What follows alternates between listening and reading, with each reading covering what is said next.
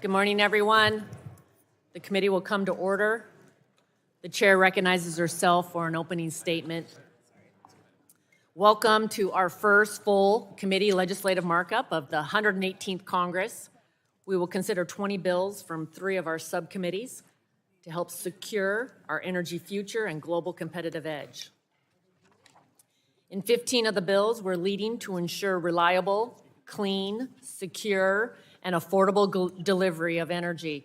Energy is foundational to everything. For centuries, it has driven human progress and development, and it's why America has done more to lift people out of poverty and raise the standard of living more than anywhere else. According to data from 2017, 3.7 billion people are living in energy poverty. That is half the world. They have a 10-year lower life expectancy, 35% fewer years of education, and many don't have electricity at all. Our goal today is to celebrate how abundant energy resources have unleashed prosperity and invited people from across the globe to come to America to achieve their hopes and dreams. We've accomplished this as a leader in reducing emissions with the highest environmental and labor standards in the world. We cannot afford to move backwards with a reckless command and control, so-called climate agenda that forces people to pay more and go without reliable energy. Unfortunately, that is what we see right now and what President Biden has pursued since his first day in office. From the gas station to the grocery store, his war on American energy is making life harder and more expensive for the hardworking people of this country. Families on average have been forced to pay $10,000 more over the last 2 years for everyday goods and services. More than a third of households say they have foregone food and medicine in order to pay their energy bills. It shouldn't be this way. President Biden is also weakening our security and making us dangerously dependent and reliant on China's supply chains that are more harmful to the environment and use slave labor. China's overall share of energy minerals processing surpasses OPEC's share of oil markets in many key areas, from 40% to 100% of key materials and processing. DOE has noted that China's control of key materials in renewable energy is, quote, across the board. To win the future, we cannot allow our energy security to be surrendered to the CCP. Our energy and climate solutions before us today are just the beginning of our work to unleash American energy, lower costs, and secure our supply chains. We want to lift barriers to expanding our energy supplies, remove red tape over exportation and importation of LNG, and build more pipelines with our North American allies and across the states. We also want to repeal taxes that will harm communities, shut down production, and raise prices across the entire economy. We are leading to prevent bans on key energy technologies and stop the administration from closing off markets that would increase prices even more. All of this will help open critical markets for energy to boost production and help drive down cost. Other bills focus on securing critical energy materials to be less reliant on Chinese supply chains. That includes bolstering the Department of Energy's responsibilities to assess, identify, and address supply chain vulnerabilities. Further, several bills today reduce regulatory red tape for onshoring critical minerals, processing, and refining facilities without compromising environmental protections. That's how we beat China and advance prosperity for America. In addition to these energy and environment bills, we are also taking action on several solutions from our Innovation, Data, and Commerce Subcommittee. We know that the CCP wants to replace us as a global economic and technological leader. We must protect American data from CCP's malicious behaviors and make sure technologies of tomorrow are developed with our values. That's why we're leading on 5 solutions that will bolster our competitive edge and help secure people's personal information from the CCP. Overall, I look forward to our markup today, and I thank all of my colleagues for their work. We have a long list of bills to work through, and I know we will improve the lives of those we serve and secure a better future here at home. Thank you. I now recognize the gentleman from New Jersey, Representative Pallone, for 5 minutes for an opening statement. Thank you, Madam Chairwoman. Today, committee Republicans are continuing to push forward their partisan agenda and undermining our nation's bedrock environmental laws in the process. Republicans love to talk about taking an all-of-the-above approach to building out our energy assets, but none of the bills we're marking up today address or even reference clean energy. Instead, Republicans are rushing through 8 partisan energy bills that have no chance of ever becoming law. Many of these are the same bills that Republicans pushed through the last time they were in charge of the House, back when there was a Republican president and a Republican-controlled Senate, and they still couldn't get this legislation over the finish line. But here they are again attempting to move the same old bills. And this is not serious legislating, in my opinion. Republicans are posturing to the big oil and gas friends at the detriment of the American people. H.R. 1058 is nothing more than a shadow approval of the Keystone Pipeline. It establishes that every single cross-border energy project is assumed to be in the public interest unless proven otherwise, a pretty major assumption for Republicans to make unilaterally. H.R. 1130 removes the requirement that the Department of Energy determine that LNG exports are within the public interest. This Republican bill would lead to more American LNG being sent to China, and again, so much for Republican claims of being tough on China. Meanwhile, the 7 environmental bills we're marking up today endanger the health and safety of the communities we represent. H.R. 1155 would circumvent consideration of safer technologies to avoid chemical disasters. H.R. 1158 seeks to undercut the Toxic Substances Control Act, or TSCA, updates that were developed and passed on a bipartisan basis by this committee in the Frank Lautenberg Act in 2016. TSCA is the best tool we have for protecting our communities from toxic chemical exposure, and it's disturbing that Republicans are now looking to undermine the very law we all worked so hard to update 6 years ago on a bipartisan basis. 3 of the bills would trade away public health protections to further subsidize polluters. H.R. 1140 sets a dangerous precedent by allowing the Environmental Protection Agency to waive any clean air requirements, fee, or standard for any critical energy resource. H.R. 1070 grants Solid Waste Disposal Act permits to owners or operators of critical energy resource facilities without requiring basic public health and environmental safety standards. And H.R. 1131 would automatically grant a flexible air permit to every industrial facility linked to critical energy resources, even those with abysmal track records of Clean Air Act violations. 2 bills would repeal programs enacted by the Inflation Reduction Act, programs that would reduce pollution, lower the deficit, and leverage private sector investments in clean energy projects. H.R. 1023 would revoke the Greenhouse Gas Reduction Program, which invests $27 billion to rapidly deploy low and zero-emission technologies. H.R. 1141 targets the Methane Emission Reduction Program, which at its core ensures polluters pay for wasted methane and not customers. Taken together, these bills make clear that Republicans refuse to hold polluters accountable for the damages they cause to our air, our water, our communities, and our climate. While Democrats delivered historic wins for the American people by passing historic climate legislation that has already created more than 100,000 good-paying clean energy jobs, Republicans are here today actively working to undermine that progress and do the bidding of their polluter friends, and I oppose all of these bills. We'll also mark up 5 bills from the Innovation, Data, and Commerce Subcommittee. I support 2 of the bills that direct the Department of Commerce to prepare reports regarding ways to strengthen U.S. competitiveness. I also support legislation requiring mobile applications that are banned on federal devices to clearly disclose that information to all users who download or update the applications. We'll also consider 2 bills focused on data disclosure. While I support giving consumers access to information about their data, I remain concerned that these particular bills have been rushed through the legislative process without proper consideration of whether the required disclosures will be useful or just confusing to consumers. Or even worse, I worry that they could contribute to notice fatigue, reducing the likelihood that consumers will actually focus on the disclosures when they receive them.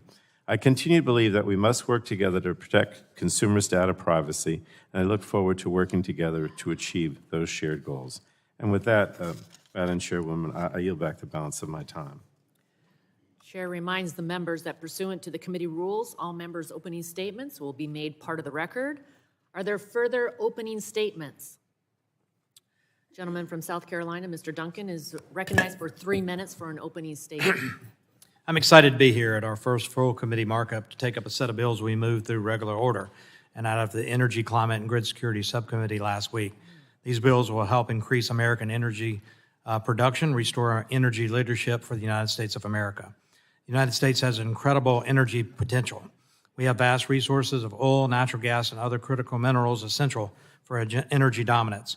Only a few years ago, we achieved energy independence, which benefits our economic and national security. There is no national security without energy security. Unfortunately, the energy agenda imposed by the Biden administration the last couple of years has disincentivized private sector investment in our energy infrastructure by implementing a top-down government regulation on the energy sector. This has led to decreased energy production and energy infrastructure development. In fact, according to the Energy Information Administration, in 2022, the least amount of interstate natural gas pipeline capacity was added since it began tracking that data in 1995. This is a direct consequence of the Biden administration's anti-energy policies. My state of South Carolina has seen its population grow in recent years because it has been a haven for manufacturing. We worry if we can maintain this reputation over the next several years solely due to the inability to build out essential energy infrastructure. We have an abundance of natural gas in the Northeast and Appalachia, but unfortunately, under the current regulatory structure, it only takes one state to block access to this safe, reliable energy source, and that will ensure continued growth and prosperity in my state. And this issue is not unique to South Carolina. The good news is that Republicans have solutions to reassert our energy dominance and lower prices. The energy bills we are taking up today will protect American energy production from federal bans. It will work to ease energy infrastructure permitting from pipelines to cross-border infrastructure. It ensure the importance of American energy exports around the world, assess our critical energy resources, supply chains, which are key to wind, solar, batteries, and EV technologies, explore ways to expand U.S. refining capacity, and condemn the action of the Biden administration and cancellation of Keystone Pipeline. We all agree that affordable, reliable, resilient, and sustainable energy is essential for all Americans. It's time to work toward that goal by increasing American energy production and restoring our energy leadership. I urge all my colleagues to support the bills in front of us today so we can achieve this goal, and I yield back. Gentleman yields back. Now recognize the ranking member Dingell for her opening statement. 3 minutes. I thank the gentlelady, and I've got to say, I'm a bit disappointed with the bills that we're considering today because almost all of the 20 bills are partisan messaging bills that are just being rammed through the committee. 8 of the bills are from the Energy Subcommittee, and unfortunately, all of them are partisan. The minority was not consulted on a single one of them, and it was almost unanimously opposed by all the Democrats last week. I suspect that'll be the case again today. These bills that my colleagues claim would make the United States energy independent and bring down the cost of energy, but in fact, they would not achieve these goals. They wouldn't bring down the cost of energy at home. They wouldn't increase our nation's energy security, and they wouldn't strengthen our critical energy infrastructure. And the reason why, and forgive me if I'm sounding like a broken record, but I keep saying this, the oil market is an international market whose prices are subject to the volatility of the international market. And these bills would embrace that volatile market and make natural gas prices at home vulnerable to the same fluctuations in the international market. And so that's why we can't drill our way to energy independence. These bills would only further our dependence on oil and gas, and they don't do anything more than a giveaway to the oil and gas industry, which once again is bringing in record profits. H.R. 1130, the Unlocking Our Domestic LNG Potential Act, would repeal a public interest determination required for the export of U.S. LNG, making American natural gas further subject to the volatility of the global market, which only will destabilize prices here at home.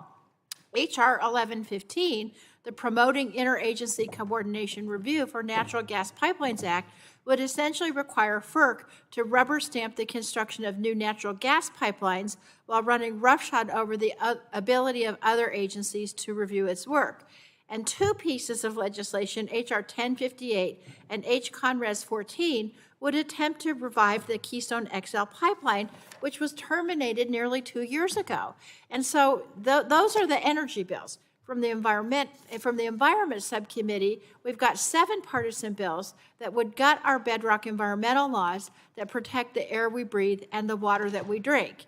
These are another gift to the oil and gas industry, and they're going to undo critical programs that will put us on the path to a better future. And so the bills that we have today, they don't do anything to protect our environment or ensure energy security. Instead, they just send a message to the oil and gas industry that they get to call the shots. But being an optimist, I have a word of positive thought to say. We're getting these messaging bills out of the way. I think that's a good thing, because maybe after this, we can actually get down to the business of legislating in a bipartisan way to have a clean energy future, to have energy independence, and to begin to bend the climate curve. And with that, Madam Chair, I yield back.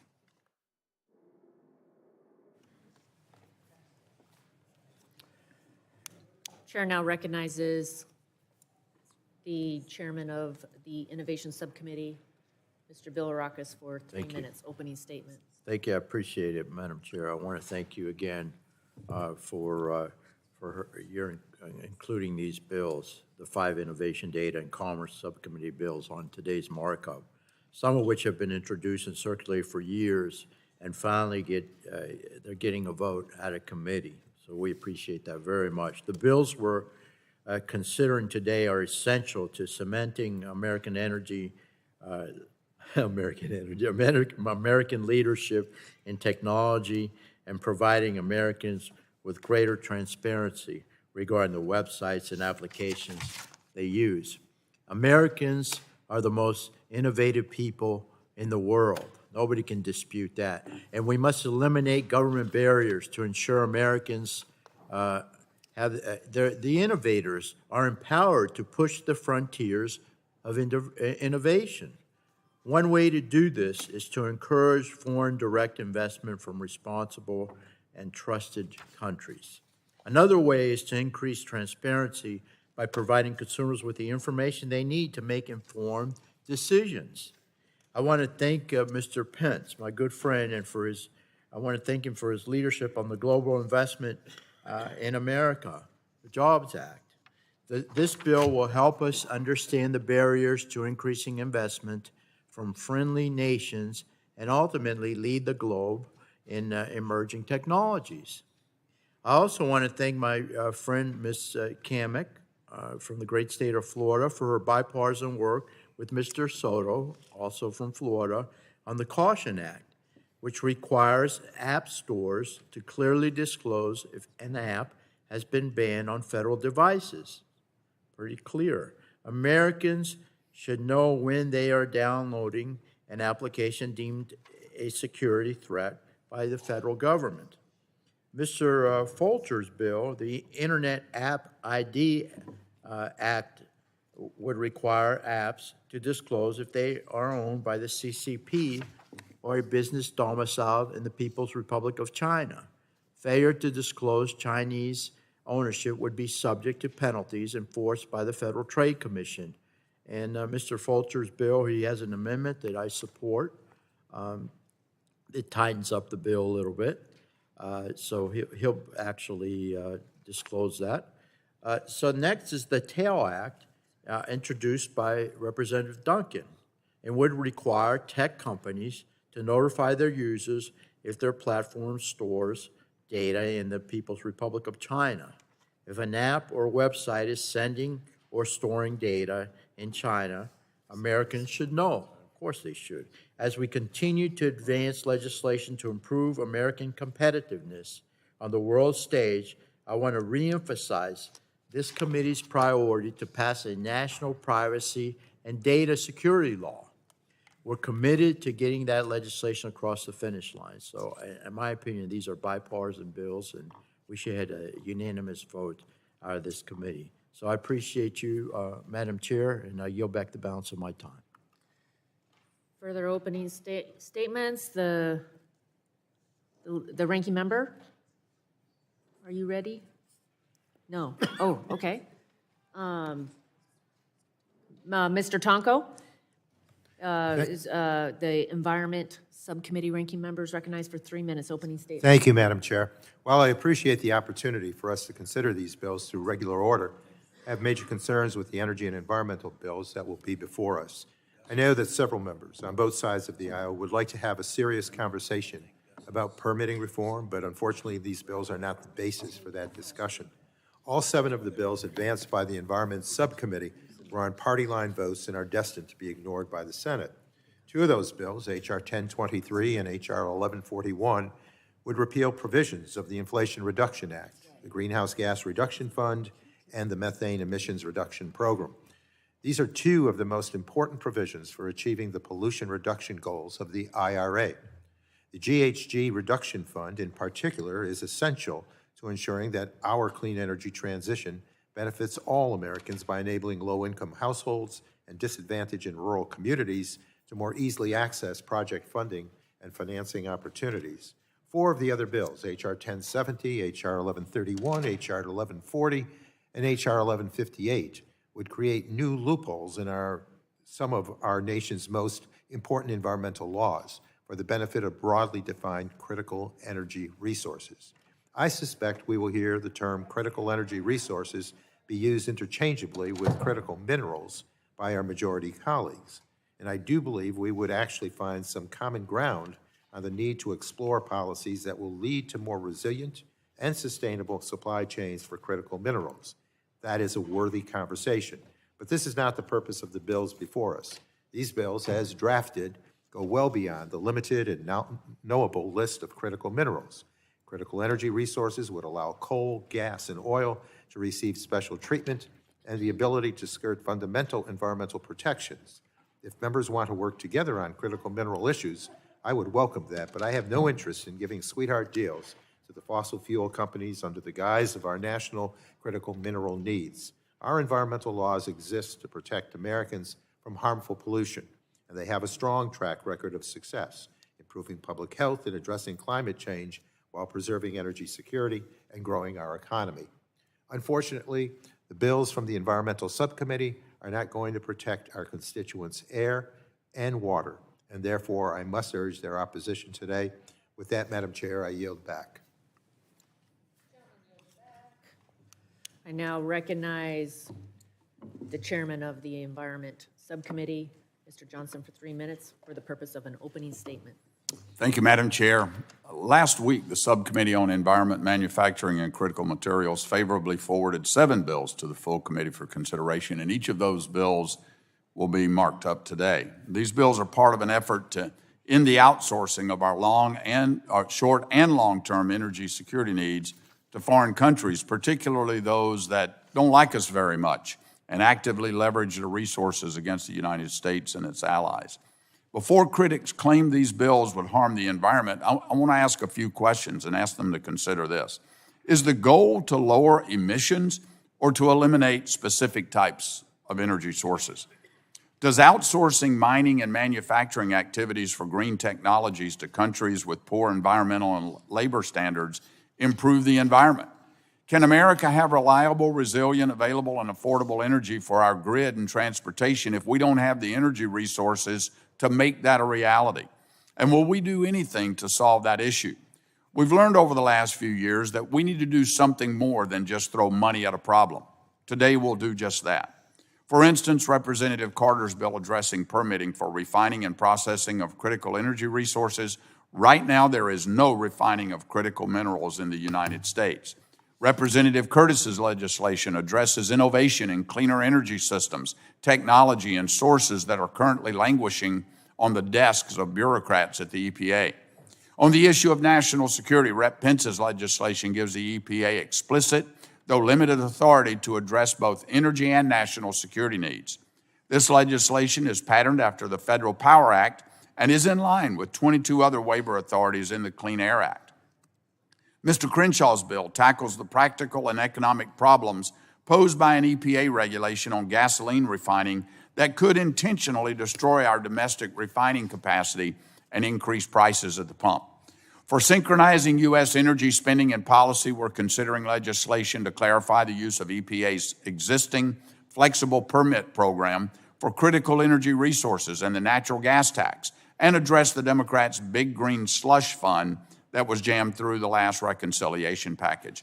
Madam Chair, I want to clarify that this isn't all that needs to be done in these and other areas to better unleash American energy, reinvigorate innovation in energy technologies, and bolster our domestic supply chains, but it is a big step in the right direction. I look forward to reporting these bills to the House floor and working with members on both sides to address these challenges and more going forward. And with that, I yield back whatever remaining time I have, Madam Chair. Gentleman yields back. Are there further opening statements?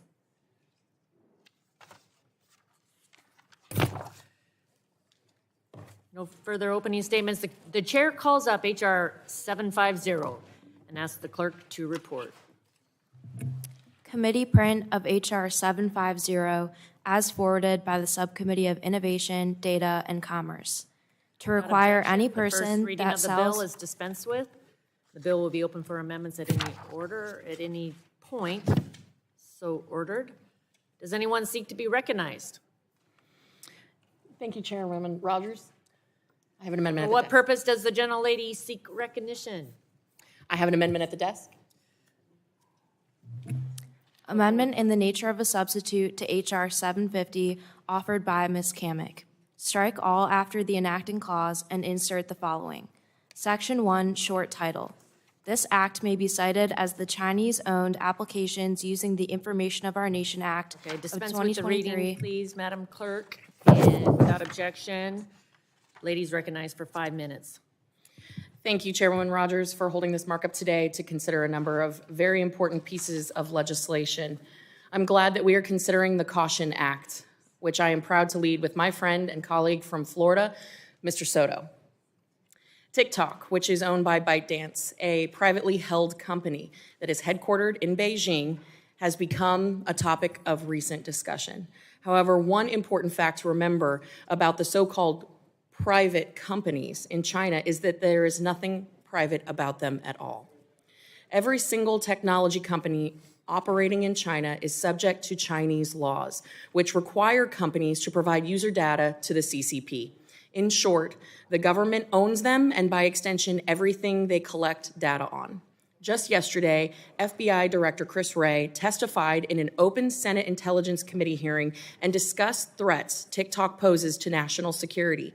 When asked by my fellow Floridian, Senator Marco Rubio, the FBI director discussed how CCP could use TikTok to control data on millions of Americans, to control software on millions of Americans' devices, and to use the app to drive narratives that divide Americans against each other.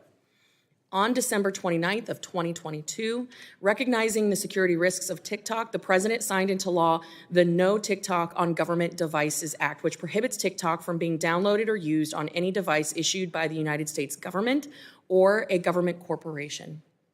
The bill we are considering today, the Caution Act, would build off the prohibition of TikTok on federal devices to inform consumers of the security risks posed by using this app.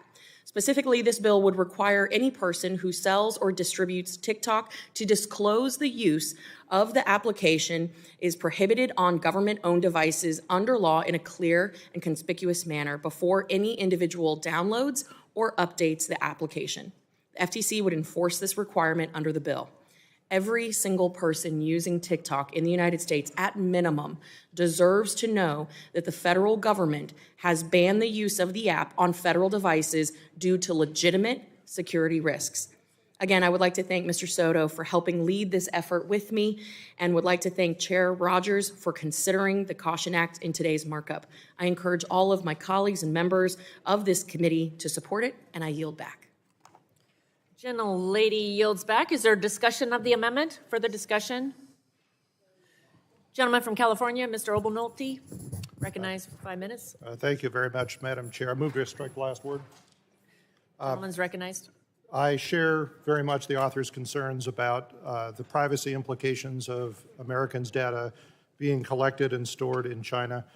Certainly, we had those concerns about TikTok. I am looking forward to questioning the president of TikTok when we have him in our hearing here shortly. We took the step of banning TikTok from government-owned devices, which I think was very appropriate. And we did that out of abundance of caution because even though we don't really have constructive knowledge that that data is being acquired by TikTok, we are concerned enough about it to take that step. But this bill, I do have some concerns about. First of all, I tend to be a little skeptical of government-required warning notices in general, but I feel like if we are going to warn people about something, we need to be very clear about what we are warning them about and why it's important for them to know this. This bill would simply require app stores to notify people before they download an app like TikTok that has been banned on government devices that the app is banned on government devices. It gives them no useful knowledge about what they should be concerned about.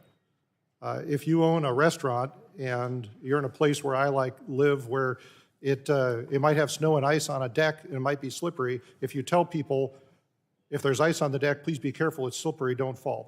That gives people useful information about why they should be concerned and what they should do. Merely telling people that the government has banned an app on government-owned devices doesn't provide that information. And in fact, as an app developer myself, I can tell you I've thought a lot about consumer behavior. I can tell you that there, in our youthful generation, is a strong anti-authoritarian streak. I'm concerned that perhaps this would incentivize more of our youth to download the app. Even if this was effective in discouraging the use of TikTok, I am concerned that it's easily evaded. ByteDance could just simply publish a new app called Tic-Tac. Well, probably not, that's trademark probably, but TokTik, something like that.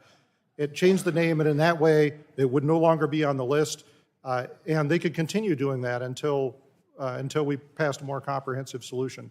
And I would certainly not bet on the ability of the United States Congress to be more nimble than a private company in keeping ahead of requirements like that. So I share the author's concerns about this. I think the real solution is that we need comprehensive federal digital data privacy legislation. And I know the chair has been working hard on this. I know the committee has been working hard on it. I'm very hopeful that legislation like that will pass out of the committee and pass the Congress this year, because this is the way to solve this problem. I am concerned that just putting a warning notice on it creates a meaningless barrier without actually solving the problem, and that's why I'm in respectful opposition. I yield back. Other discussion on the amendment? Mr. Wahlberg, gentleman from Michigan.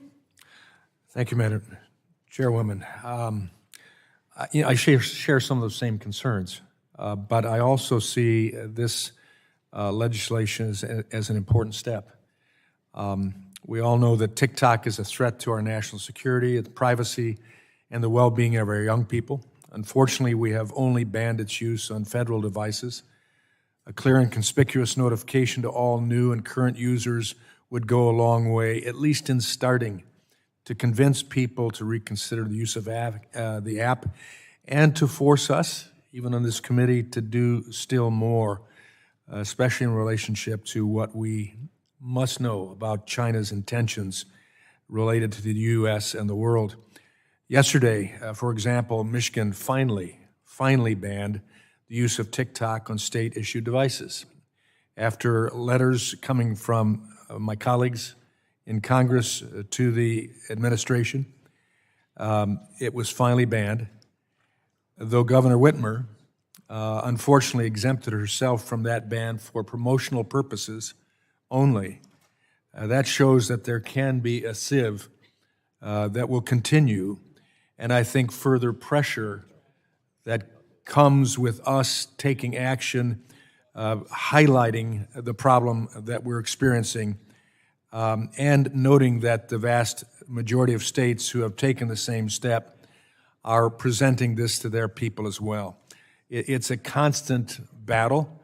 We have to constantly be up to date on it. We know that the Chinese and other bad actors will find other ways around, but that shouldn't stop us from doing what we can at the present. So I certainly support this legislation and support further steps as we move along, and hope that my governor will figure out something better than just promotional purposes to justify her staying on a danger to security in our state and in our country. Thank you. I yield back.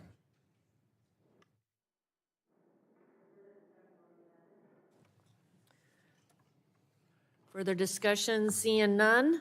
There's no further discussion. The vote occurs on the amendment. All those in favor shall signify by saying aye. Aye. Those opposed, nay. The ayes have it. The amendment is agreed to.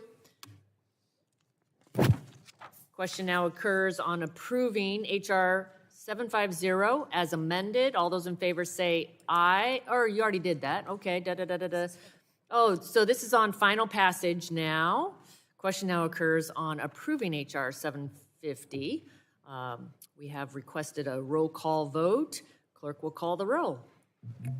Rogers. Aye. Rogers votes aye. Burgess. Burgess votes aye. Latta. Latta votes aye. Guthrie. Guthrie votes aye. Griffith. Griffith votes aye. Bilirakis. Bilirakis votes aye. Johnson. Johnson votes aye. Bouchon. Bouchon votes aye. Hudson. Hudson votes aye. Wahlberg. Wahlberg votes aye. Carter. Carter votes aye. Duncan. Duncan votes aye. Palmer. Dunn. Curtis. Curtis votes aye. Lesko. Lesko votes aye. Pence. Pence votes aye. Crenshaw. Crenshaw votes aye. Joyce. Joyce votes aye. Armstrong. Armstrong votes aye. Weber. Weber votes aye. Allen. Allen votes aye. Balderson. Balderson votes aye. Fulcher. Fulcher votes aye. Pfluger. Pfluger votes aye. Harshbarger. Harshbarger votes aye. Miller Meeks. Miller Meeks votes aye. Kamek. Kamek votes aye. Obernolte. Obernolte votes no. Pallone. Pallone votes aye. Eshu. Eshu votes aye. Deget. Deget votes aye. Schakowsky. Schakowsky votes aye. Matsui. Matsui votes aye. Castor. Sarbanes. Sarbanes votes aye. Tonko. Aye. Tonko votes aye. Clark. Clark votes aye. Cardenas. Cardenas votes aye. Ruiz. Peters.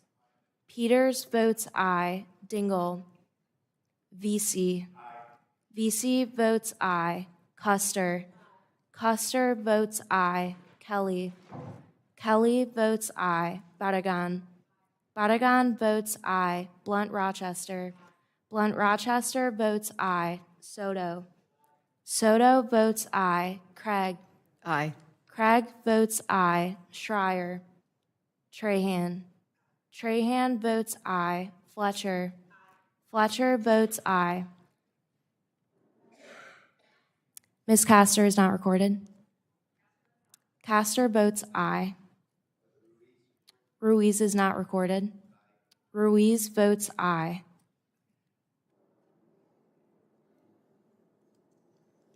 Their members.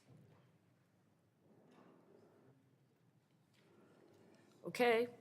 If not, the clerk will report.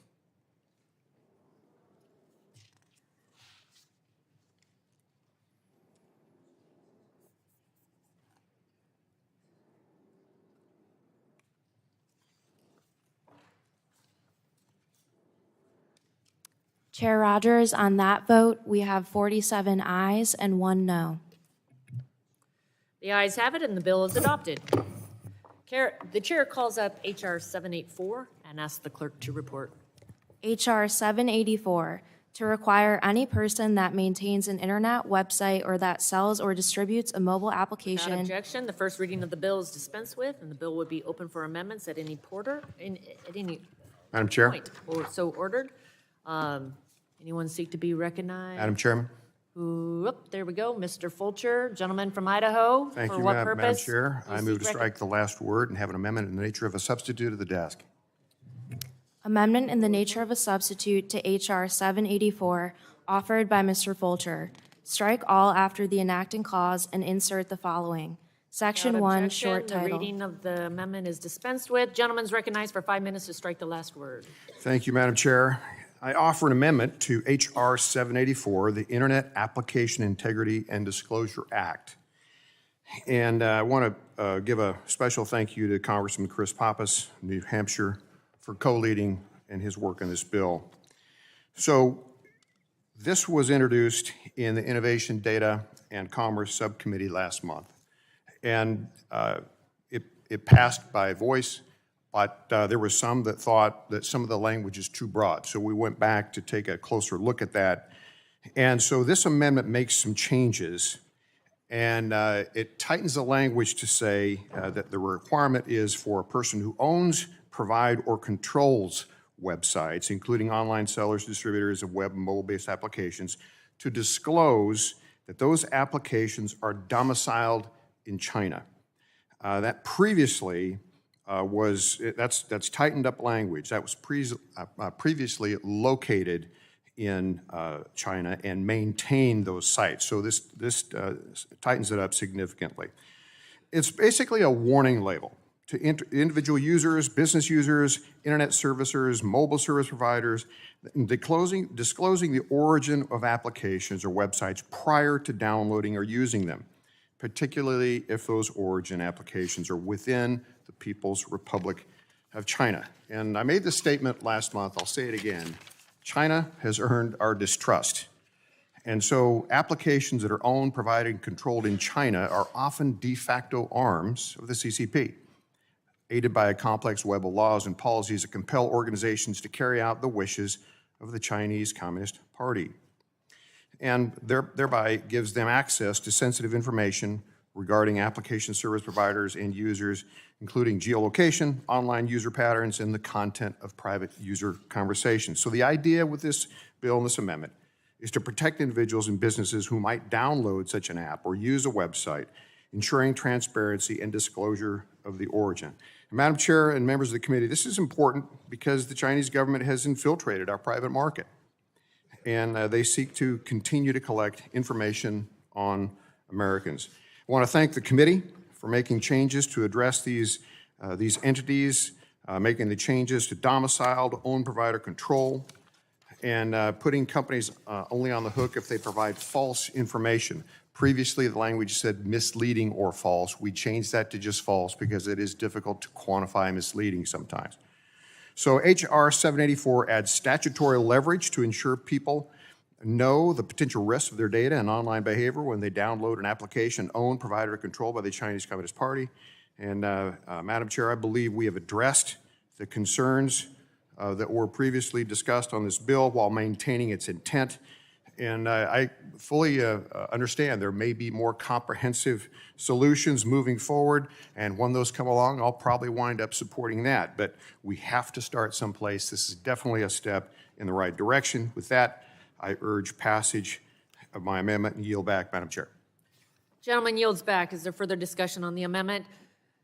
The ranking member is recognized. Mr. Colon. Thank you, Madam Chairwoman. I move to strike the last word in opposition to the amendment and the underlying bill. So today we're marking up two bills, the Internet Application ID Act and the TEL Act, that share a flaw in my opinion. They haven't been properly vetted and may have unintended consequences that harm consumers and American businesses. I made these concerns known during last month's subcommittee markup, and while I expressed my hope that the majority would work with the Democrats before full committee markup, I still think the bills before us fail to fully address key concerns of consumer groups, subject matter experts, American businesses, and federal agencies of expertise. Committee Democrats did outreach to stakeholders after subcommittee markup and provided edits to our Republican counterparts that we hoped would address some of the concerns received. At the same time, we acknowledge that other issues remained unresolved. Some, but not all, of our proposed revisions have been incorporated into the AINs. But unsurprisingly, over the last few days, we've heard from stakeholders sounding the alarm about remaining issues with these bills. A letter from the National Consumers League, ACT, the App Association, and the Software and Information Industry Association, Computer and Communications Industry Association, and the Consumer Technology Association. And I would ask for unanimous consent for these letters to be entered into the record, Madam Chair. Without objection, so ordered. So thank you. So valid concerns have been raised by consumer groups and businesses. A key concern is notice fatigue. We know consumers get tired of receiving notices that they find confusing and then ignore other more important notices. We've all clicked past things that we should probably read, and these two bills contribute to the problem by repeatedly triggering notices that provide no meaningful information to consumers, or at least that they can understand. So I think we need to move away from the failed notice and consent regime, which puts the burden on the consumer to understand and appropriately respond to various privacy pop-ups. These bills don't protect consumers from dangerous design features or empower consumers with meaningful control over their data, in my opinion. So just let me be clear. The sponsors of these bills have identified a real problem.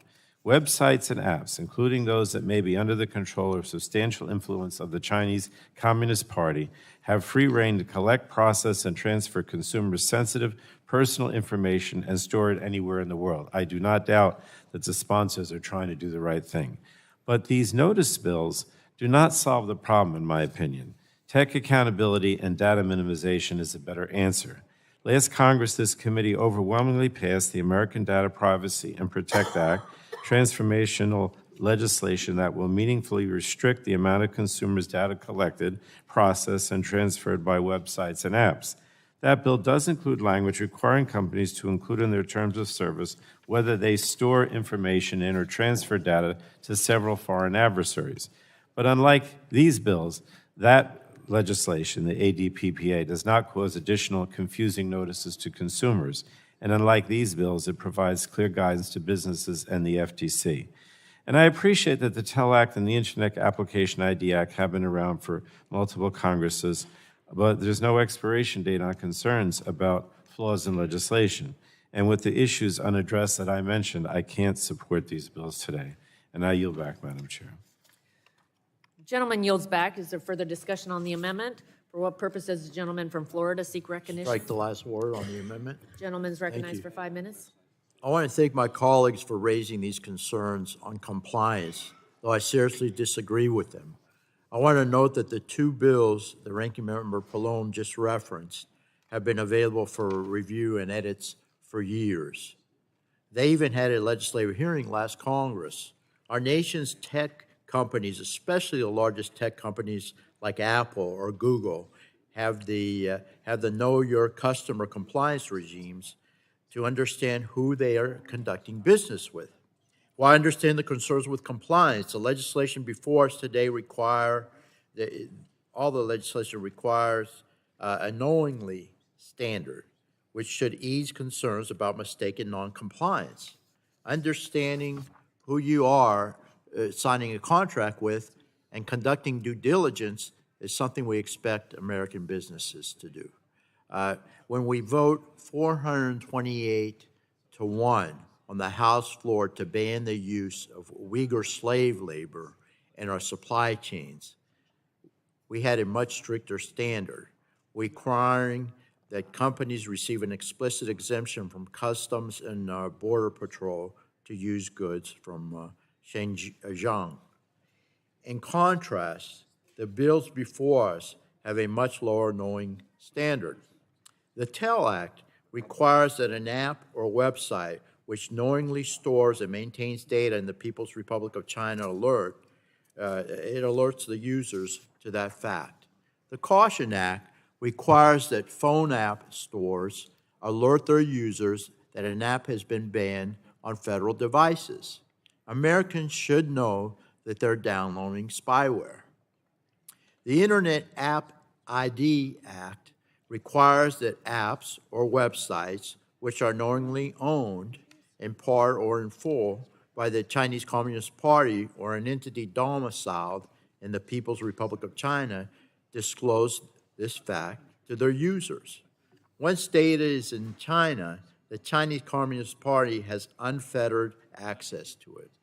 Companies who are knowingly giving the Chinese Communist Party access to American data should be required to disclose this fact to their users. It's as simple as that, Mr. Chair. So, Madam Chair. So in any case, I urge my colleagues to pass these bills as amended, and I yield back the balance of my time. Let's get them on the floor as soon as possible. Gentleman yields back. Does anyone else seek to be recognized? The lady from California, for what purpose? To strike the last word, Madam Chairwoman. Gentlelady's recognized for 5 Bill, minutes. thank you. I've long been a champion of privacy and data protection. I've also warned about the dangers of America's data and technology in the hands of the PRC for many years. I was one of the first to raise the alarm about Huawei years before, actually well over a decade before others did. We all agree that we need to ensure America's data is protected from the exploitation of the PRC. But this can't be accomplished with messaging bills. If we really care about keeping the data of the American people safe from the PRC, we should work together to ensure that the legislation we pass out of this committee accomplishes that goal. Unfortunately, the bills we're considering today really don't do that. This legislation places an enormous burden and uncertainty on American businesses. They aren't clear about how companies would be able to verify the ownership and control of the apps or the websites. They aren't clear about which companies would be responsible for verification in the first place. And they will overburden consumers with countless notices that serve them no good. There are legitimate concerns with the collection and use of Americans' data by the PRC. But poorly drafted legislation is poorly drafted legislation, and it can undermine America's technological leadership and have no positive effect on protecting our data from being exploited by the PRC or anyone else. I hope we can come together to properly address these concerns and actually protect Americans' data. And with that, Madam Chairwoman, I yield back the balance of my time. Lady yields back. Further discussion on the amendment? Seeing none. Are there? Okay, further discussion on the amendment, seeing none. All those in favor, the vote now occurs on approving HR 784. Oh, on the amendment. On the amendment. The vote now occurs on 784's amendment. On the amendment. On the amendment, yes. On the amendment. All those in favor say aye. All those opposed, nay. No. The ayes have it. The amendment is agreed to. Question now occurs on approving HR 784 as amended. A roll call has been requested. Clerk will call the roll. Rogers. Aye. Rogers votes aye. Burgess. Burgess votes aye. Latta. Latta votes aye. Guthrie. Guthrie votes aye. Griffith. Griffith votes aye. Bilirakis. Bilirakis votes aye. Johnson. Johnson votes aye. Bouchon. Bouchon votes aye. Hudson. Hudson votes aye. Wahlberg. Wahlberg votes aye. Carter. Carter votes aye. Duncan. Duncan votes aye. Palmer. Palmer votes aye. Dunn. Curtis. Curtis votes aye. Lesko. Lesko votes aye. Pence. Pence votes aye. Crenshaw. Crenshaw votes aye. Joyce. Joyce votes aye. Armstrong. Armstrong votes aye. Weber. Allen. Allen votes aye. Balderson. Balderson votes aye. Fulcher. Fulcher votes aye. Pfluger. Pfluger votes aye. Harshbarger. Harshbarger votes aye. Miller Meeks. Miller Meeks votes aye. Kamick. Kamick votes aye. Obernolte. Obernolte votes no. Pallone. No. Pallone votes no. Eshu. Eshu votes no. Deget. Deget votes no. Schakowsky. Schakowsky votes no. Matsui. Matsui votes no. Castor. Castor votes no. Sarbanes. Sarbanes votes no. Tonko. No. Tonko votes no. Clark. Clark votes no. Cardenas. Cardenas votes no. Ruiz. Ruiz votes no. Peters. Peters votes no. Dingell. Dingell votes no. VC. VC votes no. Custer. Custer votes no. Kelly. Kelly votes no. Barragan. Barragan votes no. Blunt Rochester. Blunt Rochester votes no. Soto. Soto votes no. Craig. Craig votes aye. Schreier. Trahan. Trahan votes no. Fletcher. Fletcher votes no. Craig. Cancel each other out. What did he say? I don't know. Mr. Weber was not recorded. Mr. Weber votes no.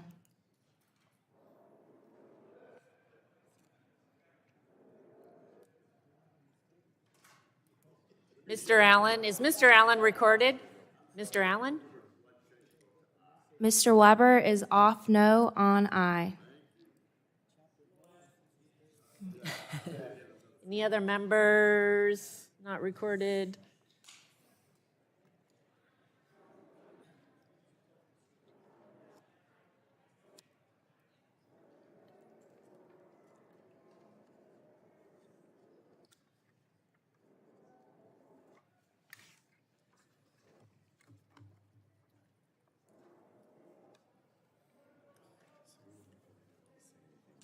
Oh, no, we have a separate thing. We have a separate.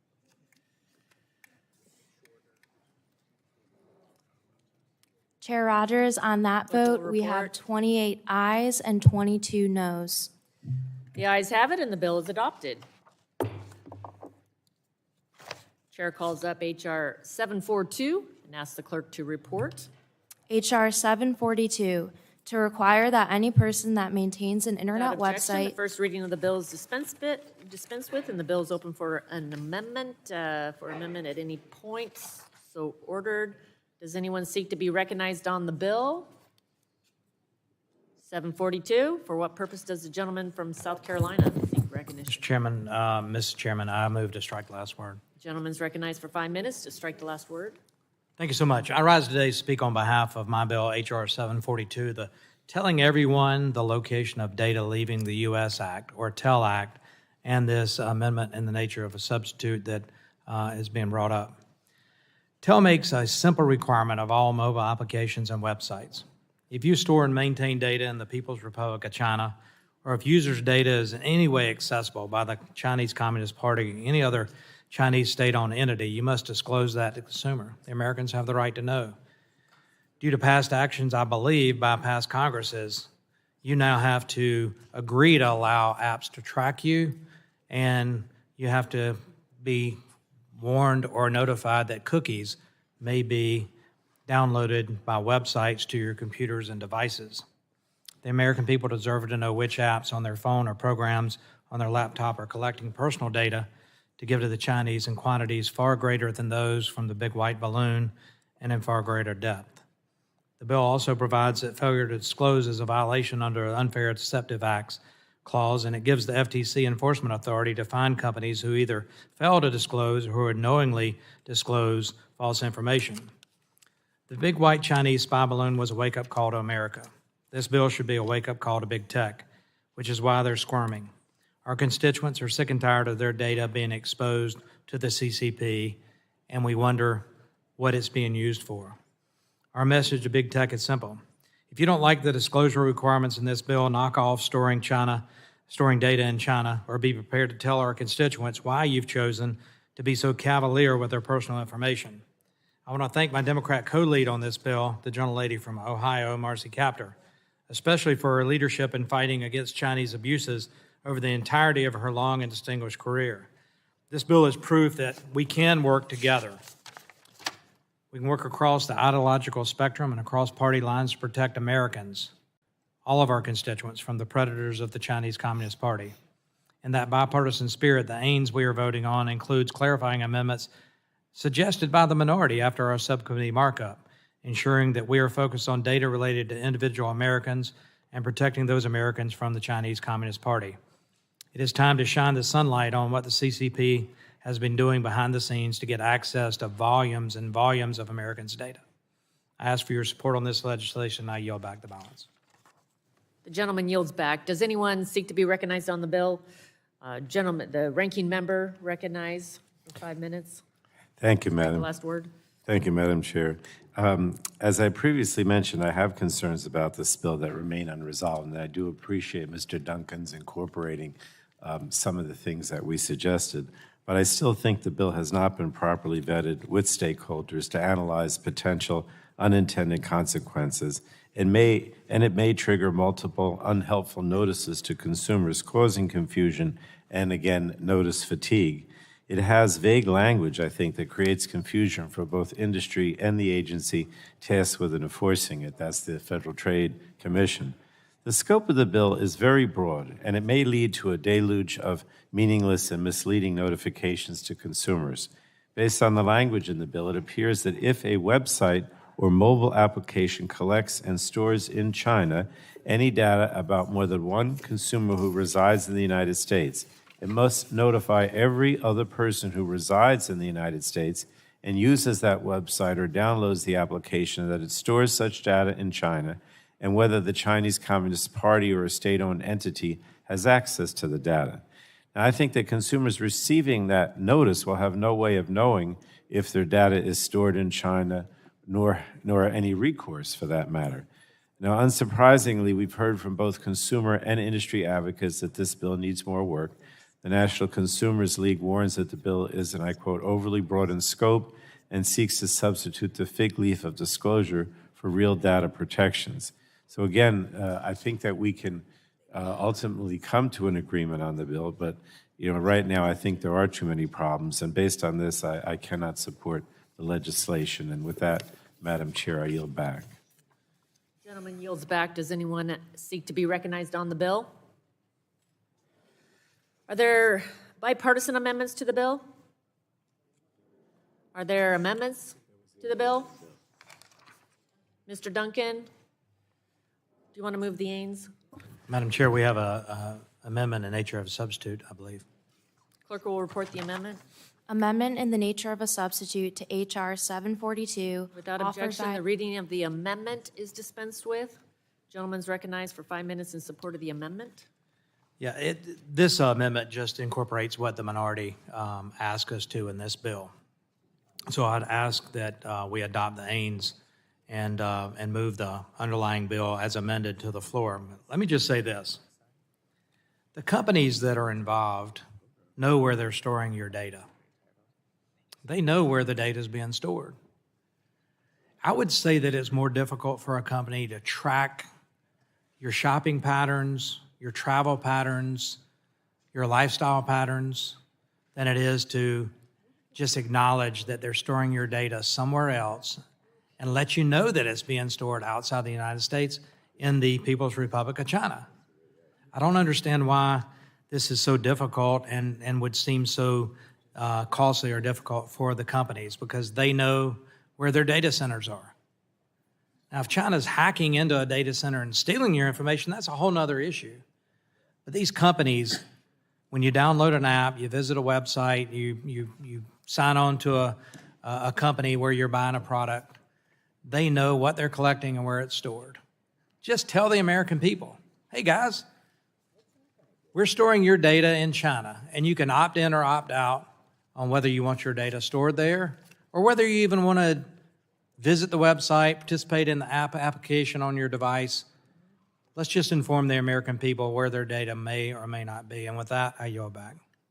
Gentleman yields back. Is there further discussion of the amendment? There's no further discussion. The vote occurs on the amendment. All those in favor say aye. Those opposed, nay. No. The ayes have it. The amendment is agreed to. The question now occurs on approving H.R. 742 as amendment, as amended. A roll call has been requested. The clerk will call the roll. Rogers. Aye. Rogers votes aye. Burgess. Burgess votes aye. Latta. Latta votes aye. Guthrie. Guthrie votes aye. Griffith. Griffith votes aye. Bilirakis. Bilirakis votes aye. Johnson. Johnson votes aye. Bouchon. Bouchon votes aye. Hudson. Hudson votes aye. Wahlberg. Wahlberg votes aye. Carter. Carter votes aye. Duncan. Duncan votes aye. Palmer. Palmer votes aye. Dunn. Curtis. Curtis votes aye. Lesko. Lesko votes aye. Pence. Pence votes aye. Crenshaw. Crenshaw votes aye. Joyce. Joyce votes aye. Armstrong. Armstrong votes aye. Weber. Weber votes aye. Allen. Allen votes aye. Balderson. Balderson votes aye. Fulcher. Fulcher votes aye. Pfluger. Pfluger votes aye. Harshbarger. Miller Meeks. Miller Meeks votes aye. Kamick. Kamick votes aye. Obernolte. Obernolte votes no. Pallone. No. Pallone votes no. Ashew. Ashew votes no. DeGette. DeGette votes no. Schakowsky. Schakowsky votes no. Matsui. Matsui votes no. Castor. Castor votes no. Sarbanes. No. Sarbanes votes no. Tonko. No. Tonko votes no. Clark. No. Clark votes no. Cardenas. No. Cardenas votes no. Ruiz. Peters. Peters votes no. Dingell. Dingell votes no. Vesey. No. Vesey votes no. Custer. Custer votes no. Kelly. Kelly votes no. Barragan. Blunt Rochester. Blunt Rochester votes no. Soto. Soto votes no. Craig.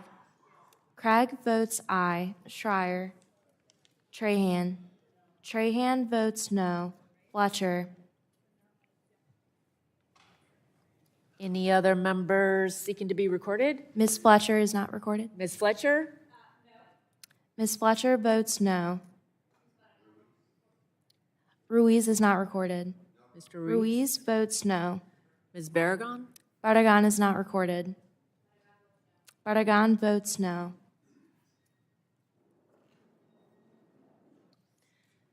Ms. Harshberger? Ms. Harshbarger is not recorded. Harshbarger votes aye.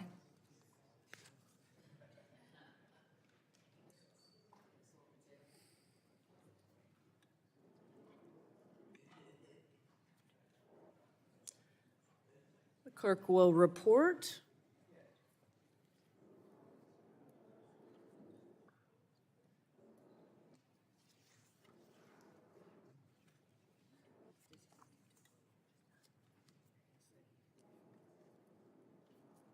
Chair Rogers, on that vote, we have 28 ayes and 22 noes. The ayes have it, and the bill is adopted. Chair calls up H.R. 813 and asks the clerk to report. H.R. 813, to direct the Secretary of Commerce in coordination with the first reading of the bill is dispensed with, and the bill will be open for amendment at any point. So ordered. Does anyone seek to be recognized on the bill? For what purposes, gentlemen from Indiana seek to be recognized? Madam Chair, I have an amendment at the desk and would like to strike the last word. Amendment in the nature of a substitute to H.R. 813, offered by Mr. Pence. Strike all after the enacting objection, the reading of clause. the amendment is dispensed with. The gentleman is recognized for 5 minutes in support of his amendment. Thank you, Madam Chair. I thank my colleague, Ranking Member Schakowsky, for working with me on this amendment. This amendment to H.R. 813 includes technical fixes and clarifying updates to strengthen the legislation and move forward on a bipartisan basis. The Global Investment in American Jobs Act seeks to improve the attractiveness of foreign investment from allied nations and identify barriers that are holding back American competitiveness. Over 200,000 Hoosiers are directly employed by international companies, 56% of which are in the manufacturing sector. Because of our long storied history as a leader in the manufacturing industry, companies across the world have keyed into Indiana. Before companies started outsourcing operations to China and other countries, company towns had lifted small and rural communities across the Hoosier state. Take Cummins Engine Company, for example. I've lived in Columbus, Indiana my entire life, and nearly every family, my own included, has some connection to the company that has helped build and grow our city. Beyond Indiana, communities across the country share similar stories where foreign investment has lifted up communities with stable, good-paying jobs. International companies in the U.S. employ 8 million workers and over the past 5 years have created 400,000 new manufacturing jobs. As companies across the world rethink their partnerships with the Chinese Communist Party, we have an opportunity to leverage investment from allied nations. Importantly, this legislation would also seek to uncover actions from the Chinese Communist Party to gain access to the U.S. markets and circumvent national security laws. For decades, China has built a calculated strategy to corner global supply chains through IP theft and free market manipulation. H.R. 813 addresses anti-competitive practices of the CCP to undermine innovation and to gain footholds in next-generation technologies. I urge support of this bill, and I yield back the balance of my time. The gentleman yields back. Is there discussion of the amendment? For what purpose does the lady from Illinois seek to be recognized? I seek to strike the last word. The lady's recognized for 5 minutes. So I really want to thank my colleague, Representative Pence, and also Chair of the Subcommittee, Bill Arakis, for their engagement with me concerning the issues that I raised at the subcommittee hearing. Foreign direct investment can enhance our global competitiveness, that's certainly for sure. But we must also understand its importance for American workers. China is not the only adversary that foreign direct investment from among other countries that we ought to pay attention to, and thank you for including that in the amendment. And the bill is stronger for our bipartisan collaboration. I appreciate it so much. And with that, I yield back. Back. Is there further discussion of the amendment? Lady from Delaware, for what purpose do you seek recognition? Madam Chair, I move to strike the last word. Ladies recognized for 5 minutes. Thank you, Chair Rogers. I'd like to thank Mr. Pence and Ranking Member Schakowsky in working together to improve this bill.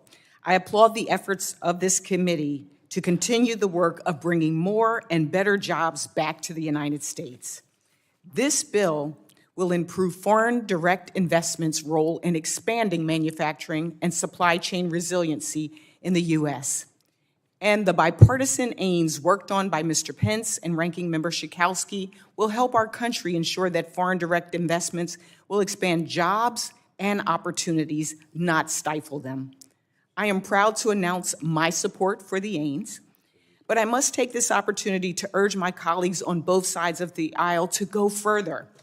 This measure can only be successful if it is part of a larger and fully comprehensive strategy to reshore jobs to the United States.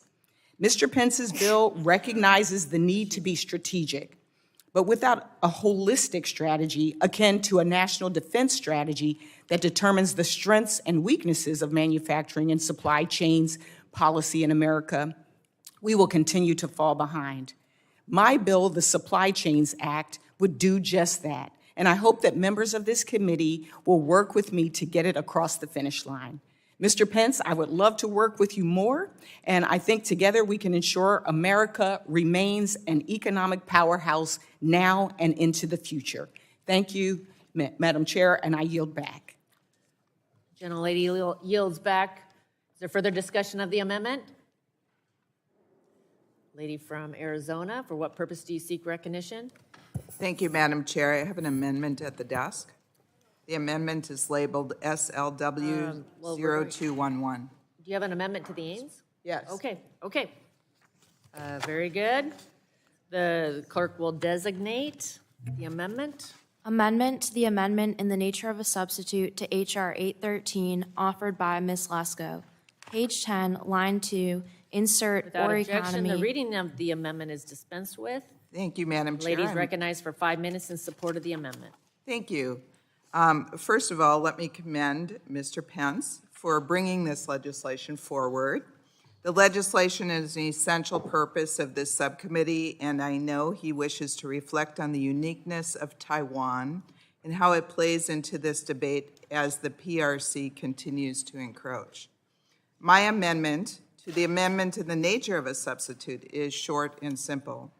It amends the definition of trusted country to ensure that trusted economies, such as Taiwan, are included in the review and report on how to increase global competitiveness of the U.S. in attracting foreign direct investment. Taiwan is an important ally and economic partner of the United States. It is critical that we recognize their economic strength and their important contributions to the U.S. workforce and economy. In 2021, U.S. goods and services trade with Taiwan totaled an estimated $114 billion. This is significant to American workers and businesses. The Taiwan Semiconductor Manufacturing Company is building a large facility in my district in Arizona. This historic investment is estimated to have an economic impact of around $40 billion over 20 years and to create over 1,600 jobs. This is the kind of foreign direct investment that this bill aims to increase. The amendment is very short. All it does is insert "or economy" after country. I urge my colleagues to vote in favor of this amendment and the underlying bill, and I yield back. Further discussion on the amendment?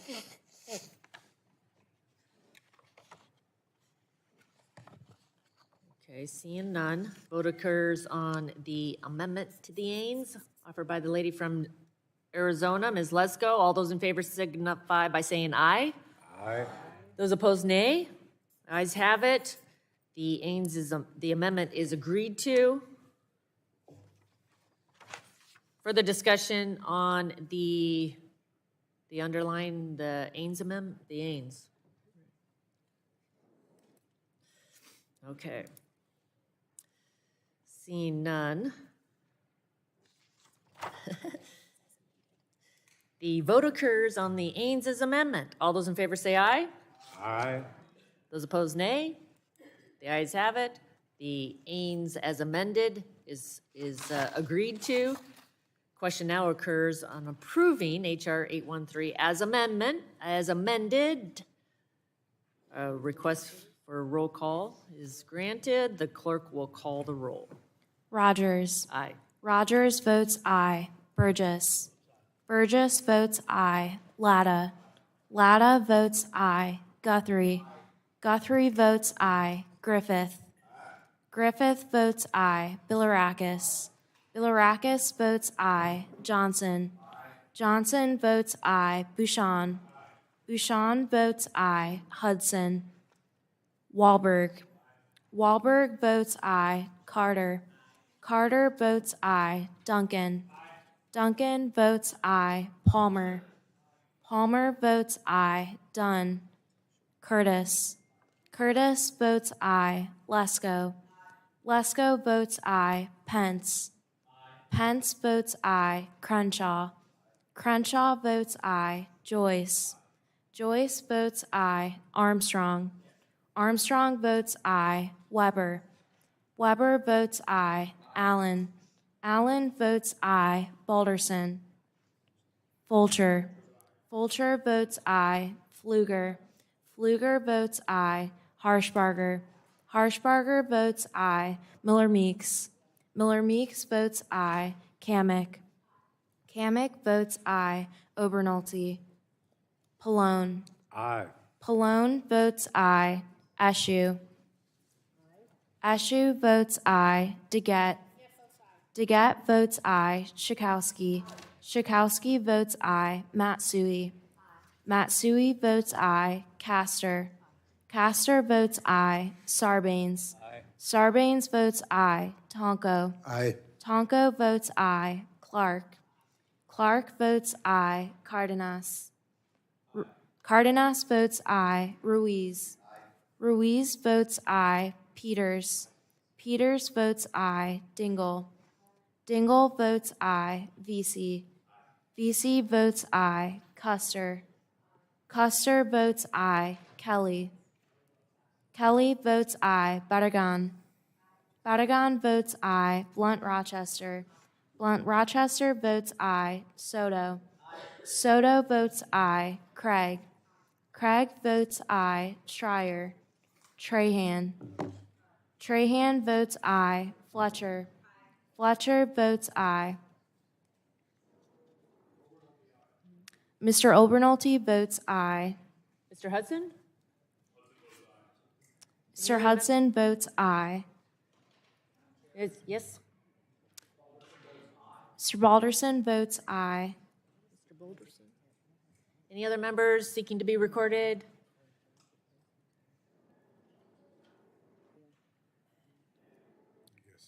The clerk will report.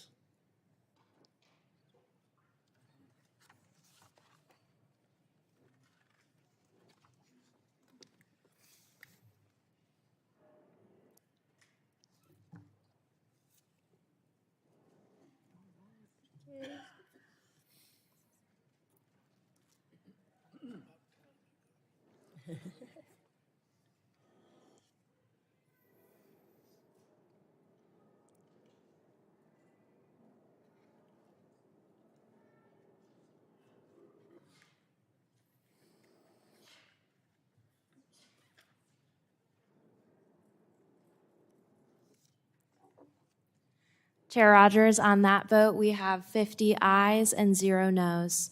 The ayes have it, and the bill is adopted. Chair calls up H.R. 752 and asks the clerk to report. H.R. 752, to require Select USA to coordinate with state-level economic development Without organizations. objection, the first reading of the bill is dispensed with, and the bill will be open for amendment at any point. So ordered. Does anyone seek to be recognized on the bill? For what purpose does the gentleman from Indiana seek recognition? Madam Chair, I move strike the last word. Gentleman, Mr. Pence is recognized for 5 minutes to strike the last word. Thank you, Madam Chair. I urge my colleagues to join me in supporting H.R. 752, the Securing Semiconductor Supply Chains Act, which I co-led with Congresswoman Eschew. This bipartisan bill seeks to uncover barriers to expanded foreign direct investment into domestic manufacturing for semiconductor chips. Over the past few years, Hoosiers in southern Indiana felt the ripples in our economy caused by shortages of semiconductor chips. Auto manufacturers like Honda in Greensburg and engine developers like Cummins told me firsthand the potential impacts on day-to-day operations because of this chip shortage. We learned the hard way that our economy cannot rely solely on adversarial nations to secure semiconductor chips. My greatest priority in Congress has been fighting for policies that have the opportunity to create good-paying jobs for Hoosiers and all Americans. I urge support for this bill, and I yield back the balance of my time. Gentleman yields back. Further discussion on the amendment. Lady from California, Ms. Eschew, what purpose do you seek recognition? Move to strike the last word, Madam Chairwoman. Ladies recognized for 5 minutes to strike Thank the last you. word. In 1990, the United States manufactured nearly 40% of all semiconductors. Today, the United States manufactures about 12%. Not a good number.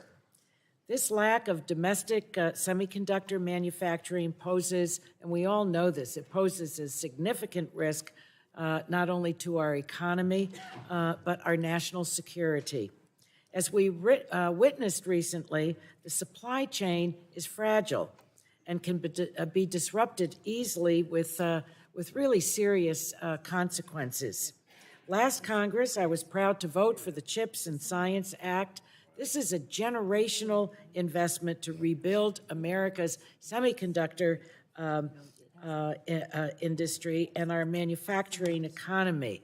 Now, to continue this work, Representative Pence and I introduced this legislation, which we're proud of, and I thank him and I salute him not only for his leadership, but for his partnership. This is an important piece of legislation because it will direct the Department of Commerce's Select USA program to develop strategies to attract investment in U.S. semiconductor manufacturers and supply chains. It will leverage the considerable down payment that Congress just made and expand opportunities for the private sector to invest in American manufacturing. The United States was once a great manufacturer of semiconductors. My congressional district, actually, was named for the materials that go into semiconductors. It's the Silicon Valley District of California. This bipartisan, bicameral bill, along with the investments made in the CHIPS and Science Act, will bring the U.S. back to be what we want it to be, #1 in the world in semiconductor manufacturing and maintain leadership in technological innovation. So I thank Mr. Pence for his leadership. And with that, Madam Chairwoman, I yield back the balance of my time. Gentlelady yields back. Anyone seek to discuss the bill? For what purpose does Ms. Matsui seek recognition? Madam Chair, I move to strike the last word. Ladies recognized for 5 minutes to strike the last word. I want to first thank Mr. Pence and Ms. Eshoo for this bill. As the lead House Democrat on the CHIPS Act, I'm no stranger to the challenges we face in securing a resilient domestic supply chain of semiconductors. The critical technology truly underpins our modern economy, but we are not where we need to be. When Congressman McCall and I introduced the CHIPS Act, this issue was not receiving the attention we felt it deserved. That was until the pandemic exposed the vulnerabilities in both the global and domestic supply of semiconductors. Thankfully, Congress stepped up to the plate and passed our bill. And just last week, Secretary Raimondo released the first notice of funding opportunity, and I've been heartened by her progress and remain committed to working with her to get this money out the door quickly. But we all know there's more work to be done. I'm glad to see this committee keeping the drumbeat up on this issue because our adversaries aren't waiting. The policies in this bill will help ensure we maximize the impact of the $52 billion we secured in the CHIPS Act. What we're doing now poses the potential to reassert American leadership for a generation. I'm committed to that work, and I'm sure all of us are. Our work is still not done, but I'm excited to help everyone here advance this bill. Thank you very much. I yield back. Gentlelady yields back. Is there further discussion on the bill? Seeing none, the vote occurs on the bill. 752, roll call has been recorded. The clerk will call the roll. Rogers. Aye. Rogers votes aye. Burgess. Burgess votes aye. Latta. Latta votes aye. Guthrie. Guthrie votes aye. Griffith. Griffith votes aye. Bilirakis. Bilirakis votes aye. Johnson. Bouchon. Bouchon votes aye. Hudson. Wahlberg. Wahlberg votes aye. Carter. Carter votes aye. Duncan. Duncan votes aye. Palmer. Palmer votes aye. Dunn. Curtis. Curtis votes aye. Lesko. Lesko votes aye. Pence. Pence votes aye. Crenshaw. Crenshaw votes aye. Joyce. Joyce votes aye. Armstrong. Weber. Weber votes aye. Allen votes aye. Balderson. Fulcher. Fulcher votes aye. Pfluger. Pfluger votes aye. Harshbarger. Harshbarger votes aye. Miller Meeks. Miller Meeks votes aye. Kamick. Kamick votes aye. Obernolte. Obernolte votes aye. Pallone. Aye. Pallone votes aye. Eschew. Eschew votes aye. Deget.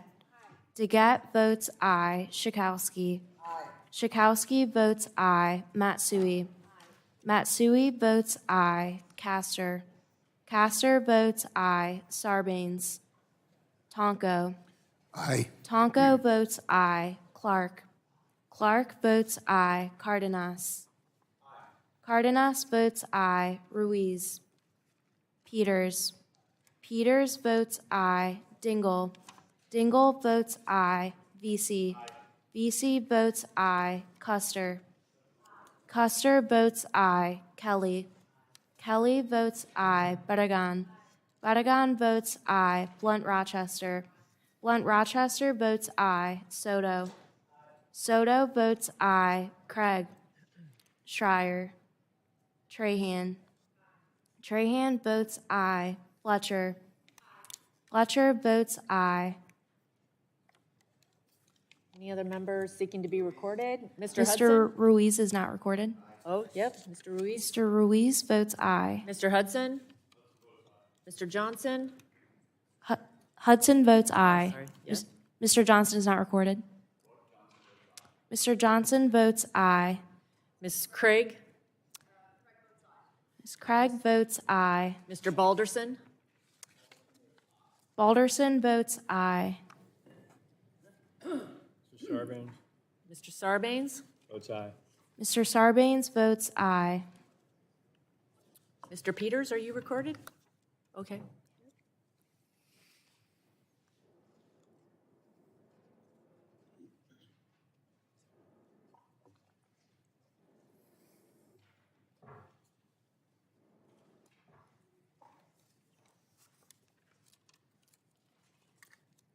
Clerk will report.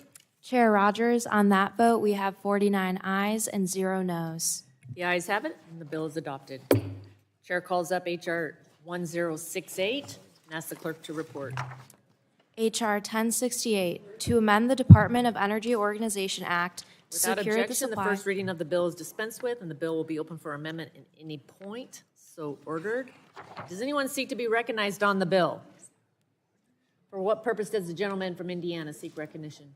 I move to strike the last word. Gentleman's recognized for 5 minutes. Thank you, Madam Chairwoman. I am grateful that this bill, H.R. 1068, Securing America's Critical Minerals Act, made its way through the Energy Subcommittee to be part of today's full committee markup.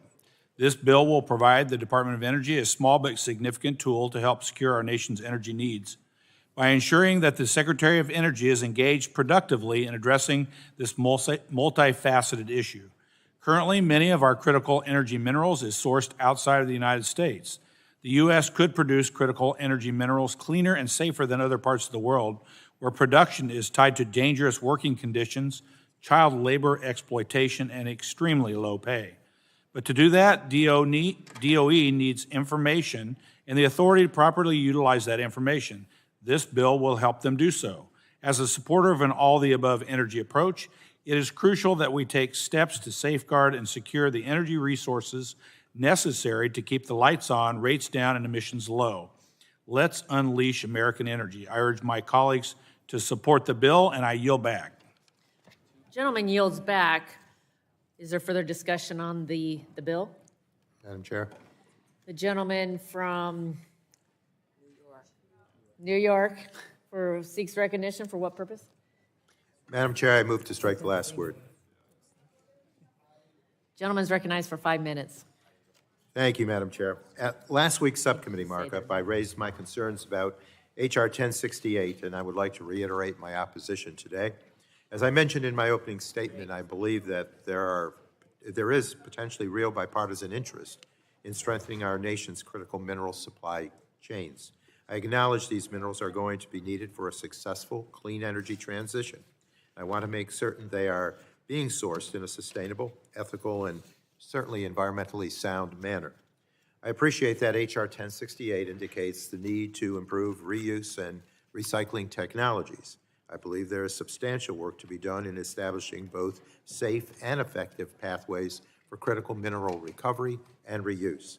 Recycling may not meet all of our estimated needs, but it certainly can help.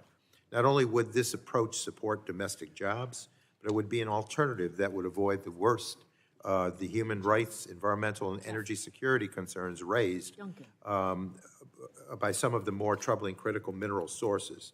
I also acknowledge that the Department of Energy is playing a leading role in developing and securing these supply chains.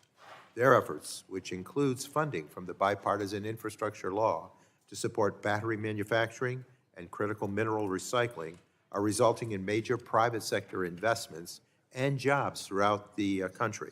I certainly do not have a problem with codifying this work into DOE's responsibilities, but this bill goes well beyond that goal. And that is because this bill encompasses much more than critical minerals. There are several potential lists of critical minerals we could instead rely upon. The U.S. Geological Survey regularly reviews and updates its list using up-to-date scientific methods to evaluate mineral criticality. And the Inflation Reduction Act included a list in the tax code for the purposes of a clean vehicle credit. But the bill before us goes well beyond those lists. Under the bill's definition of critical energy resources, almost any energy-related product could be determined to be critical, including oil, gas, and indeed coal. I am also concerned this bill would have DOE stepping into responsibilities that are currently led by EPA and the Department of the Interior. If this bill were narrowed to give DOE responsibilities based on the department's expertise to consider critical mineral needs in support of our clean energy transition, I would look forward to working with my colleagues on it. So I hope we may return to this issue at a later date and work together on policies that will be focused on enhancing our critical mineral supply chains, including by bringing added transparency to them. In order to protect human rights and uphold high labor and environmental standards, we must be able to see where minerals are coming from and going to. This would also help support domestic sources of these minerals, including from recycling processes. I believe trying to authorize DOE's work on this effort would be a focused response to a real critical mineral challenge. But unfortunately, with the overly broad definition of critical energy resources, I cannot support H.R. 1068. With that, I encourage members to oppose this bill. And Madam Chair, I yield back. Gentleman yields back. Does any other member seek recognition? Speak on the bill. Seeing none, are there any bipartisan amendments to the bill? Any other amendments to the bill? Mr. Chairman, Mr. Bouchon's recognized. I have an amendment at the desk. Clerk will read the amendment. Okay, and Mr. Bouchon, please specify the amendment. 1068_01.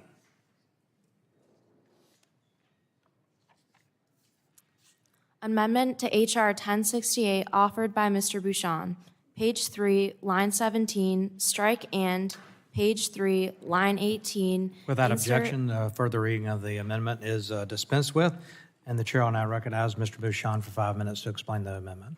Thank you, Mr. Chairman. My amendment makes some clarifications to the underlying bill following technical assistance and discussion on the bill last week. It is safe to say that everyone on this committee recognizes the importance of critical minerals and other energy resources necessary to provide for American energy needs.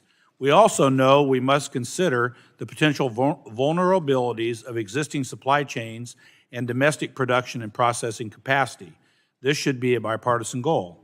My Democrat colleagues previously raised concerns that this bill has the potential to expand DOE authority over domestic production. The legislation with my amendment will provide the Department of Energy with durable cabinet-level authority to assess supply chains for critical energy resources. Those are the materials of our advanced energy systems, materials that are required for a diverse, all-the-above energy transition. Additionally, my amendment clarifies that DOE, in consultation with other agencies, shall facilitate strategies to strengthen our energy supplies without intruding on areas led by other agencies, consistent with DOE's central role over American energy policy. The amendment makes clear that DOE's assessment will include how energy security of the United States is affected by the reliance of the United States on imports of critical energy resources. DOE is the right agency to do this. The goal is to enable DOE to keep with its historic role assuring our nation's energy security, to help address supply chain vulnerabilities, shortages, and to combat China's dominance of critical mineral and material supply chains. This legislation and the amendment will address supplies of the broader set of energy-related resources important for energy systems, the energy technologies, and the energy security of the United States. I urge my colleagues to support this amendment and the underlying bill. I yield back. Gentleman yields back. Does any other member seek recognition to speak on the amendment?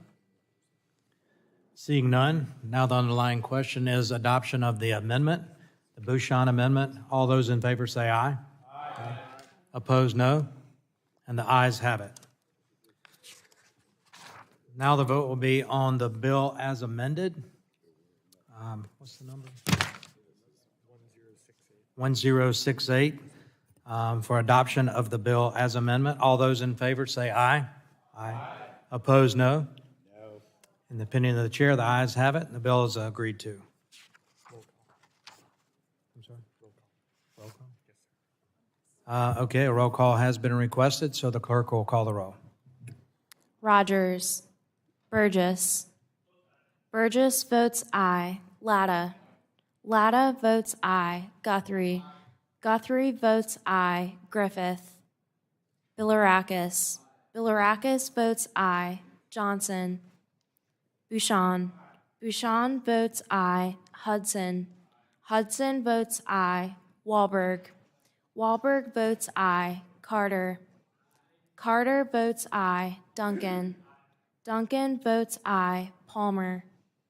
Palmer votes aye. Dunn. Curtis. Curtis votes aye. Lesko. Lesko votes aye. Pence. Pence votes aye. Crenshaw. Joyce. Joyce votes aye. Armstrong. Weber. Weber votes aye. Allen. Allen votes aye. Balderson. Balderson votes aye. Fulcher. Fulcher votes aye. Pfluger. Pfluger votes aye. Harshbarger. Harshbarger votes aye. Miller Meeks. Miller Meeks votes aye. Kamick.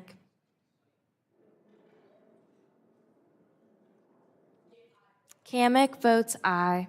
Obernolte. Pallone. Pallone votes no. Eshu. Eshu votes no. Degat. Degat votes no. Schakowsky. Schakowsky votes no. Matsui. Matsui votes no. Castor. Castor votes no. Sarbanes. Sarbanes votes no. Tonko. No. Tonko votes no. Clark. Clark votes no. Cardenas. Cardenas votes no. Ruiz. Peters. Dingell. Dingell votes no. Vesey. Vesey votes no. Custer. Kelly. Kelly votes no. Barragan. Blunt Rochester. Blunt Rochester votes no. Soto. Soto votes no. Craig. Schreier. Trahan. Trahan votes no. Fletcher. Fletcher votes no. Rogers is not recorded. I vote aye. Mr. Rogers Peters? votes aye. Thank you. Mr. Peters? Mr. Peters votes no. Mr. Ruiz? Ruiz votes no. Any other member not recorded? Mr. Johnson? Mr. Johnson is not recorded. Johnson votes aye. Craig is not reported. Craig votes no. Obernolte votes aye. Any other members not recorded? Clerk will report the vote.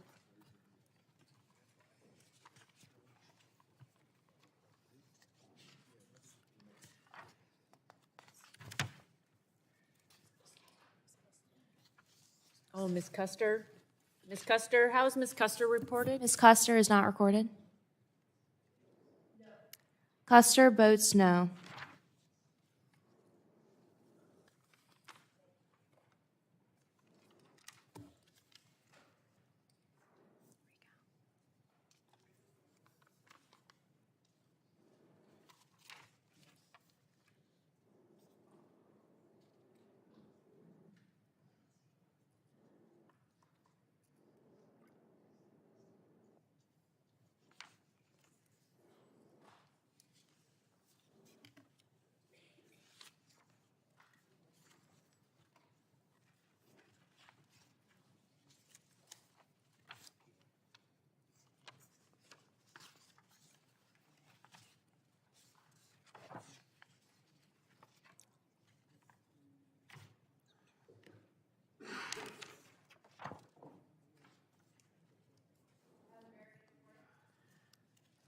Bardagon is not recorded.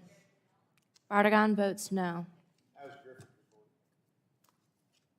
Griffith is not recorded. Griffith votes aye.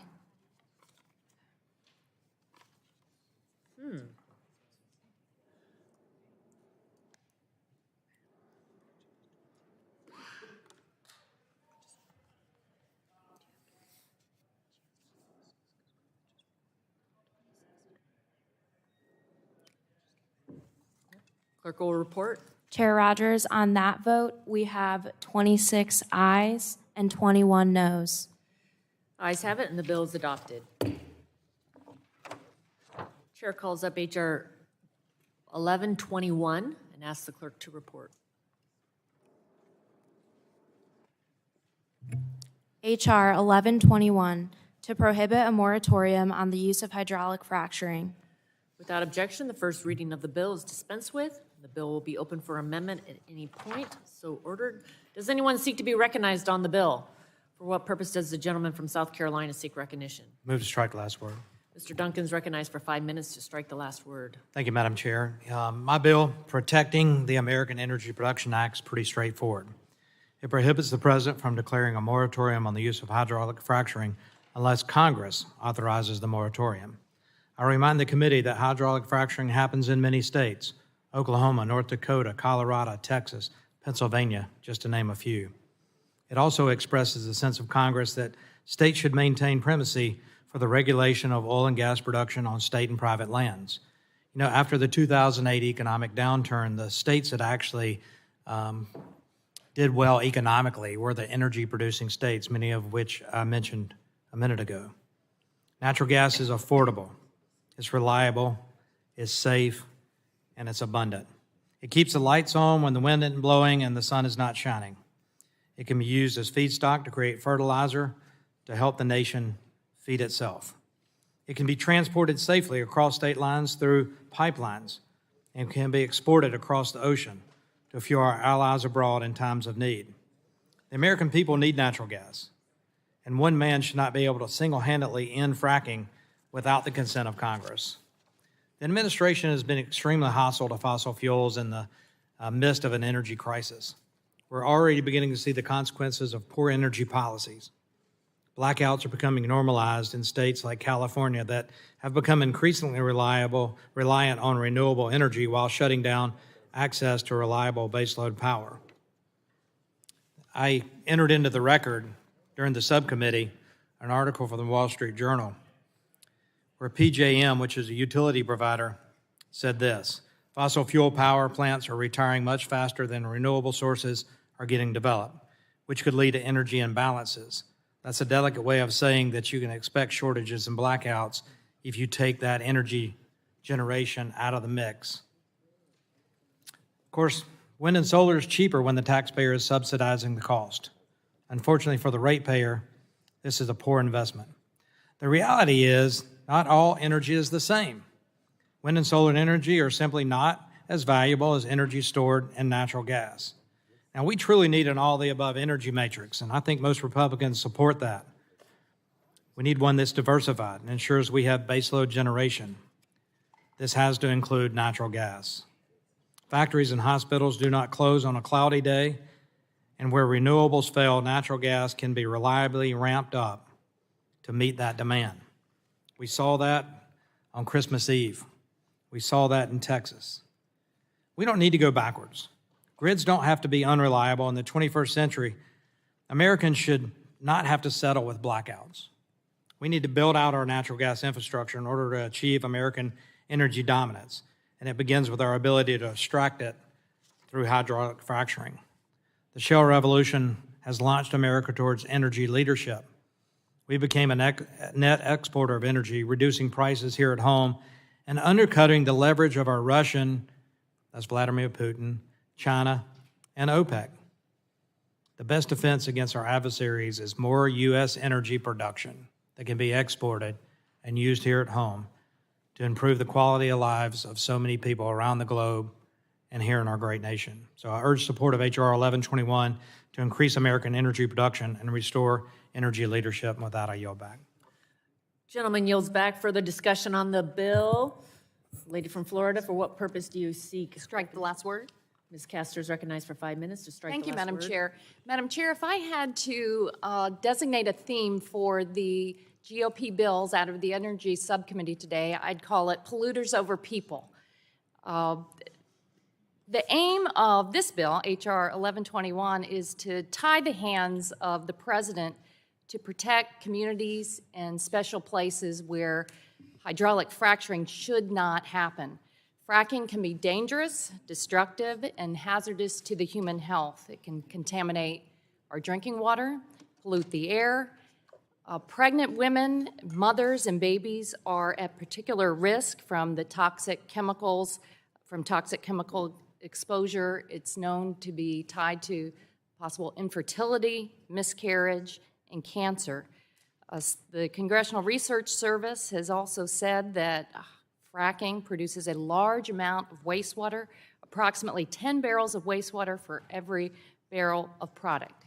This toxic stew also often leaches into the groundwater, including the processes of construction, drilling, chemical spills, leaks, discharge of wastewater. And if that's not enough, frack gas is an instigator of methane pollution. Methane traps 80 times more heat in the atmosphere than carbon dioxide. Methane leaks from oil and gas operations, including pipelines, are accelerating the costly impacts of the climate crisis. We need to do more to protect our communities. We need to make sure that the administration has every tool to protect special places and the people back home. And thankfully, we passed the Inflation Reduction Act and the Bipartisan Infrastructure Law last Congress that is now expanding cleaner, cheaper energy across America. It's lowering costs, it's creating jobs, and it's helping us to build healthier communities.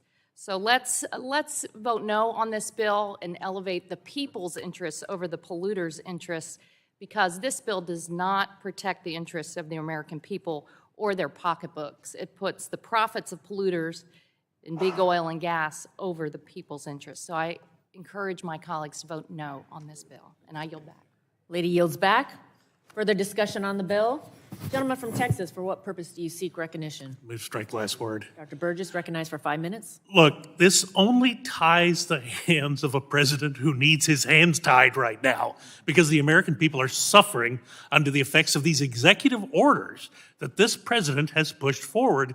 And look, you don't have to take my word for it. Look at the price at the pump. Look at the price of the grocery store.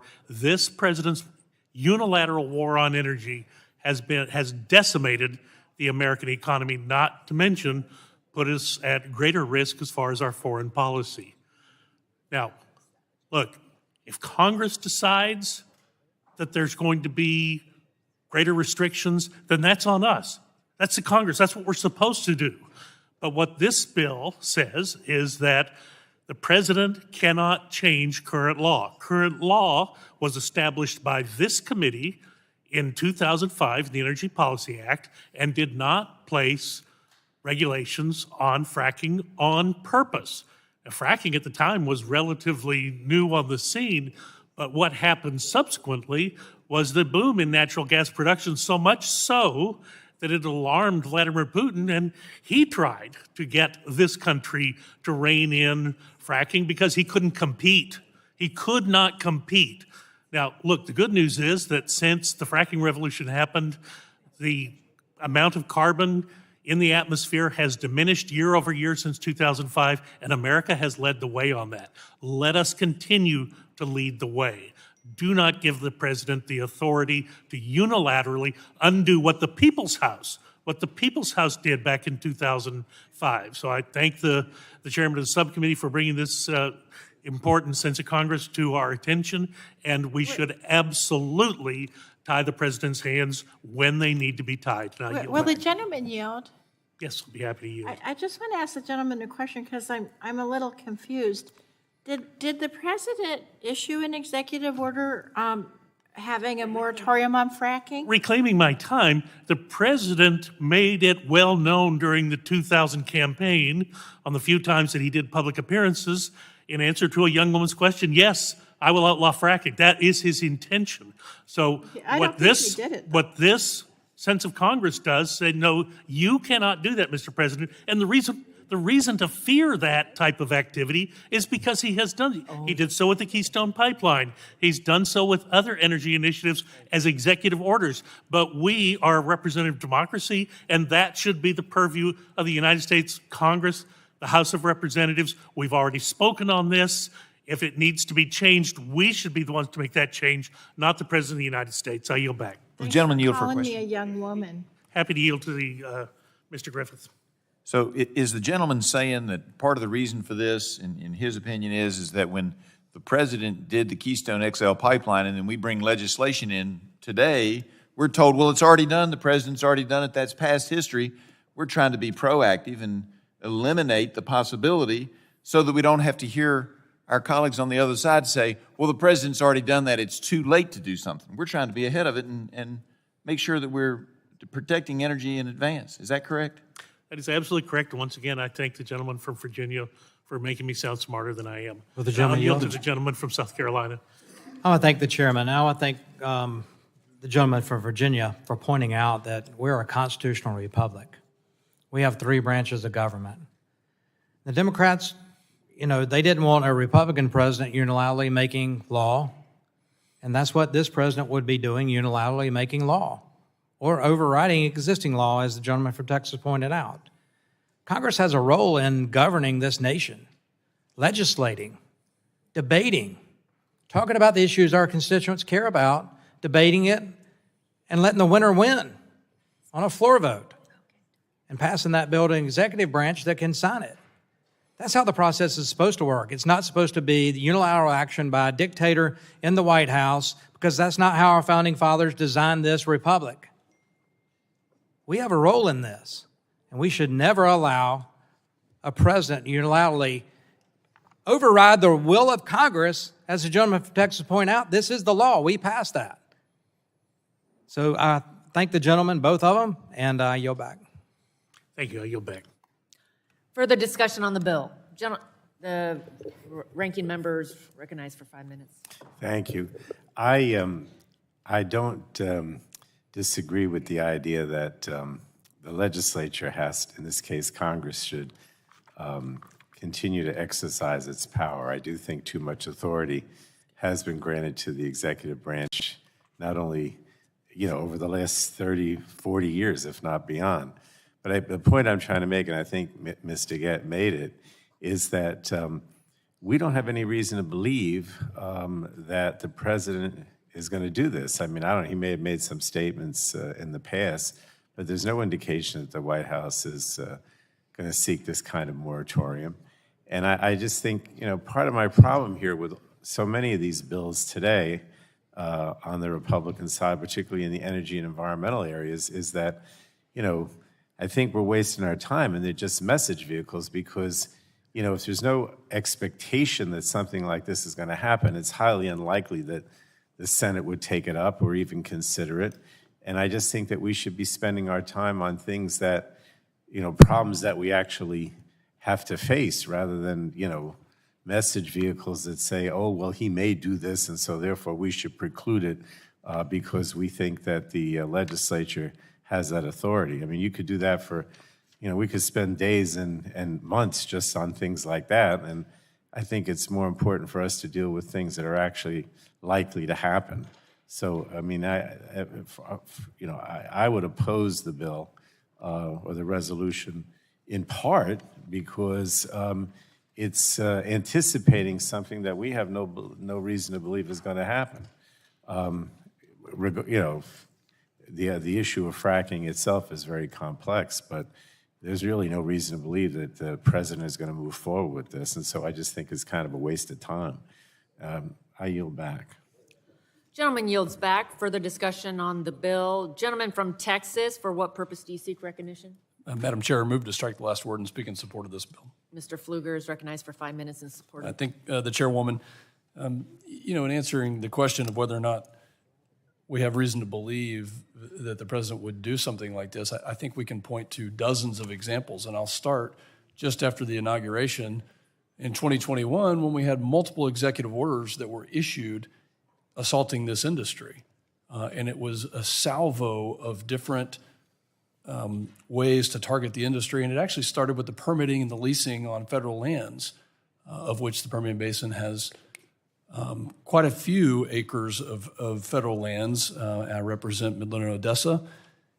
And you look at the ways since then which the administration has targeted it, and you can go to virtually any agency in the United States government, any department in the United States government, and look at the over-regulatory, overburdensome posture that they have taken to deny the industry from actually operating efficiently and providing affordable, reliable energy that needs to be delivered to American families, which is one of the leading causes of inflation that we've seen. So yes, I do believe that we have reason to believe this because we've seen it, we've heard it, it's in the rhetoric, and it's in the actual execution of almost every piece of legislation, executive orders, and regulatory posture that we see coming from the Biden administration. And furthermore, I don't think that this is putting polluters over people because you see the decrease in emissions and the increase in production that we have shown over the past decade or so.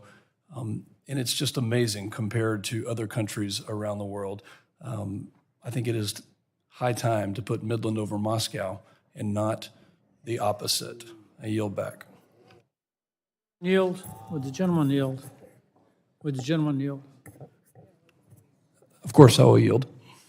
I thank the gentleman. I move to strike the last word and speak in support of this, but I want to respond to that comment you just made about elevating Midland over Moscow.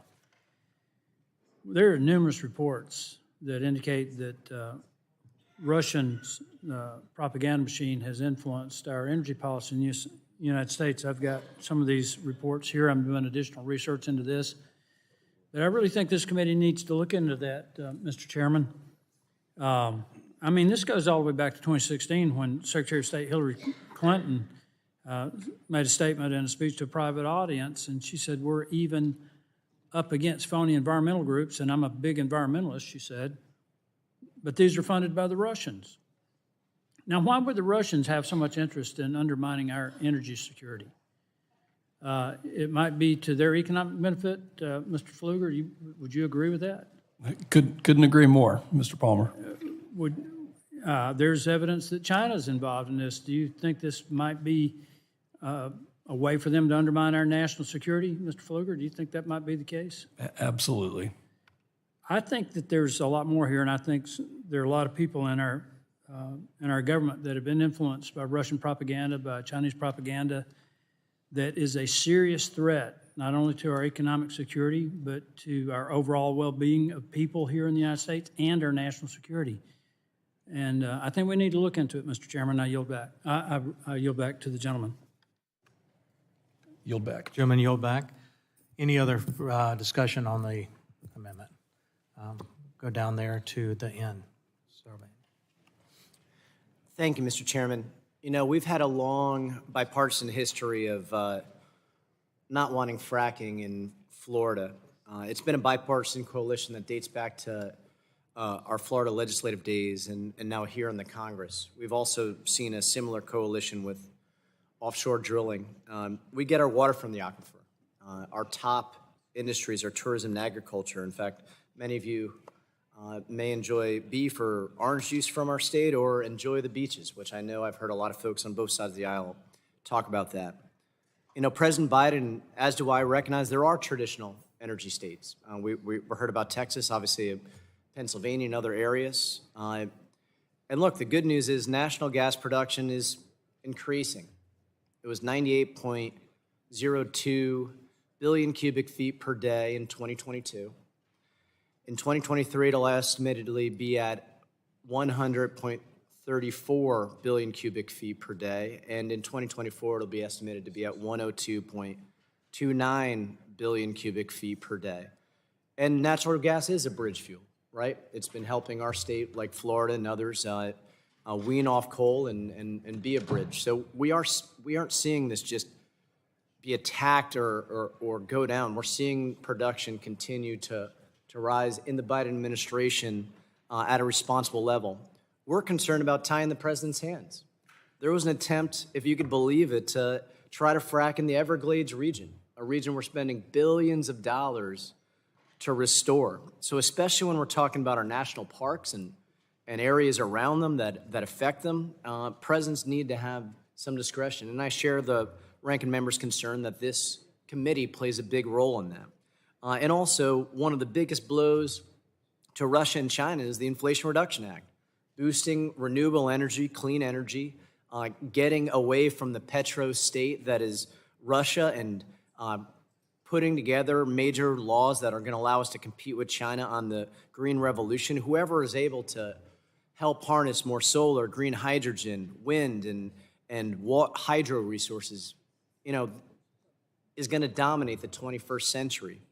And I heard people mention gas. You know, it's around $3 a gallon in Central Florida right now. We're seeing things finally get back to a level that I know we all care deeply about. So as we're looking at this, we need to make sure the president has discretion so that traditional energy states can thrive, while states like mine, where tourism and agriculture is our top state, that we have the discretion to work with the president to protect key areas of the country. And I yield Will the back. gentleman yield to the chair?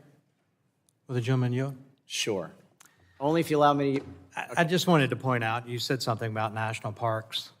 This deals with state and private land, so no national parks would be involved. In fact, the existing law already prohibits any sort of drilling or energy production, even transmission lines and gas lines on national parks. And Thank you, Chair. Reclaiming my time. Yes, sir. What happened is private land around the Everglades that was connected to it, people attempted to frack on in Collier County. So it was private land adjacent to the Everglades. So I get your point that it doesn't directly affect national parks, but it was on the private land right next to the national park that this controversy happened. So that's why we still have that concern, but I recognize the legislation doesn't Understood. make that distinction. I thank the gentleman. Anyone else seek to be recognized? Gentleman Yield from back. Texas, Mr. Weber, is recognized for 5 minutes. Move to strike the last word, Mr. Chairman. Thank you for the recognition. To Mr. Palmer's point that Russia has indeed a stake in this matter, 2017, Chairman Lamar Smith, Science Committee, and myself, Chairman of the Subcommittee on Energy, sent a letter to Steve Mnuchin because it had been uncovered that Russian oligarchs were sending money to a shell corporation in Bermuda, who was then forwarding that money to fight against fracking, pipelines, nuclear energy, to organizations like Greenpeace, Sierra Club, and others.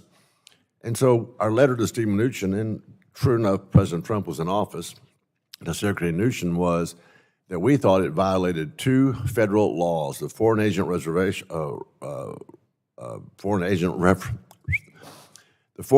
Registration Act and also money laundering. And for whatever reason, it was never looked into. Of course, to Mr. Palmer's point, Russia has indeed stake in this matter. That's easy to see. They've been trying to downplay our fossil fuel, our fracking, our energy production for a long time. And sadly, a lot of people have bought into that. So that's something that we need to overcome, number one. Number two, yes, we're trying to preempt the President of the United States from banning fracking. Of course we are, because he doesn't understand the energy that's available in this country and how important it is to national security. When you talk about the Keystone Pipeline that comes into my district over by Beaumont, 830,000 barrels of product a day, you remember that the Colonial Pipeline system was hacked into a couple of years ago, shut down for 4 or 5 days. That system, which feeds the entire part of the southeast part of the United States, carries 3.1 million barrels of product, gas, diesel, and jet fuel. At 830,000 barrels of crude oil a day, the Keystone Pipeline is over 1/4 of the productivity and output of the entire Colonial Pipeline system. The President, to prove that he doesn't understand, notwithstanding his comments, and as Gary pointed out during the campaign, that he was going to do a number on fossil fuels, to prove that he doesn't understand, furthermore, he goes to Venezuela, he goes to Saudi Arabia with a gas can in hand and begs them to produce more oil. And we're saying, Mr. President, why don't you come to Texas and beg us to produce more oil? There's more oil available right here in the United States. There's more natural gas available right here in the United States. Let's depend on American energy, American jobs, American ingenuity, American know-how, jobs for us. So that's the reason that we are, indeed, this bill is a good bill. And with that, Mr. Chairman, I'll yield back. Gentleman yields back. Anyone else seeking recognition on the bill?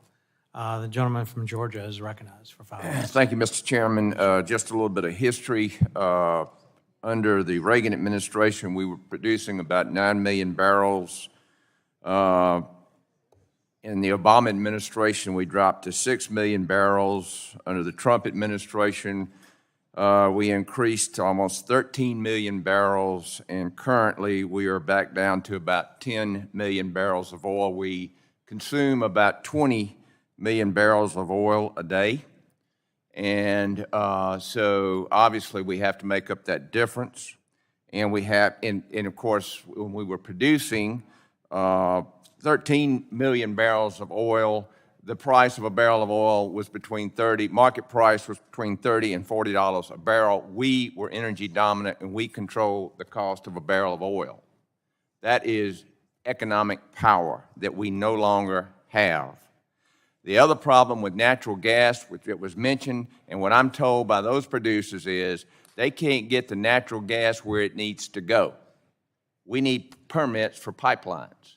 Now, that's what the people on the ground are saying. Natural gas burns 42% cleaner than anything out there compared to coal. So somewhere in this administration, they are holding up the production of natural gas and the distribution of natural gas and the production of oil. What this legislation does is says we're going to put this back in the hands of the Congress of the United States because we're the people's house and we're hearing from the people. And they're tired of paying, the cost of a gallon of gasoline and 1 month of their salary.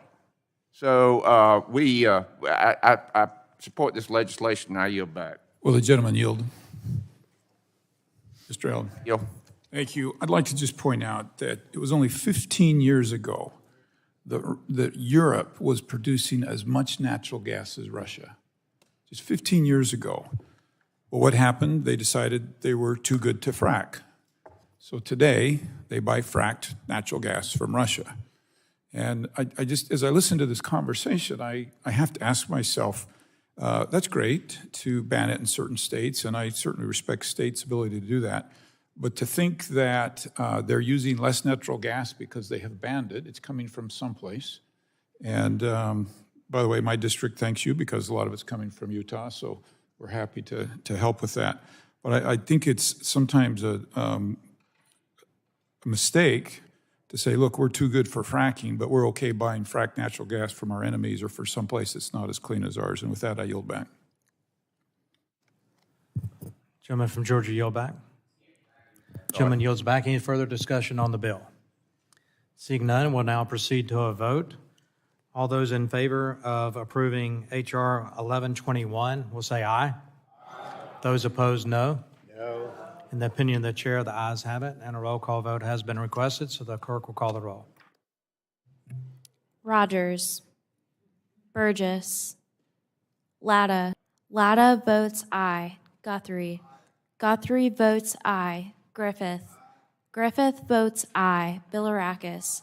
Bilirakis votes aye. Johnson. Johnson votes aye. Bouchon. Bouchon votes aye. Hudson. Hudson votes aye. Wahlberg. Wahlberg votes aye. Carter. Carter votes aye. Duncan. Duncan votes aye. Palmer. Palmer votes aye. Dunn. Curtis. Dunn votes aye. Curtis. Curtis votes aye. Lesko. Lesko votes aye. Pence. Pence votes aye. Crenshaw. Joyce. Joyce votes aye. Armstrong. Armstrong votes aye. Weber. Weber votes aye. Allen. Allen votes aye. Balderson. Balderson votes aye. Fulcher. Fulcher votes aye. Pfluger. Pfluger votes aye. Harshbarger. Harshbarger votes aye. Miller Meeks. Miller Meeks votes aye. Kamek. Kamek votes aye. Obernolte. Obernolte votes aye. Pallone. Pallone votes no. Eshu. Eshu votes no. DeGette. DeGette votes no. Schakowsky. Matsui. Matsui votes no. Castor. Castor votes no. Sarbanes. Sarbanes votes no. Tonko. No. Tonko votes no. Clark. Clark votes no. Cardenas. Cardenas votes no. Ruiz. Ruiz votes no. Peters. Peters votes no. Dingell. Dingell votes no. Vesey. Vesey votes no. Custer. Custer votes no. Kelly. Barragan. Blunt Rochester. Kelly votes. Barragan votes no. Blunt Rochester. Soto. Soto votes no. Craig. Craig votes no. Schreier. Trahan. Trahan votes no. Fletcher. Fletcher votes aye. Any members not recorded? How's Ms. Rogers recorded? Ms. Rogers is not recorded. Rogers votes aye. How's Mr. Burgess recorded? Mr. Burgess is not recorded. Burgess votes aye. Any other members, Ms. Clerk? Kelly is not recorded. Kelly votes no. Any other members unrecorded? Clerk will report the total.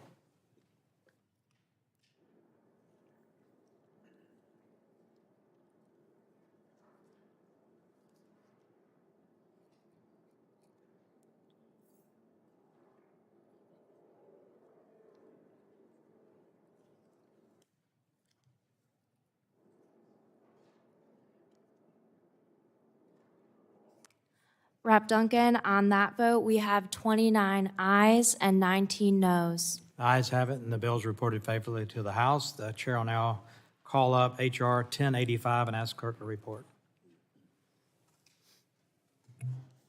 H.R. 1085, to require the Secretary of Energy to direct the National Petroleum Council to issue a report with respect to petrochemical refineries in the United States and for other purposes. Without objection, the first reading of the bill is dispensed with, and the bill is open for amendment at any point so ordered. Does anyone seek to be recognized on the bill? Mr. Ladd is recognized for 5 minutes. Well, thank you, Mr. Chairman, and sorry about my allergies, but strike the last word. Gentleman's recognized. Well, thank you very much, Mr. Chairman. Over the past several weeks, in both our legislative hearing and our energy subcommittee markup, I've had the opportunity to speak on my legislation, the Refiner Act, which aims to address the problems we're facing when it comes to boosting our petrochemical refining capacity in this country. And now I want to repeat myself, but it bears repeating how important it is the United States addresses the problem of our reduced refining capacity. With the closure or repurposing refineries, many of the remaining refineries are struggling to keep up with the energy demand. Less refining capacity means increased fuel prices, which of course are passed on to consumers. H.R. 1085, the Refiner Act, will direct the National Petroleum Council to examine the importance of petrochemical refineries to energy security and issue a report that contains an analysis of these refineries and opportunities to expand capacity. This legislation will give us the answers we need to restore America's ability to meet the energy demands of our constituents and into the future. I urge my colleagues to approve H.R. 1085, and Mr. Chairman, I yield back the balance of my time. Gentleman yields back. Does anyone else seek to be recognized? Gentleman, ranking member from New Jersey is recognized. Thank you, Chairman. I'd like to speak in opposition to H.R. 1085. Frankly, there are a number of issues with this bill that are inspiring my opposition. The first is that the bill requires that the National Petroleum Council carry out the study on U.S. refining capacity. Now, while the NPC is a valuable consultative body for the Department of Energy, it is, at the end of the day, an advisory body representing the views of the oil and gas industry. So the commercial interests of NPC's various members are impossible to disentangle from its recommendations, and it's not the proper body, in my opinion, to write an objective report to Congress on declining refining capacity. If the majority wanted an unbiased report, they could have asked the GAO to write the report. They even could have asked the GAO to consult with the NPC if they wanted to make sure that industry's perspectives were included. But the fact that there's not an unbiased author involved in the process gives away the majority's game here a bit, and I don't think this committee needs to indulge the industry anymore. I also want to note something that's lacking in the requirements for the report. The bill asks the NPC to assess any federal or state executive actions, regulations, or policies that have caused the decline in American refining capacity. But unfortunately, the bill purposely, I think, leaves out statutory changes, such as the lifting of the crude oil export ban from the list of changes that the NPC is directed to consider.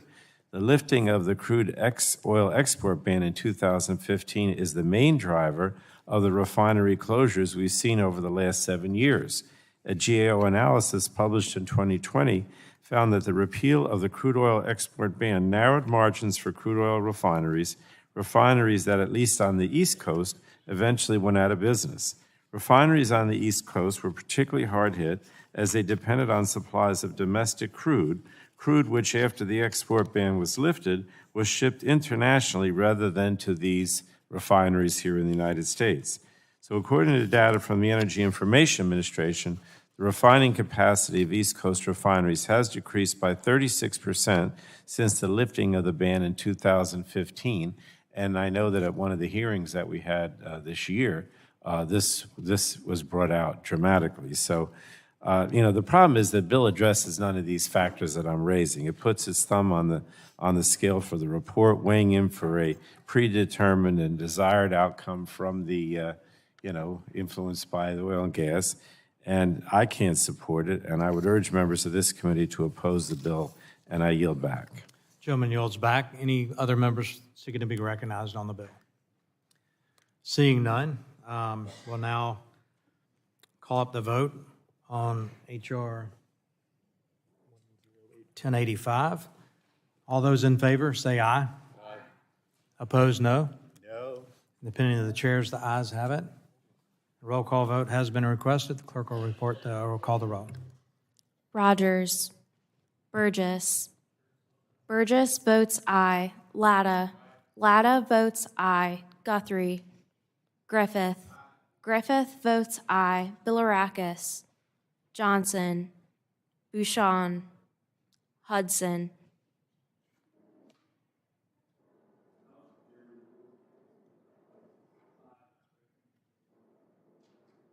Hudson votes aye. Wahlberg. Wahlberg votes aye. Carter. Duncan. Duncan votes aye. Palmer. Palmer votes aye. Dunn. Dunn votes aye. Curtis. Lesko. Lesko votes aye. Pence. Pence votes aye. Crenshaw. Joyce. Joyce votes aye. Armstrong.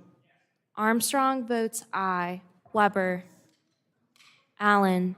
Allen votes aye. Balderson. Balderson votes aye. Fulcher. Pfluger. Pfluger votes aye. Harshbarger.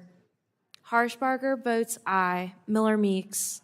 Miller Meeks votes aye. Kamick. Obernolte. Obernolte votes aye. Pallone.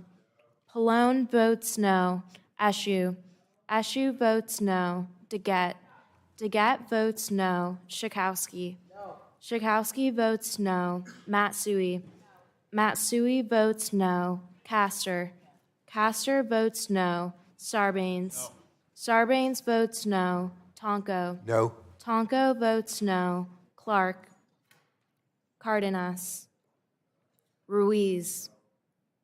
Ruiz votes no. Peters. Peters votes no.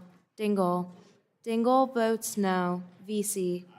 Vesey votes aye. Custer. Custer votes no. Kelly. Kelly votes no. Barragan. Barragan votes no. Blunt Rochester. Soto. Soto votes no. Craig. Craig votes no. Schreier. Trahan. Fletcher. Fletcher votes aye. Any members wishing to be recorded? How's Mr. Johnson recorded? Mr. Johnson is not recorded. Mr. Johnson votes aye. Mr. Bouchon recorded? Mr. Bouchon is not recorded. Mr. Bouchon votes aye. How's Mr. Carter reported? Mr. Carter is not recorded. Carter votes aye. Mr. Curtis? Mr. Curtis is not recorded. Curtis votes aye. Bilirakis? Bilirakis is not recorded. Bilirakis votes aye. Chairwoman Rogers? Chair Rogers is not recorded. Rogers votes aye. Mr. Guthrie? Guthrie votes aye. Weber? Weber is not recorded. Weber votes aye. And Mr. Fulcher? How's he recorded? Fulcher is not recorded. Fulcher votes aye. Mr. Cardenas? Cardenas is not recorded. Cardenas votes no. Ms. Clark? Clark is not recorded. Clark votes no. Any other members not recorded? Crenshaw is not recorded. Crenshaw votes aye. Are there any other members wishing to change or cast a vote? Hearing none, the clerk will report the total.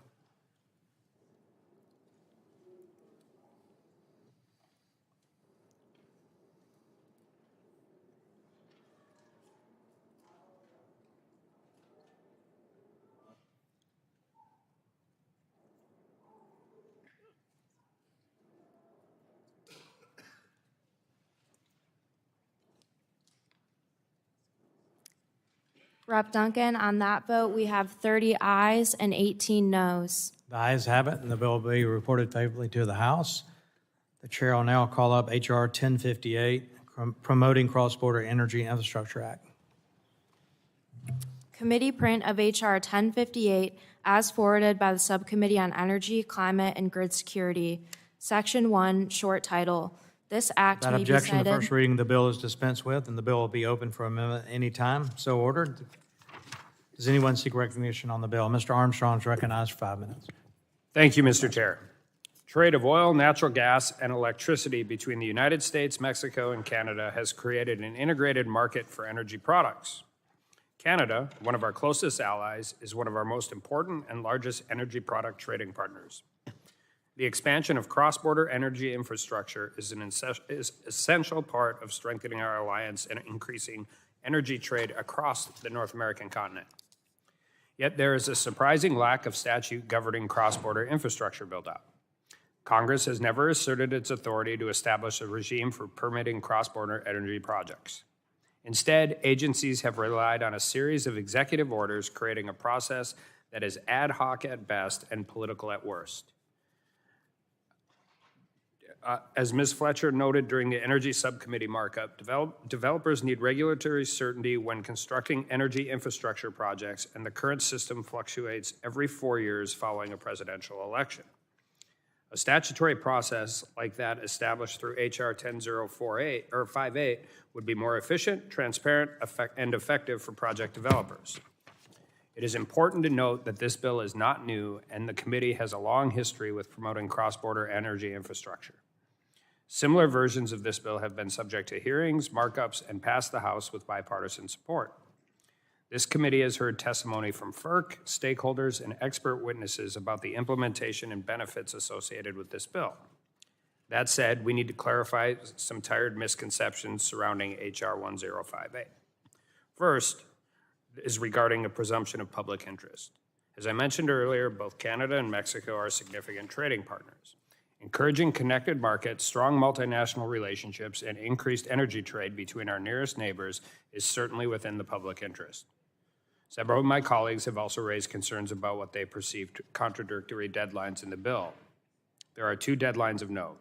The first is a 30-day deadline in subsection B for FERC to approve the import or export of natural gas to and from Canada or Mexico.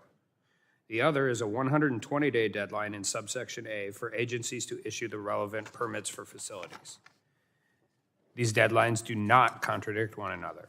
The first references applications for import or export from existing facilities. The second applies to the issuance of certain certificates to construct a facility after a NEPA review is completed. Lastly, some have expressed concern about the State Department or Department of Defense not being involved in the cross-border permitting process. Nothing in this bill prevents FERC from coordinating with either of these agencies. FERC is the primary energy regulator and should be where a large portion of this authority should rest. It's time to take the politics out of infrastructure project development and provide a clear and simple statutory structure to foster regulatory certainty and streamline project development. I urge a yes vote on the Promoting Cross-Border Energy Infrastructure Act because ad hoc and political project denial has gone on for long enough. And with that, I yield back. Gentleman yields back. Any other member seeking recognition? The gentlelady from Florida is recognized. I have an amendment at the desk, Mr. Chair. Gentlelady has a desk. The clerk will report the amendment. Can the member please specify the amendment? Castor amendment.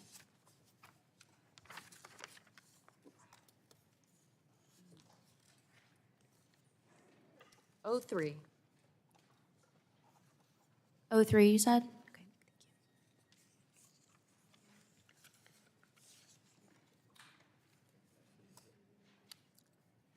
Just to clarify, FCN_03. Correct. Thank you. Amendment to the committee print for HR 1058 offered by Ms. Castor, page 3, line 22. Without objection, further reading of the amendment is dispensed with, and the gentlelady is recognized to explain the amendment. Thank you, Mr. Chairman.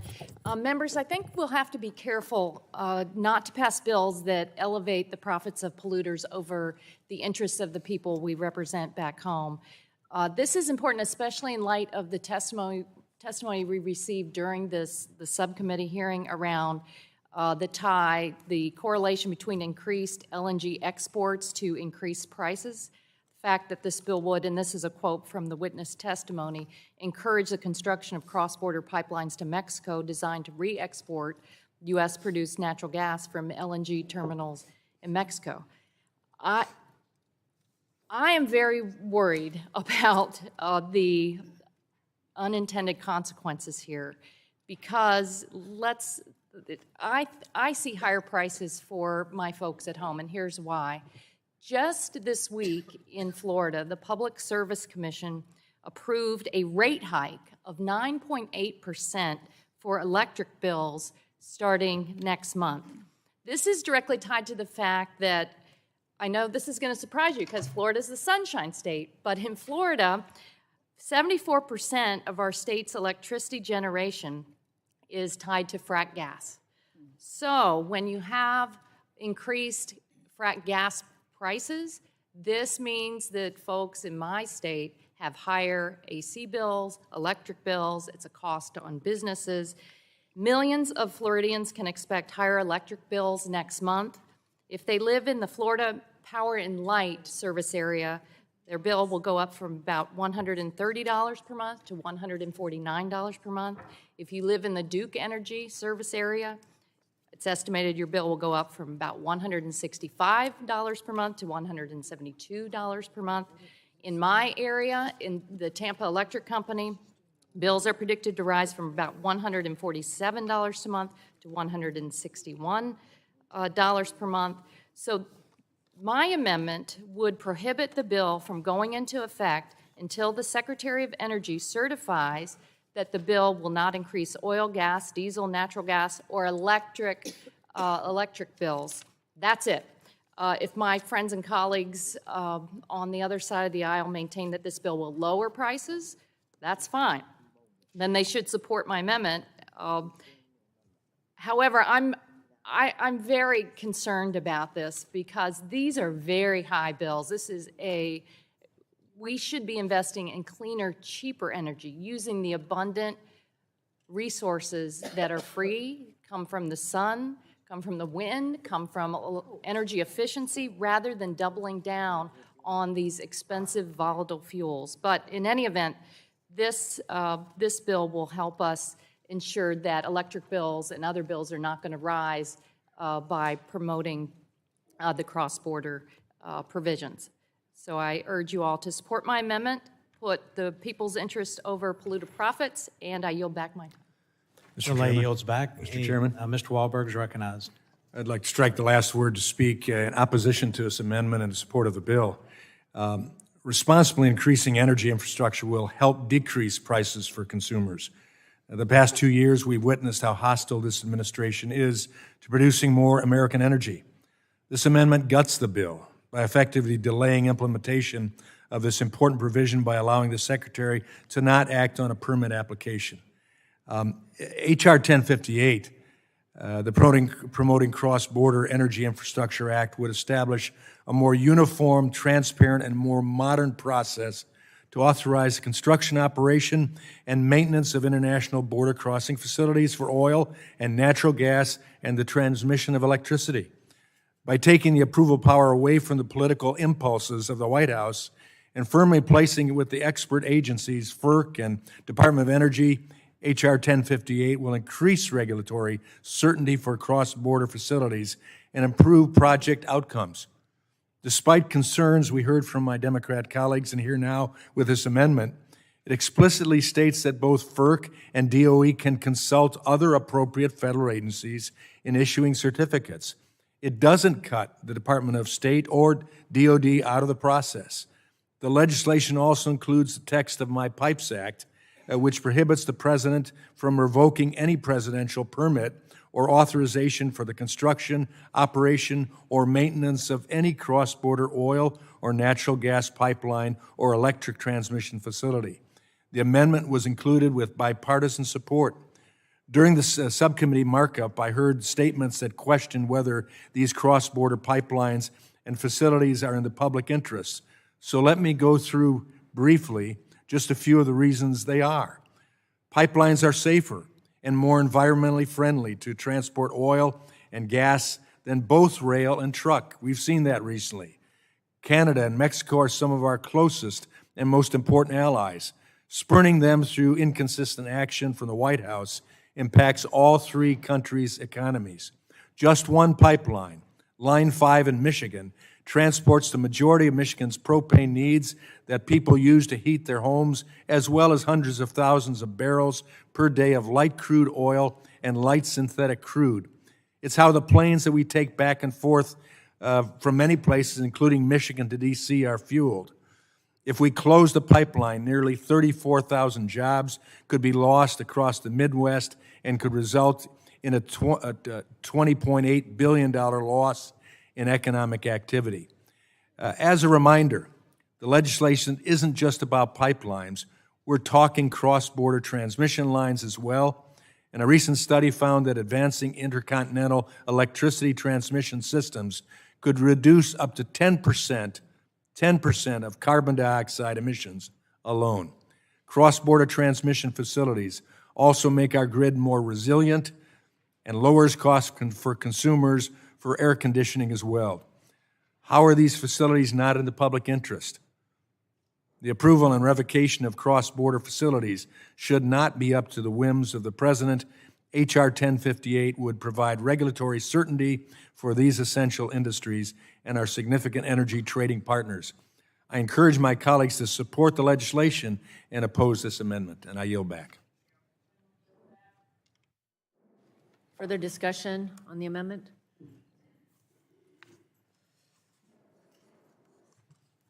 The vote occurs on the, is it an amendment? An amendment? Castor amendment. All those in favor say aye. Aye. Those opposed, no? No. Noes have it. Amendment is not adopted. Are there further amendments? Oh, Ms. Castor asked for a roll call vote. Clerk will call the roll. Rogers. No. Rogers votes no. Burgess. Burgess votes no. Latta. Guthrie. No. Latta votes no. No. Guthrie votes no. Griffith. Bilirakis. Bilirakis votes no. Johnson. No. Johnson votes no. Bouchon. Hudson. Hudson votes no. Wahlberg. Wahlberg votes no. Carter. Duncan. Palmer. Dunn. Dunn votes no. Curtis. Curtis votes no. Lesko. Lesko votes no. Pence. Pence votes no. Crenshaw. Crenshaw votes no. Joyce. Joyce votes no. Armstrong. Armstrong votes no. Weber. Weber votes no. Allen. Allen votes no. Balderson. Balderson votes no. Fulcher.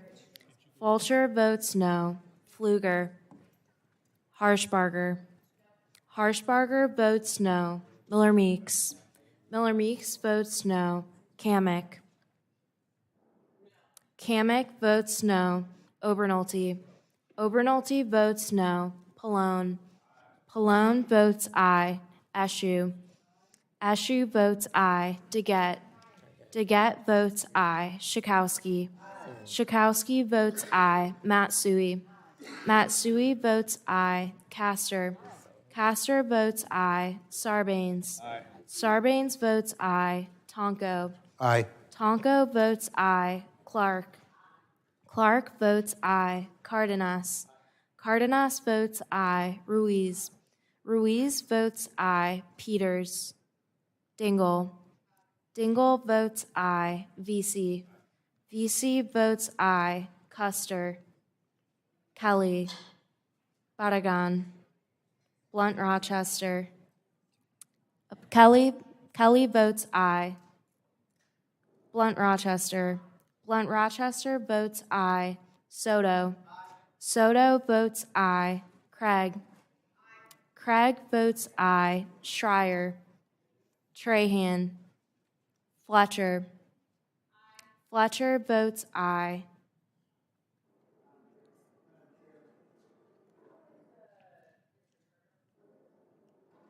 Mr. Curtis is not recorded. Mr. Carter? Excuse me, Mr. Carter. Mr. Carter votes no. Is Mr. Palmer reported? Mr. Palmer is not recorded. Mr. Palmer votes no. Is Mr. Duncan recorded? Mr. Duncan is not recorded. Mr. Duncan votes no. How is Mr. Pfluger recorded? Mr. Pfluger is not recorded. Mr. Pfluger votes no. How's Dr. Bouchon recorded? Dr. Bouchon is not recorded. How's Ms. Dr. Bouchon votes no. How's Ms. Barragan recorded? Barragan is not recorded. Barragan votes aye. How is Mr. Curtis recorded? Mr. Curtis is recorded as no. Mr. Griffith is not recorded. Mr. Griffith votes no.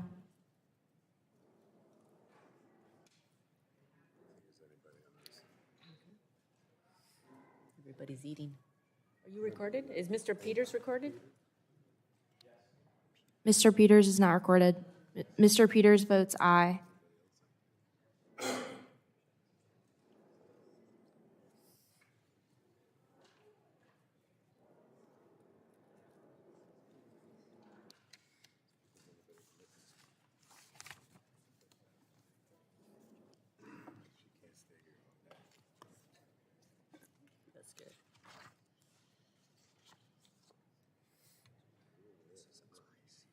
The clerk will report. Chair Rogers, on that vote, we have 20 ayes and 29 noes. The noes have it. The amendment is not adopted. Are there further amendments on the bill? Are we on a? We just finished an amendment, and there's no Ainsworth. Okay. Further amendment, is there?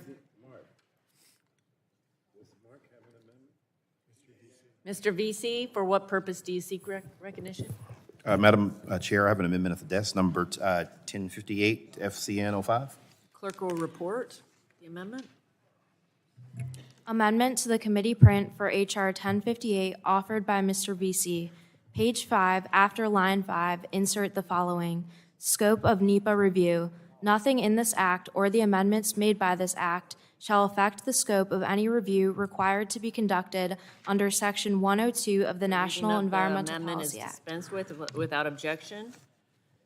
The gentleman is recognized for 5 minutes in support of his amendment. Madam Chair, when the House last debated this bill in 2017, I filed an amendment to the bill on the floor, and Representative Gene Green, who was then a member of the committee, was kind enough to offer it for me then. The amendment was simple. It just clarified that nothing in the bill impacted the scope of any environmental review required under NEPA for a cross-border energy project.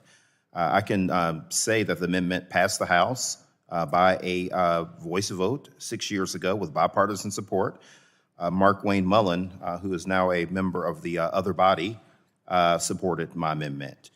So I was surprised when I saw that the bill before us at last week's markup, because this bill is literally identical. It's identical to the version that was passed on the floor 6 years ago, with 3 exceptions. 2 of those exceptions are technical changes. The third is that my bipartisan amendment is gone. My amendment that I'm bringing forward today would simply restore the exact text that my amendment added 6 years ago. I sincerely hope that the exclusion of the language was simply careless drafting rather than a more purposeful exclusion, again, since we've already done this in a very bipartisan manner. With that, Madam Chair, thank you, and I yield back. Further discussion on the amendment. The gentleman yields back. Further discussion on the amendment. Gentleman from North Dakota, for what purpose do you seek recognition? Madam Chair, I'd like to speak in opposition to the amendment. Mr. Armstrong is recognized for 5 minutes in opposition. Thank you, Madam Chair. The amendment is unnecessary. The underlying bill does not change any environmental law agencies. Any environmental law agency must follow in issuing certificates for cross-border electric transmission or oil and gas facilities. I wasn't here 6 years ago, but I would have opposed it then as well if the underlying legislation was the same, because the underlying bill does not alter the requirements for any agency under an existing environmental law, including NEPA. The amendment is, in my opinion, a messaging amendment that does not functionally change the underlying bill and is unnecessary, and so with that, I'd yield back. Gentleman yields back. Further discussion on the amendment. The ranking member. Thank you, Madam Chair. I'd like to express support for my colleague, Mr. Visa's amendment, but I also note that while the amendment represents an important addition to the bill, it unfortunately does not fix the underlying problems with the bill. The underlying bill still gets rid of traditional FERC and Department of Energy consultations with the Departments of State and Defense for natural gas pipelines and transmission lines. It asks FERC and DOE to transform themselves from energy regulators into referees of international affairs. It also asks FERC to cite oil pipelines, an activity the agency has never done before, without any additional revenues to build the staff capacity necessary to do so. It has contradictory deadlines for natural gas imports and exports to Mexico, and these are not new issues with the bill. They were all present in the bill that this committee voted on 6 years ago, and it's a shame that our majority ignored them and is ignoring them now, particularly that they stripped Mr. Veazey's amendment that was approved by voice vote on the floor from the bill. So I urge my colleagues to support Mr. Veazey's amendment, but still oppose the underlying bill, and I yield back. Gentleman yields back. Further discussion on the bill, on the amendment. Seeing none, question is on the amendment. All those in favor say aye. Aye. Those opposed, no? Noes have it. Amendment is not agreed to. Mr. VC requests a recorded vote. Clerk will call the roll. Rogers. No. Rogers votes no. Burgess. Burgess votes no. Latta. Latta votes no. Guthrie. Guthrie votes no. Griffith. Bilirakis. Bilirakis votes no. Johnson. Johnson votes no. Bouchon. Hudson. Wahlberg. Carter. Duncan. Palmer. Dunn. Dunn votes no. Curtis. Curtis votes no. Lesko. Lesko votes no. Pence. Pence votes no. Crenshaw. Crenshaw votes no. Joyce. Joyce votes no. Armstrong. Armstrong votes no. Weber. Allen. Allen votes no. Balderson. Balderson votes no. Fulcher. Fulcher votes no. Pfluger. Pfluger votes no. Harshbarger. Harshbarger votes no. Miller Meeks. Kamick. Kamick votes no. Obernolte. Obernolte votes no. Pallone. Pallone votes aye. Eshu. Eshu votes aye. DeGette. DeGette votes aye. Schakowsky. Schakowsky votes aye. Matsui. Matsui votes aye. Castor. Sarbanes. Aye. Sarbanes votes aye. Tonko. Aye. Tonko votes aye. Clark. Clark votes aye. Cardenas. Cardenas votes aye. Ruiz. Ruiz votes aye. Peters. Dingell. Dingell votes aye. VC. VC votes aye. Custer. Kelly. Kelly votes aye. Badagan. Badagan votes aye. Blunt Rochester. Blunt Rochester votes aye. Soto. Soto votes aye. Craig. Craig votes aye. Schreier. Trahan. Fletcher.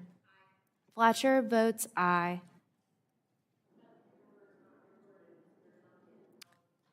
Mr. Duncan is not recorded. Mr. Duncan votes no. Mr. Carter is not recorded. Mr. Carter votes no. Mr. Bouchon is not recorded. Mr. Bouchon votes no. Mr. Griffith is not recorded. Mr. Griffith votes no. Mr. Palmer is not recorded. Palmer votes no.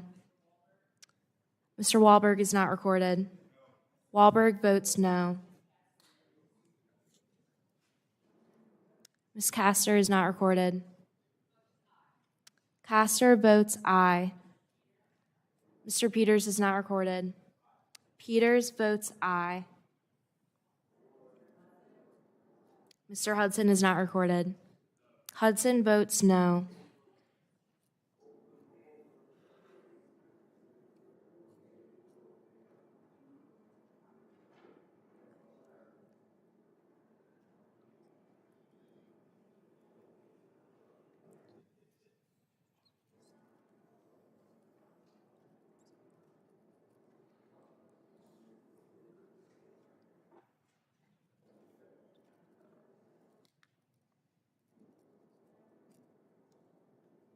Chair Rogers, on that vote, we have 20 ayes and 27 noes. Mr. VC amendment is not adopted. Are there further amendments?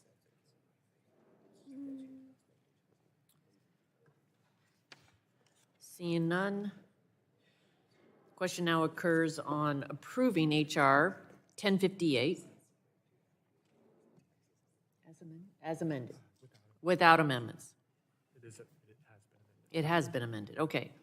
Question now occurs on approving HR 1058 as amended. Roll call has been requested. The clerk will call the roll. Rogers. Aye. Rogers votes aye. Burgess. Latta. Latta votes aye. Guthrie. Guthrie votes aye. Griffith. Bilirakis. Bilirakis votes aye. Johnson. Johnson votes aye. Bouchon. Hudson. Wahlberg. Carter. Duncan. Mr. Duncan. Mr. Duncan votes aye. Palmer. Palmer votes aye. Dunn. Dunn votes aye. Curtis.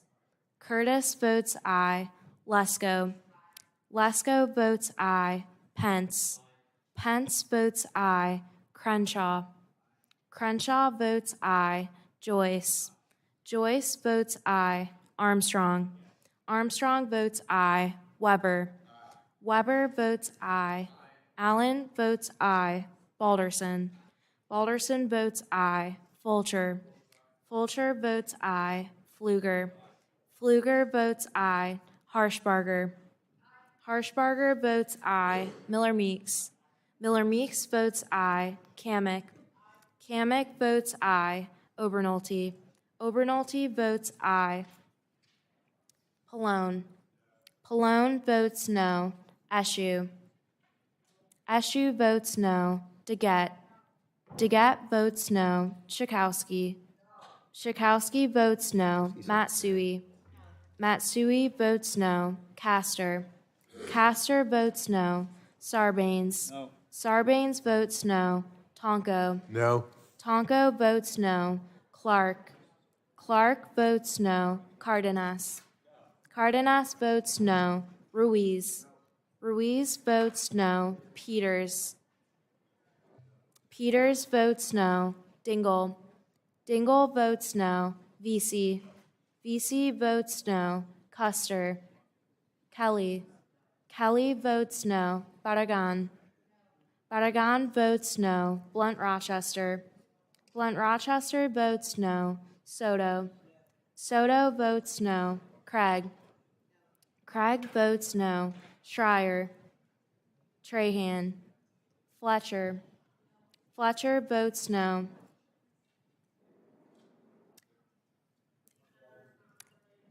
Mr. Wahlberg is not recorded.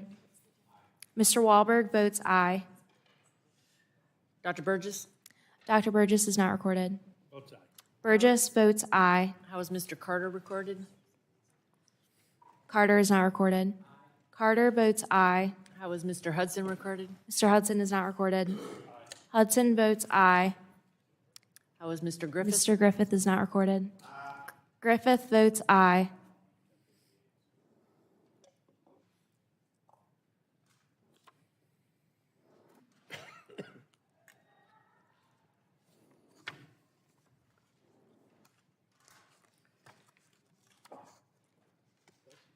Clerk will report. Chair Rogers, on that vote, we have 28 ayes and 20 noes. The ayes have it, and the bill is adopted. The chair calls up H. Con Res 14 and asks the clerk to report.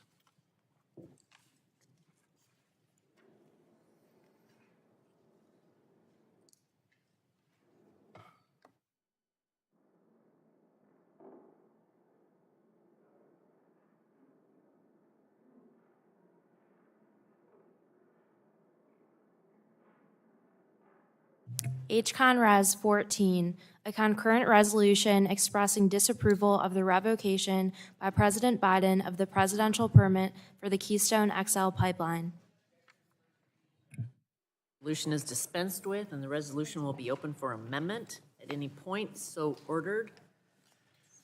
Does anyone seek to be recognized on the resolution? For what purpose does the lady from Arizona seek to be recognized? Madam Chairwoman, I'd like to explain my bill. Ladies recognized for 5 minutes. Madam Chairwoman, I am proud to sponsor House Concurrent Resolution 14, expressing disapproval of the revocation by President Biden of the presidential permit for the Keystone XL pipeline. On September 16, 2019, President Biden said, "I want you to look at my eyes. I guarantee you, we're going to end fossil fuel. Canceling the Keystone Pipeline was just Biden's first step. This is a simple resolution, and I hope my colleagues on both sides of the aisle will support it. The Keystone XL pipeline was once a bipartisan issue that at least one of our Democrat colleagues on this committee supported. It is important as members of this committee to periodically express our disapproval when the president makes unwise, unilateral decisions that affect millions of Americans and cost the U.S. Treasury billions of dollars. This is the first time that this committee has had the opportunity to voice our opinion on this disastrous decision. The previous Congress largely ignored this issue. Canceling the pipeline was reckless, out-of-touch decision, and it must be addressed. President Biden's actions were wrong in 5 ways. Canceling the Keystone Pipeline did not actually stop the drilling or exporting of the Canadian oil sands as the environmentalists thought. The 830,000 barrels per day of crude oil from Alberta, Canada, set a record for exports in 2022. The cancellation of the pipeline also did little to stop emissions. In fact, oil is now transported by rail and trucks, which have higher emissions than a pipeline. Number 2, President Biden insulted our best ally, Canada. Number 3, the developer, TransCanada Energy, a Canadian company, is suing the United States under provisions of the Free Trade Agreement, and they will likely recover over $8 billion in damages. Number 4, the local communities where the pipeline was to be located will continue to lose millions in lost tax revenues. And finally, number 5, the ultimate cost of this reckless executive order is now reported to be as much as 59,000 jobs and up to $9.6 billion that would have helped our economy thrive. During our subcommittee markup, I heard from some of my Democratic colleagues that this resolution isn't needed because the pipeline developer has withdrawn their request.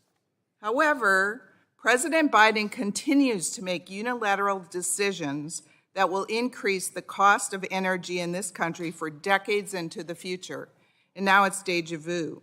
Not only can you voice your disapproval for the Keystone decision, but now you can send a message to President Biden about the Willow Project in Alaska. The Willow Project is the Keystone Project on steroids. It provides tremendous financial and national energy security benefits. Once again, however, President Biden is listening to the environmentalists who want to destroy American energy independence by canceling that project. The Willow Project enjoys bipartisan, bicameral support and near unanimous support from the Alaska Federation of Natives, the North Slope Borough, the Inupiat community of the Arctic Slope, and numerous labor unions. The lease was acquired in 1999, and Willow has passed all federal, state, and local permitting requirements and all environmental approvals. If we don't express our disapproval of Biden's Keystone decision, we may be greenlighting the horrific upcoming decision on Willow. Now is the time to show whose side we stand on. I hope all of you will vote for this resolution, and I yield back. Further discussion. For what purpose does the lady from Colorado seek recognition? Move to strike the last word. Ms. Dingell is recognized for 5 minutes to strike the last word. Thank you, Madam Chair. Excuse me. Whoops.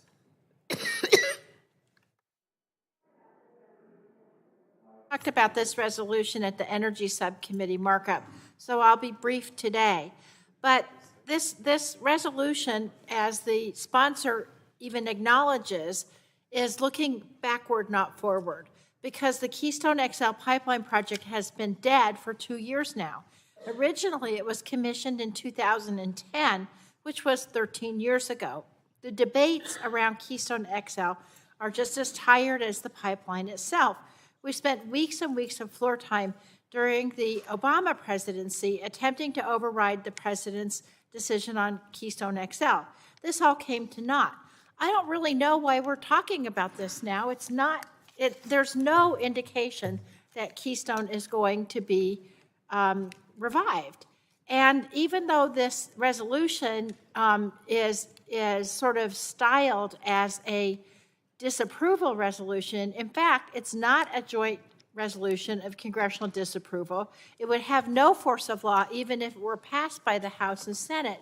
And so irrespective of what you think about the merits, I could have a long debate about the merits of this pipeline, but I'm not going to do it because the fact is it's not coming back. And so what I think we should do, sounding like a broken record again, is instead of revisiting past issues and past irritations, we should be working together in a bipartisan way to find an energy blueprint that works in the future and that gets us to the climate goals that we need, that gets us to the energy independence that we need, instead of fighting about something that's just not coming back, no matter what resolutions or bills we pass.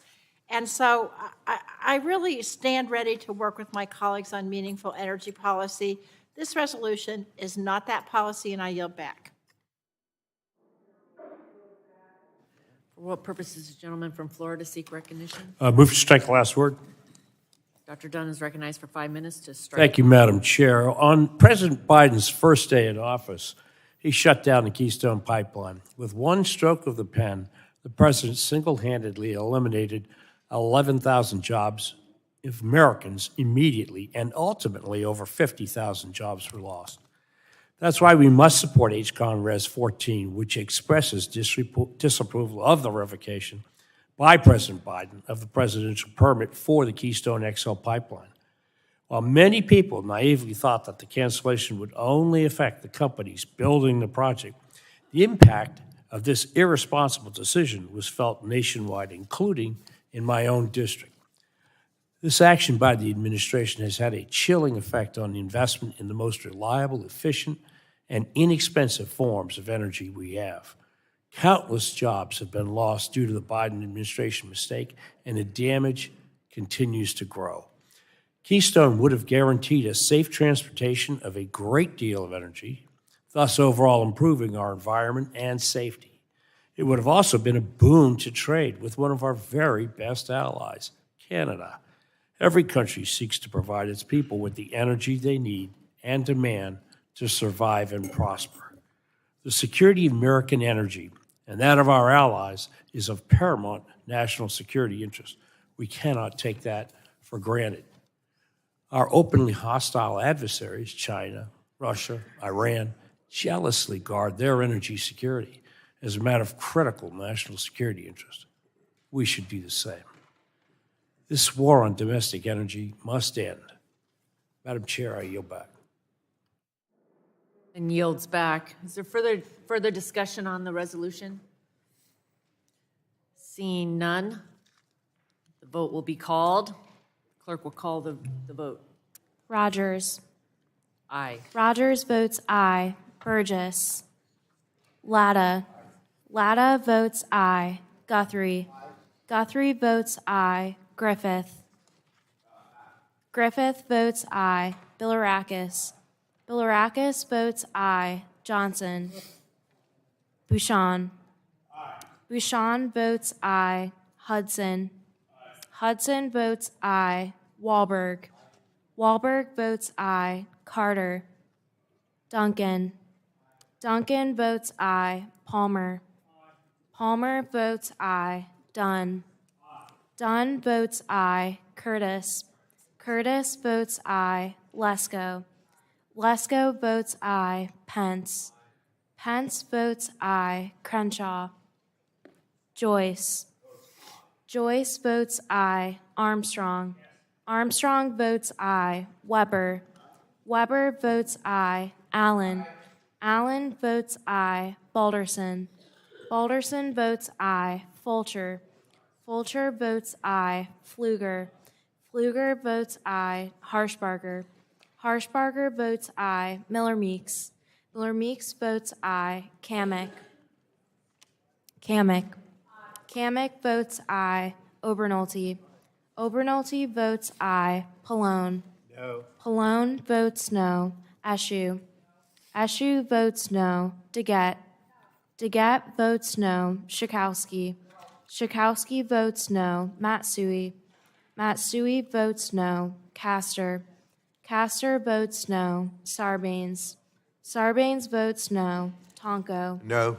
Tonko votes no. Clark. Clark votes no. Cardenas. Cardenas votes no. Ruiz. Ruiz votes no. Peters. Peters votes no. Dingell. Dingell votes no. Vesey. Vesey votes no. Custer. Custer votes no. Kelly. Kelly votes no. Barragan. Barragan votes no. Blunt Rochester. Blunt Rochester votes no. Soto. Soto votes no. Craig. Craig votes no. Schreier. Trahan. Fletcher. Fletcher votes no. How is Mr. Johnson recorded? Mr. Johnson is not recorded. Johnson votes aye. How's Mr. Burgess recorded? Mr. Burgess is not recorded. Burgess votes aye. How is Mr. Carter recorded? Mr. Carter is not recorded. Carter votes aye.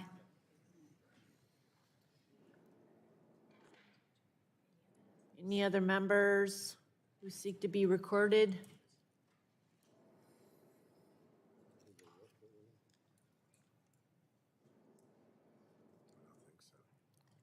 Clerk will report the vote.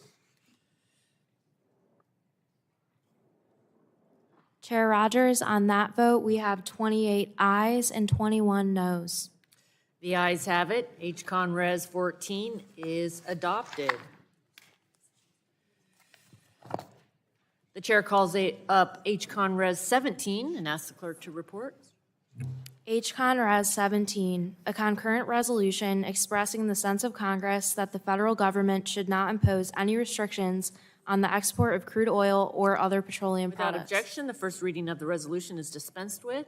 Resolution will be open for amendment at any point. So ordered. Does anyone seek to be recognized Madam on the Chair? resolution? For what purpose does the gentleman from Kentucky seek recognition? I move to strike the last word. Gentleman, Mr. Guthrie is recognized for 5 minutes to strike the last word. Thank you, Chair Rogers. I want to thank the committee for including this bill today, this resolution today. As I said during the subcommittee markup, this resolution affirms Congress's bipartisan vote signed by President Obama in 2015 to repeal the decades-long export ban on crude oil and petroleum products. When Congress lifted the ban, investments in American oil and gas industry increased, creating new American jobs, unleashing economic development, and more importantly, lowering the price of energy that Americans paid. The United States emerged as a leading oil producer in the world, and in 2019 became a net exporter of petroleum products for the first time since 1952. Reinstating the export ban is wrong policy. It would shrink the market available to American crude oil and other petroleum products, and this would lead thereby to deter domestic investment by oil and gas companies. This would ultimately risk higher prices at the pump and higher home energy bills for hardworking Americans. And it also, reinstating the export ban jeopardizes our national security. American oil and gas exports help make us and our allies less dependent on OPEC, plus countries and Venezuela, Russia. If you make yourself dependent on dictators, you make yourself vulnerable to dictators. We've seen this play out in Europe. In its rush to go green, banned domestic fracking and cut off other fossil fuels before reliable alternatives were available, and resulted in European countries becoming more dependent on Vladimir Putin and Russian energy. Russia has leveraged its energy sector over NATO allies and other European partners. Russia's oil and gas sector has also, in large part, funded Russia's illegal and unprovoked invasion of Ukraine. However, since the invasion, U.S. LNG exports have helped our European allies replace Russian energy imports, helping keep homes heated across Europe during the winter, while also cutting off resources to Putin's war machine in Ukraine. If we reverse course and reinstate the export ban, Without our own reliable energy alternatives, our European partners will once again be at the mercy of foreign dictators like Putin, undermining their national security and ours. And without American exports on the global market, Americans would suffer and pay higher prices. I've seen some documentation where people say we need to reinstate the ban, but not not the ban that directly helps Ukraine or our allies in Europe. And I can tell you, meeting with high elected officials, some of our European allies, they say that we need to export LNG. And someone made the comment that their ports were so full they couldn't receive more American LNG. And these high-level government officials who are left of center said, put it on the world market. If we lower the price, it will help us. Even though we can't import more, what we import will be lower if we lower the price. It also lowers the price that Putin will receive for his import, his gas, oil and gas, and therefore make it less able for him to fund the crushing war that he's putting on our Ukrainian friends. So it was brought up during the markup, I think, that about exports to China and how does this deal with exports if we have issues. And so with just an open exports, so there's going to be an amendment that I'll offer at the appropriate time that will ensure that, and I'll kind of say what the amendment will be at the appropriate time. It assures that not banning exports, except with respect to the export of crude oil or other petroleum products to a foreign person or foreign government subject to sanctions under any provision of the United States law. So this would be subject to sanctions and restrictions like any other in the United States law. With that, I will... Will the gentleman yield? I will yield. I'd like to speak in support of my colleague from Kentucky on this issue, and I think that there's a practical side to this that needs to be considered. And that practical side is that the refineries that were built mostly in the 1970s are tooled and the inner workings of them modified, if you will, to deal with a different type of crude oil product than what we produce here in the United States. And a lot of that is a different gravity weight. Some will call it heavier crude and different from what we produce. So the practical side is that we can't afford to not continue to export because we have some competitive advantages here that people want the light sweet crude that we produce, the clean burning crude that they can get from the United States. And so there's a practical side, but it's also on the importance of continuing the investment in the United States because we do it cleaner, more efficiently, and better. It is absolutely a national security issue. With that, I yield back. I yield back. Further discussion on the resolution? There is an amendment. Do you want to go there first? Are there bipartisan amendments on the resolution? Are there other amendments on the I have an resolution? amendment. Gentleman's recognized. Madam Chair, I have an amendment at the desk. Clerk will report the amendment. Amendment to H. Conraz 17, offered by Mr. Guthrie. After the second clause Without of the objection, preamble. the reading of the amendment is dispensed with. The gentleman is recognized for 5 minutes in support of his amendment. Thank you, Madam Chair. I just said this, but I will just say it for about 30 seconds. It is, we do not want the lifting of the, keeping in place, the lifting of the export ban, I guess I was speaking the negative, from ensuring that products go to people that have wronged, have sanctions against our, that we have sanctions against in our country or wronged our country. So this amendment is simple. It says that we lift the ban, or for the lift of the ban, except with respect to export of crude oil or other petroleum products to a foreign person or government subject to sanctions on any provision of U.S. law. So this ensures that the sanctions are not overridden by a resolution. And if there's any further discussion, I will yield back. Gentleman yields back. Is there further discussion on the amendment? No further discussion. The vote occurs on the amendment to the resolution.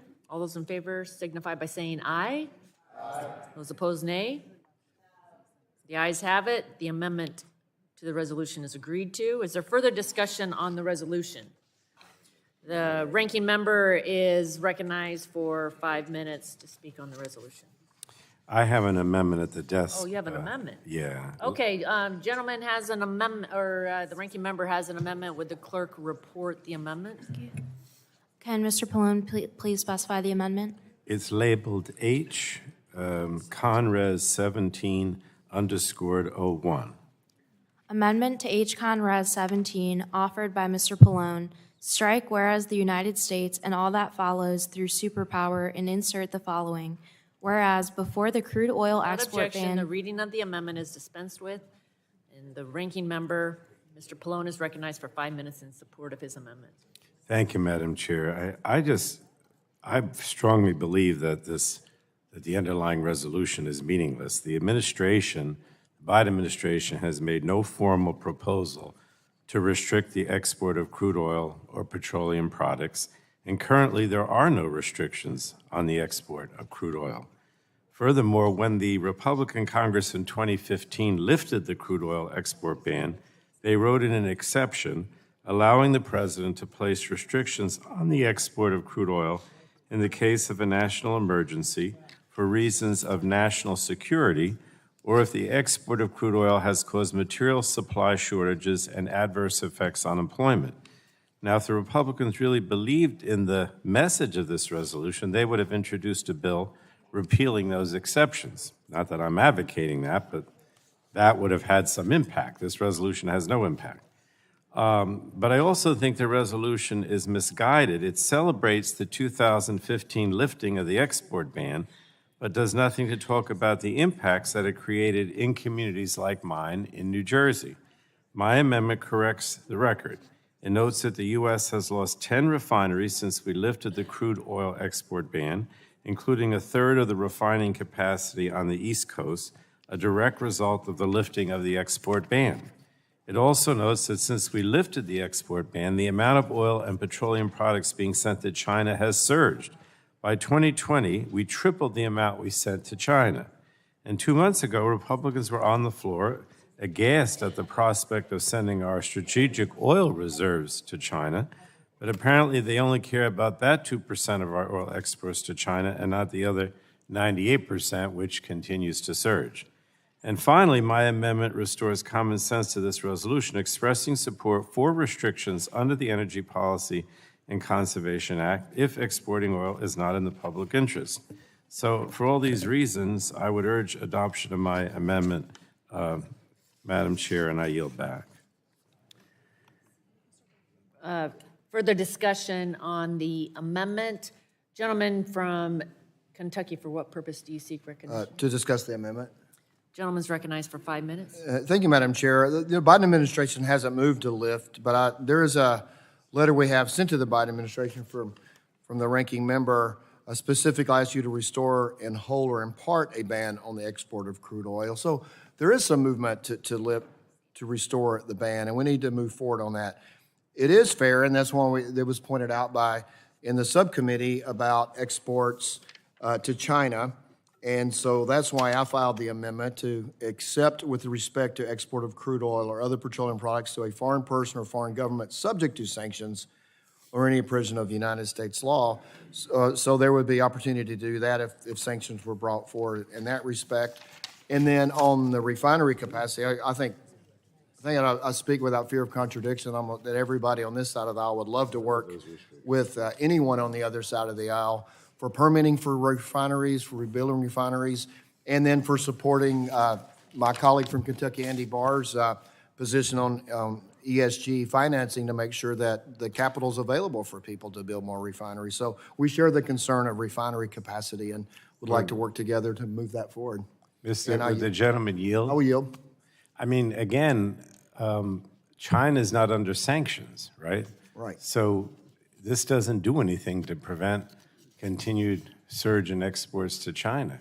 All I'm trying to say is I don't want to keep reiterating the same thing. We did this on the floor, but you were so worried about it coming from the Strategic Petroleum Reserve, but nothing in the resolution or the amendment that we adopted prevents exports to China. That's my point. Right. It does. It doesn't. It allows, if the administration wanted to put sanctions on China, to prevent the crude oil from going to China. I can tell you that our European allies said if we will put oil and gas particularly is what they said, on the international market, it will lower the price, it will take away their struggle and suffering of their economies under the war in Ukraine, and also not fund Putin's army. So it is important that we have an international market And if there's, if it's seen that that's need be, then this allows the administration to put the sanctions on China and prevent them from moving forward. So I will yield back. Gentleman yields back. Further discussion on the amendment? Seeing none, the vote is on Mr. Pallone's amendment. All those in favor say aye. Aye. Those opposed, nay. The noes have it. The amendment is not agreed to. Are there further amendments on the resolution? You'd like to have a recorded roll call has been requested. The clerk will call the roll. Rogers. No. Rogers votes no. Burgess. Burgess votes no. Latta. Latta votes no. Guthrie. Guthrie votes no. Griffith. Bilirakis. Bilirakis votes no. Johnson. Johnson votes no. Bouchon. Bouchon votes no. Hudson. Hudson votes no. Wahlberg. Wahlberg votes no. Carter. Duncan. Duncan votes no. Palmer. Palmer votes no. Dunn. Dunn votes no. Curtis. Curtis votes no. Lesko. Lesko votes no. Pence. Pence votes no. Crenshaw. Joyce. Joyce votes no. Armstrong. Armstrong votes no. Weber. Weber votes no. Allen. Allen votes no. Balderson. Balderson votes no. Fulcher. Fulcher votes no. Pfluger. Pfluger votes no. Harshbarger. Harshbarger votes no. Miller Meeks. Miller Meeks votes no. Kamick. Kamick votes no. Obernolte.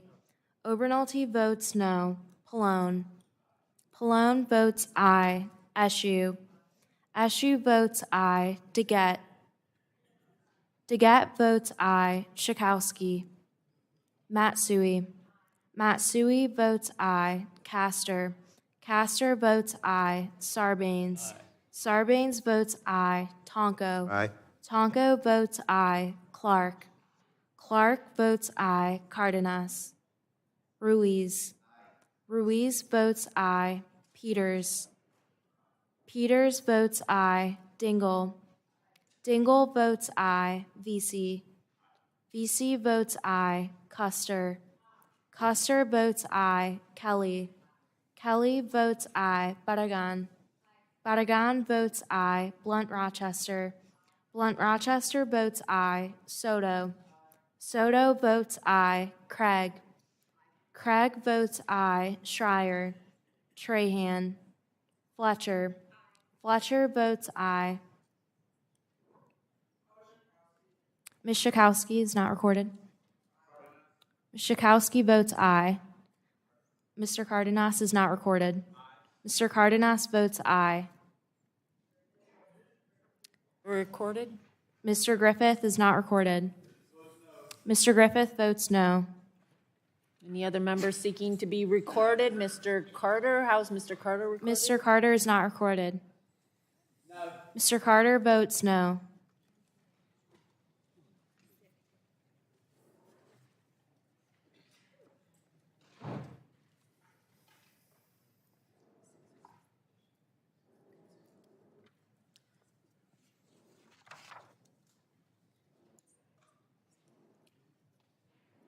Clerk will report the vote.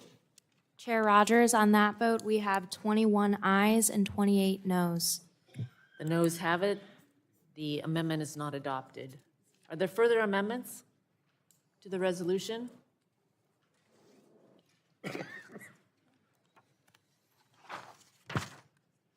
Question now occurs on adopting H-Con Res 17 as amended.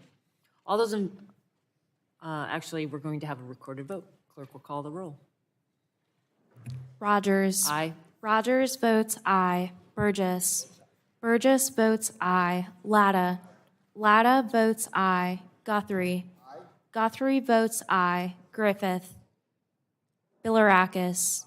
Bilirakis votes aye. Johnson. Johnson votes aye. Bouchon. Bouchon votes aye. Hudson. Hudson votes aye. Wahlberg. Wahlberg votes aye. Carter. Carter votes aye. Duncan.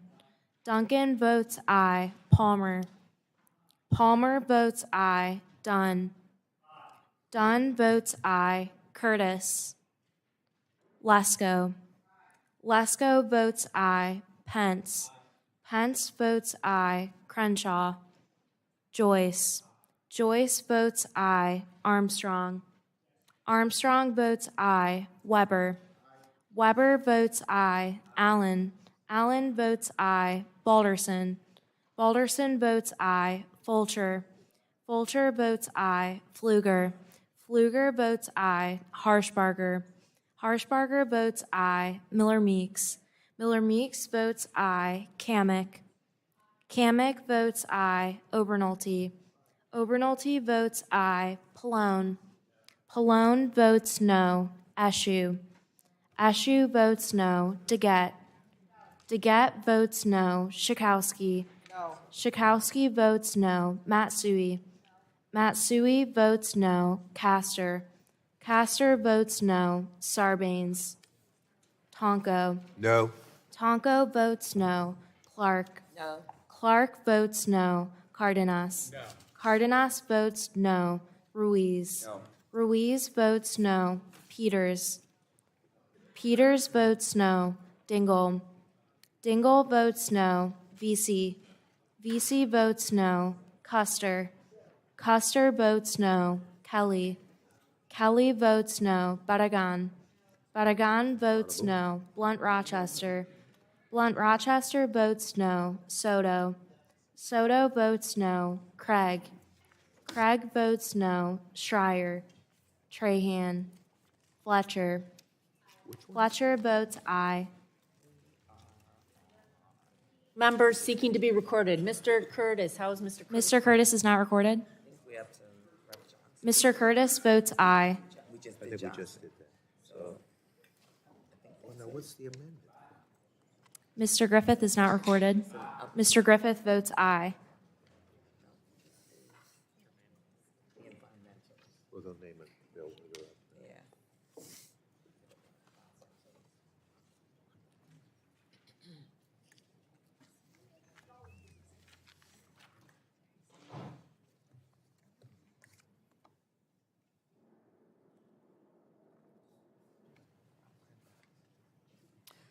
Clerk will report. Chair Rogers, on that vote, we have 29 ayes and 19 noes. The ayes have it. The resolution is adopted. The chair calls up H.R. 1130 and asks the clerk to report. Committee print of H.R. 1130 as forwarded by the Subcommittee on Energy, Climate, and Grid Security. Section 1, short Without title. objection, the first reading of the bill is dispensed with, and the bill is open for amendment at any point. So ordered. Does anyone seek to be recognized on the bill? For what purpose does the gentleman seek recognition from Ohio? Madam Chair, I ask to strike the last word. Mr. Johnson is recognized for 5 minutes to strike the last word.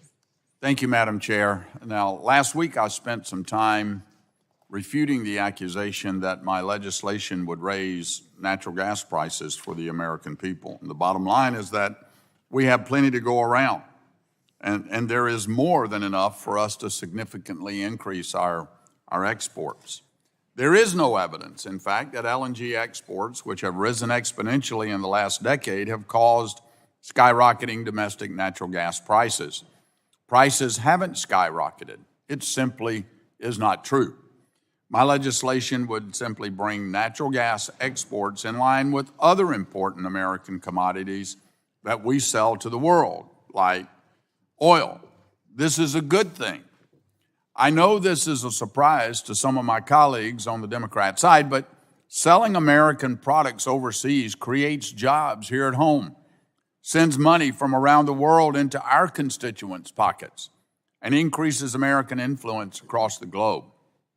Now, recently, critics of this legislation have said, if we sell LNG on the global market, China might buy some of it, and that's bad for America. Well, you know what I say to that? Let them buy it. After all, it's a lot cleaner and better for the environment than the dirtier fuels the Chinese are currently using to fuel their economy. But there seems to be a rare bipartisan agreement right now on the global threat of the Chinese Communist Party, with dangerously thin supply chains for things like critical minerals and rare earths that are controlled by the Chinese Communist Party. Wouldn't it be nice to make them dependent on us for a change? American energy dominance on the global stage will only become more crucial from here, and LNG exports are a key part of that as the world becomes a more dangerous place. Now, I do want to follow up from something else I mentioned last week about how the Department of Energy responds when they get an LNG export application. They've been known to sit on these for months and even years before approving them, almost randomly. And when they do approve them, they do so at highly convenient times.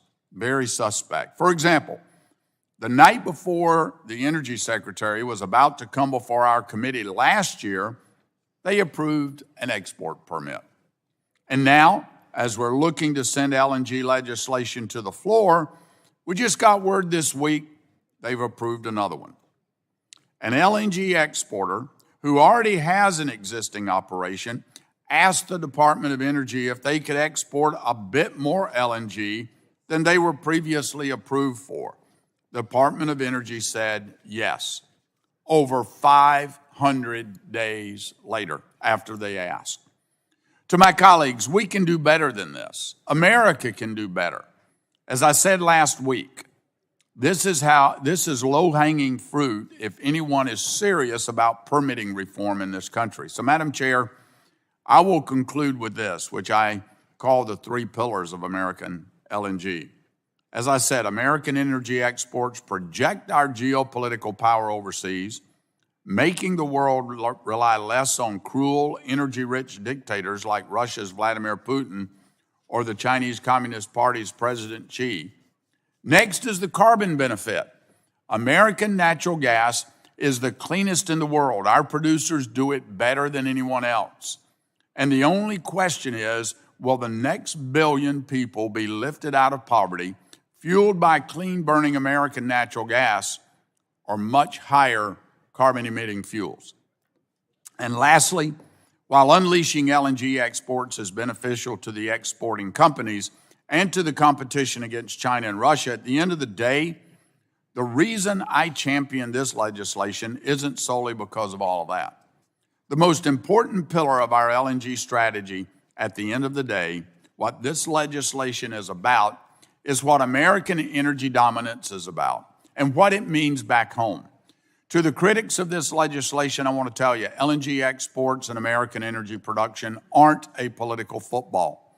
This is real life to the oil and gas workers, truck drivers, pipeline builders, and small businesses in rural Appalachia that sit atop the Marcellus and Utica shale plays.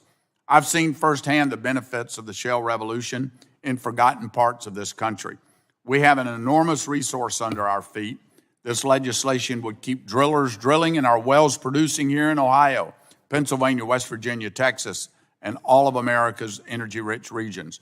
I urge my colleagues to support this legislation. Thanks, Madam Chair, and I yield back. Back. Further discussion on the legislation. Ms. Dingell, for what purpose do you seek recognition? I have an amendment at the desk, Madam Chair, D01. The clerk will report the amendment. Amendment to the committee print for H.R. 1130, offered by Ms. Dingell. Page Without 1. objection, the reading of the amendment is dispensed with. The lady from Colorado is recognized for 5 minutes in support of her amendment. I thank the chair. What this bill proposes to do is to remove the requirement that natural gas exports to countries that the United States lacks a free trade agreement with will be examined by the Department of Energy to see if they're in the public interest. I really disagree with that policy. During our joint Energy and Environment Subcommittee hearing that increased LNG exports increases prices for home, we heard testimony that that would happen. I mean, we did hear that testimony. Now, I, for one, do not think that we should stop exporting natural gas. Let me say that again. I support exporting natural gas, but I do think that if we're going to export natural gas, we should make sure that every facility that's doing it does it consistent with the public interest. So this bill removes common sense barriers that prevent U.S. LNG from going to foreign adversaries like China. I want to point out at this point, Madam Chair, that in 2021, we sent 453 billion cubic feet of natural gas to China, which was 13% of all our production that year. And that wasn't a fluke. Madam Chair, I would ask unanimous consent to insert a Reuters article into the record entitled, China Gas Holdings Signs 2 20-year LNG supply deals with Venture Global. Without objection. What this article talks about is how China is continuing to snap up American LNG, and it notes how this deal will make it harder for our European allies to secure LNG in the long term. So what it's about is us sending China LNG instead of our European allies. So even if my colleagues don't think that many LNG exports should be subject to public interest determinations, surely I would say LNG exports to China that will make life more difficult for our European allies should go through public interest review. The committee simply can't just rubber stamp efforts by China to snap up LNG before Europe has a chance. And I, for one, find it a little ironic that on the floor we're voting on legislation to prohibit exporting oil and gas from the Strategic Petroleum Reserve to China, but it's apparently okay if we export LNG without a public interest determination whether this is going to harm the U.S. or our allies. And so that's why I'm proposing this common sense amendment. It restores public interest review for any LNG exports to China, Russia, North Korea, Iran, and any other country under U.S. sanctions.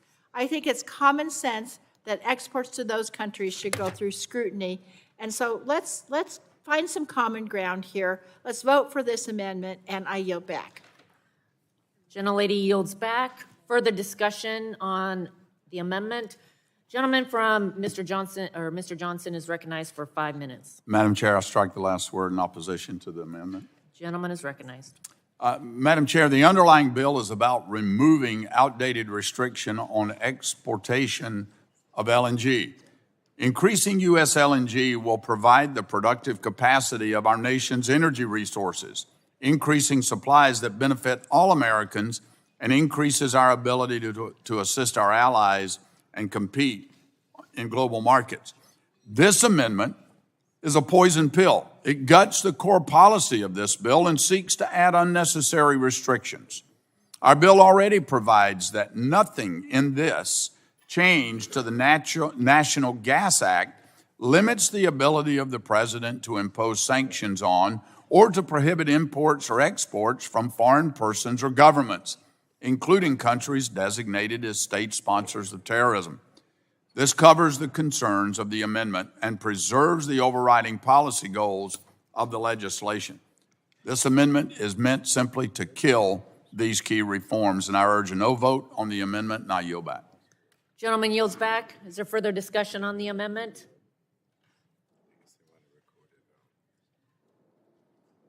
Seeing no further discussion, a recorded vote has been requested. The clerk will call the roll. Rogers. No. Rogers votes no. Burgess. Burgess votes no. Latta. Latta votes no. Guthrie. Guthrie votes no. Griffith. Griffith votes no. Bilirakis. Bilirakis votes no. Johnson. Johnson votes no. Bouchon. Bouchon votes no. Hudson. Hudson votes no. Wahlberg. Wahlberg votes no. Carter. Carter votes no. Duncan. Duncan votes no. Palmer. Palmer votes no. Dunn. Dunn votes no. Curtis. Curtis votes no. Lesko. Lesko votes no. Pence. Pence votes no. Crenshaw. Joyce. Joyce votes no. Armstrong. Armstrong votes no. Weber. Weber votes no. Allen. Allen votes no. Balderson. Balderson votes no. Fulcher. Fluger. Fluger votes no. Harshbarger. Harshbarger votes no. Miller Meeks. Miller Meeks votes no. Kamick. Kamick votes no. Obernolte. Obernolte votes no. Pallone. Pallone votes aye. Eshu. Eshu votes aye. Deget. Deget votes aye. Schakowsky. Schakowsky votes aye. Matsui. Matsui votes aye. Castor. Castor votes aye. Sarbanes. Sarbanes votes aye. Tonko. Clark. Clark votes aye. Cardenas. Cardenas votes aye. Ruiz. Ruiz votes aye. Peters. Peters votes aye. Dingell. VC. VC votes aye. Custer. Custer votes aye. Kelly. Kelly votes aye. Barragan. Barragan votes aye. Blunt Rochester. Blunt Rochester votes aye. Soto. Craig. Craig votes aye. Schreier. Trahan. Fletcher. Fletcher votes aye. Any member seeking to be recorded? Mr. Soto is not recorded. Mr. Soto votes aye.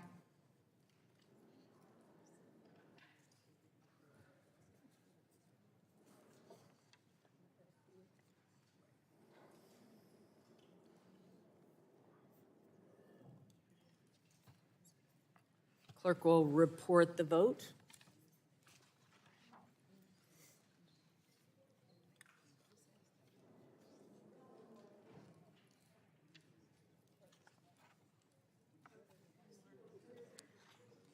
Oh, Mr. Fulcher is not recorded. Fulcher votes no. oh, it's an amendment. Ms. Dingell is not recorded.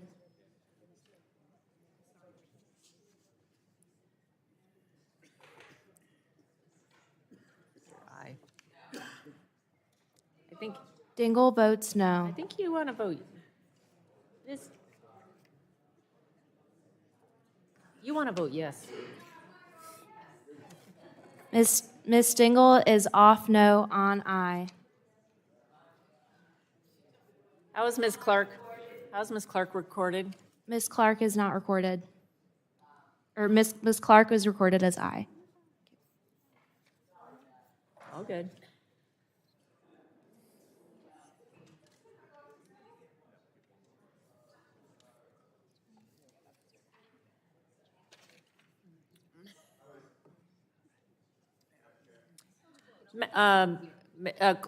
Madam Clerk, how is Mr. Tonko recorded?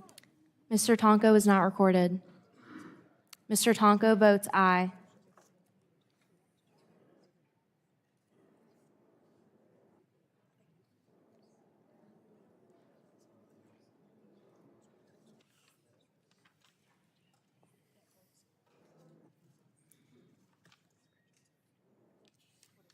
Clerk will report.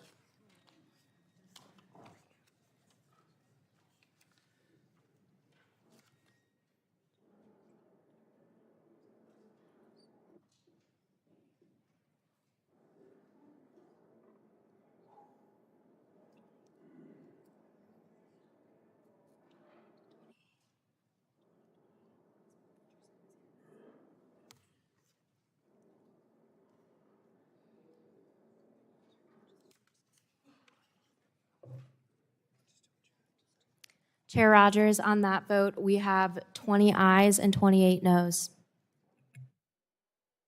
The noes have it. The amendment is not adopted. Is there further discussion? For what purpose? Just a point of personal privilege. Lady from Florida, Ms. Castor. Colleagues, you may see our former colleague, Congressman Dennis Ross, in the audience. He's brought students from Southeastern University, where he has brought students every semester to see the democratic process in here on Capitol Hill, so I wanted to welcome them to the Energy and Commerce Committee.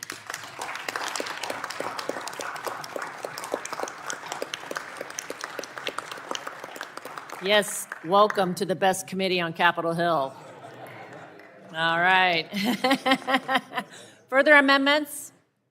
Further discussion? Further discussion on the bill? On the resolution? On the bill? It's a bill. On the bill, okay. Seeing none, the question now occurs on approving H.R. 1130 as amended. A recorded vote has been requested. The clerk will call the roll. Rogers. Aye. Rogers votes aye. Burgess. Burgess votes aye. Latta. Latta votes aye. Guthrie. Guthrie votes aye. Griffith. Griffith votes aye. Bilirakis. Bilirakis votes aye. Johnson. Johnson votes aye. Bouchon. Bouchon votes aye. Hudson. Hudson votes aye. Wahlberg. Wahlberg votes aye. Carter. Carter votes aye. Duncan. Duncan votes aye. Palmer. Palmer votes aye. Dunn. Dunn votes aye. Curtis. Curtis votes aye. Lesko. Lesko votes aye. Pence. Pence votes aye. Crenshaw. Joyce. Joyce votes aye. Armstrong. Armstrong votes aye. Weber. Weber votes aye. Allen. Allen votes aye. Balderson. Balderson votes aye. Fulcher. Fulcher votes aye. Pfluger. Pfluger votes aye. Harshbarger. Harshbarger votes aye. Miller Meeks. Kamick. Kamick votes aye. Obernolte. Obernolte votes aye. Pallone. Pallone. Pallone votes no. Eshu. Eshu votes no. Deget. Deget votes no. Schakowsky. Schakowsky votes no. Matsui. Matsui votes no. Castor. Castor votes no. Sarbanes. Sarbanes votes no. Tonko. Tonko votes no. Clark. Clark votes no. Cardenas. Cardenas votes no. Ruiz. Ruiz votes no. Peters. Peters votes no. Dingell. Dingell votes no. Vesey. Vesey votes no. Custer. Custer votes no. Kelly. Kelly votes no. Barragan. Barragan votes no. Blunt Rochester. Soto. Soto votes no. Craig. Craig votes no. Schreier. Trahan. Fletcher. Fletcher votes no. Any member seeking to be recorded?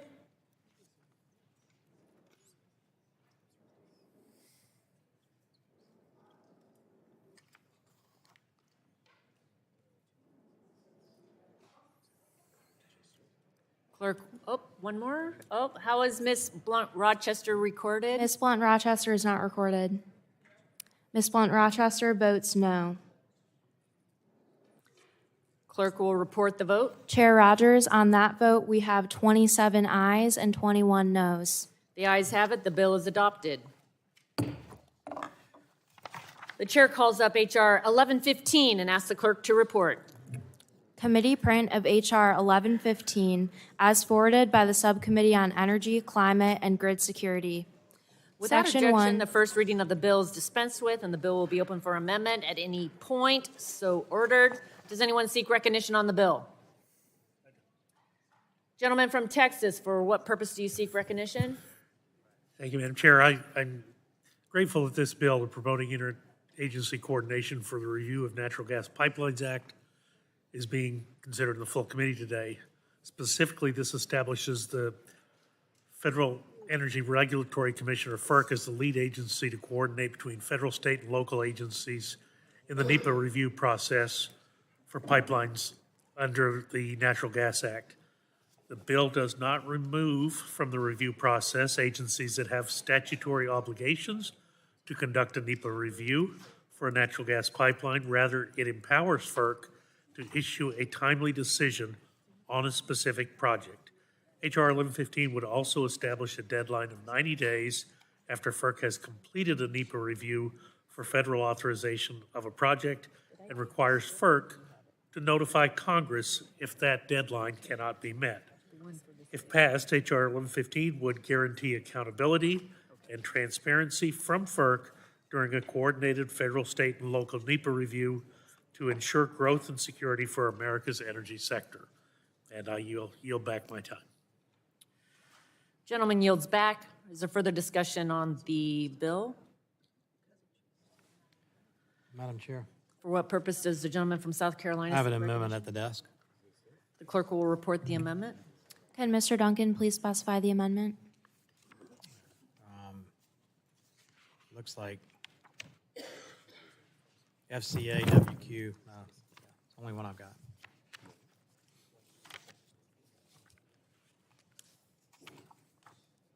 I'm sorry, could you please repeat?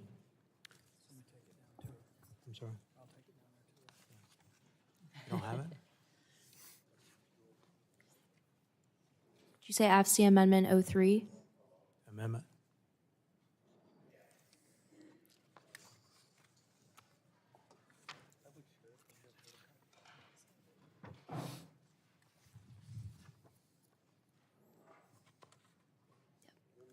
Yep. Amendment to the committee print for HR 1115, offered by Mr. Duncan.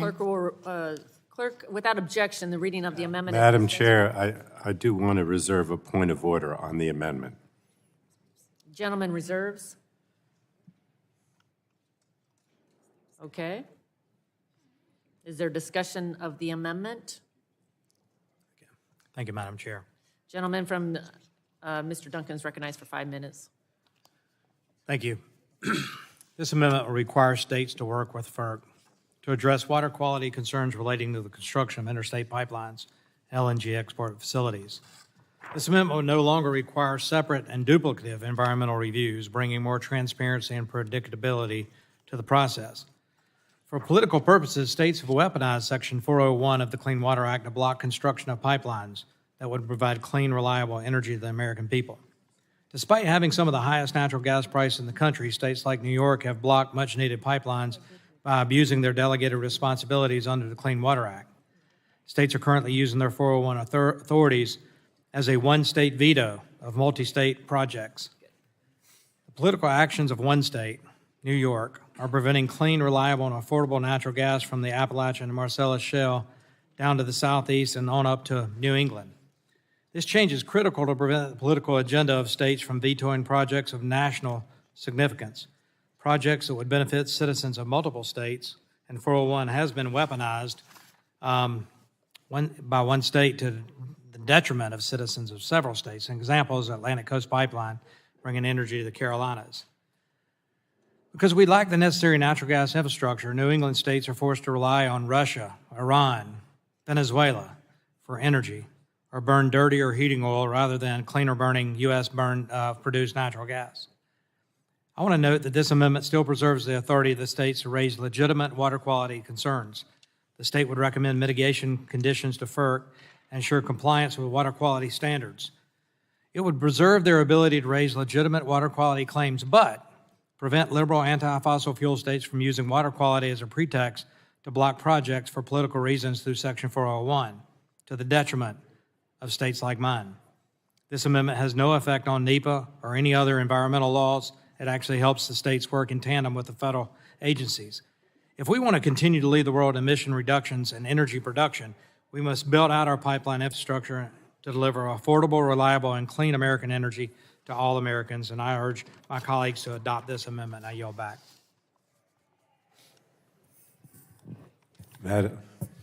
Madam Chair, For what purpose does the ranking member seek recognition? I insist on my point of order. The gentleman will state his point of order. Madam Chair, I'd like to make a point of order on the pending amendment. The pending amendment violates the germaneness requirement of Rule 16, Clause 7 of the Rules of the House of Representatives.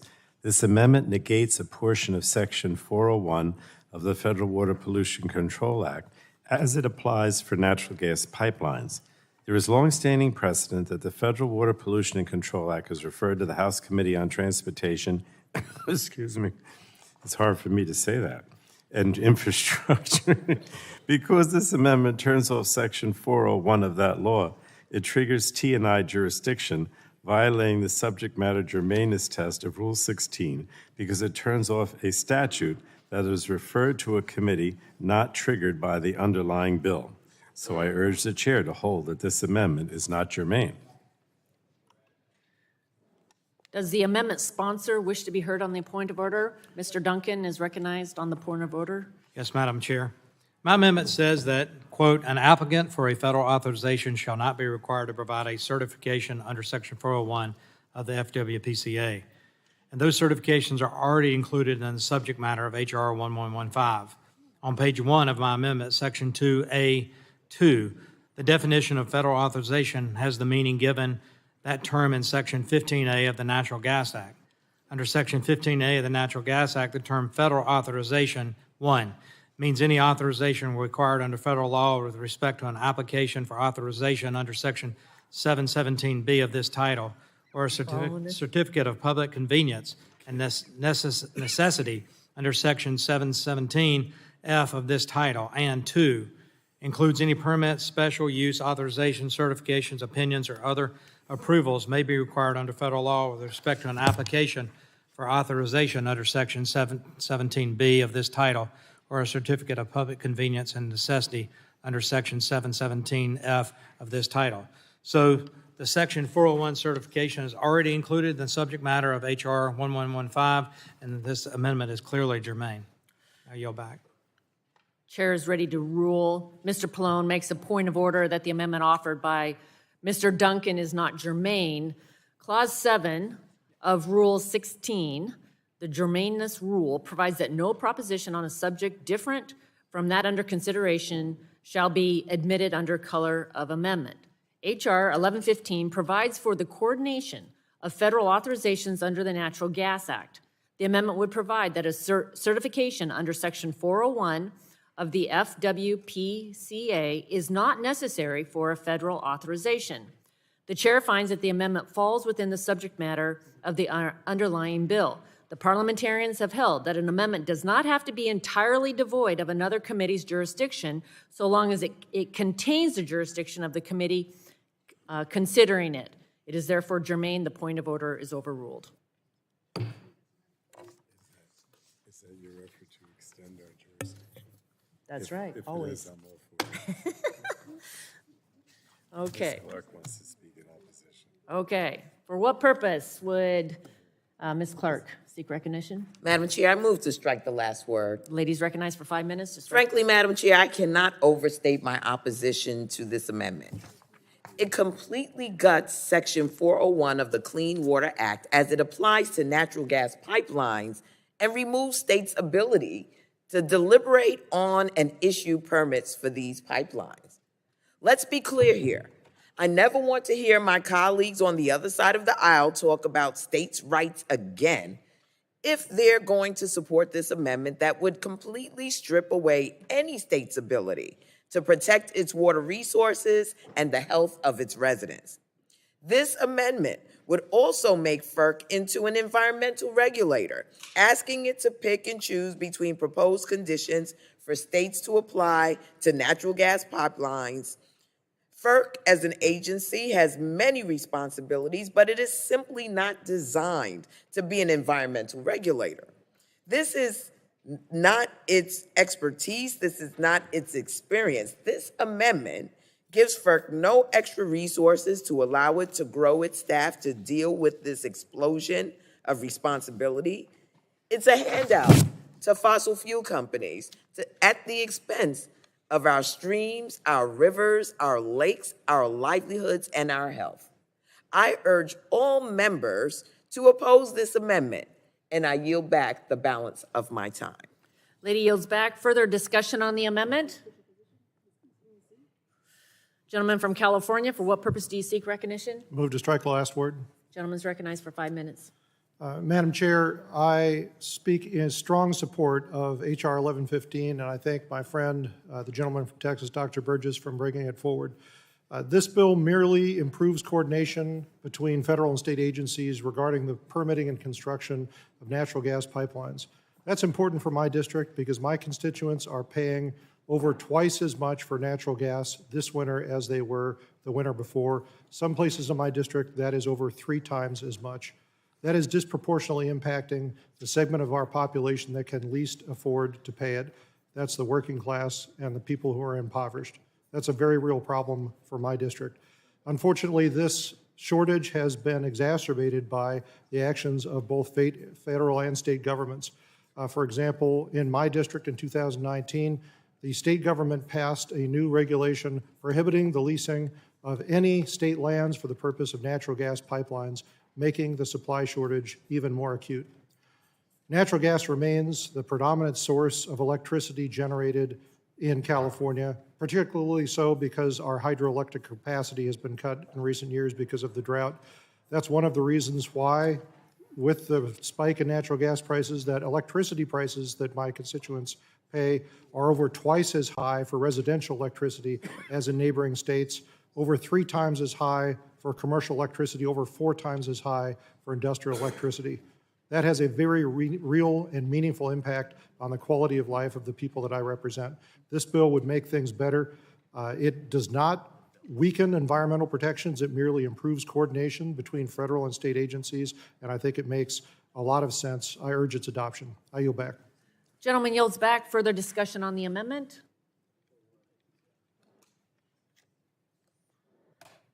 Seeing none, vote occurs on the amendment offered by Mr. Duncan. All those in favor say aye. Aye. Those opposed, no. No. The ayes have it.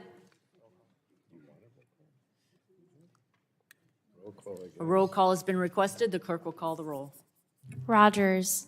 Aye. Rogers votes aye. Burgess. Burgess votes aye. Latta. Latta votes aye. Guthrie. Guthrie votes aye. Griffith. Griffith votes aye. Bilirakis. Bilirakis votes aye. Johnson. Bouchon. Bouchon votes aye. Hudson. Wahlberg. Wahlberg votes aye. Carter. Carter votes aye. Duncan. Duncan votes aye. Palmer. Palmer votes aye. Dunn. Dunn votes aye. Curtis. Curtis votes aye. Lesko. Lesko votes aye. Pence.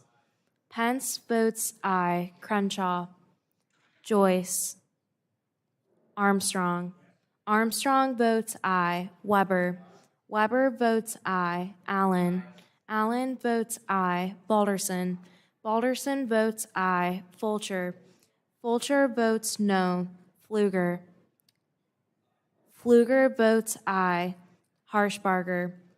Harshbarger votes aye. Miller Meeks. Miller Meeks votes aye. Kamick. Kamick votes aye. Obernolte. Obernolte votes aye. Pallone. Pallone votes no. Eshu. Eshu votes no. Deget. Deget votes no. Schakowsky. Schakowsky votes no. Matsui. Matsui votes no. Castor. Castor votes no. Sarbanes. Sarbanes votes no. Tonko. Clark. Clark votes no. Cardenas. Cardenas votes no. Ruiz. Ruiz votes no. Peters. Peters votes no. Dingell. VC. VC votes no. Custer. Custer votes no. Kelly. Kelly votes no. Barragan. Barragan. Ms. Barragan is not recorded. Ms. Barragan votes no. Blunt Rochester. Blunt Rochester votes no. Soto. Soto votes no. Craig. Craig votes no. Schreier. Trahan. Fletcher. Fletcher votes no. Mr. Tonko is not recorded. Tonko votes no. Mr. Johnson is not recorded. Johnson votes aye. Mr. Joyce is not recorded. Joyce votes aye.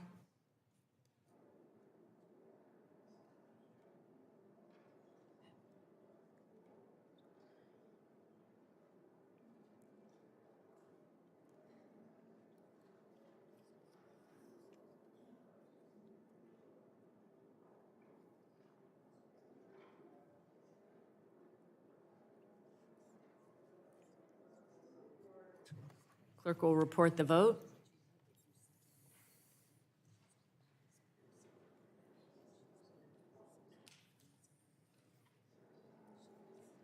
Chair Rogers, on that vote, we have 26 ayes and 21 noes. The ayes have it. The amendment is adopted. Are there further amendments? Lady from Colorado, Ms. Dingell. Thank you, Madam Chair. I have an amendment at the desk labeled FCN 01. Clerk will report the amendment. Amendment to H.R. 1115, offered by Ms. Dingell, add at the end the following. Section 4, eminent domain only in the public interest. Subsection H of Section 7 of the Natural Gas Without Act. objection, the clerk will dispense with the reading. Lady from Colorado, Ms. Dingell, is recognized for 5 minutes in support of her amendment. Thank you, Madam Chair. Aside from the fact that this bill limits the government's ability to evaluate the environmental harms new gas pipelines may cause, it also creates unnecessary adversarial relationships between FERC and other federal and state agencies and local and tribal governments involved in the pipeline authorization process. Also, parts of this bill continue to erode the rights of people who oppose having a pipeline on their land, not even to veto having a pipeline on their land, but just to have an opportunity to have their voices heard and have a fair fight about the issue. My amendment attempts to even the playing field.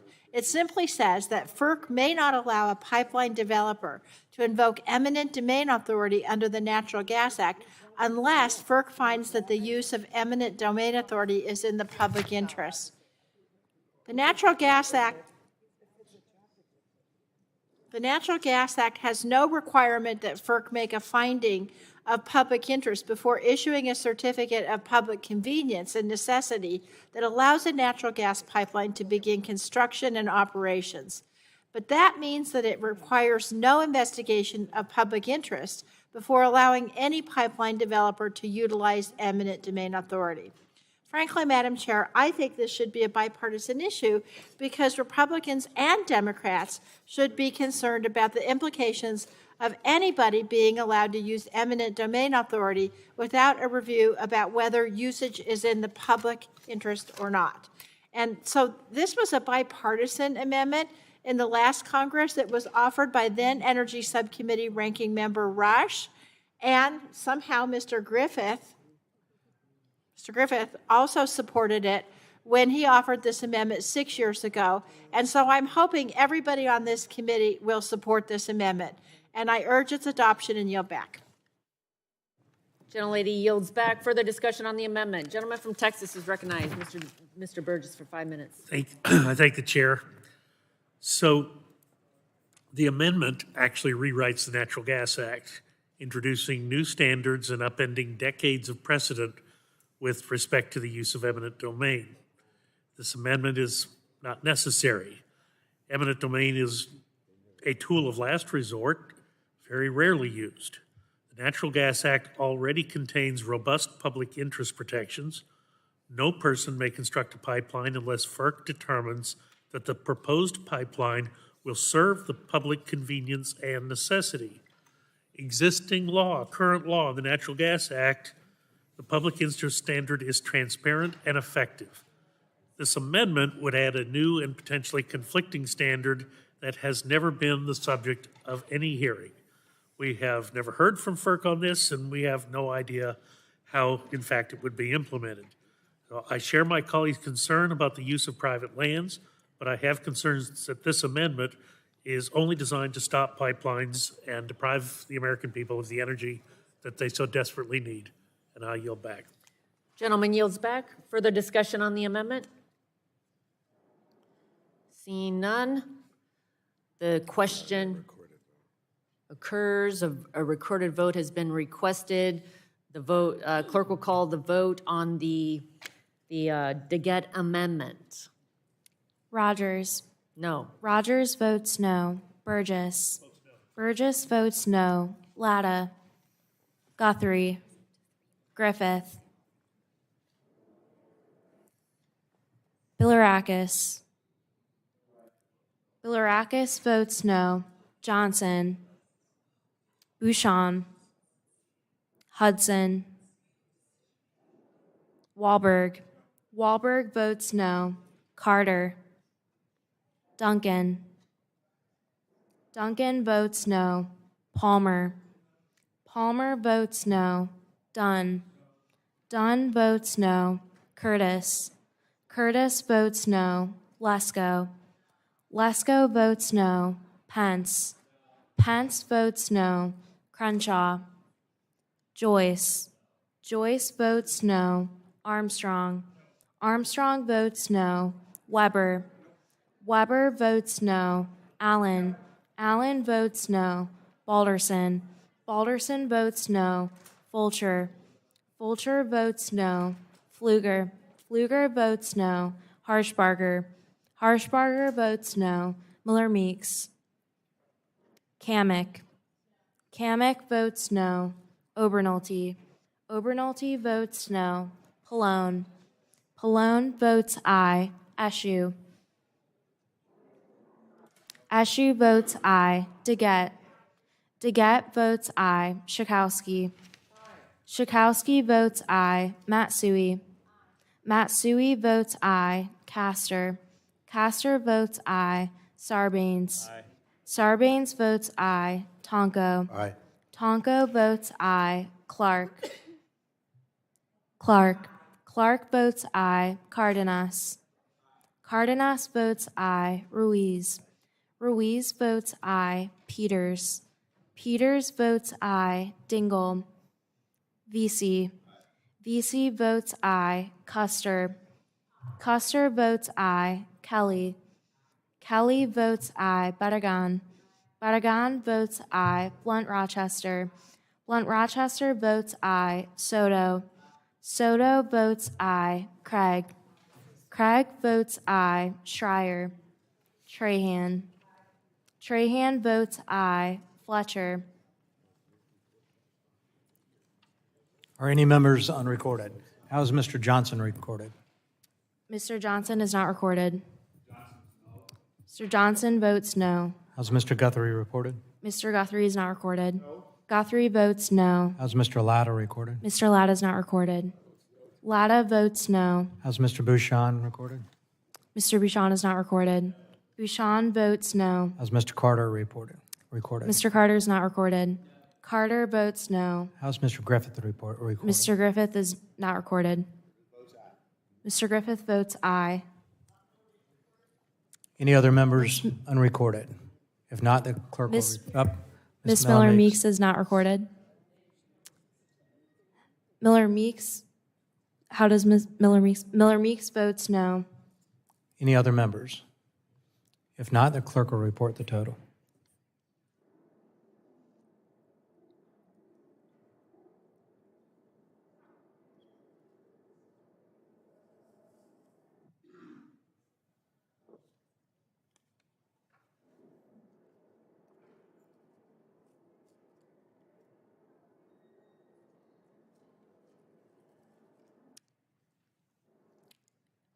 Chair Rogers, on that vote, we have 21 ayes and 26 noes. Amendment is not agreed to. Are there further amendments? The ranking member is recognized. Thank you, Madam Chair. I have an amendment at the desk numbered FC Amendment 04. Clerk will report the amendment.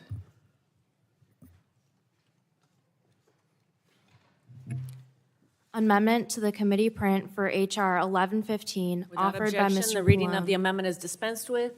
Ranking members recognized for 5 minutes in support of the amendment. Thank you. Nearly 6 years ago, when Republicans last had control of the House, they moved this bill, H.R. 1115, through this committee. And at the time, they had control of the House, but also control of the Senate and the White House. And the bill did not make it into law. They then reintroduced this bill earlier this year and did not change a single word. Now, keeping up with that theme, my amendment has not changed since I first offered it 6 years ago either, because the problem with this bill is fundamentally the same. The bill includes provisions putting data from aerial surveys on the same footing with data collected from on-the-ground surveys for purposes of the siting review process. And there's a fine balance here between giving agencies too much leeway and not enough, and this provision clearly fails this test. If a state agency feels that aerial data is insufficient for it to make a determination to authorize a pipeline under, for example, the Clean Water Act, then that is the decision of that state agency. We, as the federal government, after having given state agencies the power to make these decisions, I don't think should dictate to them what methods they must accept if they think those methods are deficient. And this is an issue, Madam Chair, that's personal to my district. Years ago, before the Penn East pipeline project was canceled, homeowners in my home state of New Jersey reported that companies were surveying their property by air without notification or consent. And this meant that they received formal notifications that their property was being evaluated for a natural gas pipeline far too late in the process, with limited opportunity to intervene. So in a bill that I think is filled with bad policy, obviously I oppose the underlying bill, but this remote survey provision, I think, really takes the cake. It should be stripped from the bill, and I urge all my colleagues to support my amendment for that reason, and I yield back. Gentleman yields back. Further discussion on the amendment. Gentleman from Texas, Mr. Burgess, is recognized for 5 minutes. I thank the chair. I do want to speak in opposition to this amendment. It is, in fact, unnecessary, and it does, in fact, strike an important environmental safeguard. The underlying bill allows pipeline operators to perform aerial remote surveys on rights-of-way to obtain preliminary environmental data. For example, remote surveys allow operators to examine wetlands without disturbing sensitive plants and animals. And under the bill, remote surveys are supplemental. Any information gathered must be verified by ground surveys. The amendment itself has just one purpose. It is there to stop pipelines. Unfortunately, the energy demands of this country are such that pipelines are going to continue to be necessary. So I urge a no vote on the amendment and an aye vote on the underlying bill. Gentleman yields back. Further discussion on the amendment?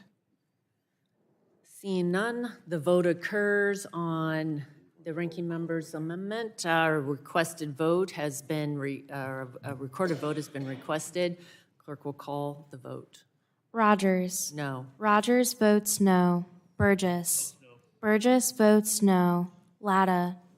Latta votes no. Guthrie. Griffith. Griffith votes no. Bilirakis. Bilirakis votes no. Johnson. Johnson votes no. Bouchon. Bouchon votes no. Hudson. Wahlberg. Wahlberg votes no. Carter. Carter votes no. Duncan. Duncan votes no. Palmer. Palmer votes no. Dunn. Dunn votes no. Curtis. Curtis votes no. Lesko. Lesko votes no. Pence. Pence votes no. Crenshaw. Joyce. Joyce votes no. Armstrong. Armstrong votes no. Weber. Weber votes no. Allen. Allen votes no. Balderson. Balderson votes no. Fulcher. Fulcher votes no. Pfluger. Pfluger votes no. Harshbarger. Harshbarger votes no. Miller Meeks. Miller Meeks votes no. Kamek. Kamek votes no. Obernolte. Obernolte votes no. Pallone. Aye. Pallone votes aye. Eshu. Eshu votes aye. Deget. Deget votes aye. Schakowsky. Schakowsky votes aye. Matsui. Matsui votes aye. Castor. Castor votes aye. Sarbanes. Sarbanes votes aye. Tonko. Aye. Tonko votes aye. Clark. Clark votes aye. Cardenas. Cardenas votes aye. Ruiz. Ruiz votes aye. Peters. Peters votes aye. Dingell. Dingell votes aye. Vesey. Vesey votes aye. Custer. Custer votes aye. Kelly. Kelly votes aye. Barragan. Barragan votes aye. Blunt Rochester. Blunt Rochester votes aye. Soto. Soto votes aye. Craig. Craig votes aye. Schreier. Trahan. Trahan votes aye. Fletcher. Fletcher votes aye. Any other members seeking to be recorded? Mr. Guthrie. Guthrie votes no.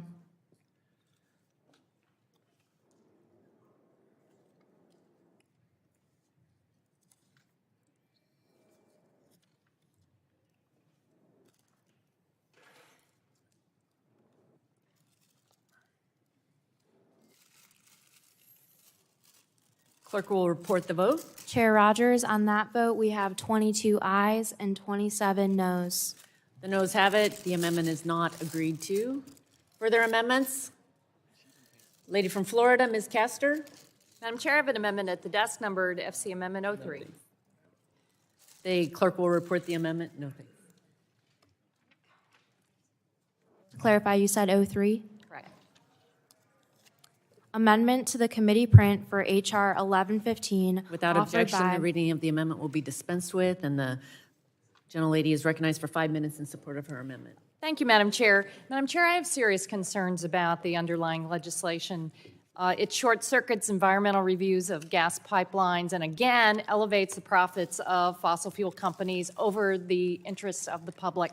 I had these concerns, like Chair Ranking Member Pallone stated 6 years ago when the committee last examined this bill. I proposed a similar amendment.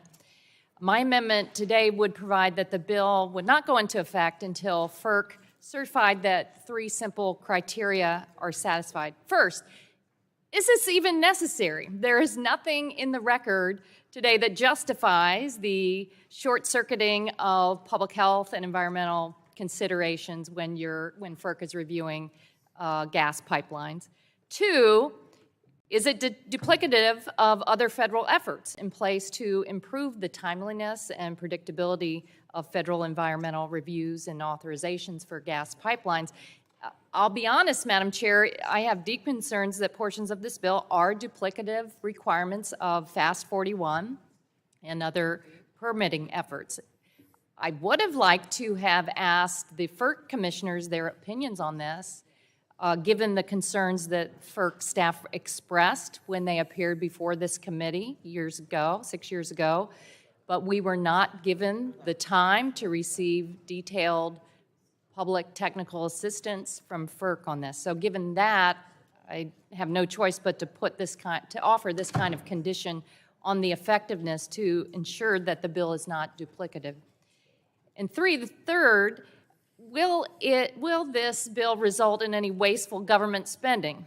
Given the current discussions over the debt ceiling and the budget, this is an obvious provision that everyone can agree on. If FERC can certify these 3 criteria, then it can go into effect as written. If not, then the bill is stayed until such time as FERC can certify those conditions. None of these conditions should be objectionable to anyone. I'm simply asking that in your rush today to aid oil and gas companies, that you not elevate the oil and gas company profits over what is in the best interest of families and communities at home. So I urge you to support my amendment, and I yield back the balance of my time. Gentlelady yields back. Further discussion on the amendment? The gentleman from Texas, Mr. Burgess, is recognized. I thank the chair. Stop me if you've heard this before, but this amendment is unnecessary. And here's the deal. The underlying bill already addresses FERC certification of public convenience and necessity and avoids both duplication and wasteful spending. Affirming FERC as the lead agency for environmental reviews ensures that multiple agencies are not competing for the same duplicative assessments. Increased coordination in the natural gas pipeline permitting process directly avoids unnecessary delays, and those delays do what? They increase costs.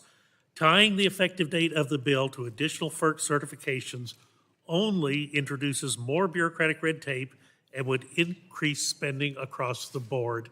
Oh my gosh, with a $20 trillion deficit for the next 10 years, do we really need that? No. We need a no on this amendment and a yes on the underlying bill. I yield back. Gentleman yields back. Further discussion on the amendment? Seeing no discussion, the vote occurs on the Castor amendment. A recorded vote has been requested. The clerk will call the vote. The roll. Rogers. No. Rogers votes no. Burgess. Burgess votes no. Latta. Latta votes no. Guthrie. Griffith. Griffith votes no. Bilirakis. Bilirakis votes no. Johnson. Johnson votes no. Bouchon. Bouchon votes no. Hudson. Wahlberg. Wahlberg votes no. Carter. Duncan. Duncan votes no. Palmer. Palmer votes no. Dunn. Dunn votes no. Curtis. Curtis votes no. Lesko. Lesko votes no. Pence. Pence votes no. Crenshaw. Crenshaw votes no. Joyce. Joyce votes no. Armstrong. Armstrong votes no. Weber. Allen. Allen. Weber votes no. Allen. Allen votes no.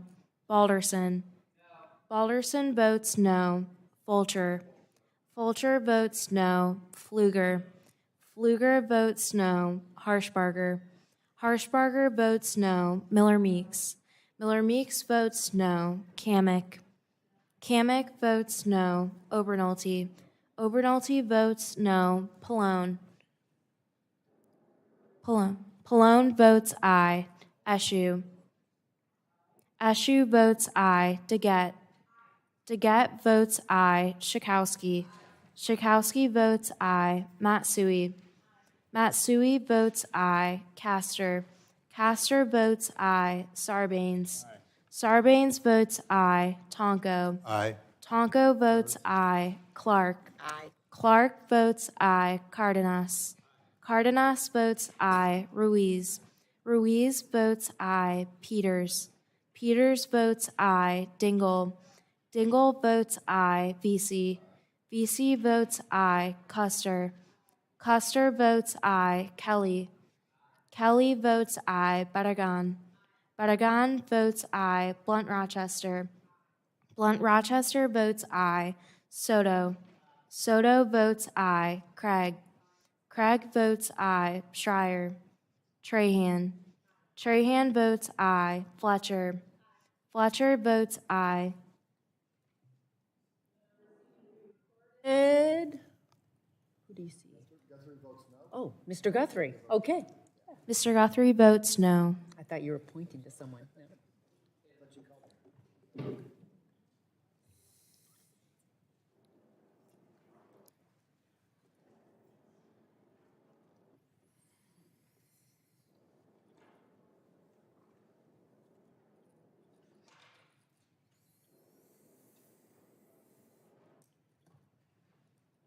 The clerk will report.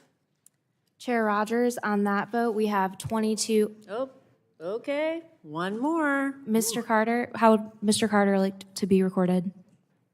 No. Mr. Carter votes no. Chair Rogers, on that vote, we have 22 ayes and 28 noes.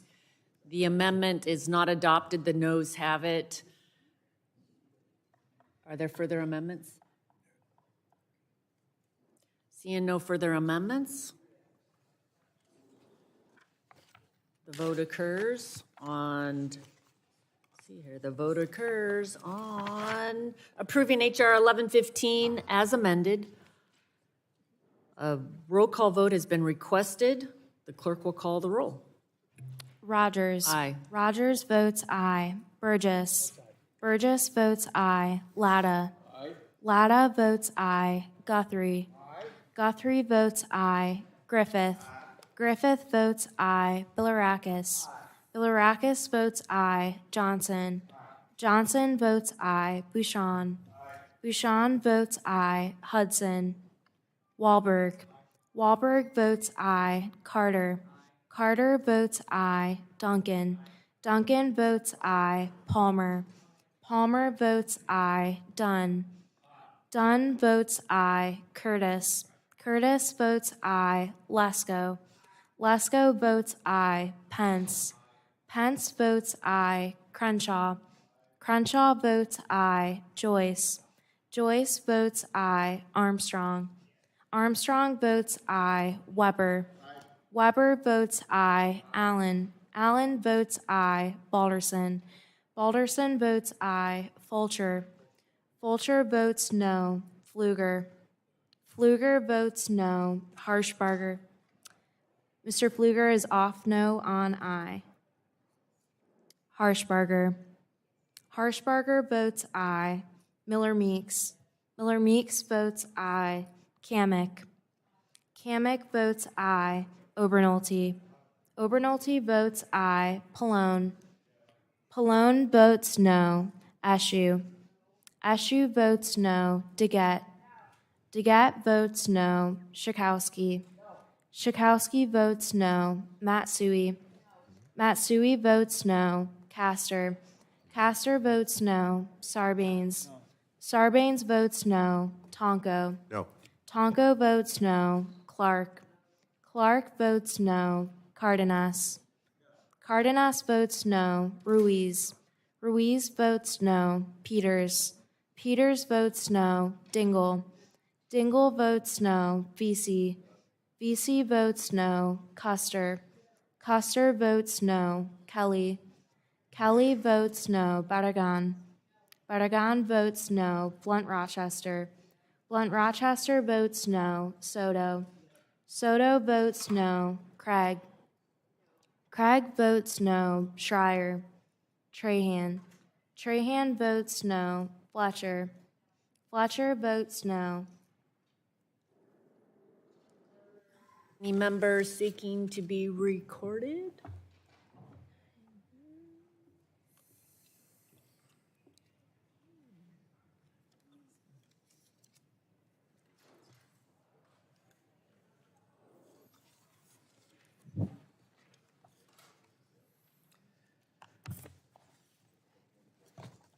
Clerk will report.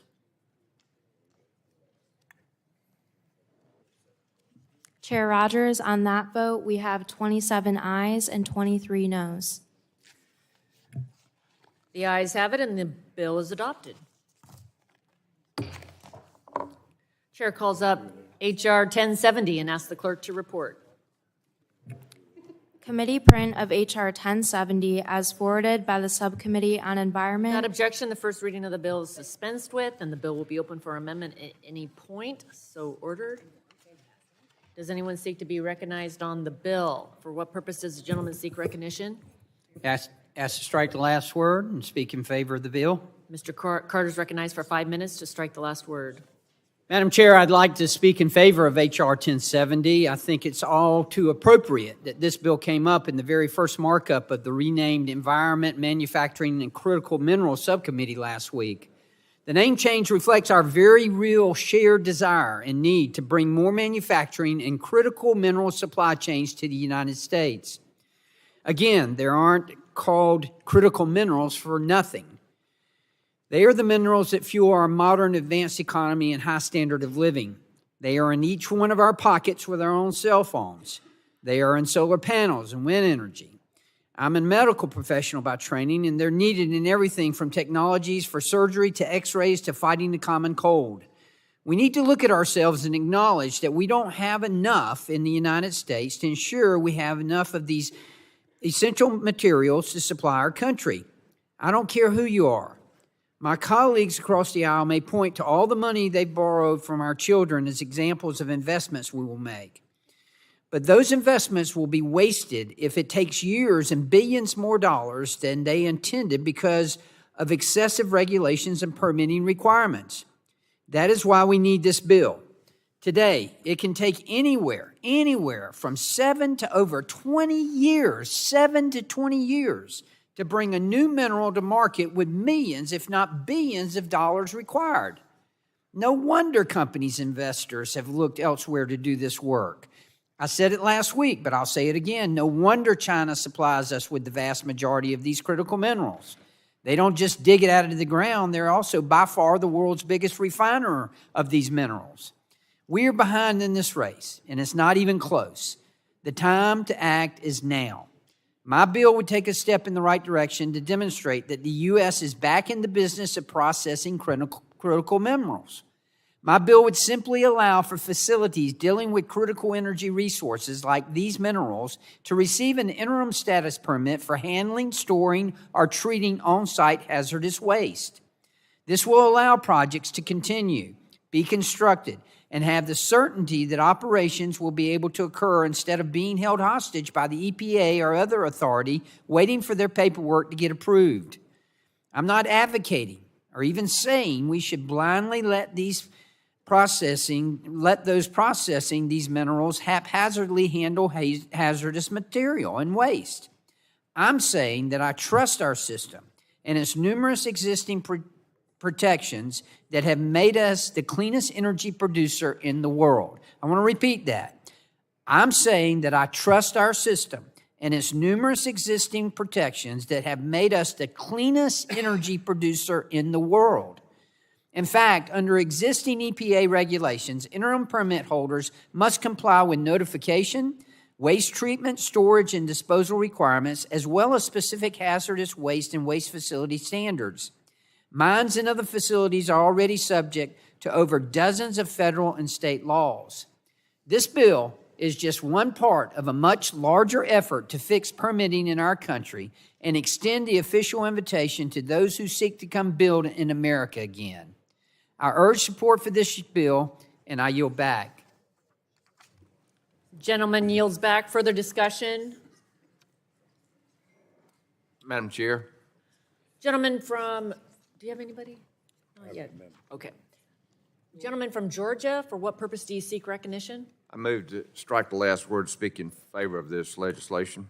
Mr. Allen's recognized for 5 minutes. I was happy last week to support advancing this legislation during our Environmental, Manufacturing, and Critical Materials Subcommittee markup, and I'm happy to support it today. We have said permitting reform is critical towards reshoring manufacturing in America and strengthening our domestic supply chains. The U.S. has an abundant supply of critical minerals, and to ensure we can extract, process, and refine them here in the U.S., we must address permitting shortfalls. It is alarming that China is a world leader in extracting and processing critical materials. Not only that, but we don't even register globally when it comes to processing those materials in the United States. Mr. Carter's bill, my colleague from Georgia, H.R. 1070, takes a step forward in assuring investors that putting their money into new American manufacturing is not a lost cause. Under the Resource Conservation and Recovery Act, a mineral processing facility that generates Resource Conservation and Recovery Act regulated waste needs a permit if it does one of three things on site. It stores the waste for 90 days, treats the waste, or disposes of the waste. This permit must be applied for 180 days before physical construction of the facility can begin, and no facility can operate without a permit. I understand the Resource Conservation and Recovery Act permitting process can take years to be finalized, as my colleague addressed. Under the Carter bill, a facility that processes or refines critical energy resources can apply for and automatically be given an interim permit, helping to provide some level of assurance to an investment. And I want to be clear, this bill is not a blank check to evade environmental and safety safeguards. The permit establishes the site-specific administrative and technical standards that the facility must meet. The interim permit cannot be given to anyone who has been denied a permit or if authority to operate the facility was terminated under the Resource Conservation and Recovery Act. Moreover, EPA or State Delegated Resource Conservation and Recovery Act hazardous waste program can call at any time for a facility's permit and review it to see if it qualifies for a longer-term permit. My colleague's bill will jumpstart construction, and domestic investment is limited to facilities that process or refine critical energy resources, helps rebuild our supply chain, and doesn't short-circuit environmental protection. I urge support of this bill, and with that, I yield back. Gentleman yields back. Further discussion on the bill? Are there any bipartisan amendments to the bill? Are there any amendments to the bill?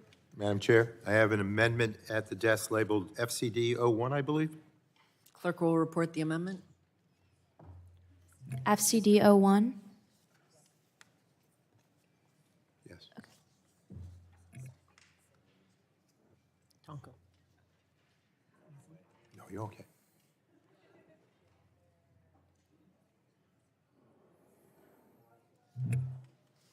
Amendment to the committee print for HR 1070 offered by Mr. Tonko. Page 1, line 15. Recognition, without objection, the reading of the amendment is dispensed with. Mr. Tonko is recognized for 5 minutes in support. Thank you, Madam Chair. HR 1070 would amend the Solid Waste Disposal Act, which regulates the storage, the treatment, and disposal of hazardous waste to allow, and I quote, critical energy resource facilities to operate without appropriate permits. Broadly, this bill would do nothing to ensure reliable, secure, and affordable energy for our constituents, as my Republican colleagues claim. But I do fear it would take away critical safeguards that protect our communities and the environment from mismanagement of hazardous wastes. I would like to remind my colleagues that hazardous wastes are labeled to be hazardous for a reason. They are dangerous and need to be handled carefully with strict oversight and regulations in place. At the subcommittee markup, I raised my concerns about the vague language in this bill, specifically the definition of critical energy resource, which would allow the Secretary of Energy to determine that essentially anything they want fits under the definition. When it comes to hazardous waste, I do not agree with this approach. These are dangerous materials, and we need to be clear and explicit about what we are including in definitions of resources that open the door for blanket exemptions from bedrock environmental laws. At the subcommittee markup, I specifically raised the potential issue around mixed radiological wastes. Mixed radiological wastes are hazardous wastes that also contain radioactive materials. If mismanaged, they pose significant threats to the workers handling them, the communities living nearby, and indeed the environment. These are not the wastes that we want facilities to be storing, treating, or disposing of without strict regulations and accountability. Unfortunately, due to the overly broad definition, and I quote, critical energy resource, in this bill, the Secretary of Energy could decide that these hazardous wastes are covered by this vague definition and exempt processing facilities from needing to obtain common sense operating permits. My amendment would make it clear that the definition of critical energy resource does not include mixed radiological wastes. This would ensure that mixed radiological wastes continue to be handled with the appropriate level of stringent standards to protect everyone involved. I do hope my Republican colleagues can agree that mixed radiological waste should not be labeled as, quote, critical, and should continue to require basic permits for storage, treatment, and disposal. With that, I urge my colleagues to support this amendment, and thank you, Madam Chair. I yield back. Gentleman yields back. Further discussion on the amendment. Gentleman from Georgia, Mr. Carter, is recognized for 5 minutes. Thank you, Madam Chair, and I seek time to speak in opposition to this amendment. This amendment prevents facilities processing mixed radiological waste from qualifying for the RCRA interim permit status when part of a critical energy resource facility. This amendment that's being offered here is nothing more than another effort to obfuscate permit reform. It would prevent facilities necessary to refine or process energy resources essential for the energy sector or systems in the United States and the supply chain of which is vulnerable to disruption, to keep the lights on, and to heat or air conditioning running. The government determines that this kind of activity is needed, but this amendment prevents interim permits so that facilities can start construction. Receiving an interim permit still makes you subject to requirements under the RCRA, and the state or EPA can call up that permit at any time. Anytime. That does not change. I appreciate the concern, but I urge a no vote on this amendment, and I yield back. Gentleman yields back. Further discussion on the amendment?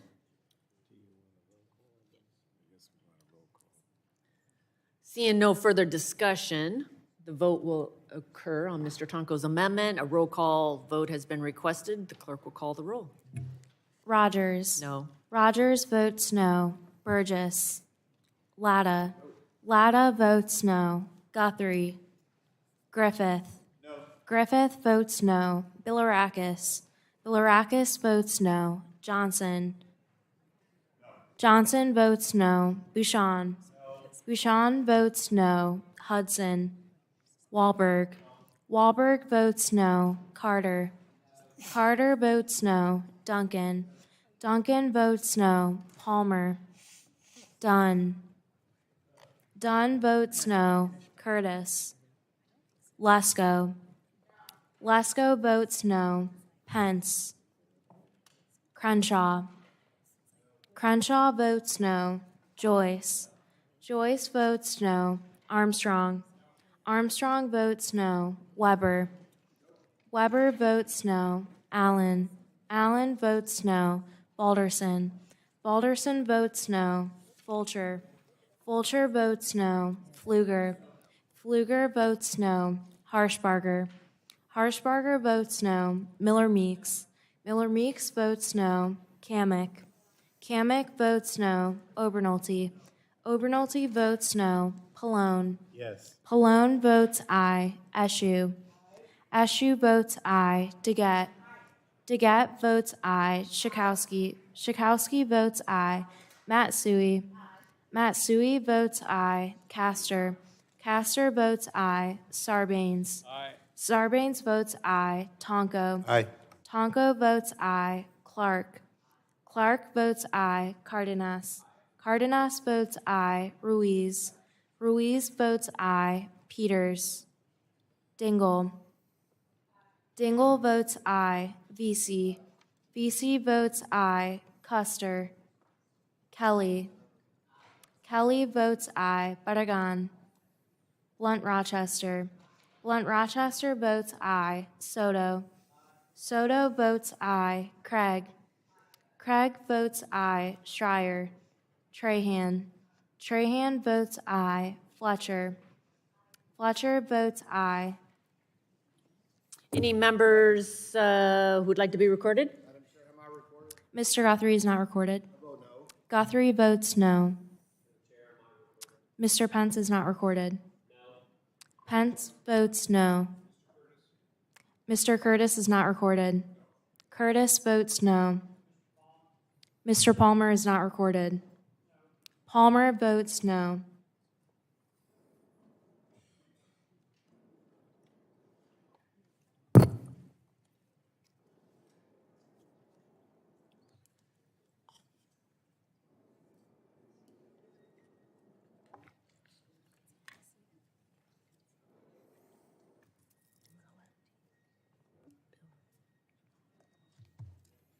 Chair Rogers, on that vote, we have 19 ayes and 27 noes. The noes have it. The amendment is not agreed to. Are there further amendments? Ranking member. Thank you, Madam Chair. I have an amendment at the desk labeled FCD_09. Clerk will report the amendment. Amendment to the committee print for H.R. 1070 offered by Mr. Without Pallone. objection, the reading of the amendment is dispensed with. The ranking member is recognized for 5 minutes in support of his amendment. Thank you. We've already heard about the dangerous potential impacts of H.R. 1070. This bill would allow any vaguely defined critical energy resource facility to treat, store, and dispose of hazardous waste without having to obtain a permit under the Resources Conservation and Recovery Act, or RCRA. At the Environment Subcommittee markup, Democratic members highlighted the sweeping pitfalls of this proposal and explained that granting the Secretary of Energy enormous latitude to label any resource critical to exempt it from bedrock environmental laws puts our communities and the environment at great risk. As drafted, this bill is entirely unclear what does, and more importantly, what does not fall under the definition of critical energy resource.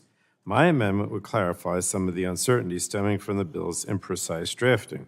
My amendment would simply exclude waste derived from explosives manufacturing from the definition of critical energy resources, making it ineligible for the bill's exemptions from hazardous waste permit requirements. For context, the category of explosives manufacturing waste includes, first, wastewater treatment sludges from the manufacturing and processing of explosives.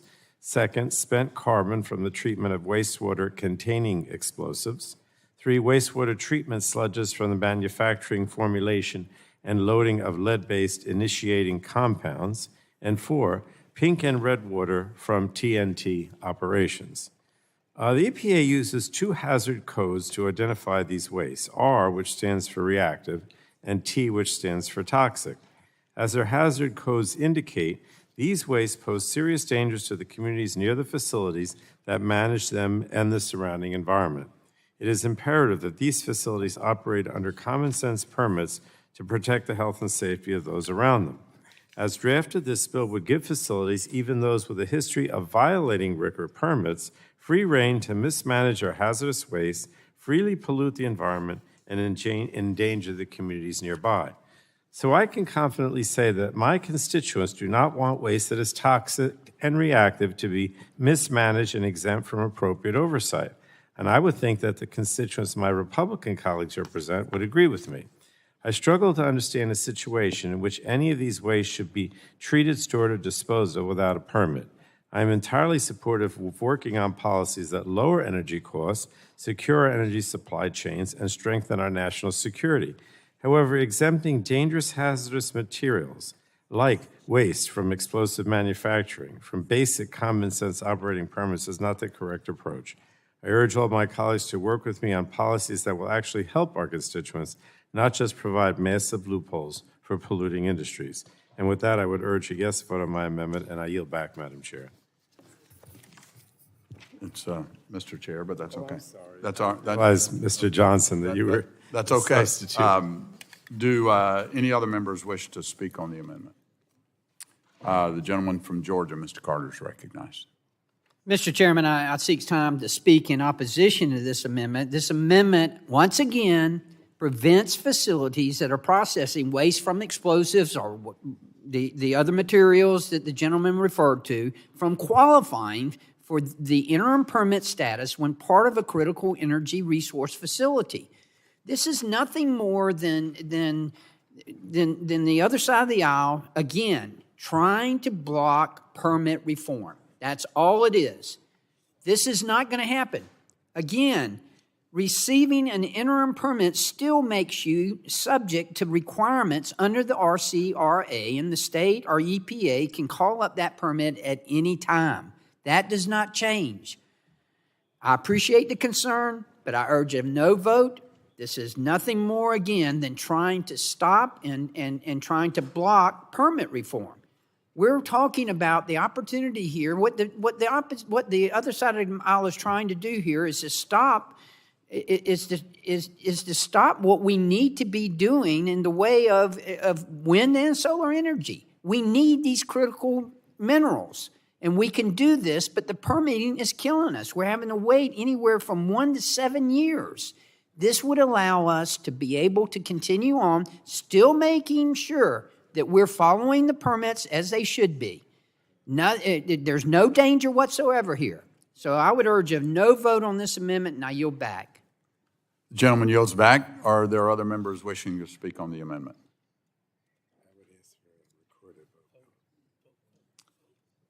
Seeing none, the vote occurs on the amendment.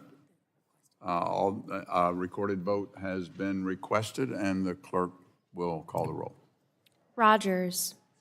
Burgess. No. Burgess votes no. Latta. Guthrie. Latta votes no. Griffith. Griffith votes no. Bilirakis. Bilirakis votes no. Johnson. No. Johnson votes no. Bouchon. Bouchon votes no. Hudson. Wahlberg. Carter. Carter votes no. Duncan. Duncan votes no. Palmer. Palmer votes no. Dunn. Curtis. Lesko. Lesko votes no. Pence.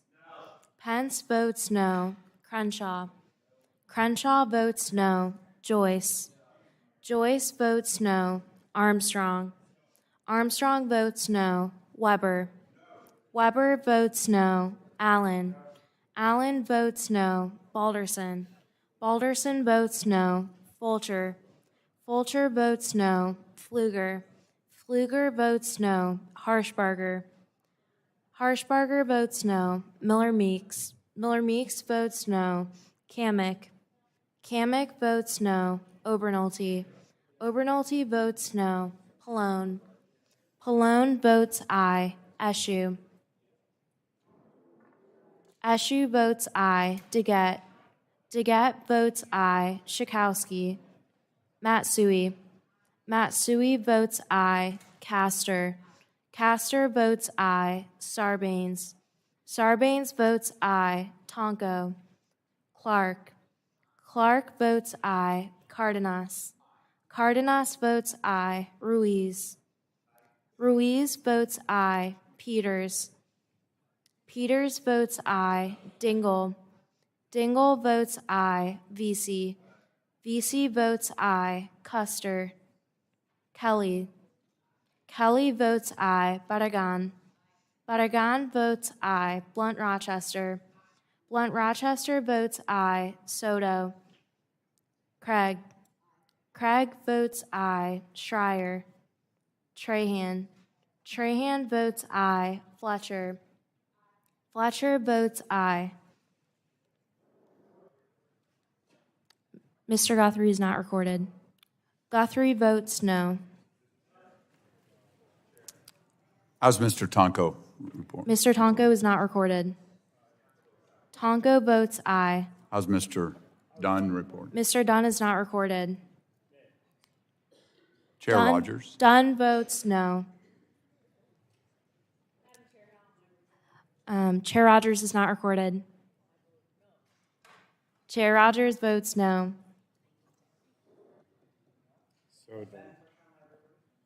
Mr. Soto is not recorded. Soto votes aye. Ms. Custer is not recorded. Custer votes aye. Ms. Schakowsky is not recorded. Schakowsky votes aye. Are there other members needing to be recorded? The clerk will report the tally.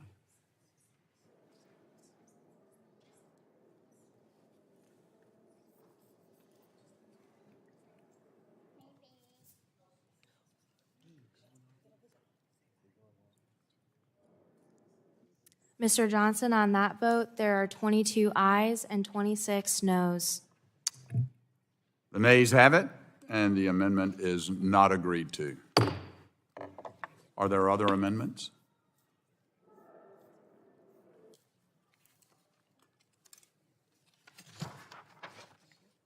Then, seeing none, the question now occurs on approving H.R. 1070. All those in favor, say aye. Aye. All those opposed, no. No. The ayes have it, and the bill is agreed to. A roll call has been requested. The clerk will call the roll. Rogers. Burgess. Burgess votes aye. Latta. Latta votes aye. Guthrie. Guthrie votes aye. Griffith. Griffith votes aye. Bilirakis. Johnson. Aye. Johnson votes aye. Bouchon. Bouchon votes aye. Hudson. Wahlberg. Carter. Carter votes aye. Duncan. Palmer. Palmer votes aye. Dunn. Dunn votes aye. Curtis. Lesko. Lesko votes aye. Pence. Crenshaw. Crenshaw votes aye. Joyce. Joyce votes aye. Armstrong. Armstrong votes aye. Weber. Weber votes aye. Allen. Balderson. Balderson votes aye. Fulcher. Fulcher votes aye. Pfluger. Pfluger votes aye. Harshbarger. Harshbarger votes aye. Miller Meeks. Miller Meeks votes aye. Kamick. Kamick votes aye. Obernolte. Obernolte votes aye. Pallone. Pallone votes no. Eshu. Eshu votes no. Deget. Deget votes no. Schakowsky. Schakowsky votes no. Matsui. Matsui votes no. Castor. Castor votes no. Sarbanes. No. Sarbanes votes no. Tonko. No. Tonko votes no. Clark. Clark votes no. Cardenas. Cardenas votes no. Ruiz. Ruiz votes no. Peters. Peters votes no. Dingell. Dingell votes no. Vesey. Vesey votes no. Custer. Custer votes no. Kelly. Kelly votes no. Barragan. Barragan votes no. Blunt Rochester. Blunt Rochester votes no. Soto. Soto votes no. Craig. Craig votes no. Schreier. Trahan. Trahan votes no. Fletcher. Fletcher votes no. Mr. Allen is not recorded. Allen votes aye.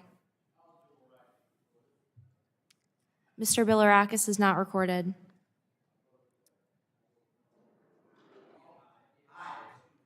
Bilirakis votes aye. Mr. Duncan is not recorded. Duncan votes aye. Mr. Pence is not recorded. Pence votes aye. Chair Rogers is not recorded.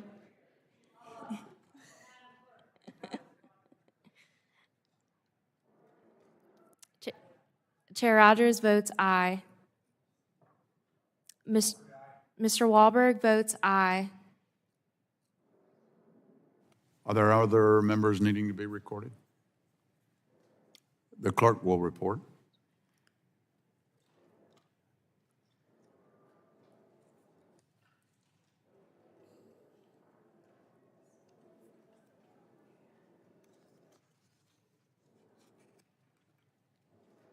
Mr. Johnson, on that vote, we have 27 ayes and 22 noes.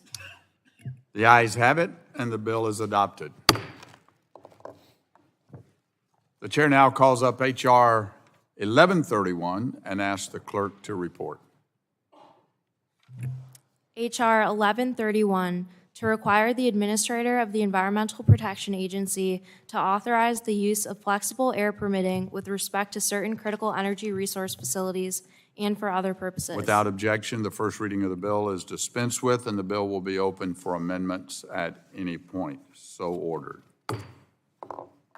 Does anyone wish to speak on the bill? The gentleman from Pennsylvania, Dr. Joyce, is recognized for 5 minutes. Mr. Chairman, I seek recognition to strike the last word in support of H.R. 1131. Gentleman's recognized. In the past, the American people have lost faith in the congressional process because it has been conducted behind closed doors and without regard for normal procedure. I want again today to thank Chair McMorse Rogers for her efforts to return us to regular order. The legislation that we discuss here today is vital to the interest of the American public, and it is encouraging to see our committee hold hearings, markups, and pass bills. This is the way our founders intended. The discourse that we have here ensues our legislative process, and it's thoughtful and it's meaningful. We are already seeing the first 2 months of the 118th Congress why regular order is so important. House Republicans have promised the American people transparency, and I'm proud to see us act accordingly. H.R. 1131 provides critical energy resource facilities the ability in EPA's flexible air permitting program, providing these facilities with the flexibility to anticipate and adapt to operational changes, such as increase in market demand or disruptions in supply. This EPA program is actually already in existence and has been utilized by both Republican and Democrat administrations to increase the production of a needed resource. For example, Intel was able to use this program to successfully build one of its vital semiconductor fabrication plants in Oregon to keep up with increased demand. This Congress has a chance to give all critical energy resource facilities the same opportunity. Serving on this committee, we have heard repeatedly that China's mineral dominance is a threat to our national security. The Chinese Communist Party is a threat to our national security. The Chinese Communist Party controls alarming portions of the mineral supply chain and nearly 90% of all rare earth element processing. From large commercial products like airplanes and industrial machinery to retail goods like televisions and cell phones, Chinese minerals have made their way into our daily lives and literally probably into the pockets of everyone here today.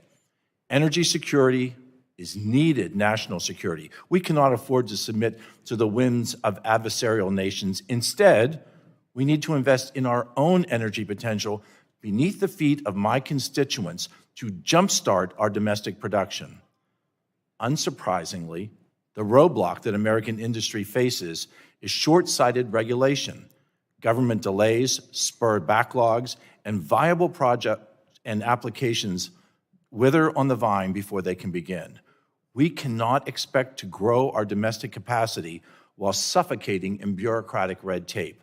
Make no mistake, environmental regulations are important. To be clear, this bill does not lift environmental requirements, but instead facilitates the opportunity for permitting certainty. Again, to clear up any misconceptions, this does not lift any environmental obligations. Participants will have to comply with all Clean Air Act requirements. H.R. 1131 is not about cutting regulations, but giving critical resource producers certainty. It allows the EPA administrator to consider broader use of flexible air permits. It does not force the administrator to grant flexible permits. This is a sort of common sense permitting reform that we have been talking about in this committee, and we should be able to find common ground on it.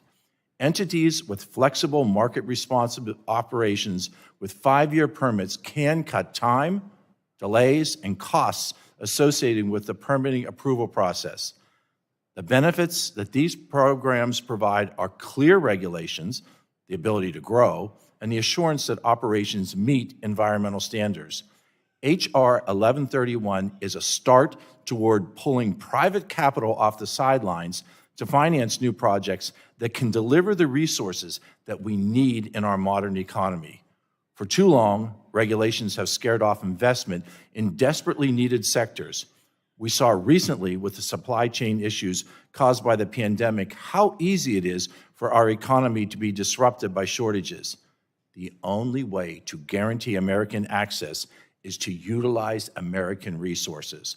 From processing facilities to mining operations, American industry is ready to get to work.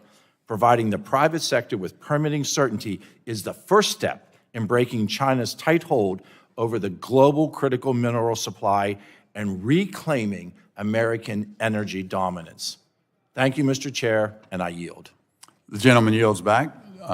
Do other members wish to? Mr. Pallone is recognized for 5 minutes.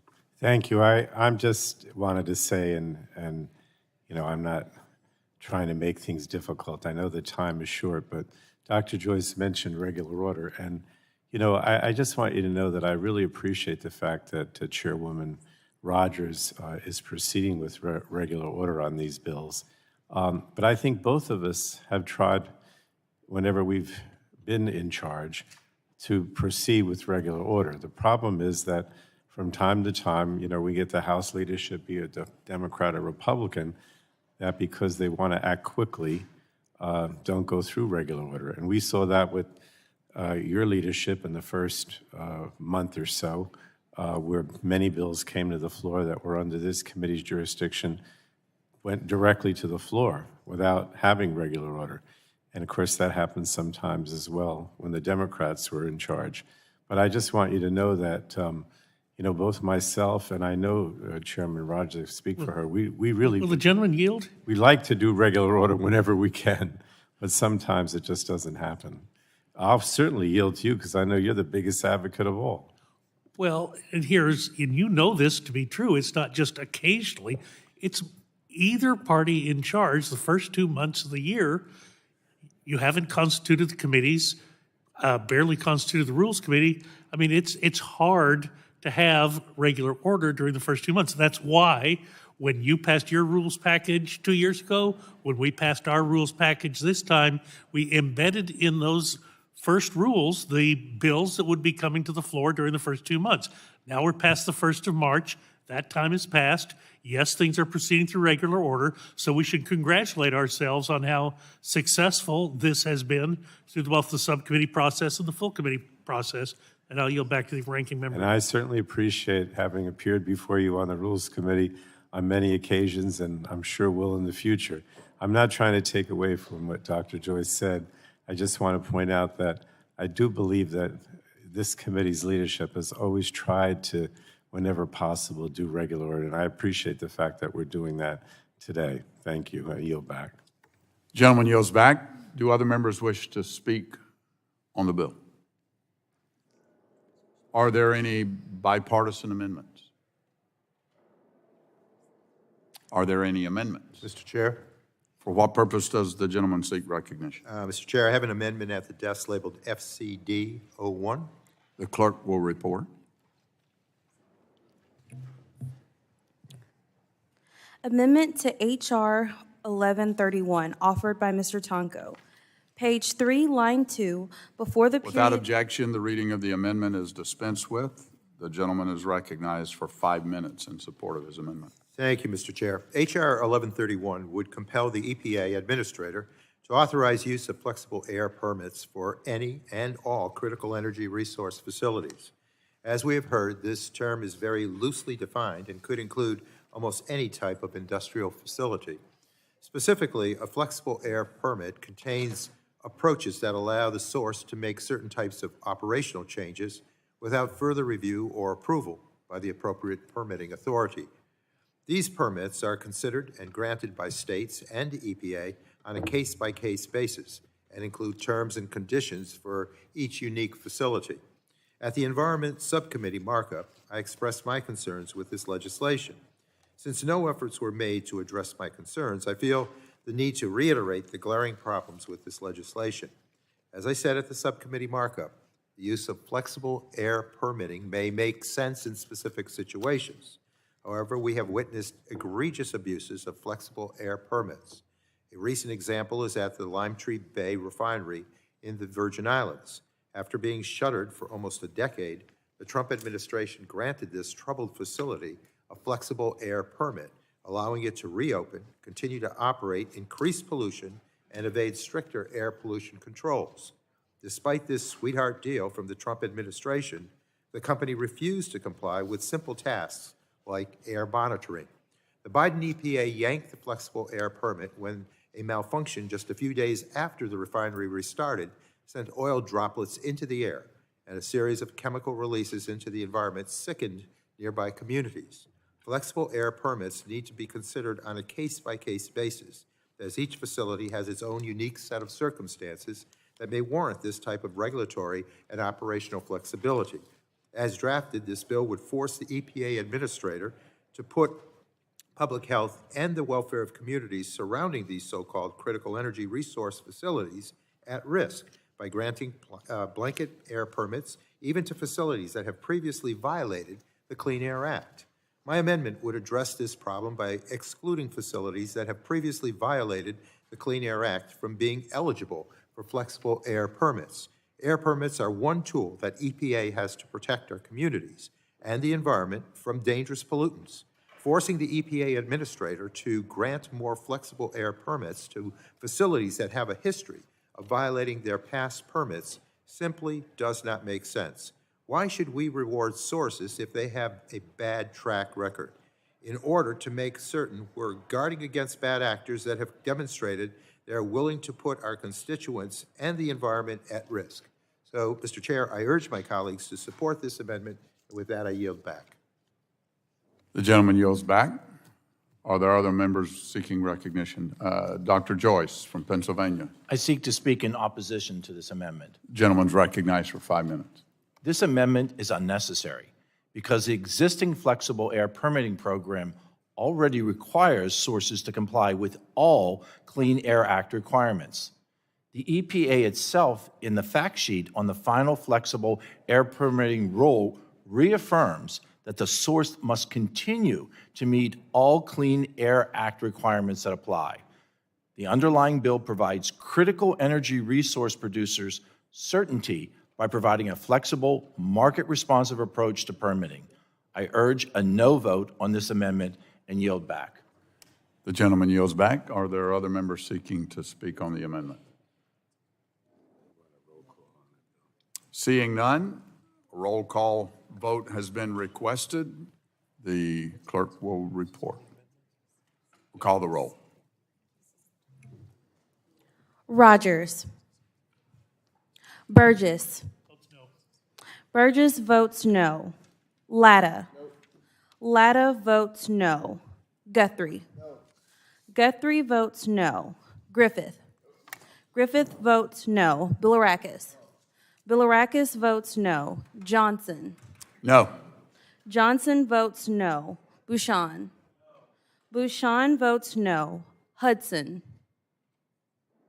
Wahlberg. Carter. Carter votes no. Duncan. Duncan votes no. Palmer. Palmer votes no. Dunn. Dunn votes no. Curtis. Lesko. Lesko votes no. Pence. Pence votes no. Crenshaw. Joyce. Joyce votes no. Armstrong. Weber. Weber votes no. Allen. Balderson. Balderson votes no. Fulcher. Pfluger. Pfluger votes no. Harshbarger. Harshbarger votes no. Miller Meeks. Miller Meeks votes no. Kamick. Kamick votes no. Obernolte. Obernolte votes no. Pallone. Pallone votes aye. Eshoo. Eshoo votes aye. DeGette. Schakowsky. Schakowsky votes aye. Matsui. Matsui votes aye. Castor. Castor votes aye. Sarbanes. Aye. Sarbanes votes aye. Tonko. Aye. Tonko votes aye. Clark. Aye. Clark votes aye. Cardenas. Cardenas votes aye. Ruiz. Ruiz votes aye. Peters. Peters votes aye. Dingell. Dingell votes aye. Veazey. Veazey votes aye. Custer. Custer votes aye. Kelly. Kelly votes aye. Badagon. Aye. Badagon votes aye. Blunt Rochester. Blunt Rochester votes aye. Soto. Soto votes aye. Craig. Craig votes aye. Schreier. Trahan. Trahan votes aye. Fletcher. Fletcher votes aye.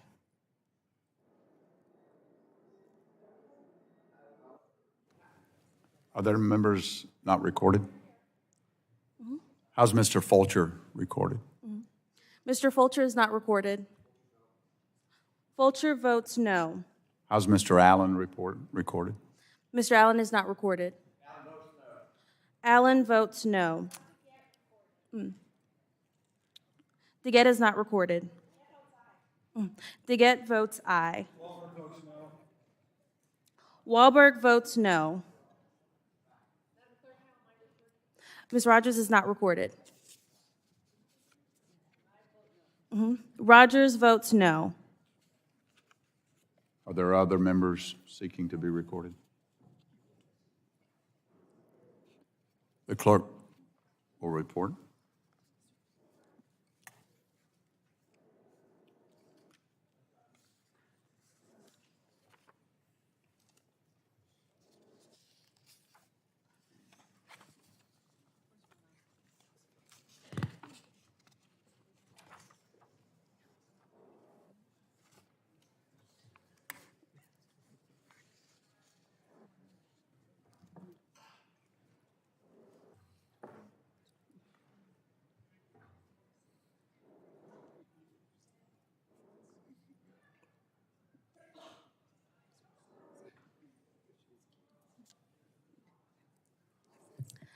Chair, on that vote, we have 22 ayes and 25 nays. The nays have it, and the amendment is not adopted. Are there other amendments? Mr. Chair, For what purpose does the gentlelady seek recognition? I have an amendment at the desk, FCD 03. The clerk will report. Can the gentlelady repeat the amendment? FCD 03. 03.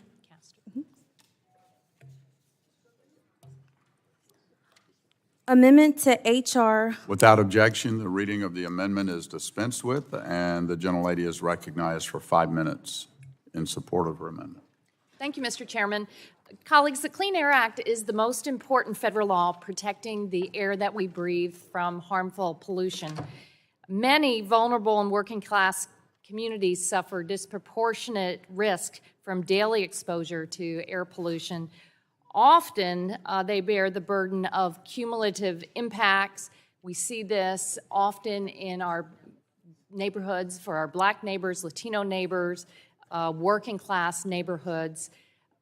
The EPA has found that living near sources of air pollution like industrial facilities can lead to health problems like asthma, reduced lung function, cardiovascular disease, and premature death.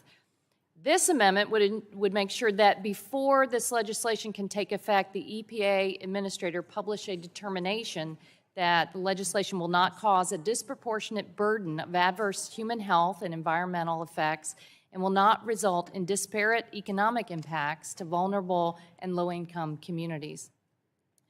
There was a witness that appeared during the Environment Subcommittee who testified about all the bills, but I think it's particularly appropriate, applicable to this bill. He said that it creates a false narrative aimed at circumvention of critical environmental and public health protections in order to greenlight harmful corporate polluters at the expense of frontline communities and vulnerable people.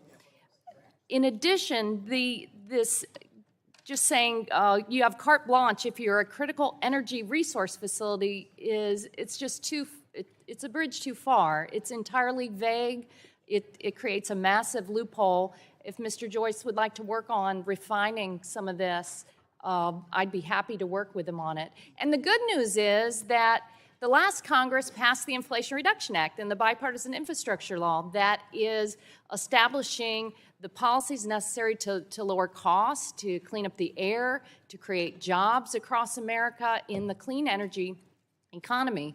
And since they have passed, we've seen all sorts of important clean energy investments happening all across America. There's money being put back into the pockets of all of our neighbors, and really, I think our time would be better spent working together to do just that. So there are better ways there are better ways to go about increasing the amount of critical energy resources in America, and thankfully we're on track to do that already. So I urge my colleagues to adopt my amendment to protect vulnerable and lower income communities from the disproportionate impacts of air pollution, and I yield back my time. Gentlelady yields back. Are there members wishing to speak on the amendment? Dr. Joyce from Pennsylvania. Mr. Chair, I seek to speak in opposition to the amendment. Gentleman's recognized for 5 minutes. This amendment is an effort to gut the underlying bill by slow-walking implementation and making it contingent on a determination by the EPA administrator. Furthermore, the amendment is unnecessary because the existing flexible air permitting program already requires sources to comply with all Clean Air Act requirements. The underlying bill provides critical energy resource producers certainty by providing a flexible, market-responsive approach to permitting that already maintains all of the human health and environmental protections of the Clean Air Act. I urge a no vote on the amendment and yield back. The gentleman yields back. Do any other members seek to be recognized on the amendment? A recorded vote. Seeing none, a recorded vote has been requested, and the clerk will call the roll. Rogers. Burgess. Burgess votes no. Latta. Latta votes no. Guthrie. Guthrie votes no. Griffith. Griffith votes no. Bilirakis. Johnson. Johnson votes no. Bouchon. Bouchon votes no. Hudson. Wahlberg. Wahlberg votes no. Carter. Carter votes no. Duncan. Duncan votes no. Palmer. Palmer votes no. Dunn. Dunn votes no. Curtis. Lesko. Lesko votes no. Pence. Pence votes no. Crenshaw. Joyce. Joyce votes no. Armstrong. Weber. Weber votes no. Allen.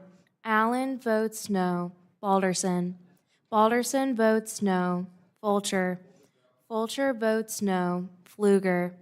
Pfluger votes no. Harshbarger. Harshbarger votes no. Miller Meeks. Kamick. Kamick votes no. Obernolte. Obernolte votes no. Pallone. Pallone votes aye. Eshu. Eshu votes aye. Deget. Deget votes aye. Schakowsky. Schakowsky votes aye. Matsui. Matsui votes aye. Castor. Castor votes aye. Sarbanes. Sarbanes votes aye. Tonko. Aye. Tonko votes aye. Clark. Aye. Clark votes aye. Cardenas. Cardenas votes aye. Ruiz. Peters. Peters votes aye. Dingell. VC. VC votes aye. Custer. Custer votes aye. Kelly. Kelly votes aye. Barragan. Barragan votes aye. Blunt Rochester. Blunt Rochester votes aye. Soto. Soto votes aye. Craig. Craig votes aye. Schreier. Trahan.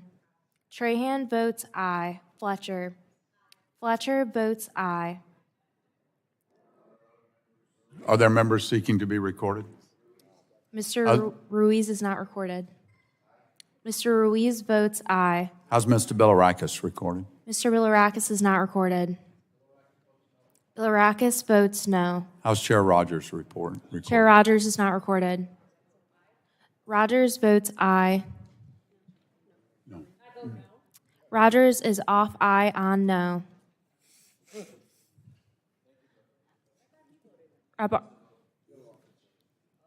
Rep Armstrong is not recorded. Armstrong votes no. Are there other members seeking to be recorded? The clerk will report.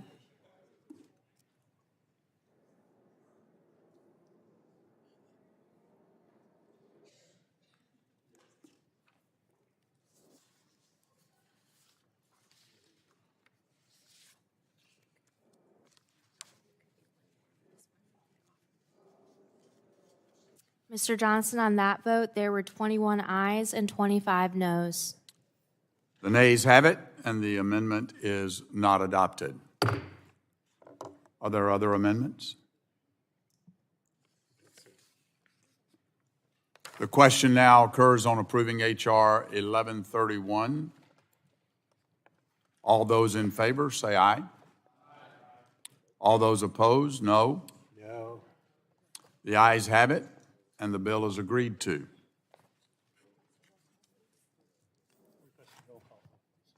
A roll call vote has been requested.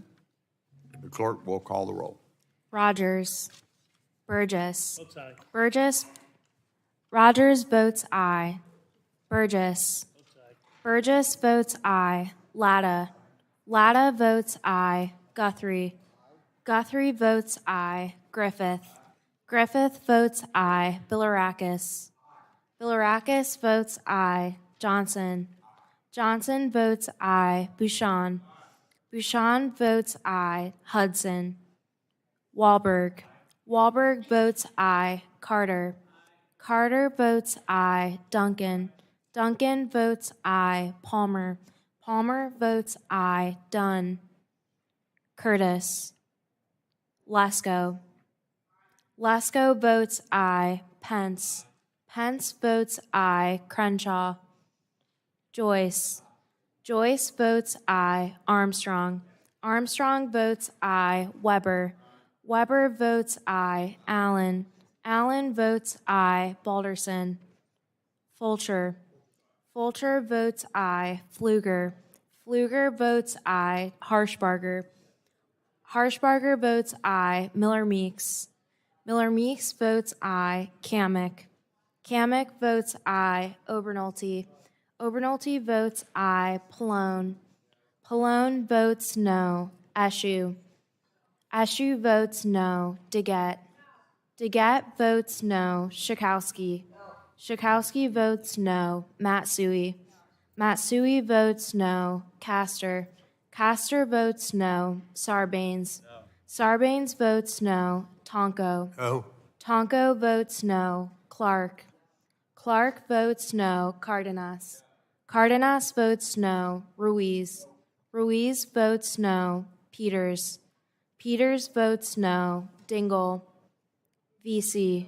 VC votes no. Custer. Kelly. Kelly votes no. Bedegan. Bedegan votes no. Blunt Rochester. Blunt Rochester votes no. Soto. Soto votes no. Craig. Craig votes no. Schreier. Trahan. Trahan votes no. Fletcher. Fletcher votes no.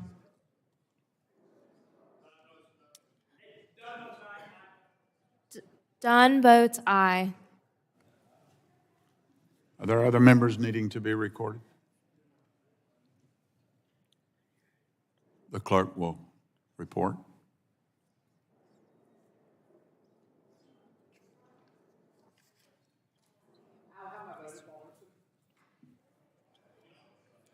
How's Mr. Balderson Mr. recorded? Balderson is not recorded. Balderson votes aye.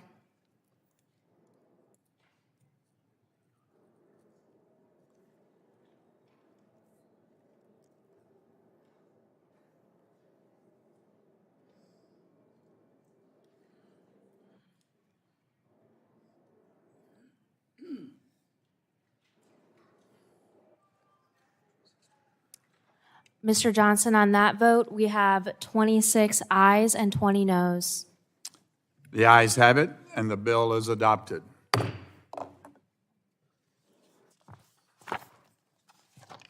The chair now calls up H.R. 1140 and asks the clerk to report. H.R. 1140, to authorize the Administrator of the Environmental Protection Agency. Without objection, the reading of the bill is dispensed with, and the bill will be open for amendment at any point. So ordered. Does any member wish to speak on the bill?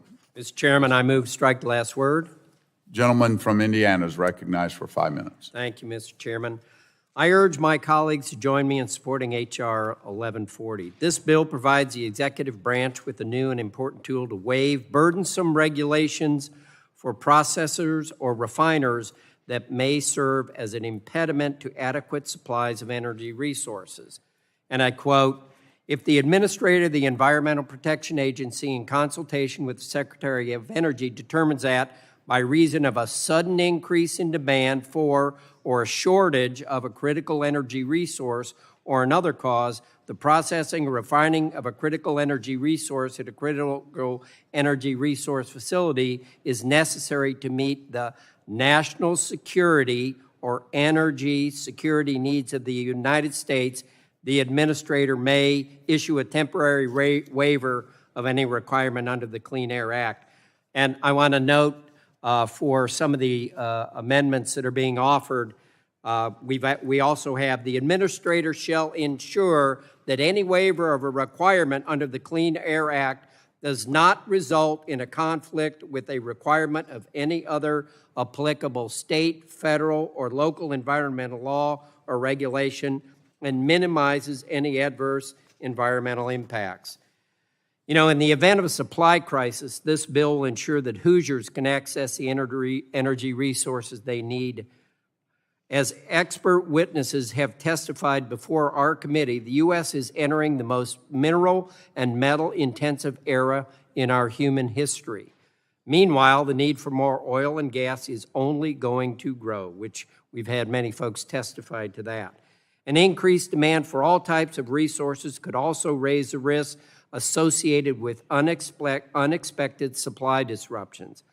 Given our nation's energy system's heavy reliance on foreign imports, adversarial nations could exploit our vulnerability, restrict access to critical markets, and undermine our national interests.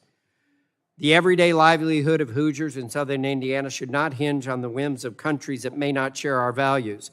By providing temporary regulatory relief to processors and refiners of critical resources in an emergency, we can leverage American ingenuity to prevent the catastrophic impacts of an energy crisis.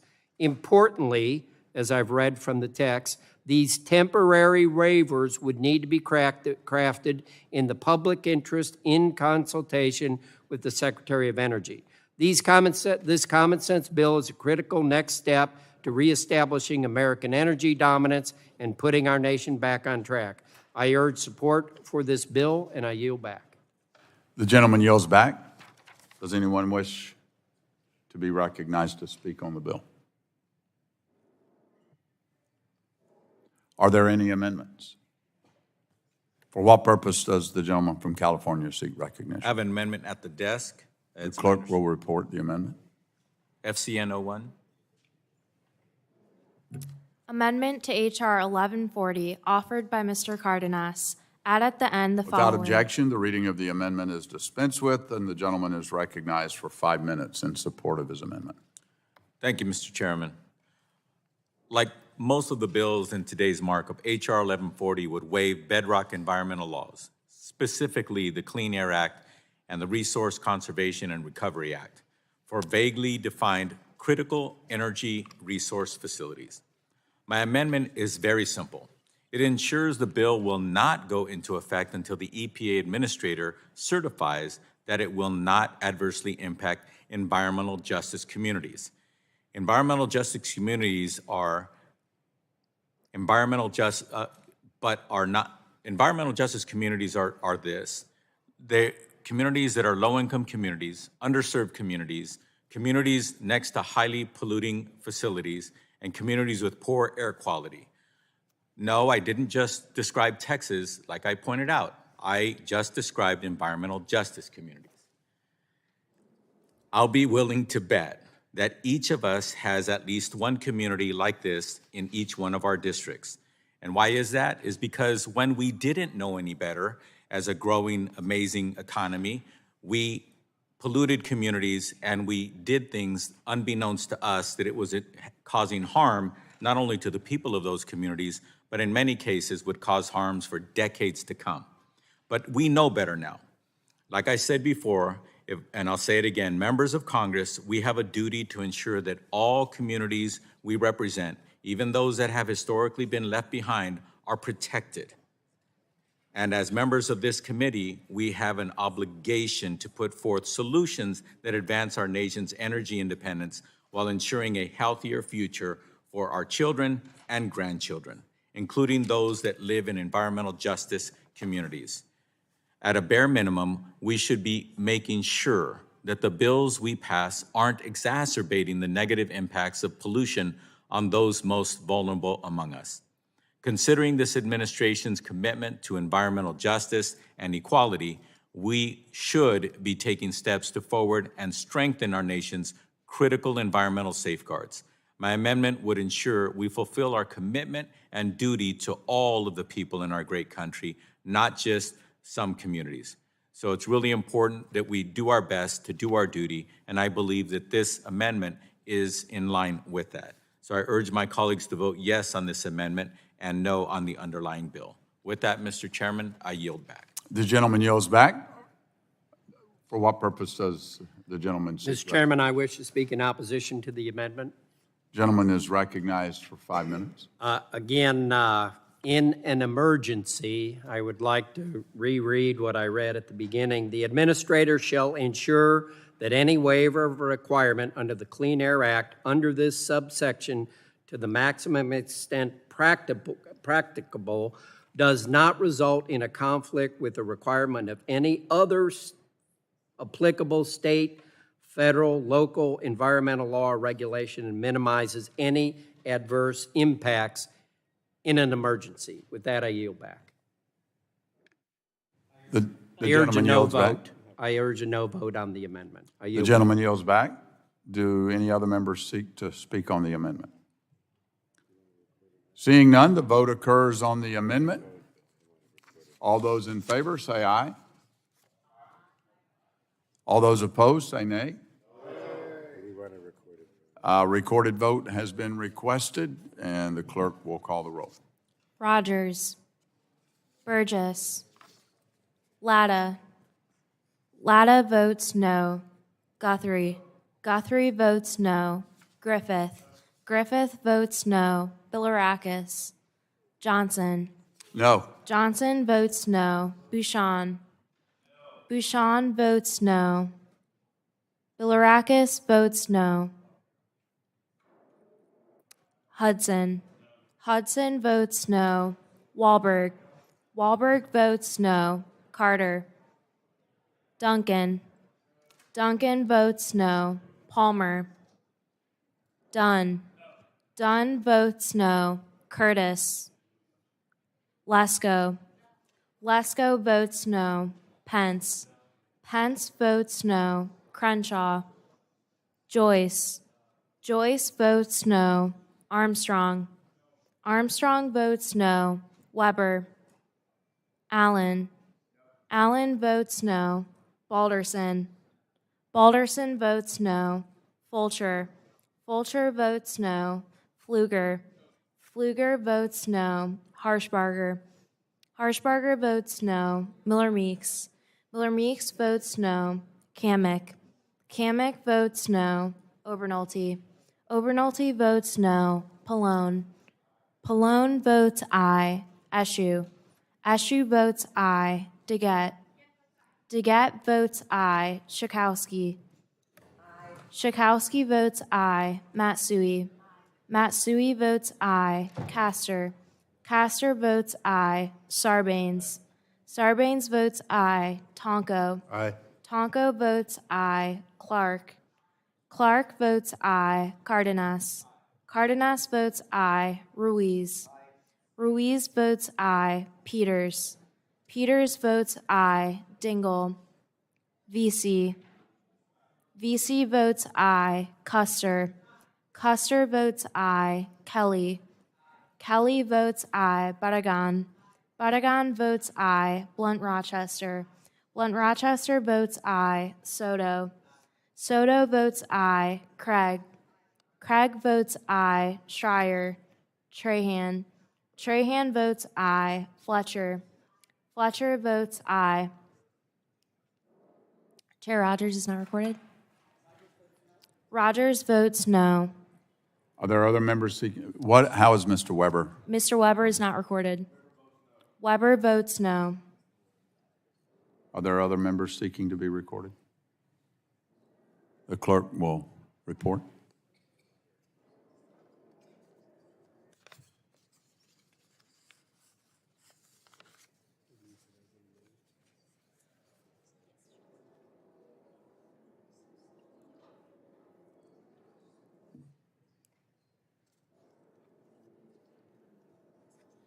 Mr. Johnson, on that vote, we have 21 ayes and 24 noes. The noes have it, and the amendment is not adopted. Are there other amendments? For what purpose does the gentlelady seek recognition?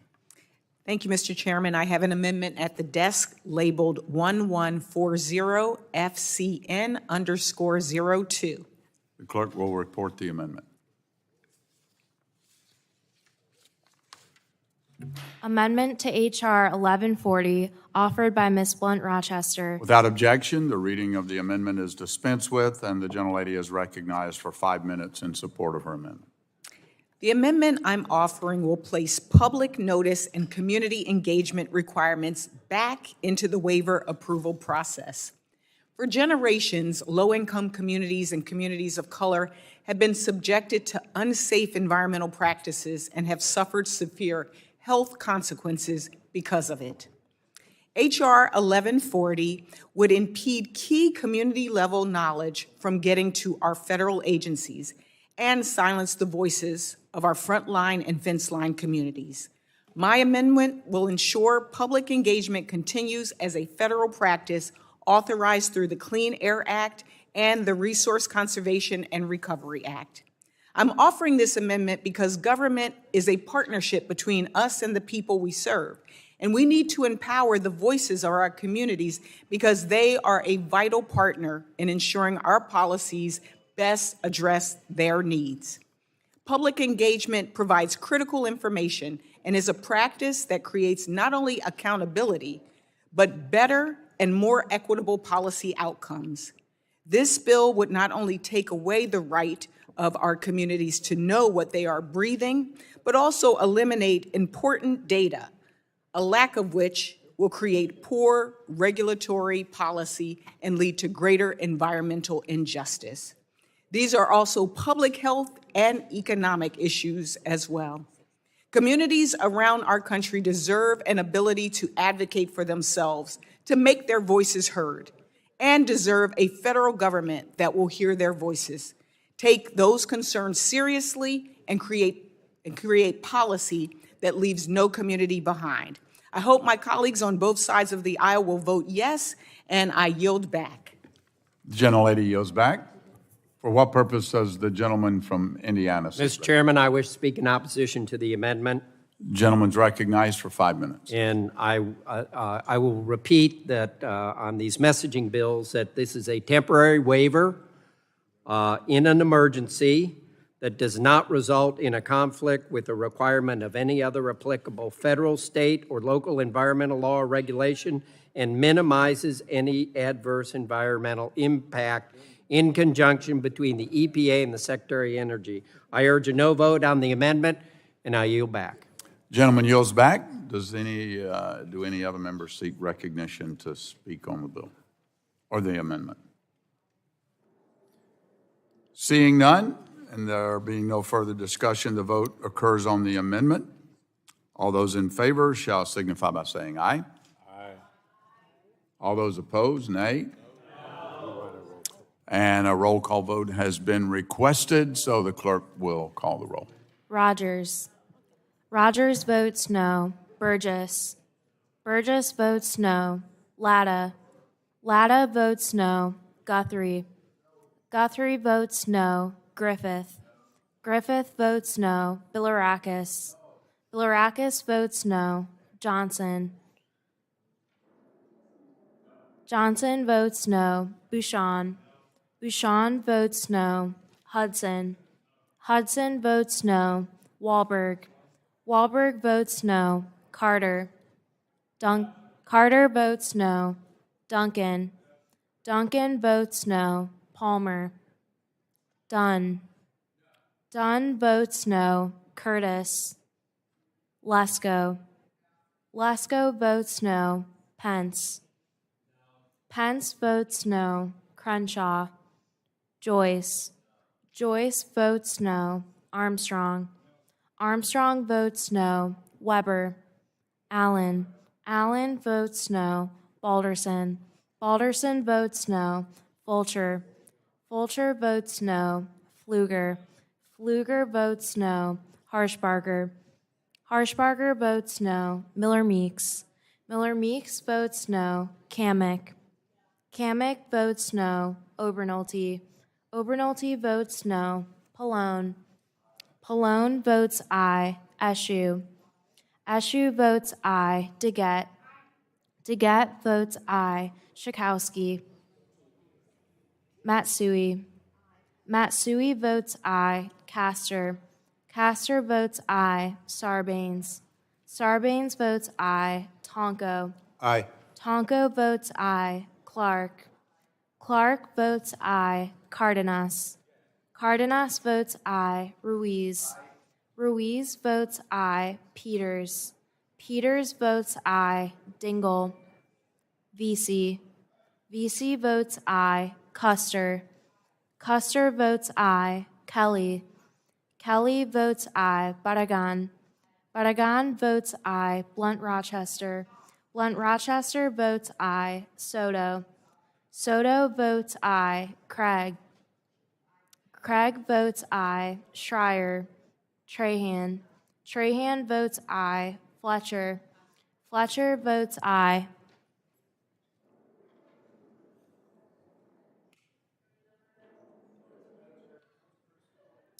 Mr. Curtis is not recorded. No. Curtis votes no. Mr. Weber? Mr. Weber is not recorded. Weber votes no. How is Mr. Crenshaw recorded? Mr. Crenshaw is not recorded. Crenshaw votes no. How is Ms. Schakowsky Ms. recorded? Schakowsky is not recorded. Schakowsky votes aye.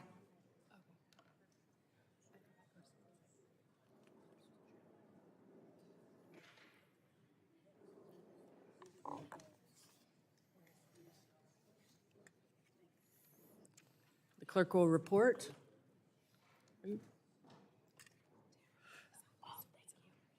Chair Rogers, on that vote, we have 21 ayes and 28 noes.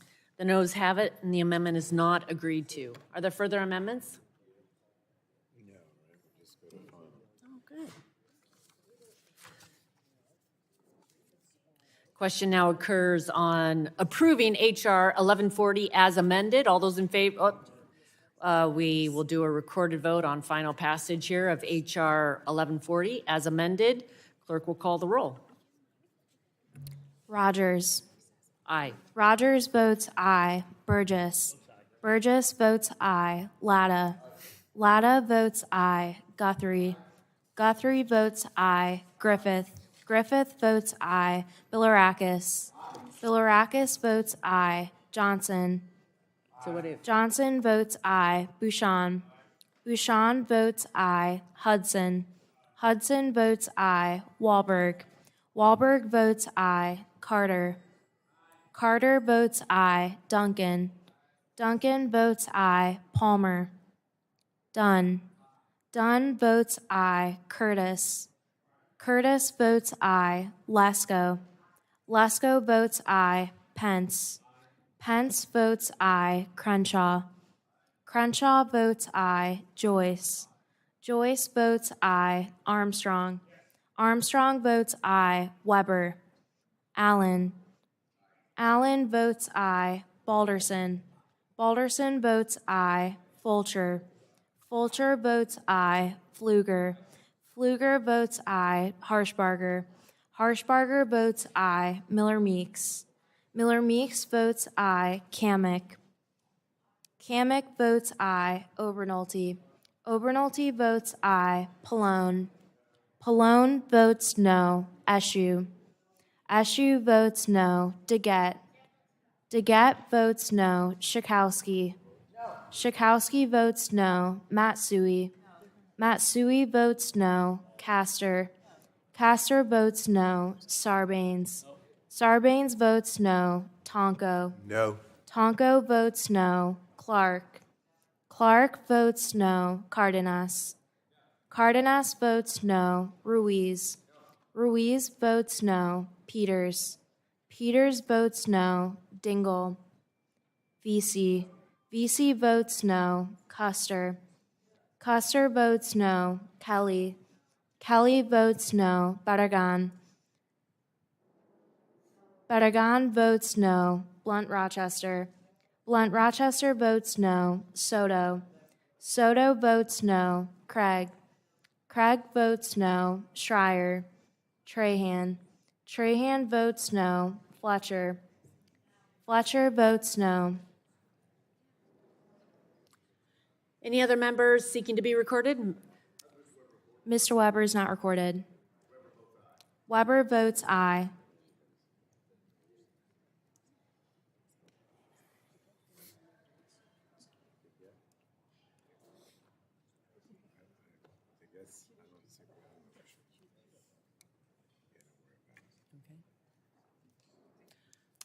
Chair, Report. Chair Rogers, on that vote, we have 28 ayes and 21 noes.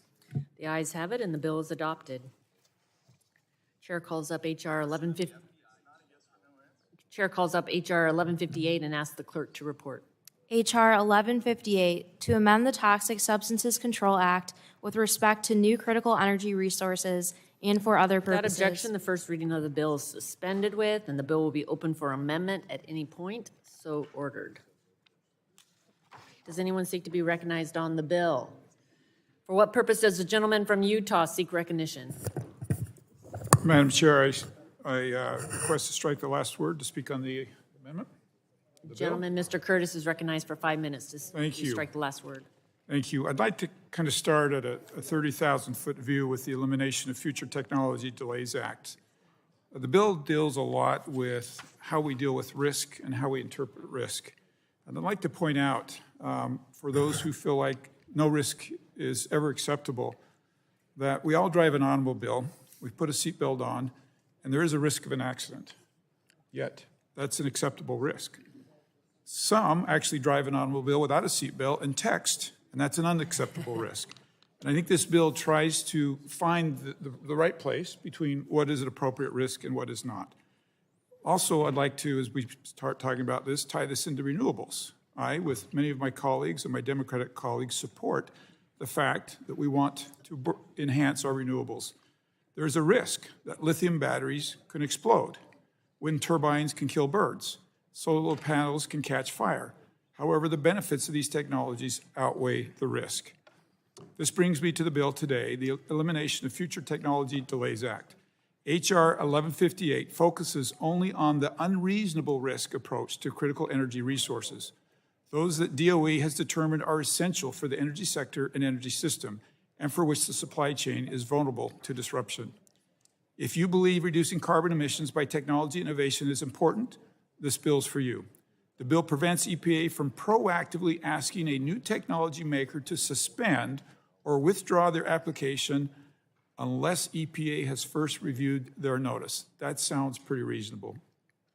Recently, GAO found that EPA missed 100% of statutory deadlines for new chemical reviews. This is on the top of the fact that it takes EPA 3 times the legal limit to make any decision. This creates an obvious loophole. Make these products overseas and ship them to the United States is the alternative. Not only is failure to act slowly, our ability to combat climate is slowly impacting our ability to work on climate change, it's shipping American jobs overseas. This bill would not prevent EPA from considering risks to human health and the environment, as it makes no changes to EPA's statutory review, determination, and risk management standards. Therefore, this bill would not prevent EPA from looking at unreasonable risk to potentially exposed populations. It prevents the kind of no-risk perspective currently at EPA that threatens to deindustrialize America and threaten our high standard of living. It also stops EPA from bullying an innovator into forfeiting a timely review and its fees paid by that company. EPA should not be compensated for poor performance.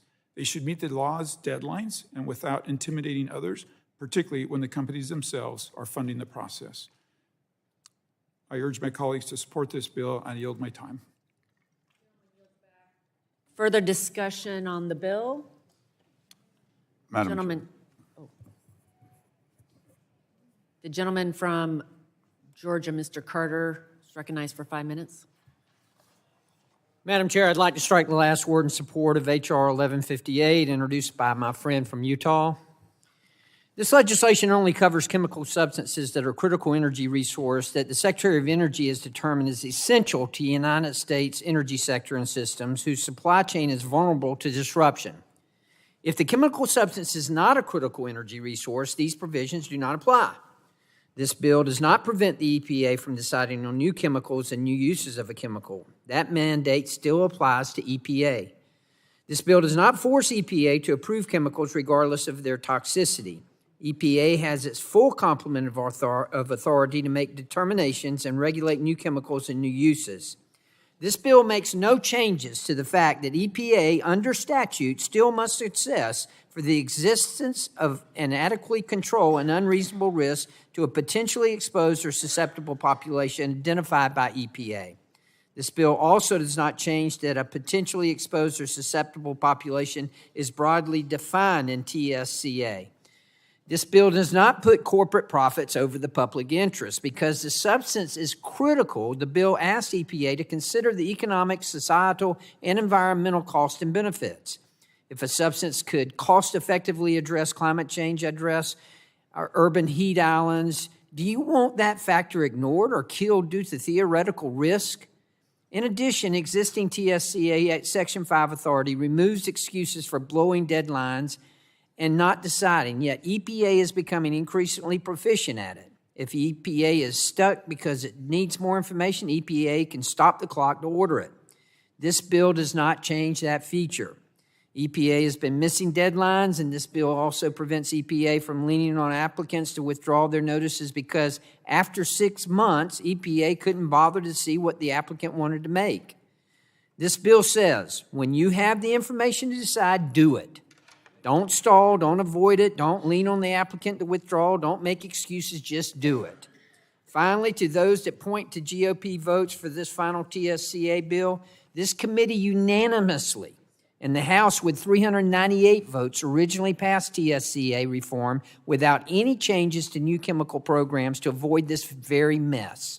We cannot move forward until we can better balance benefits and risk. We cannot continue to be paralyzed by the fact risks exist.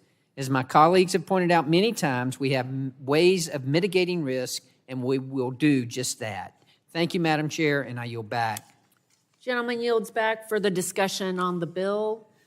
Gentleman from South Carolina is recognized for 5 minutes. Thank you, Madam Chair. It's been a long day. I want to thank the gentleman for this. I move to strike the last word and speak in favor of the bill. Gentleman's recognized. The technology we need to take us into the future have not been invented. What has been invented are the technologies to make electric vehicles work.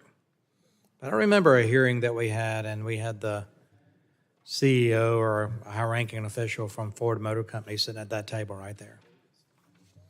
And I asked him, with this rush to green and this push for EVs, what's going to happen at the end of life of these batteries? We all know the tremendous cost to the consumer of having to replace the battery systems that make EVs work when those batteries fail to hold a charge and need to be replaced. They're spending a lot of money to replace the batteries, but what happens to the batteries they take out of that car? Who's got the liability for the cleanup because these are highly toxic? We dealt with Superfund sites in this nation. I dealt with it at the state legislature. We've dealt with it in Congress. It's been a tremendous burden and cost to the taxpayers of America. There will be toxic, dead batteries that will be disposed of by someone. Now, does the manufacturer take those batteries back and have a resulting cleanup of those batteries, recycling or whatever? Ford couldn't answer the question. He said, we'll deal with that later. I said, no, we can't deal with that later. We've got to deal with it today, especially at the rate that we see electric vehicles being manufactured in this country and around the globe. Toxic substances that need to be disposed of in a responsible manner. Technology needs to be developed today, and a lot of the things that this bill deals with we're probably helping that recycling. But we're not there yet. My fear is that that consumer will dispose of those batteries themselves because the manufacturer won't take those batteries back. They either dispose of them on their property or throw them in the ditch on the way to the landfill or throw them in the landfill themselves, and then you have a Superfund site. Or they stack them in a closet on the ground floor of a condominium complex that they live in. And then we have an inclement event like a hurricane that puts salt water into that closet and creates a fire where there might be children living upstairs in another apartment that get caught up in that fire. Where's the liability fall at that point? Is it with the manufacturer? Is it with that car owner that replaces batteries? Is it with the battery manufacturer? Is it with the state? Ultimately, is it going to be with the taxpayers? These are things we have to think about. I want to look at talk about the forward thinking of this bill, and I think it's very well founded, and I support it. But we have got to do more, especially in the recycling and end-of-life process for these batteries, because it's coming. And the price tag could be coming due for my constituents, and I don't want to pay for landfill Superfund cleanup sites in Indiana or wherever they may be. Indiana just happened to come to mind. I don't want anybody to get mad at me there. But ultimately, taxpayers have to pay for that. We can deal with this now, we can deal with this today, and we need to deal with it yesterday. And with that, I yield back. Is there further discussion on the bill? Madam Gentleman Chair. from Ohio, for what purpose do you seek recognition? Madam Chair, I seek to strike the last word in support of the bill. Gentleman's recognized for 5 minutes. Section 2 of TSCA states two things. First, it's the United States policy that authority over chemicals should not unduly impede nor create unnecessary economic barriers to technological innovation. Second, Congress intends TSCA to be implemented in a reasonable, quote, reasonable and prudent manner, and EPA must consider, quote, the environmental, economic, and social impact of any action the administrator takes or proposes to take. Unfortunately for new chemicals, what the statute says and what EPA does could not be more different.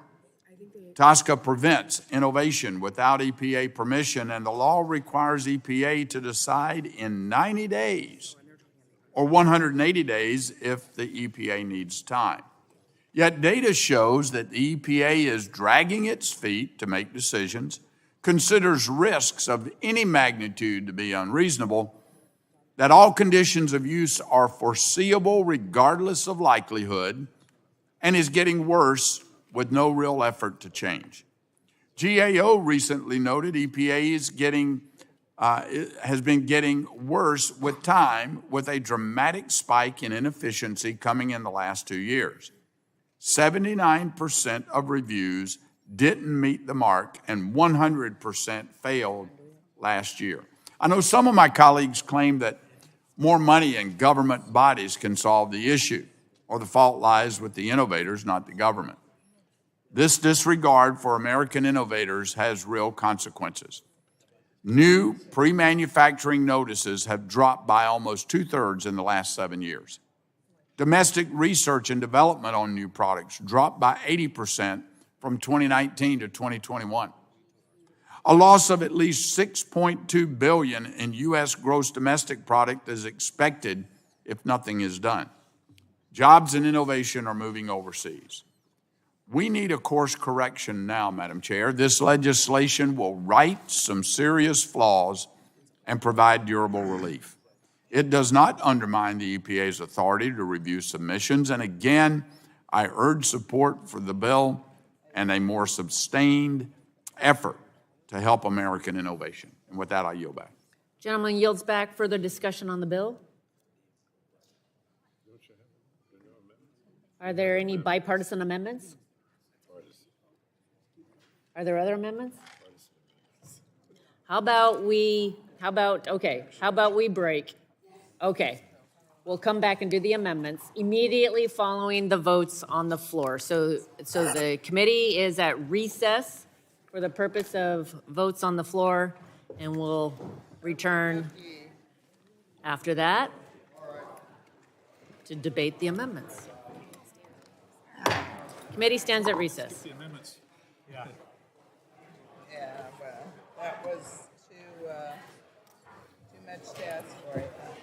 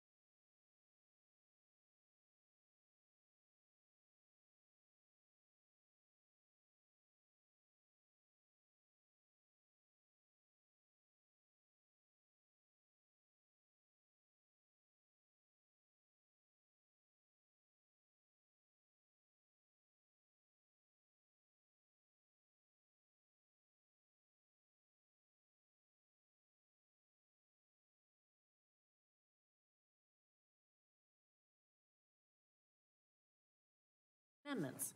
Are there any bipartisan amendments? I already asked that. Are there amendments to 1158? For what purpose does the lady, Ms. Clark, seek recognition? Madam Chairwoman, I'd like to strike the last word. Ladies recognized for 5 minutes to strike the last word. Madam Chair, I have an amendment at the desk. The clerk will report the amendment. Yes, it's titled 1158 FCN-01. Amendment to H.R. 1158, offered by Ms. Clark. Add at the end the following: non-application to PFAS, notwithstanding subparagraph D, this paragraph shall not apply with respect to any chemical substance that is a perfluorical or polyfluorical substance. I hate when that happens. This is where the chair says you don't need to read that. Okay, sorry, without objection, the reading of the amendment is dispensed. Ladies recognized for 5 minutes on her. Thank you, Madam Chair. This bill creates an unnecessary and harmful regulatory process, essentially circumventing critical health protections for so-called critical energy resources, an incredibly vague and overly broad term. Under this misguided bill, a chemical classified as a critical energy resource would be allowed to be put on the market without any determination of the risk to the public health, effectively allowing potentially dangerous chemicals into our homes and communities. It would also require EPA to consider non-risk factors when making safety determinations about these designated chemicals, essentially prioritizing economic costs over safety. I'm disturbed how this legislation could bypass risk evaluations for untested PFAS chemicals for the sake of energy innovation. PFAS chemicals are a class of man-made chemicals that have been linked to a range of serious health consequences, including cancer, heart disease, diabetes, and serious reproductive and developmental issues. Research has found that these chemicals are harmful even at extremely low doses. So I'm gravely concerned with the potential of this bill unleashing PFAS into our water sources. A report by the Physicians for Social Responsibility found PFAS was used in fracking in over 1,200 oil and gas wells, including wells in Ohio, Pennsylvania, Colorado, Louisiana, Oklahoma, Texas, and Wyoming. This bill would allow the oil and gas industry to flood water systems with untested PFAS without any considerations on the health effects on our communities. Instead of taking action to help clean up PFAS contamination and protect our most vulnerable populations from exposure, Republicans want to create a new, watered-down regulatory scheme to fast-track the approval of new and potentially more harmful PFAS. And why?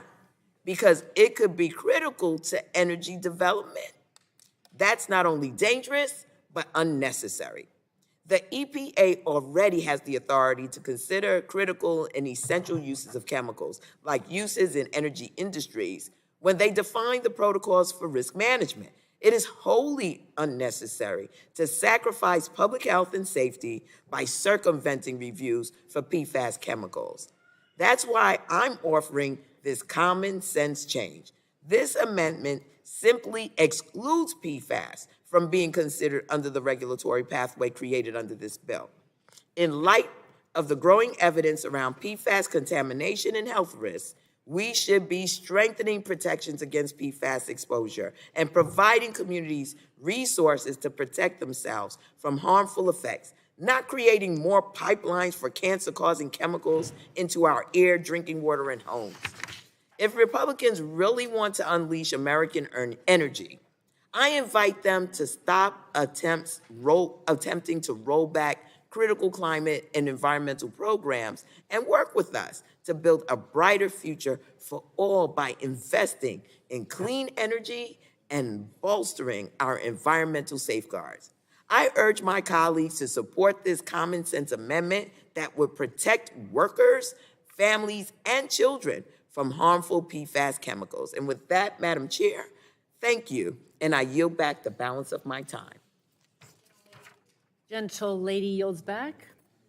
Anyone else speaking on the amendment? Gentleman from Utah, Mr. Curtis, is recognized for 5 minutes. Thank you, Madam Chair. I oppose this amendment and urge the members to vote no. As I was listening to my colleague from New York, and I greatly appreciate her perspective, but it made me wonder if we were even talking about the same bill. And I hope my colleagues have taken time to read this bill and to study it. And I think they'll see that it actually helps them accomplish a lot of their objectives. This amendment that's being proposed does not permit the bill to cover projects with PFAS. Why is this a problem? I remember being on the Health Subcommittee last year when we talked about this, the number of things that where PFAS is used in medicine, in implants, and things like that that are critical and life-saving. You know, there's over 12,000 PFAS, different types of PFAS as identified by the EPA. And this amendment doesn't even define what PFAS is. Moreover, PFAS is a diverse class of chemicals, most of which do not have health effects, and the information from the EPA is clear on that. PFAS is used in many solar panels and windmills and other technologies that are part of our green future. The amendment is anti-science and drives fears rather than answers. The idea of Section 5 is that every chemical gets an independent review rather than a decision based upon notions. This amendment is the opposite of that. I might point out, as far as risk, too, I mentioned in my earlier remarks about the bill that there are risks that we all accept every day in society. And to give you one clear example of what EPA might struggle with in this risk assessment, I learned of a company that in order to comply with clean air requirements, they use what's called EPS, electrostatic precipitation, to capture particulates. There's a byproduct when they use EPS, and that byproduct is packaged in this company and sent to the landfill. They have found that this byproduct can be used in glass and paper and actually reduce the amount of pulp in paper. But EPA will not let them use that chemical because their employees might come in contact with that. So instead, their employees package it, coming in contact with it, and send it to the landfill. And that's the type of risk that EPA must determine may be an acceptable risk for them to determine that it's as dangerous for them to send that to the landfill as it to use it otherwise. And so I urge a no vote and yield my time back. Gentleman yields back. Further discussion, Mrs. Dingell from Michigan is recognized for 5 minutes. Thank you, Madam Chair. And with all due respect, first of all, I move to strike the last word. Ladies recognized to strike the last word for 5 minutes. And would like to speak in support of the gentlelady's amendment, which would ensure that PFAS chemicals do not circumvent reviews under the Toxic Substance Control Act or TSCA. With all due respect for my colleague, and I love him dearly, and we're working on bills together, some important ones. PFAS is a forever chemical that is in 98% of the people's blood. The firefighters were in town the last 2 days. I cannot believe anybody in this committee did not talk to them. They are scared to death about the PFAS that is in their firefighting equipment. They are, one of them today, someone I met from a Republican member's district actually, told me that 75% of their firefighters in their group are getting cancer. This is HR 1158, and I don't know that that's a fact, by the way. That was just an emotional statement made to me, but it's how they feel. HR 1158 guts critical public health protections for chemicals classified under the vague term critical energy resources. If this legislation were to pass, a chemical determined to be a critical energy resource could enter commerce without determination of safety, potentially allowing toxic chemicals into our communities. EPA would also be required to consider non-risk factors when making safety determinations about these designated chemicals, thereby prioritizing economic costs over safety. I am deeply disappointed that my colleagues specifically mentioned using this authority to streamline the review of critical uses of PFAS chemicals in the name of energy innovation.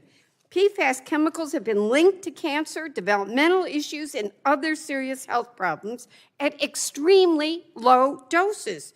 Communities across the nation, including my own in Michigan, are looking to us to address the contamination that they are seeing in the air, the soil, the water, wildlife, and in our own bodies. That's why I am concerned that Republicans are willing to speed up the review of PFAS chemicals, and without critical public health protections this committee passed in the Lautenberg Act. EPA should be doing a thorough review that follows the science, not a company's bottom line, to ensure that any PFAS chemical entering the market is regulated to prevent harmful exposure to workers and communities.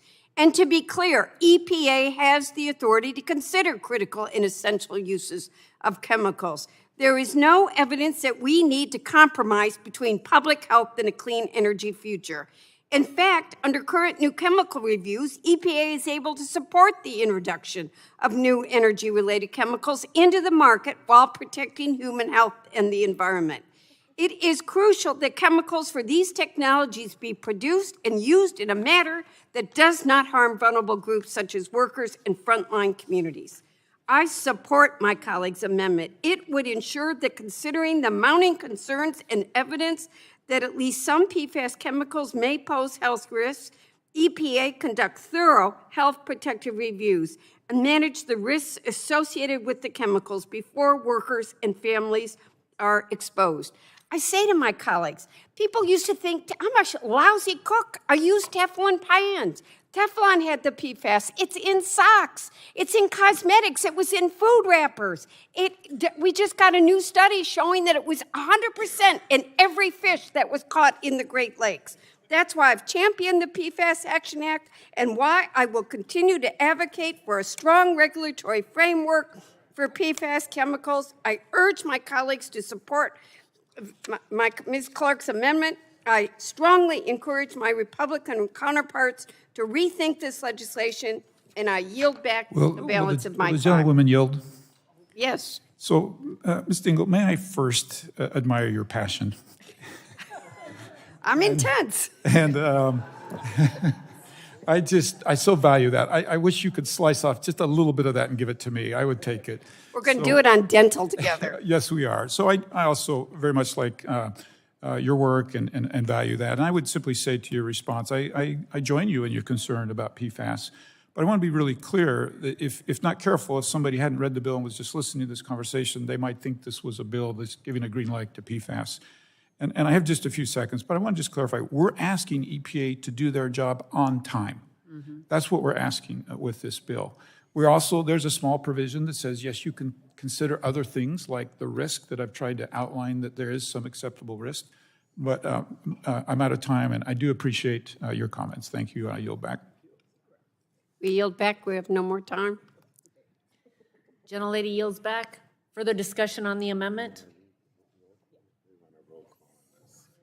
Seeing none, we'll call for the yeas and nays. A recorded vote has been requested. Clerk will call the roll. Rogers.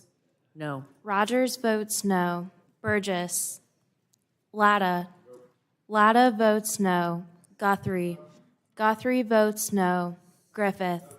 Griffith votes no. Bilirakis. Bilirakis votes no. Johnson. Johnson votes no. Bouchon. Bouchon votes no. Hudson. Wahlberg. Carter.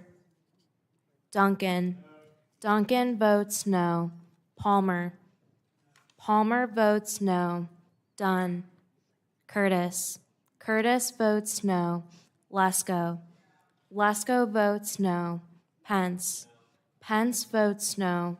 Crenshaw. Crenshaw votes no. Joyce. Joyce votes no. Armstrong. Weber. Weber votes no. Allen votes no. Balderson. Fulcher. Fulcher votes no. Pfluger. Pfluger votes no. Harshbarger.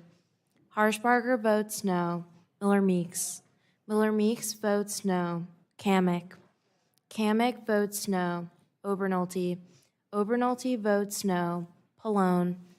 Pallone votes aye. Eshu. Eshu votes aye. Daggett. Daggett votes aye. Schakowsky.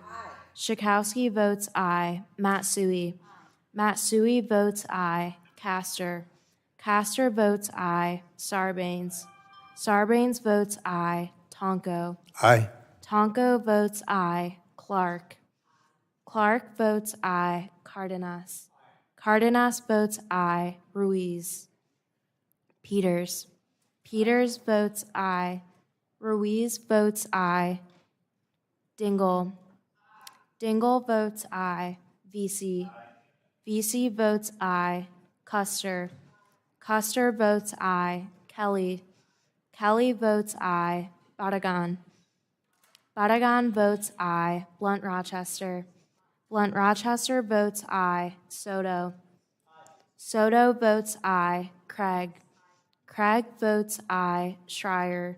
Trahan. Trahan votes aye. Fletcher. Fletcher votes aye. Mr. Dunn is not recorded. Dunn votes no. Mr. Carter is not recorded. Carter votes no. Mr. Balderson is not recorded. Balderson votes no. Mr. Armstrong votes no. Mr. Wahlberg is not recorded. Mr. Wahlberg votes no. Burgess votes no.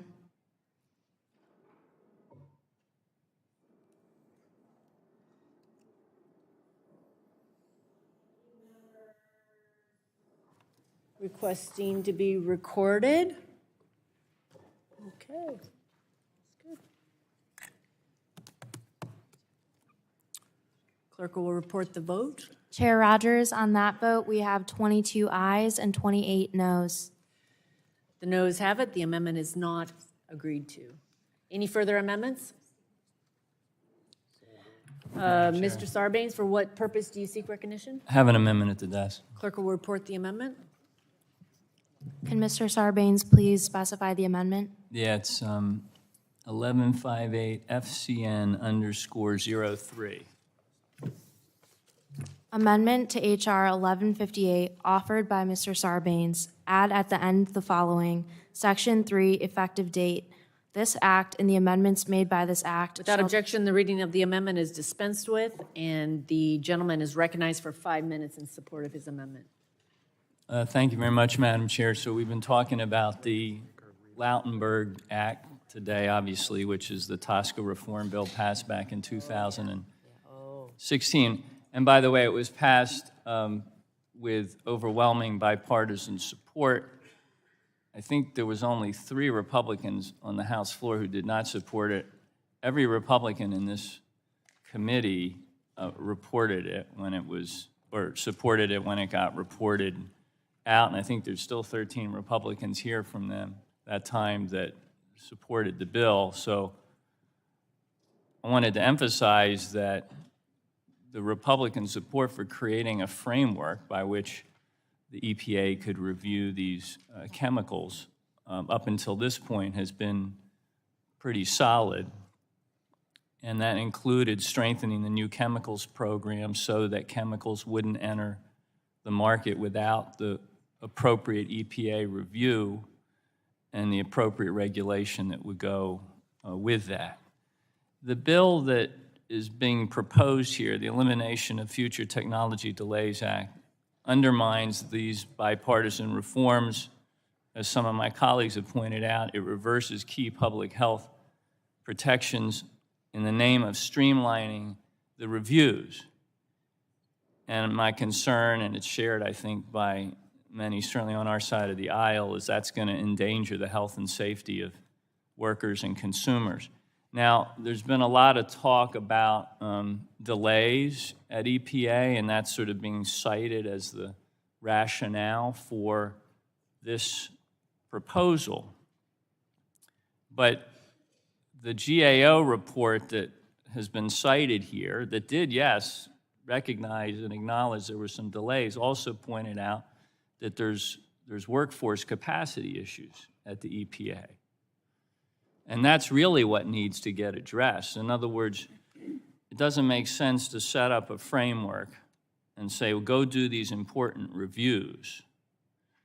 But then because the agency doesn't have enough capacity and resources to conduct the reviews, to then immediately start dismantling the framework that you established. That's a backwards approach, and I'm worried that that's what's happening right here. In that GAO report, there was a recommendation that EPA create a strategic plan to develop long-term strategies for recruiting, developing, and retaining the staff that you need to support the increased workload of the office.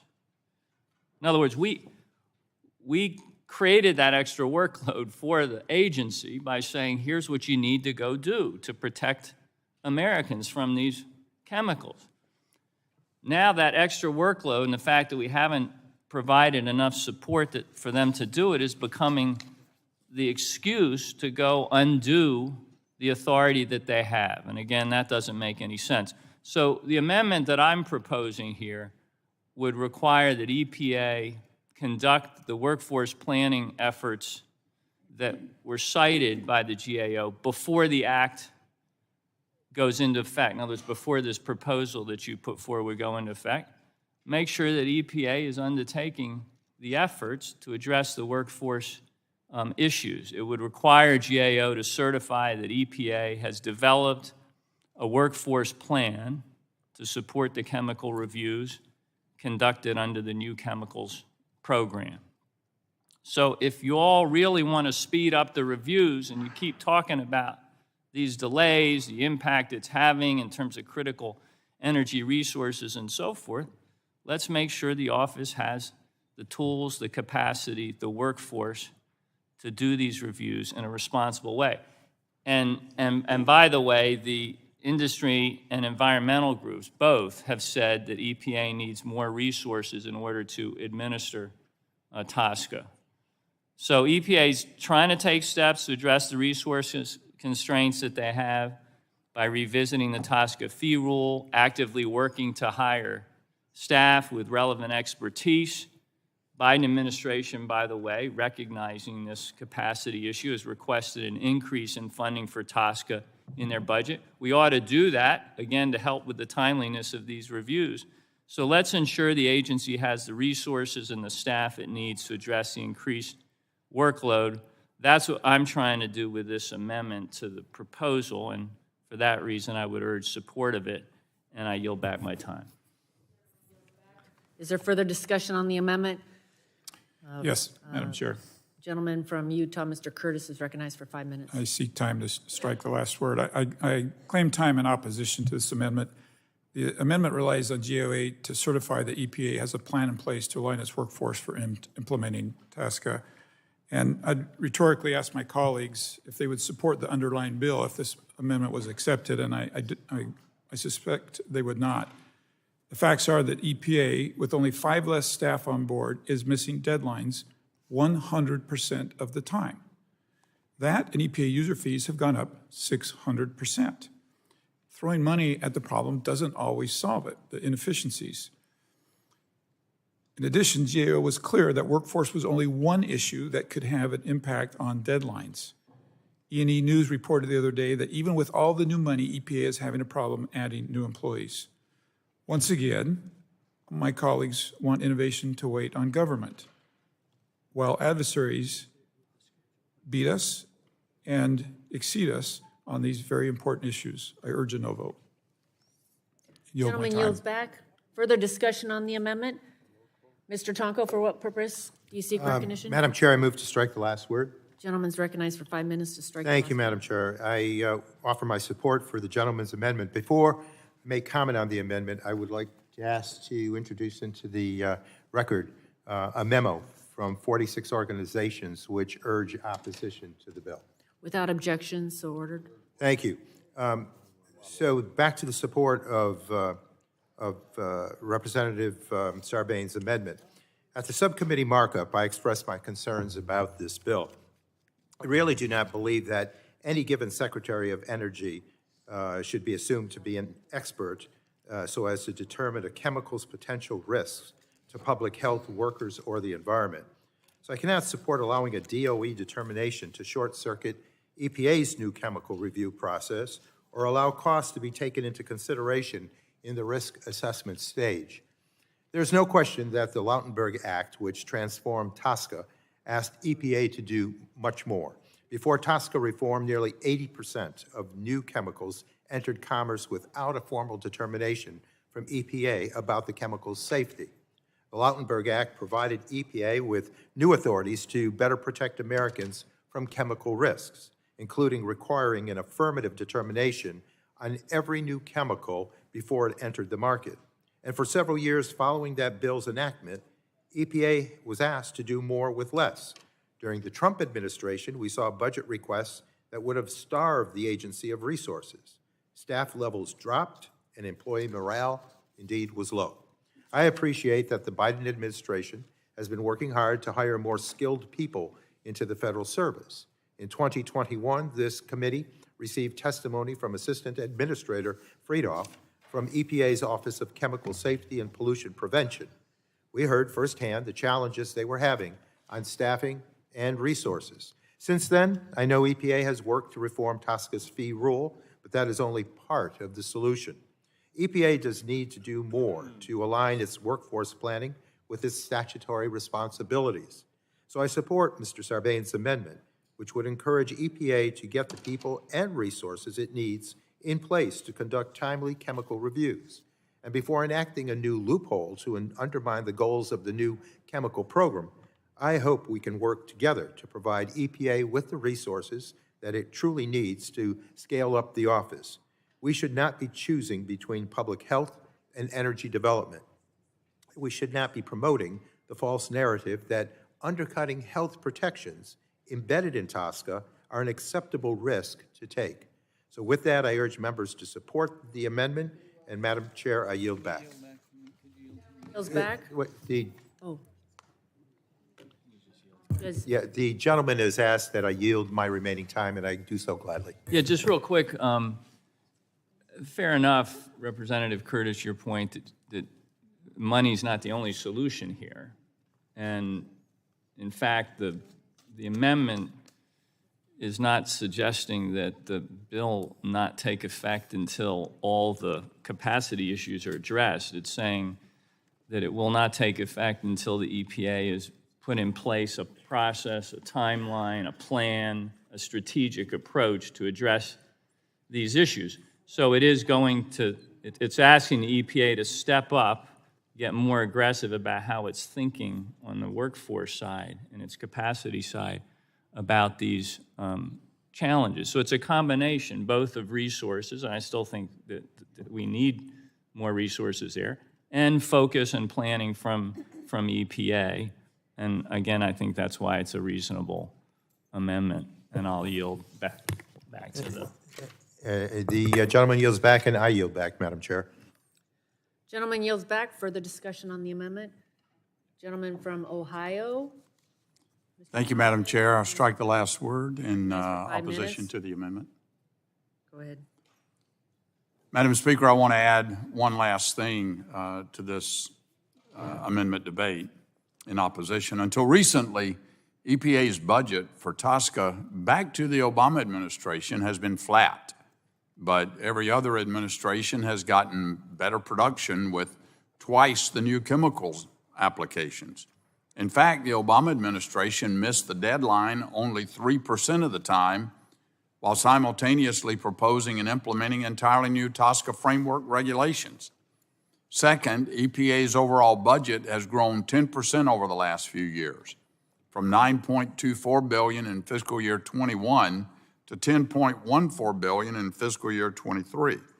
Plus, add in $1.67 billion in supplemental funding, another $25.27 billion under the Senate infrastructure law, and $14.46 billion for the Democrats' inflation law. All told, in 3 years, EPA has received $97.33 billion in funding, some of which it could move to the TSCA New Chemicals Office. And TSCA user fees have separately risen 600% over the last 6 years.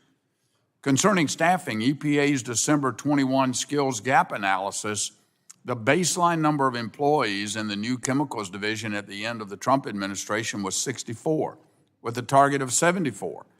However, in June 22, even with 69 or 5 more staff on board, the EPA saw a 50% decrease in the number of determinations completed compared to 2020.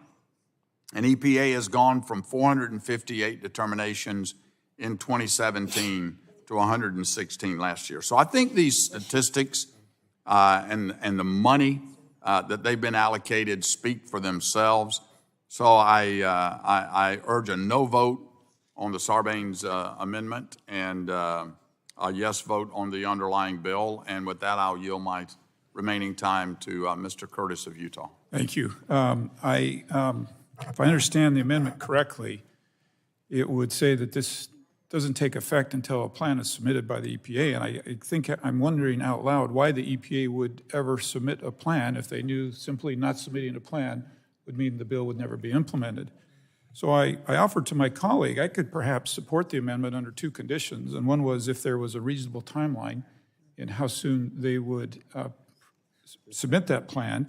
And 2, if I generally knew that would change his mind and he would vote for the underlying bill. And I would offer that I would change my mind and support his amendment under those conditions. And with that, I yield back. And I yield back, Madam Chair. Gentleman yields back. Further discussion on the amendment? Seeing none, a recorded vote has been requested. The clerk will call the roll. Rogers. No. Rogers votes no. Burgess. Latta. Latta votes no. Guthrie. Guthrie votes no. Griffith. Griffith votes no. Bilirakis. Bilirakis votes no. Johnson. Johnson votes no. Bouchon. Bouchon votes no. Hudson. Wahlberg. Wahlberg votes no. Carter. Carter votes no. Duncan. Duncan votes no. Palmer. Palmer votes no. Dunn. Dunn votes no. Curtis. Curtis votes no. Lesko. Lesko votes no. Pence.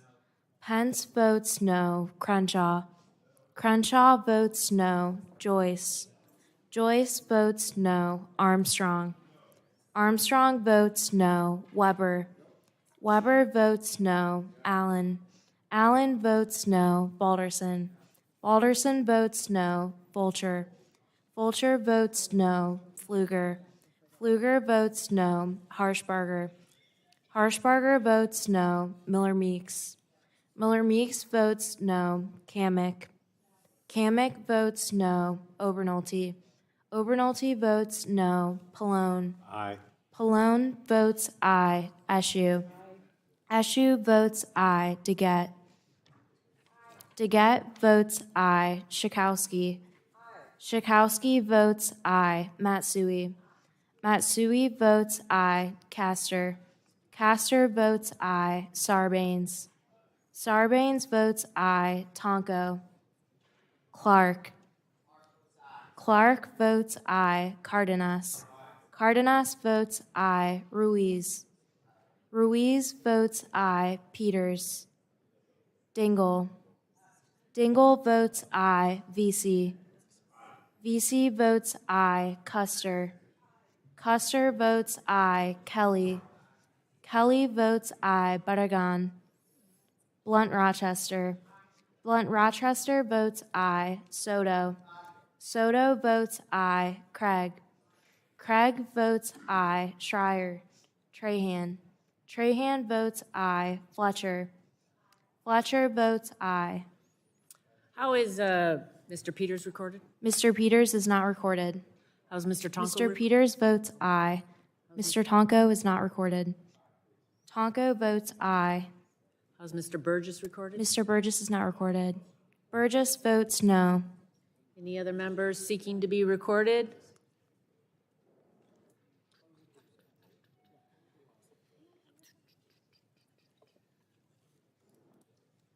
Clerk will report the vote.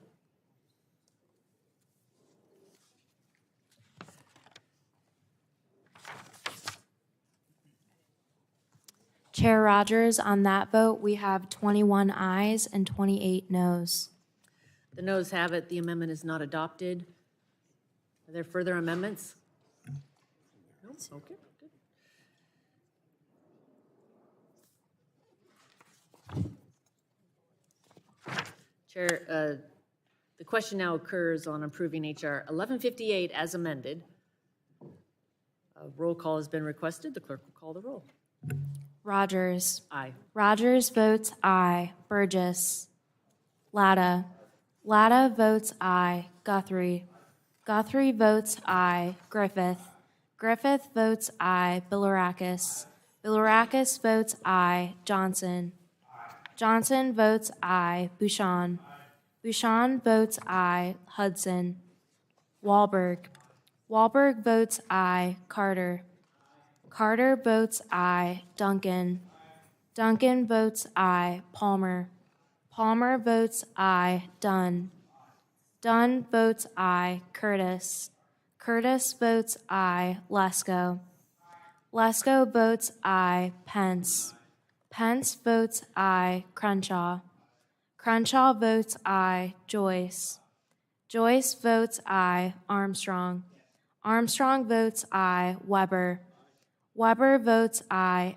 Allen votes aye. Balderson.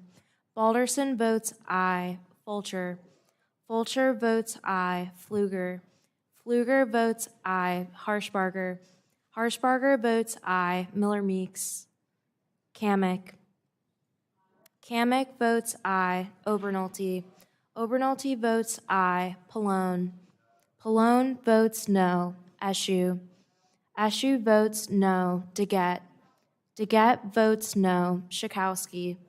Schakowsky votes no. Matsui. Matsui votes no. Castor. Castor votes no. Sarbanes. Tonko. Clark. Cardenas. Ruiz. Ruiz votes no. Peters. Peters votes no. Dingell. Dingell votes no. Vesey. Vesey votes no. Custer. Custer votes no. Kelly. Kelly votes no. Barragan. Blunt Rochester. Blunt Rochester votes no. Soto. Soto votes no. Craig. Craig votes no. Schreier. Trahan. Trahan votes no. Fletcher. Fletcher votes no. Be recorded. Mr. Cardenas votes no. Mr. Sarbanes is not recorded.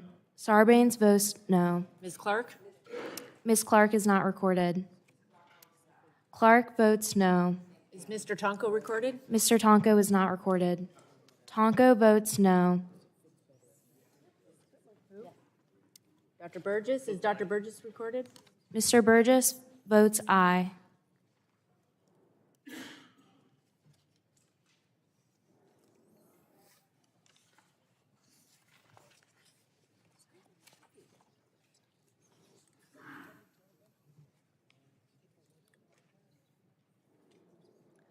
Clerk will report. Chair Rogers, on that vote, we have 27 ayes and 21 noes. The ayes have it, and the bill is adopted. Chair calls up HR 1141 and asks the clerk to report. HR 1141, to repeal the natural gas tax. Without objection, the first reading of the bill is dispensed with, and the bill is open for an amendment at any point. So ordered. Does anyone seek to be recognized on the bill? Madam Chair, I seek recognition to speak in favor of 1141. Gentleman is recognized for 5 minutes. Thank you, Madam Chair. Yesterday, Secretary Granholm said that she is so grateful for the relief high American oil and natural gas production has brought to Europe in the wake of Russia's invasion of Ukraine. And while I couldn't agree more, this is quite a departure from the administration's rhetoric for the past 2 years and an even bigger departure from their policies. Climate Advisor John Kerry also recognized the unbelievable technological capacity of U.S. natural gas and oil companies, and he's right to do so. As of 2021, the U.S. emission intensity level was 3 times lower than China, 4 times lower than India and over 4 times lower than former Soviet Union countries. This decline in emissions is due to increased production of U.S. natural gas.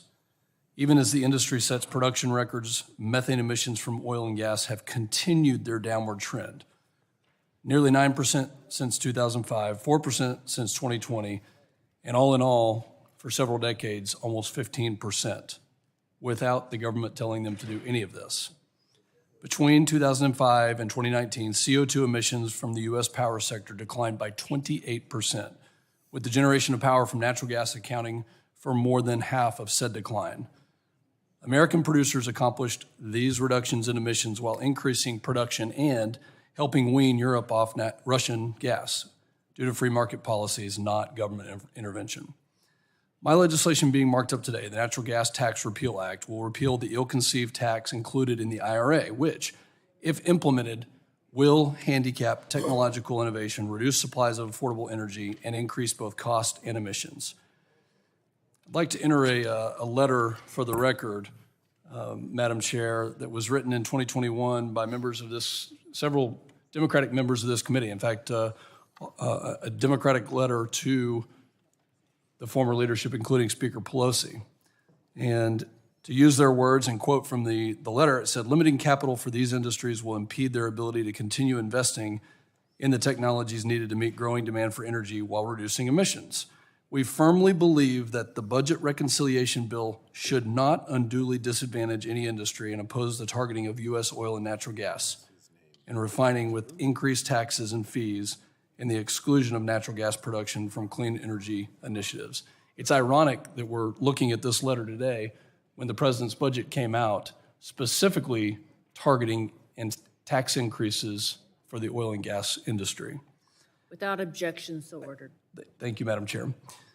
My colleagues are right on this letter. I agree with them. This policy will cost American jobs. It will move America farther away from energy independence, and it will slow technological advances towards more efficient ways of doing business. It's unfortunate that even when writing this letter, they still voted in favor of the IRA bill. If you really want to start reducing greenhouse gases, then produce here. Remember when a witness in this room just several weeks ago said, and I quote, "Air knows no boundaries." He was a climate activist, and he was right. And because of that, we should reward the location and the area where we are producing cleaner and more efficiently, where we've done much more than the rest of the world. And not because the government is telling us, but because industry and innovation lead, and they do the right thing. And it's because they're providing affordable, reliable energy here and for our allies. But instead, the president wants to reward China, Russia, OPEC, and foreign producers instead of actually cutting emissions.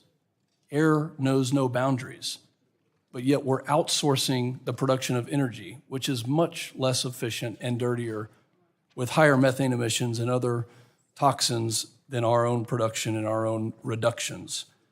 Every witness that we've had in this Congress has testified that hydrocarbons and fossil fuels will continue to increase and that they're here to stay.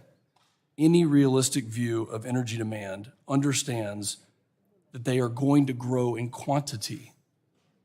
Let's reward quality. Stop this madness. Stop the assault. Produce here. So I urge a yes vote on the passage of H.R. 1141 to repeal this tax, unleash American energy, and stop punishing American producers. With that, I yield back. Gentleman yields back for the discussion. The ranking member recognized for 5 minutes. Thank you, Madam Chair. And I respect Mr. Fluger, but I just want to say that I really disagree with your analysis of what this methane provision in the Inflation Reduction Act would do. First of all, I want to say that methane has a warming capability 80 times greater than carbon dioxide. It is literally a super pollutant. More than half of the warming that we'll experience over the next 20 years will be from the continued release of methane and other short-lived pollutants due to current emissions. And we have to work to limit methane emissions immediately if we want to effectively tackle climate change and protect public health.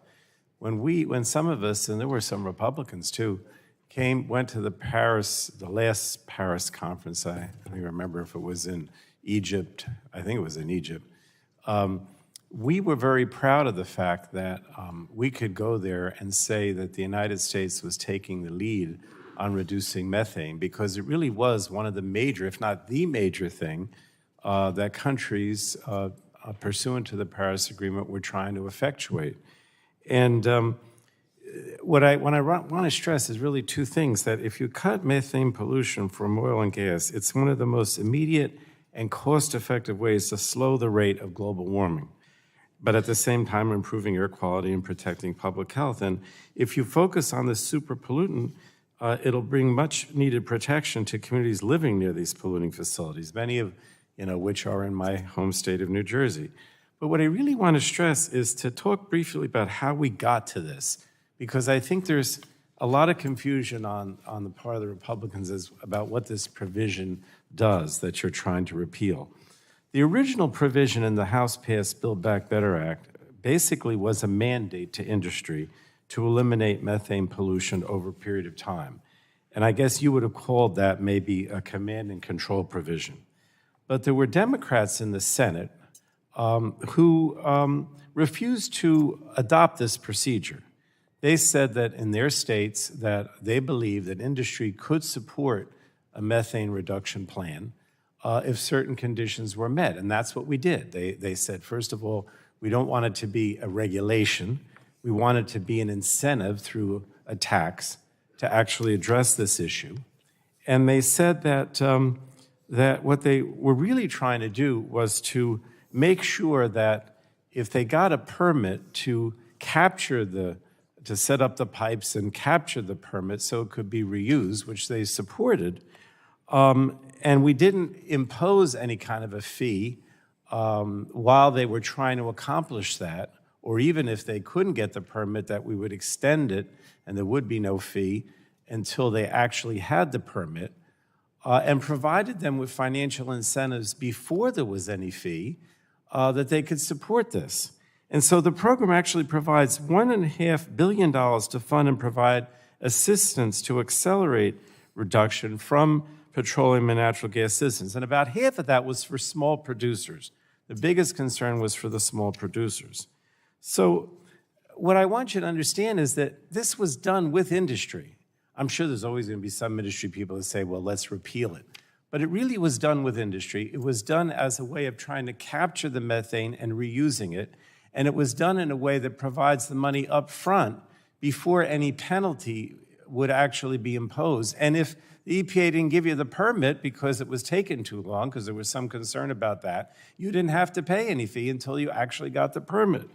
So I don't know how to, I guess the reason I'm so, I mean, in many ways, I think that this bill is kind of the most egregious to me, because we went, of everything that's being discussed today, because we went so far to deal with the industry, come up with something that wasn't command and control, come up with something that was actually going to have a significant impact on reducing a terrible pollutant without really hurting anybody in any significant way.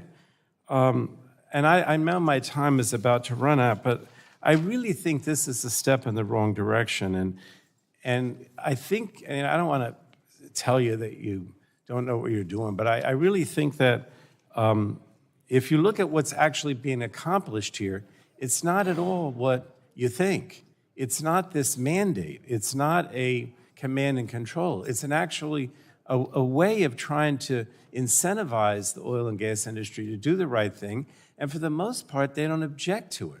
So, again, I don't know if you're going to believe me, but this is the history of what we were trying to accomplish, and I just wanted you to know that. So, that's why I oppose this this bill, for all these reasons. Thank you, Madam Chair.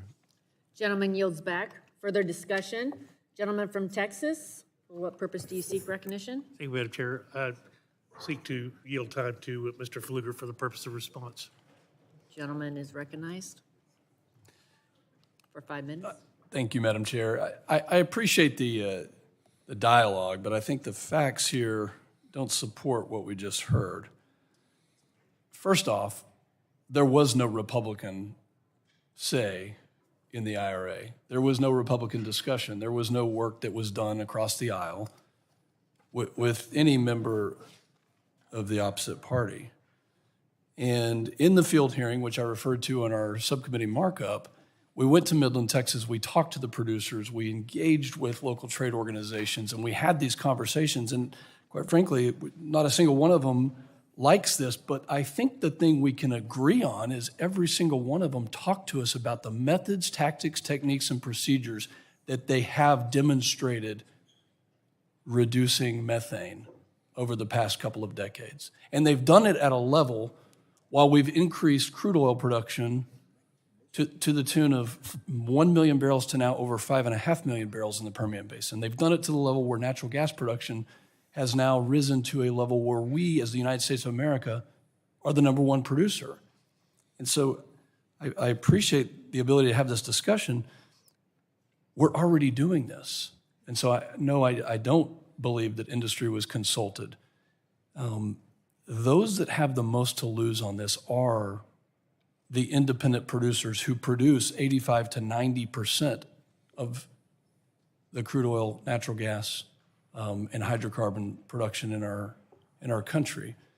And that's why this is, to me, egregious, is because we should be celebrating the fact that they're doing this on their own and not actually penalizing them. And we should be penalizing countries like China and others in the form of nearshoring production here, keeping the jobs in the United States of America and creating a strong energy sector that underpins our entire economy.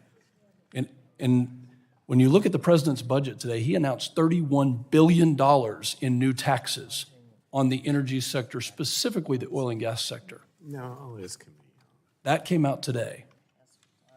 And the verbiage that he uses is to attack the tax credits and incentives that all businesses get, specifically in the energy industry. I would love to have a conversation. We agreed to have that conversation in the subcommittee hearing, and I hope that we can move forward because we cannot afford, it was said earlier in this hearing, that something about keeping, that the light bulb wants to come on, keeping the lights on, and I think doing that starts with good American energy that's affordable and reliable. And I think Would the gentleman, Well, I'm going to reclaim my time. I'll yield back to you, Mr. Burgess. And Mr. Fluker, I agree with you absolutely, but really it's not just the independent petroleum producers who are penalized. It is ultimately the consumer who is penalized. Ultimately, they are the ones who are going to pay the price. Did the gentleman from North Dakota seek time?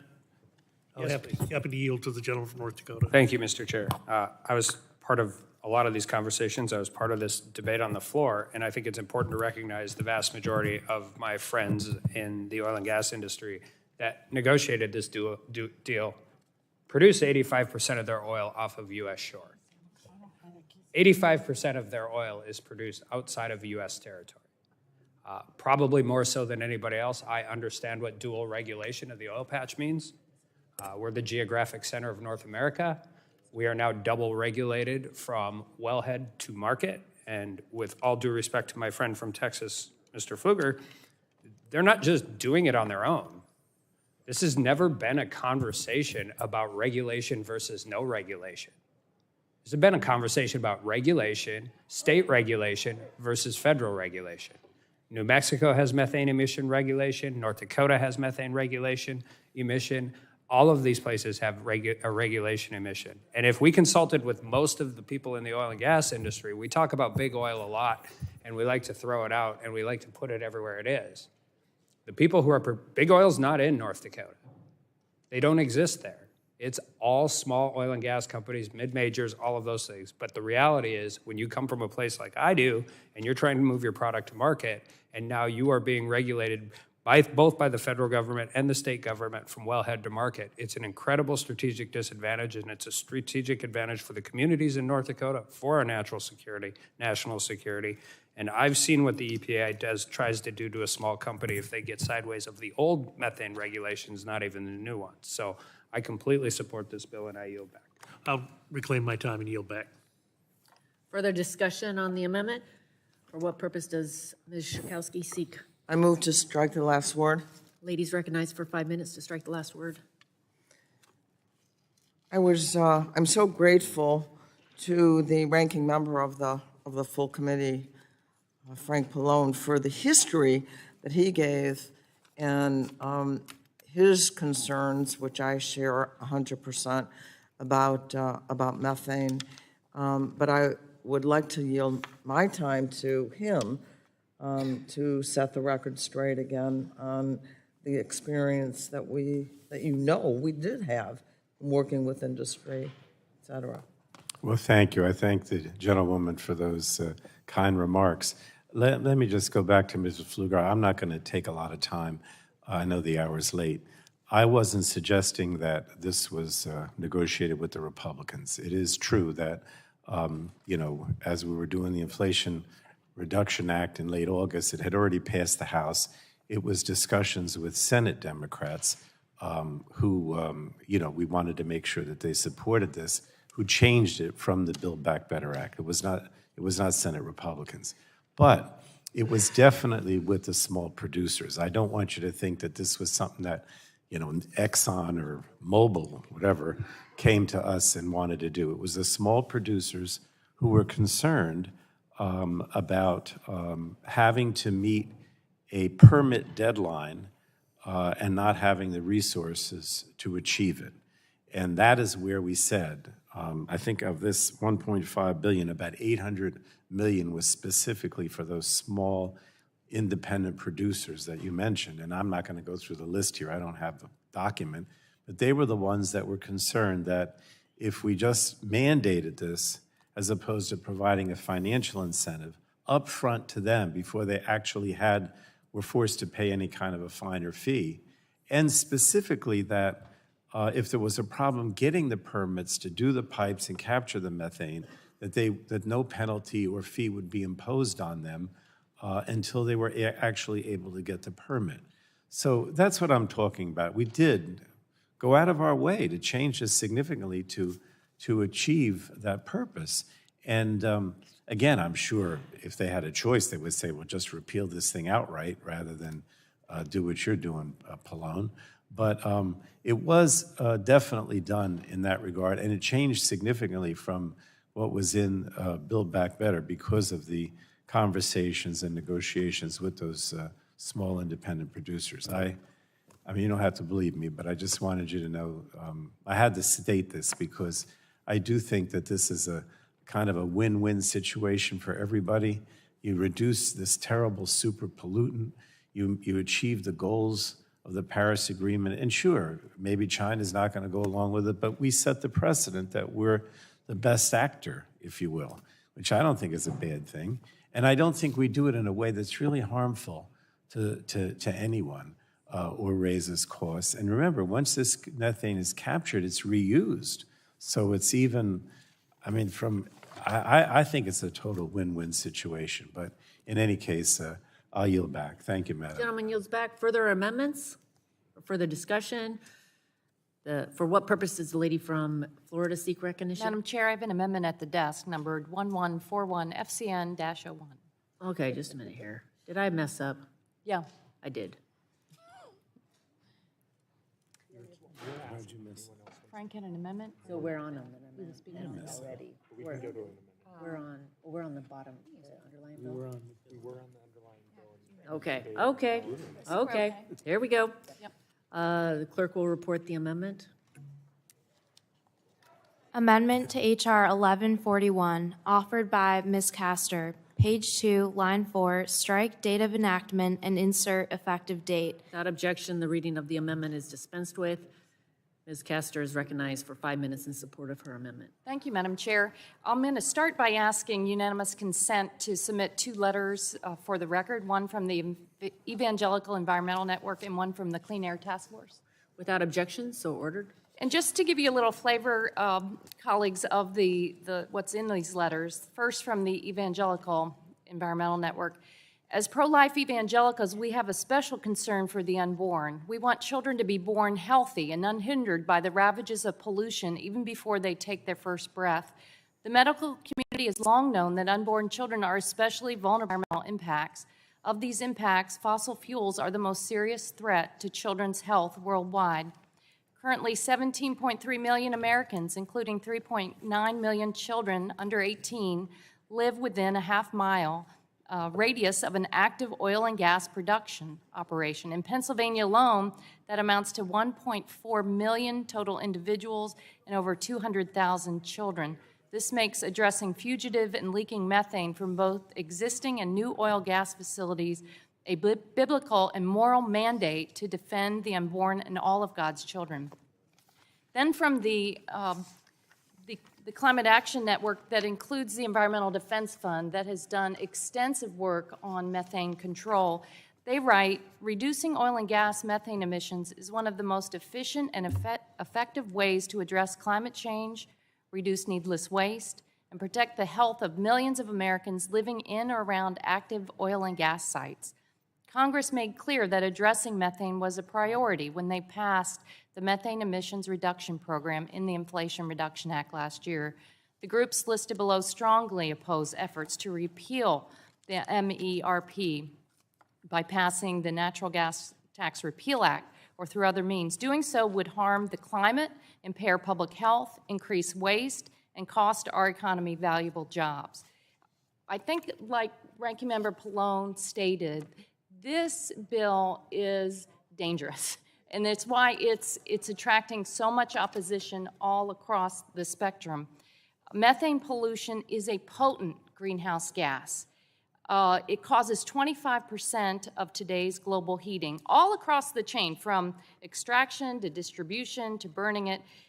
Cutting methane waste and pollution from oil and gas production is the fastest way to slow the harmful, costly impacts of the climate crisis.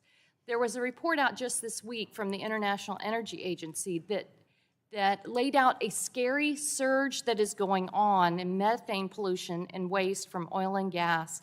We're at the highest levels right now measured when it comes to methane pollution. While it is a very significant threat, cleaning up methane also presents an enormous opportunity to create jobs, plugging the wells, plugging the leaks, reducing pollution, and at a time that we know that the oil and gas industry has banked enormous profits.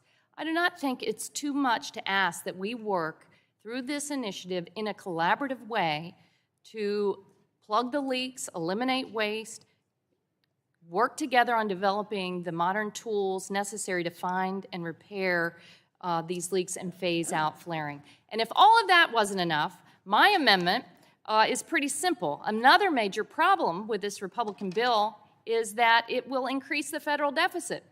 So yes, on the day that the president submits his budget, we're all focused on ways to cut the debt and the deficit. The bill will eliminate billions of dollars in revenue. And that's why my amendment would require CBO to certify that it will not increase the federal deficit before this act can go into effect. If our GOP colleagues believe this bill will not increase the federal deficit, no harm in supporting my amendment. So for all of those reasons, I urge my colleagues to adopt our amendment. But in the end, this bill is dangerous, and we're going to fight it with all that we have. Thank you. I yield back. Further discussion on the amendment? Gentleman from Indiana, for what purpose? Move to strike the last word. Gentleman's recognized for 5 minutes. Yeah, I'm just going to be brief. I just find it ironic that my colleague is using a pro-life letter defending the unborn as a reason for environmental regulation. I'm happy that we've maybe converted some people finally to care about the unborn child, and so I would also argue that that letter is likely not from an organization that truly supports life, but is an environmental activist group hiding behind a name. So with that, I yield back. Gentleman yields back. Further discussion on the amendment. The vote occurs on the amendment. Roll call has been requested. The clerk will call the roll. Rogers. No. Rogers votes no. Burgess. Burgess votes no. Latta. Latta votes no. Guthrie. Guthrie votes no. Griffith. Natural Resources Defense. Griffith votes no. Bilirakis. Bilirakis votes no. Johnson. Johnson votes no. Bouchon. Bouchon votes no. Hudson. Defense Council. Wahlberg. Wahlberg votes no. Carter. Carter votes no. Duncan. Palmer. Palmer votes no. Dunn. Dunn votes no. Curtis. Curtis votes no. Lesko. Pence. Pence votes no. Lesko votes no. Crenshaw. Crenshaw votes no. Joyce. Joyce votes no. Armstrong. Armstrong votes no. Weber. Weber votes no. Allen votes no. Balderson. Balderson votes no. Fulcher. Fulcher votes no. Pfluger. Pfluger votes no. Harshbarger. Harshbarger votes no. Miller Meeks. Kamek. Kamek votes no. Obernolte. Obernolte votes no. Pallone. Pallone votes aye. Eshu. Eshu votes aye. Deget. Deget votes aye. Schakowsky. Schakowsky votes aye. Matsui. Matsui votes aye. Castor. Castor votes aye. Sarbanes. Sarbanes votes aye. Tonko. Clark. Clark votes aye. Cardenas. Cardenas votes aye. Ruiz. Ruiz votes aye. Peters. Peters votes aye. Dingell. Dingell votes aye. Vesey. Vesey votes aye. Custer. Custer votes aye. Kelly. Kelly votes aye. Barragan. Blunt Rochester. Blunt Rochester votes aye. Soto. Soto votes aye. Craig. Craig votes aye. Schreier. Trahan. Trahan votes aye. Fletcher. Fletcher votes aye. Mr. Duncan is not recorded. Duncan votes no. Mr. Tonko is not recorded. Tonko votes aye.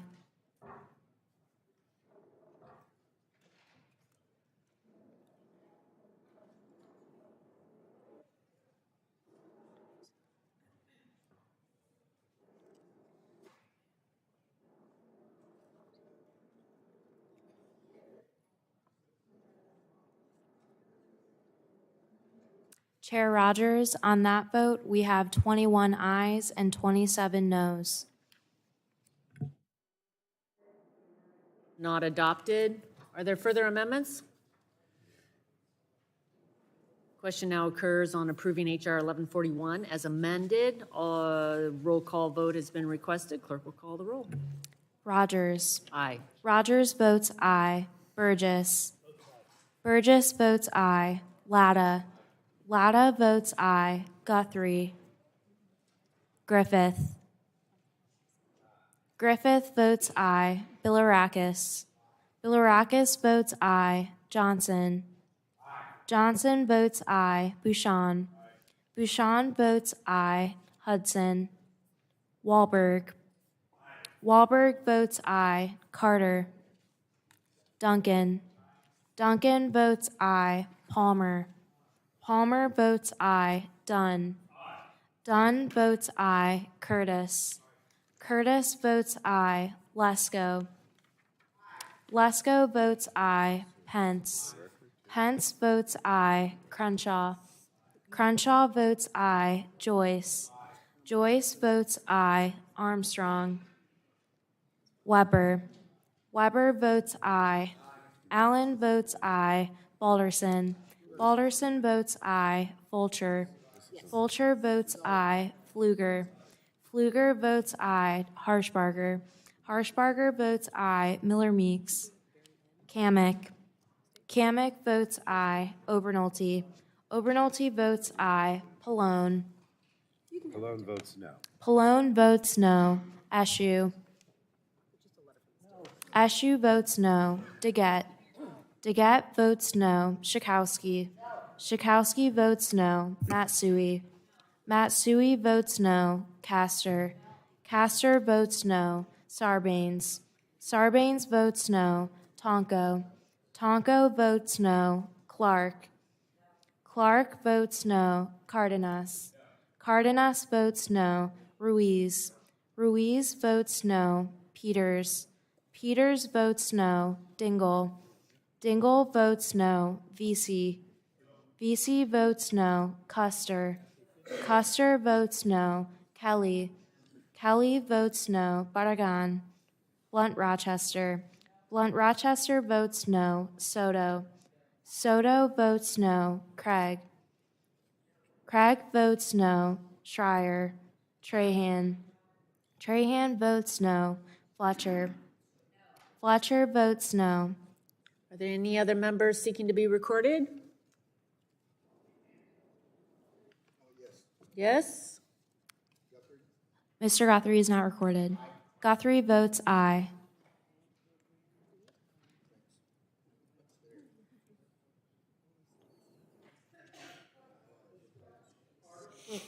How's Mr. Carter reported? Or recorded? Mr. Carter is not recorded. Carter votes aye.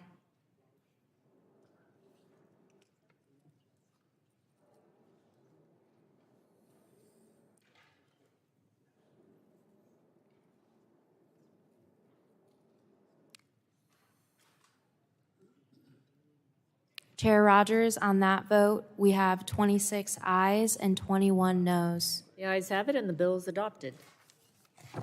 Chair calls up H.R. 1023 and asks the clerk to report. H.R. 1023, to repeal Section 134 of the Clean Air Act relating to the Without greenhouse objection, gas. the first reading of the bill is dispensed with, and the bill will be open for amendment at any point. So ordered. Does anyone seek to be recognized on the bill? Yes, gentleman from Alabama, Mr. Palmer. Thank you, Madam Chair. I would like to speak in favor of H.R. 1023. Gentleman's recognized for 5 minutes to strike the last word. Speak in favor. Thank you, Madam Chair. My bill to repeal the Greenhouse Reduction Fund is a great opportunity to right some of the wrongs that were in the misnamed Inflation Reduction Act. While millions of American families and senior citizens are struggling to make ends meet because of inflation caused in large part by higher energy costs, Congress should not have established this $27 billion slush fund for green advocacy groups. For almost a decade, climate alarmists have advocated for a national green bank to fund the rush to green. This idea wasn't popular enough to pass in a standalone legislation, so in pure Washington, D.C. fashion, it was stuffed into the 700-page Inflation Reduction Act and jammed through Congress. Meanwhile, more and more Americans with less means were being pushed into energy poverty by these left-wing energy policies. Democrat and Biden administration energy policies have driven up household energy costs and the cost of all goods and services. These policies have undermined our economic security and I believe undermined the security of millions of American households.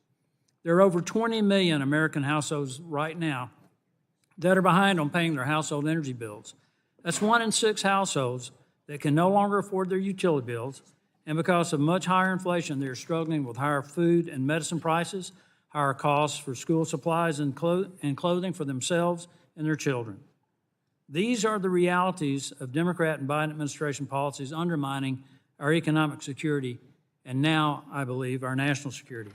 As I pointed out previously, the modern world depends on 4 things: cement, steel, plastics, and fertilizer.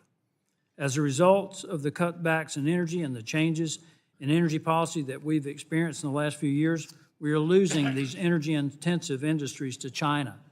China now produces 61% of the world's cement, 31% of the world's plastics, and 50% of the world's steel, all of which is needed for the construction of turbines and solar arrays, and all of which are needed to raise people out of poverty and are essential to our national security. As we should all have learned from the war in Ukraine, no nation should allow itself to become dependent on an adversarial nation for anything essential to our economy and our national security. That is exactly what the Democrat and Biden administration policies are doing by forcing America to rely on solar arrays and wind turbines for the energy we need to power our economy and our homes, and their goal of eliminating the use of natural gas. We would make America dependent on China, and China, with the Communist Party in charge, is very clearly a powerful adversary. We're facing enormous threats to our energy security, reliability, and affordability. This is not due to a shortage of resources. It is the result of the failure to improve and expand our natural gas hydrocarbon infrastructure.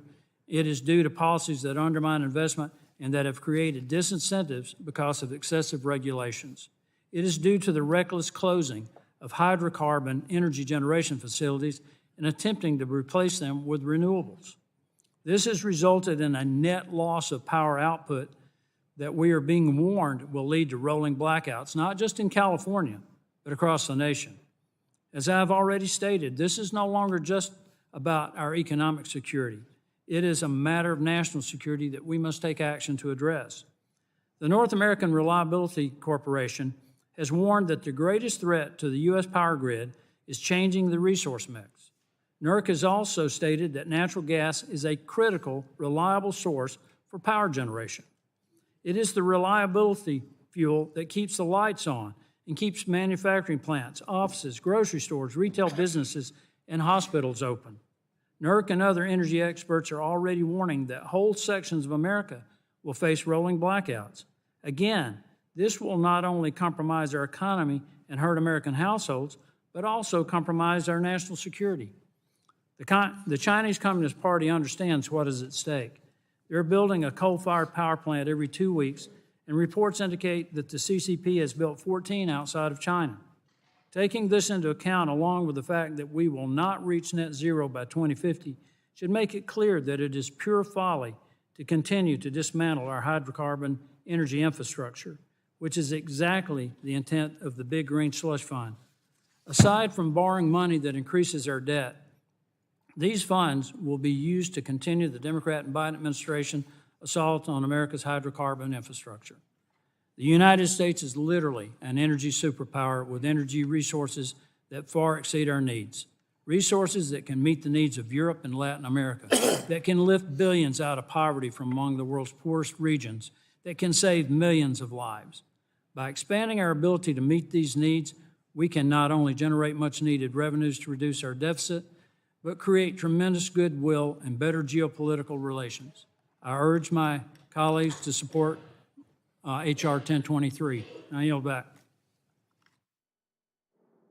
Gentleman yields back. Do other members wish to speak on the bill?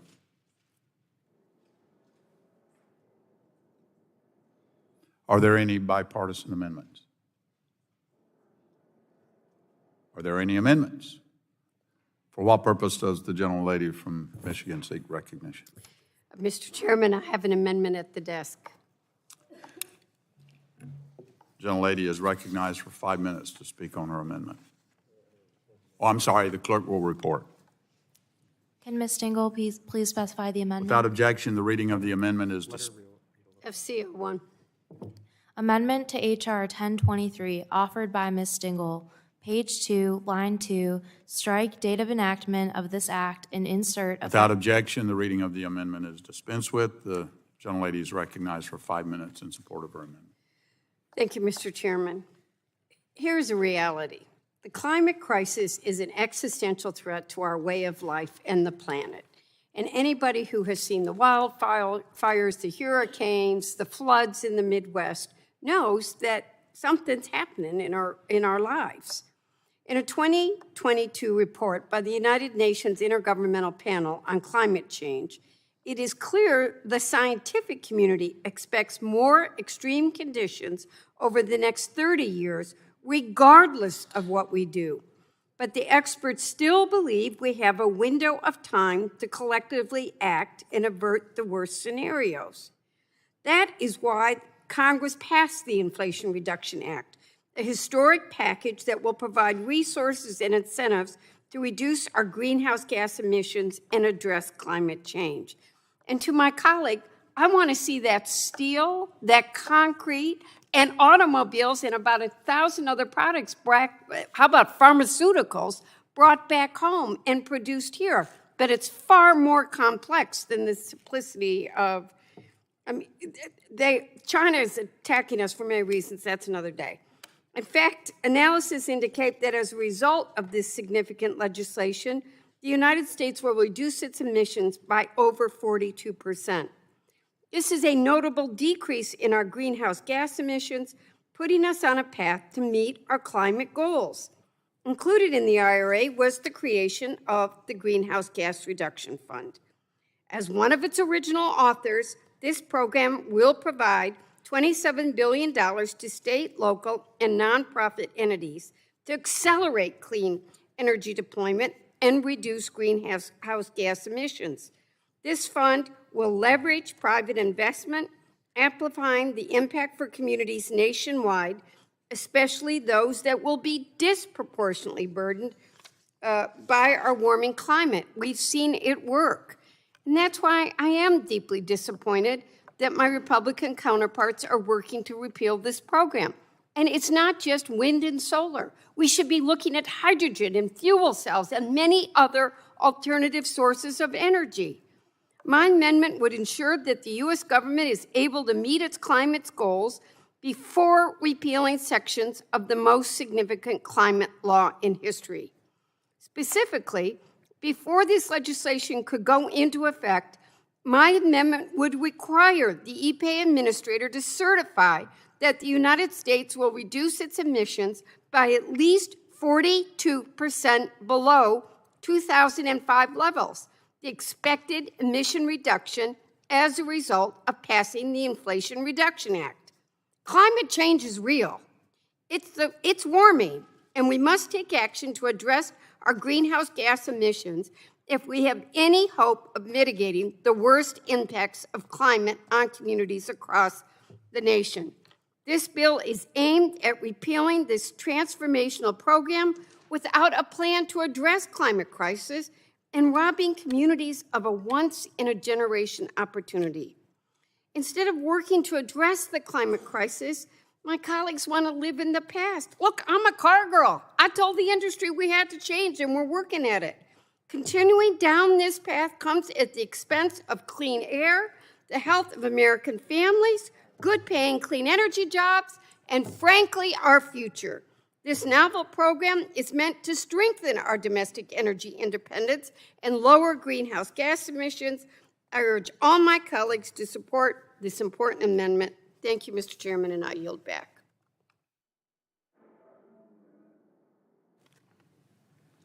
Gentleman from, what is it, purpose for, what does the gentleman from Alabama seek recognition? I move to strike the last word and speak in opposition to the amendment.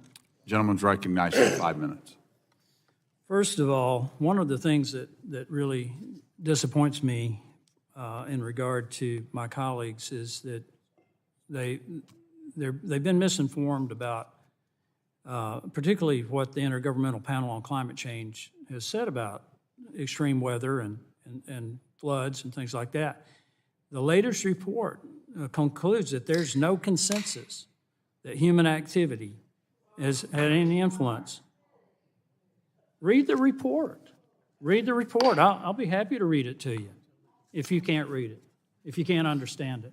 I mean, there's physics involved here with the production of energy. I mean, this idea that you're going to move your concrete and your steel back to the United States without natural gas.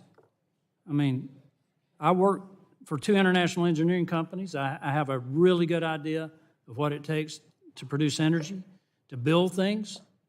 I worked in environmental systems to reduce air pollution. We built the systems to reduce air pollution, and we have reduced the criteria gases that the EPA tracks emissions by 86%. And we've reduced CO2 emissions on a per capita basis by 32%. It's because we've converted to natural gas. If you eliminate natural gas completely, you will reduce the world food supply by half. I mean, I don't know where you come up with some of this stuff, but I think we're in a existential crisis right now. China is an existential threat. There's no question about it. Our debt is an existential threat.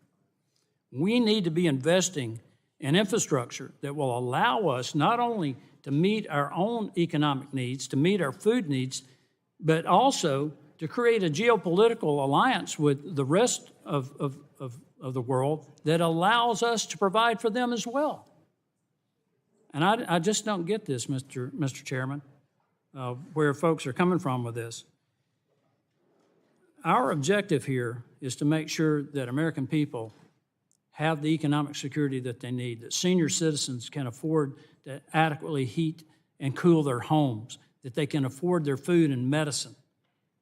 We have already seen a massive increase in inflation because of the Biden administration's energy policies. Everything you consume, everything you use, everything you come in contact with has an energy cost. And you're driving it through the roof through these inflationary policies. So I urge my colleagues to reject this amendment and support the passage of H.R. 1023. I yield back. Gentleman yields back. Do other members wish to speak on the amendment? For what purpose does the gentlelady from Florida? To strike the last word, speak in favor of the Dingell amendment. Gentlelady is recognized for 5 minutes. Well, thank you very much, Mr. Chairman. You know, you don't have to listen to the world's top scientists to understand we are in a climate crisis. But what the ICPP recently said in their last report is there is a rapidly closing window for us to avoid the catastrophic, costly impacts of the climate crisis. And thank goodness people across the country came together last year to support the Inflation Reduction Act, our historic climate law that pairs very well with the bipartisan infrastructure law and rebuilding America's manufacturing and supply chains through the CHIPS and Science Act. One of the most important pieces of the Inflation Reduction Act is this innovative Greenhouse Gas Reduction Fund. And I want to thank Ms. Dingell for working so hard over a number of years to chart the course for this innovative financing tool, along with a lot of other members who have worked on it here. It's a first of its kind initiative that will provide competitive grants to mobilize financing to leverage private capital for clean energy and climate projects that reduce climate pollution. We pay special attention to the communities across America that have long carried a disproportionate burden of pollution to make sure that they are participating in the benefits, the cost savings that cheaper energy, clean energy will provide. Think of it as a clean energy and sustainability accelerator. Financiers are very excited about this, and others back home are thrilled about it because it does provide some flexibility and it allows America's entrepreneurs and the scientific community to develop the tools that we need to compete and to help the entire world transition to a clean energy economy. In fact, I'll ask unanimous consent to submit for the record a letter from the National Association of Counties, National League of Cities, the U.S. Conference of Mayors, our folks back home who are close to the ground, and really they say they are encouraged, they see the Greenhouse Gas Reduction Fund as a way to award grants and loans for zero emissions technologies. They think if this bill is enacted, local governments across the country will lose access to critical funding needed to bring affordable clean energy to our residents. Earlier today, I talked about how electric bills in the Sunshine State are going up, up, up. Florida Power and Light, Duke Energy, TECO, just this week got approved for big rate hikes on the people I represent. Did the gentlelady ask for unanimous consent to introduce that? Yeah, without objection, so ordered. So part of the reason our bills are going up, up, up is because they're so tied to gas. And what this initiative will do will empower people at the local level to develop the clean technologies, the energy efficiency tools they need to cut costs, cut pollution at the same time. This is a historic and exciting opportunity to cut climate pollution, to lower costs, to create jobs, and to improve our health. So I want to thank Ms. Dingell for bringing this amendment and this bill, even with your amendment, I hope this bill is defeated and doesn't see the light of day. Would the gentlewoman yield if she's finished? I'm happy to yield. Thank you. I just wanted to say to Mr. Palmer, look, we have worked together on addressing the climate crisis. I know you said that there was a report that said it wasn't human-induced. I haven't seen that report. But the bottom line is you don't have to, you can believe that it's not human-induced, which obviously you do, but that doesn't mean you don't believe it's real. Obviously, you think that climate change is real and that we should be doing something about it, which is what you said. And so, you know, we don't have to get that in the way of trying to accomplish something here. Even the committee that you put together calls about environment and climate. There have been many times in the past when we've actually addressed things on a bipartisan basis to reduce the damaging impacts of climate change without the Republicans having to say that it's human-induced. I remember the Energy Act, which we passed when Trump was president, that phased out HFCs. We didn't say whether it was human-induced or not. We just said it's a reality, and we need to address it. And I think the Greenhouse Gas Reduction Fund is a major way to address it, regardless of what you think the causes are. And so I would just say, let's join together and work on some of these things, regardless of what you believe is the cause. And I yield back. Thank the gentlewoman. Use the word. The gentleman yields back. For what purpose does the gentleman from South Carolina seek recognition? Move to strike last word, speak in opposition. The gentleman's recognized for 5 minutes. Thank you, Mr. Chair. Lord, I tell you what, my constituents are wondering when that much touted Inflation Reduction Act's actually going to kick in and help lower prices for them. At the grocery store, at the retailers, at the gas pumps. You know, the gentlelady from Florida talks about the Sunshine State and their energy prices are skyrocketing. And I'd ask her to just look at the energy matrix down there. A lot of nuclear power, of course, in Florida, a move toward more solar, but without dispatchable energy provided by natural gas, where that natural gas-fired power plant can come on when that thunderstorm goes across those solar panels and that solar falls offline. Solar starts at zero every day and ends at zero. It produces when the sun comes up and it produces until the sun goes down. But I'll guarantee your constituents, they expect the lights to come on, they expect that machine to be able to turn on when they want to manufacture that widget. And you can't do that with solely moving toward renewable energy. It ought to be part of the matrix. There's nobody on this side of the aisle that doesn't agree with that. I'd like to yield some time to my gentleman friend from Alabama, Mr. Palmer.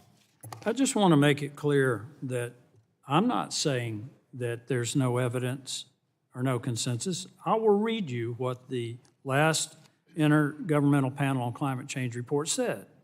And I quote, "There is still no consensus on the relative magnitude of human and natural influences on past changes in Atlantic hurricane activity, and particularly on which factor has dominated the observed increase.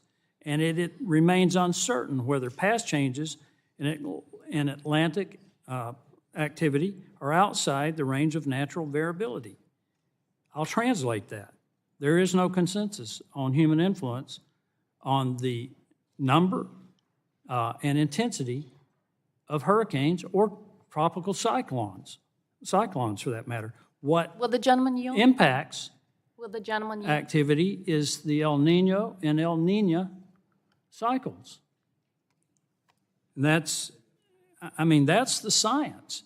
Now, I want to make it clear that I understand that the climate is changing. But my concern is that my colleagues do not realize that the climate is changing for reasons and for other than what they think. I asked this in a hearing one time, has the Sahara always been a desert? And the answer is no. It's only been a desert about 4,000 years. So what happened? The climate changed. What caused it? Most scientists believe the Earth changed its tilt on its axis, changed the wind patterns, and over about a 10 or 12,000 year period, the Sahara became a desert. I think we need to be working together to deploy natural gas, increase nuclear energy, discover new technologies that provide reliable, affordable energy, including market-viable renewable energy, and not set up a subsidy and de-risk schemes on the back of the taxpayers that are already facing a debt crisis to drive favored renewable technology, especially since we're facing a debt crisis that is truly an existential threat to our nation. I yield back. Yield back to the gentleman. Who was asking for time on that side? I'll yield the balance to Mr. Peters. Thank you, Mr. Duncan. Look, I mean, I think this bill is going to be referred to the floor, and I don't want to take up forever. I would just say, in response to my colleague from Alabama, the first sentence of the IPCC report says human activities are estimated to have caused approximately 1 degree Celsius of global warming above pre-industrial levels, with a likely range of 0.08 to 0.12 degrees Celsius. Global warming is likely to reach 1.5 degrees between 2030 and 2052. That's different from saying whether you can attribute particular storm activity to that versus natural activity. I think that was the confusion. In any event, I think that there is a consensus that we need to do this and that we need to deal with this issue. And I don't think we're going to resolve that today, but I just want to say that for the record. I think that was a... I'll reclaim my time and yield the balance to Mr. Palmer. And I thank the gentleman for that. I don't dispute that. But what's interesting is that there's a report out of the National Oceanographic Administration that said that because we have done so much in terms of removing particulate matter from the atmosphere, that it may have actually contributed to more frequent hurricanes. But, which is kind of interesting. But I do appreciate that clarification, and I do understand that the climate is warming and that there are consequences. But I don't think that we need to go the route that we're going right now, particularly with the threat of the Communist Party in China, which I think could put us in a real bind. I yield back. Gentleman yields back. Is there further discussion on the amendment? If there is no further discussion, the vote occurs on the amendment. All those shall signify by saying aye.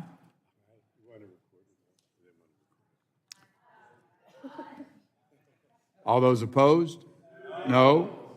A recorded vote has been requested. The clerk will call the roll. Rogers. Burgess. Burgess votes no. Latta. Guthrie. Guthrie votes no. Griffith. Griffith votes no. Bilirakis. Bilirakis votes no. Johnson. Johnson votes no. Bouchon. Bouchon votes no. Hudson. Wahlberg. Wahlberg votes no. Carter. Carter votes no. Duncan. Duncan votes no. Palmer. Palmer votes no. Dunn. Dunn votes no. Curtis. Curtis votes no. Lesko. Lesko votes no. Pence. Pence votes no. Crenshaw. Crenshaw votes no. Joyce. Joyce votes no. Armstrong. Armstrong votes no. Weber. Weber votes no. Allen votes no. Balderson. Balderson votes no. Fulcher. Fulcher votes no. Pfluger. Harshbarger. Harshbarger votes no. Miller Meeks. Kamick. Kamick votes no. Obernolte. Obernolte votes no.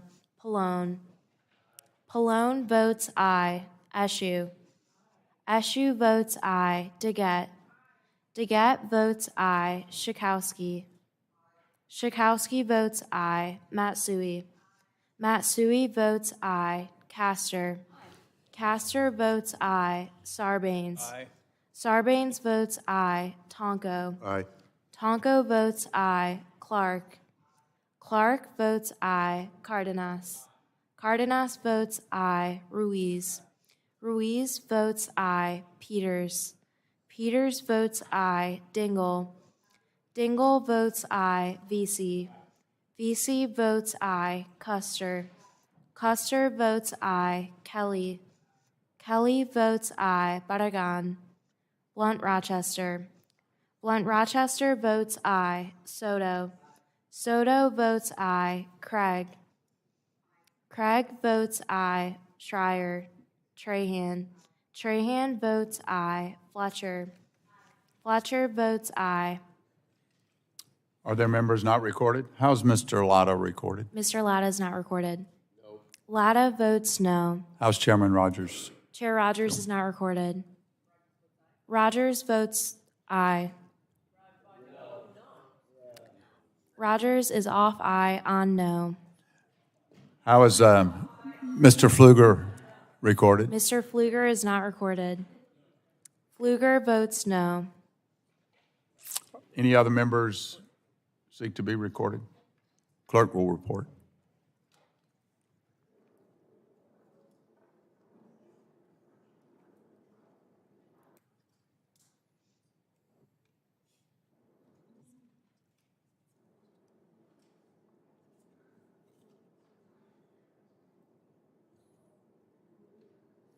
Mr. Johnson, on that vote, we have 21 ayes and 27 noes. The nays have it, and the amendment is not agreed to.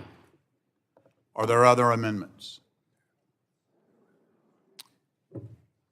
Seeing none, the question now occurs on approving H.R. 1023. All those in favor say aye. Aye. Those opposed, no. The ayes have it, and the bill is agreed to. Recorded vote has been requested. The clerk will call the roll. Rogers. Rogers votes aye. Burgess. Burgess votes aye. Latta. Latta votes aye. Guthrie. Guthrie votes aye. Griffith. Griffith votes aye. Bilirakis. Bilirakis votes aye. Johnson. Johnson votes aye. Bouchon. Bouchon votes aye. Hudson. Wahlberg. Wahlberg votes aye. Carter. Duncan. Duncan votes aye. Palmer. Palmer votes aye. Dunn.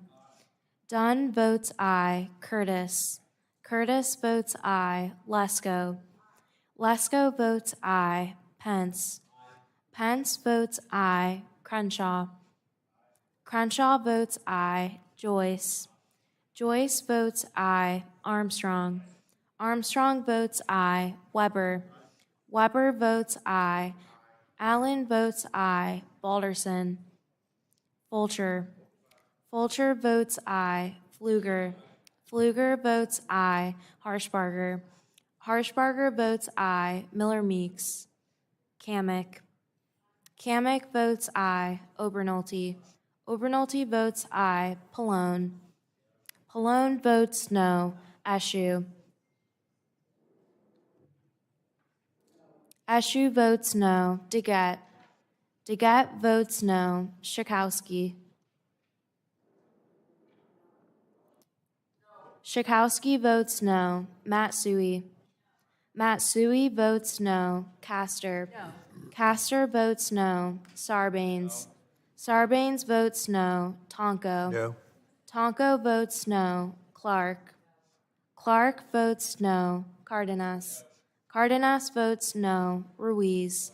Ruiz votes no. Peters. Peters votes no. Dingell. Dingell votes no. VC. VC votes no. Custer. Custer votes no. Kelly. Kelly votes no. Barragan. Blunt Rochester. Blunt Rochester votes no. Soto. Soto votes no. Craig. Craig votes no. Schreier. Trahan. Trahan votes no. Fletcher. Fletcher votes no. Do any members wish to be recorded? Mr. Balderson is not recorded. Mr. Balderson votes aye.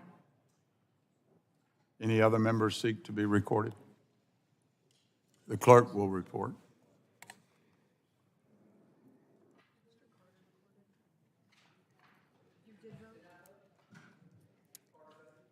Mr. Carter is not recorded. Carter votes aye.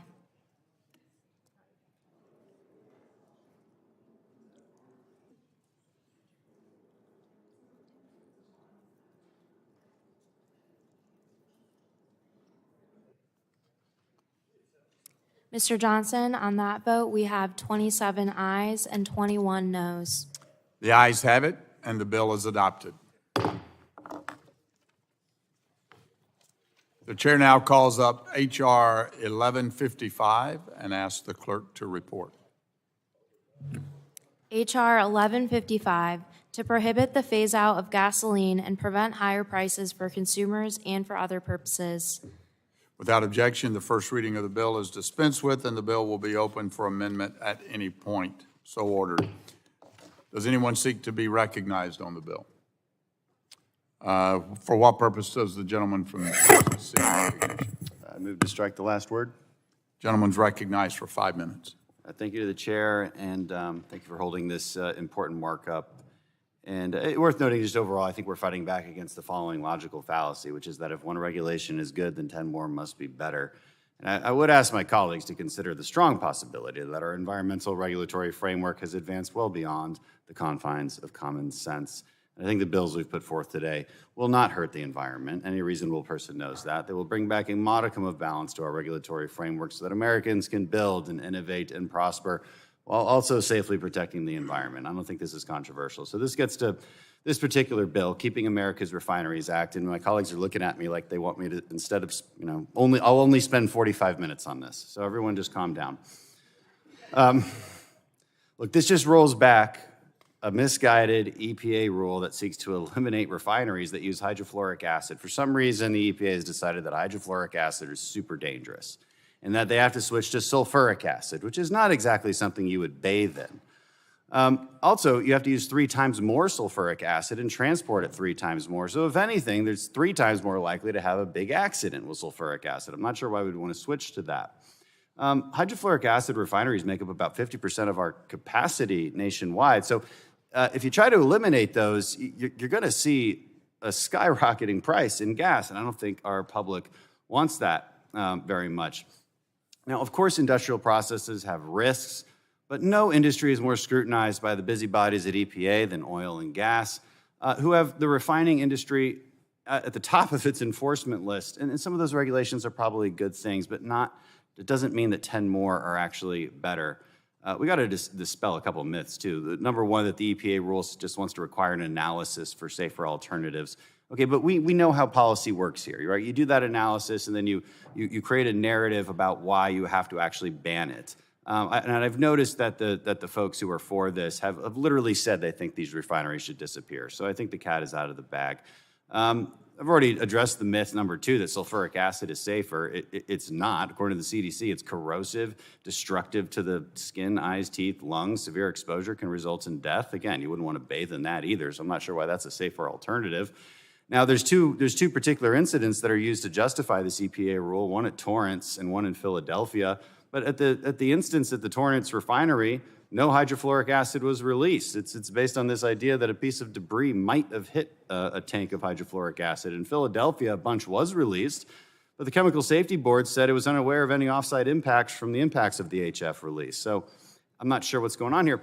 We've also heard that blue-collar workers are demanding this EPA rule. Well, that's interesting because actually in Torrance, when there was a big push from environmentalists to limit the use of hydrofluoric acid, it was the labor unions, and including the steel workers, that actually fought back against it. And so in 2019, the South Coast Air Quality Management District voted against banning the acid used at refineries in the state. Actually, a spokesperson for United Steelworkers at Local 675 said, if we're going to advocate that our folks' jobs be gone, we have to be able to show them that we're taking care of their interests. Trade union leaders who advocate for social policy that eliminates members' jobs without having alternatives are not trade union leaders for very long, but apparently the EPA now thinks it knows better than the people and the workers of Torrance.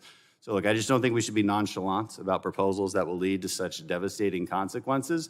This EPA rule could vastly constrict supply and drastically increase gas prices. Our problem in this country isn't that we have unsafe refineries. Our problem is that we don't have enough refineries. So let's not make the problem worse, and I urge my colleagues to vote for my bill, which would roll back this ridiculous EPA rule. Thank you. I yield back. Gentleman yields back. Does anyone else seek to speak on the bill? Are there any bipartisan amendments? Are there any amendments? For what purpose does the gentleman from New Jersey seek? I have an amendment at the desk. I think it might have been under Ms. Barragan or Barragan, but I'm going to do it instead. It's FCD _02. The clerk will report. Amendment to H.R. 1155, offered by Mr. Pallone. Page 2, line 6, strike the owner and insert except as provided in subsection C, the owner. Add at the end of the Without following. objection, the reading of the amendment is dispensed with, and the gentleman is recognized for 5 minutes in support of his amendment.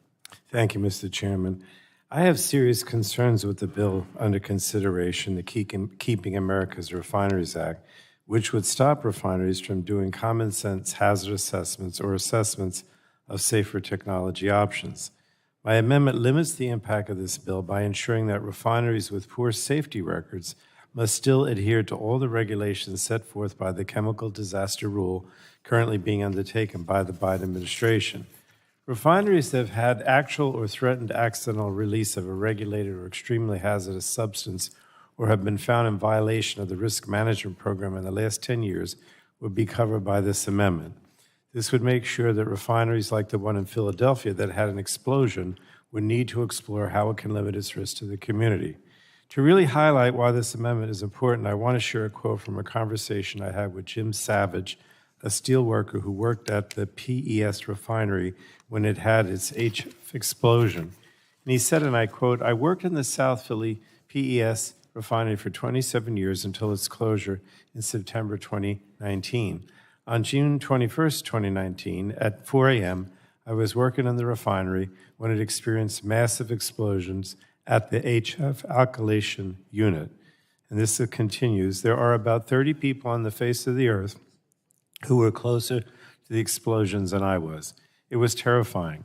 Nobody should ever have to experience what me and my coworkers went through either during the explosions or the unfortunate aftermath."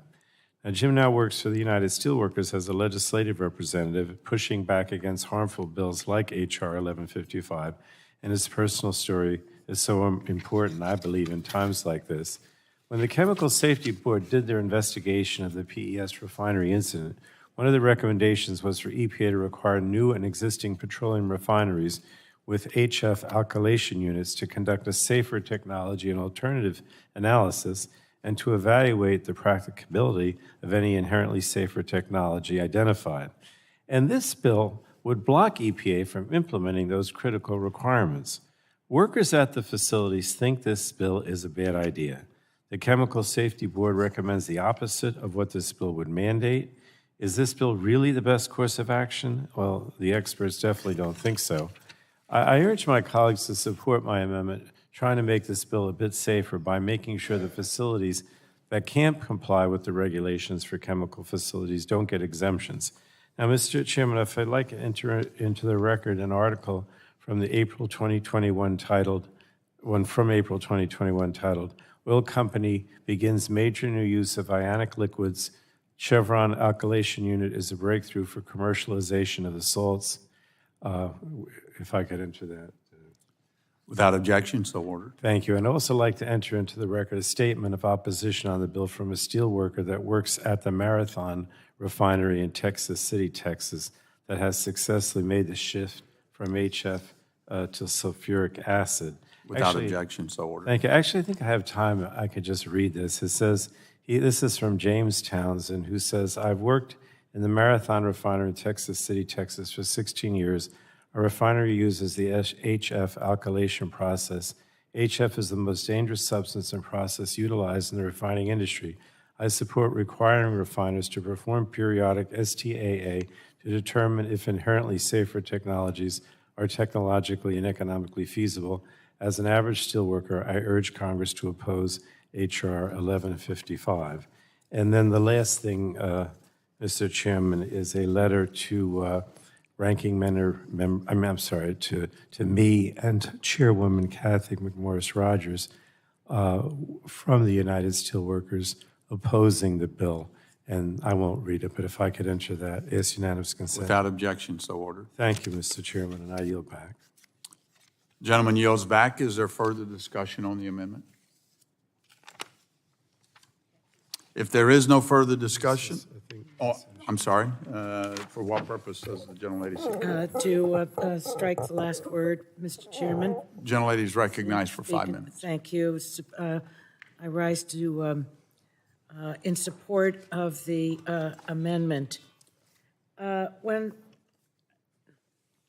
I was looking at our summary of bills here, I think we've all been looking at this to see how close to the end we are, and got ahead of where we were and read the summary for this bill.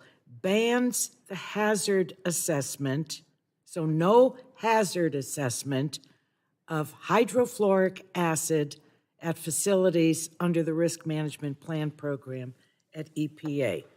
So I punched into my iPhone, what are the dangers of hydrofluoric acid? You can all do this. You're going to get exactly what I'm reading. Here it is. Hydrofluoric acid is fatal if inhaled, if swallowed, or in contact with skin. It causes severe skin burns and severe eye damage. The effects may be delayed after exposure. Okay, so that's the short description. OSHA, the Occupational Safety and Health Administration, which governs safety, worker safety, describes any, Mr. Chairman, the committee's not in order.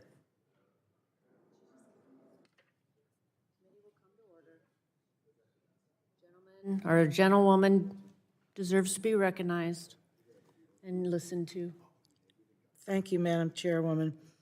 I think they're still not listening to you, but anyway, OSHA describes any contact with HF, liquid or vapor, can produce serious, painful chemical burns. The vapor can be extremely irritating to the eyes, skin, and respiratory tract.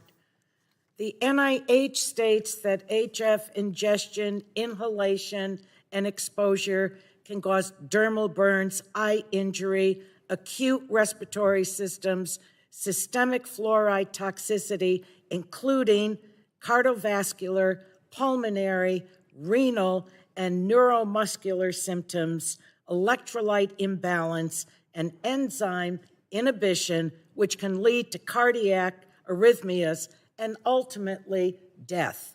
So we're not talking about a vanilla milkshake here. We're not talking about a cup of coffee that may be somewhat acidic for some people if it tips over, if they ingest it. We're talking about something that can kill people. Why would anyone want to remove any kind of hazard assessment of hydrofluoric acid? Should we have it wheeled in here so we can test it? Anyone willing to subject themselves to what I just read into the record? This is dangerous. This is dangerous. This is, I think, so highly irresponsible. I know it's late. Everyone wants to leave. I've missed a major event myself. But this is, to say that it's detrimental health impacts, it's off the charts. It's off the charts. So in anyone's zeal to speak about something inside of an agency and permitting and slow down, you know what? This deserves risk management. And if there's something safer, which is what this program does, it doesn't mandate anything. All it does is it calls for an analysis to see if there are any better, safer alternatives. I don't know about all of you, but what I just read into the record, I would really like to know what the hell is safer than hydrofluoric acid. This is a very dangerous proposal, and it should be rejected because it's dangerous, not because a Republican spoke to it or if it was a Democrat. We've got to be sensible here. So I think this needs bipartisan rejection, and with that, I yield back. Further discussion on the amendment? Madam Chair, I move to strike the last word. Gentleman's recognized for 5 minutes to strike the last word. Well, I'd like to respond to some of the concerns and the support of that amendment. Look, if this bill is so dangerous, right? But what this bill does is bring us back to the status quo. The EPA rule that was recently proposed is what the big change is. And so the question is, why would we add this new regulation? What are we basing that off of? I've already named the 2 incidents that they're supposedly basing it off of. In one incident in California, nothing actually happened.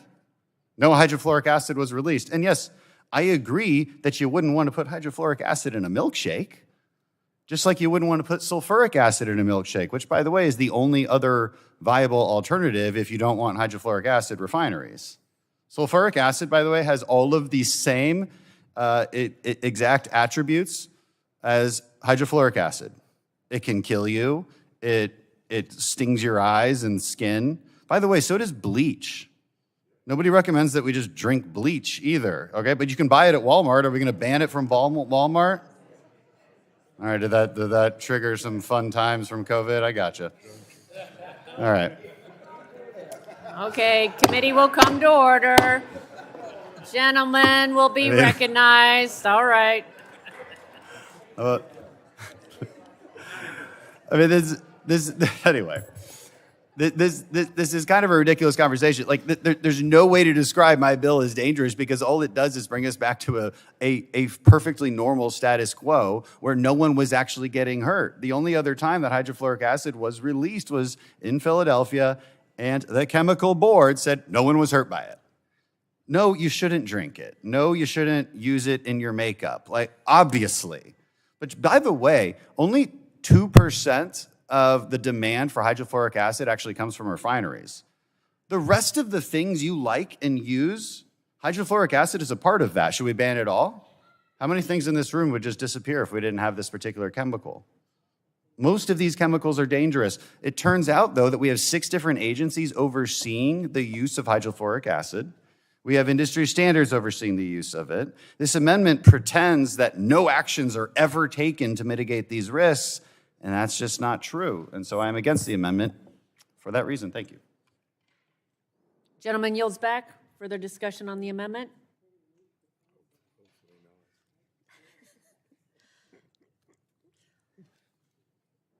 The question will be on the amendment. Recorded vote has been requested. The clerk will call the roll. Rogers. No. Rogers votes no. Burgess. Burgess votes no. Latta. Latta votes no. Guthrie. Guthrie votes no. Griffith votes no. Bilirakis. Bilirakis votes no. Johnson. Johnson votes no. Bouchon. Bouchon votes no. Hudson. Wahlberg. Wahlberg votes no. Carter. Carter votes no. Duncan. Duncan votes no. Palmer. Dunn. Dunn votes no. Curtis. Curtis votes no. Lesko. Lesko votes no. Pence. Pence votes no. Crenshaw. Crenshaw votes no. Joyce. Joyce votes no. Armstrong. Armstrong votes no. Weber. Weber votes no. Allen votes no. Balderson. Balderson votes no. Fulcher. Fulcher votes no. Pfluger. Pfluger votes no. Harshbarger. Harshbarger votes no. Miller Meeks. Kamick. Obernolte. Obernolte votes no. Pallone. Aye. Pallone votes aye. Eshu. Eshu votes aye. Deget. Deget votes aye. Schakowsky. Schakowsky votes aye. Matsui. Castor. Castor votes aye. Sarbanes. Sarbanes votes aye. Tonko. Aye. Tonko votes aye. Clark. Clark votes aye. Cardenas. Cardenas votes aye. Ruiz. Ruiz votes aye. Peters. Peters votes aye. Dingell. Dingell votes aye. VC. VC votes aye. Custer. Custer votes aye. Kelly. Kelly votes aye. Barragan. Blunt Rochester. Blunt Rochester votes aye. Soto. Craig. Craig votes aye. Schreier. Trahan. Trahan votes aye. Fletcher. Fletcher votes aye. Any other members seeking to be recorded? Ms. Kamick, how is she recorded? Ms. Kamick is not recorded. Kamick votes no.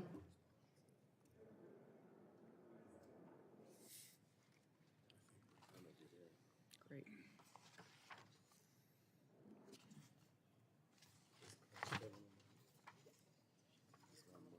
One more amendment.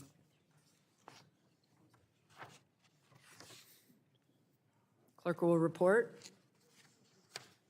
Chair Rogers, on that vote, we have 19 ayes and 26 noes.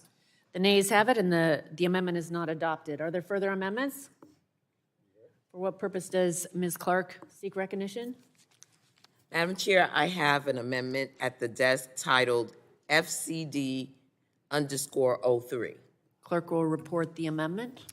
Amendment to H.R. 1155, offered by Ms. Clark. Page 3, after line 2, add the following. Without Effective objection, date. the reading of the amendment is dispensed with. Ms. Clark is recognized for 5 minutes in support of her amendment. Thank you very much, Madam Chair. I think both sides can agree that refineries are critical infrastructure for our nation. Because of that status, they can also be targets for external threats. My position on the Homeland Security Committee has taught me that the best way to reduce the risk is to reduce the target. If hydrofluoric acid is a risk to the facility, the workers, the surrounding community, and the first responders that have to respond to a catastrophic event, then that facility has a higher risk value than one using a safer alternative like sulfuric acid.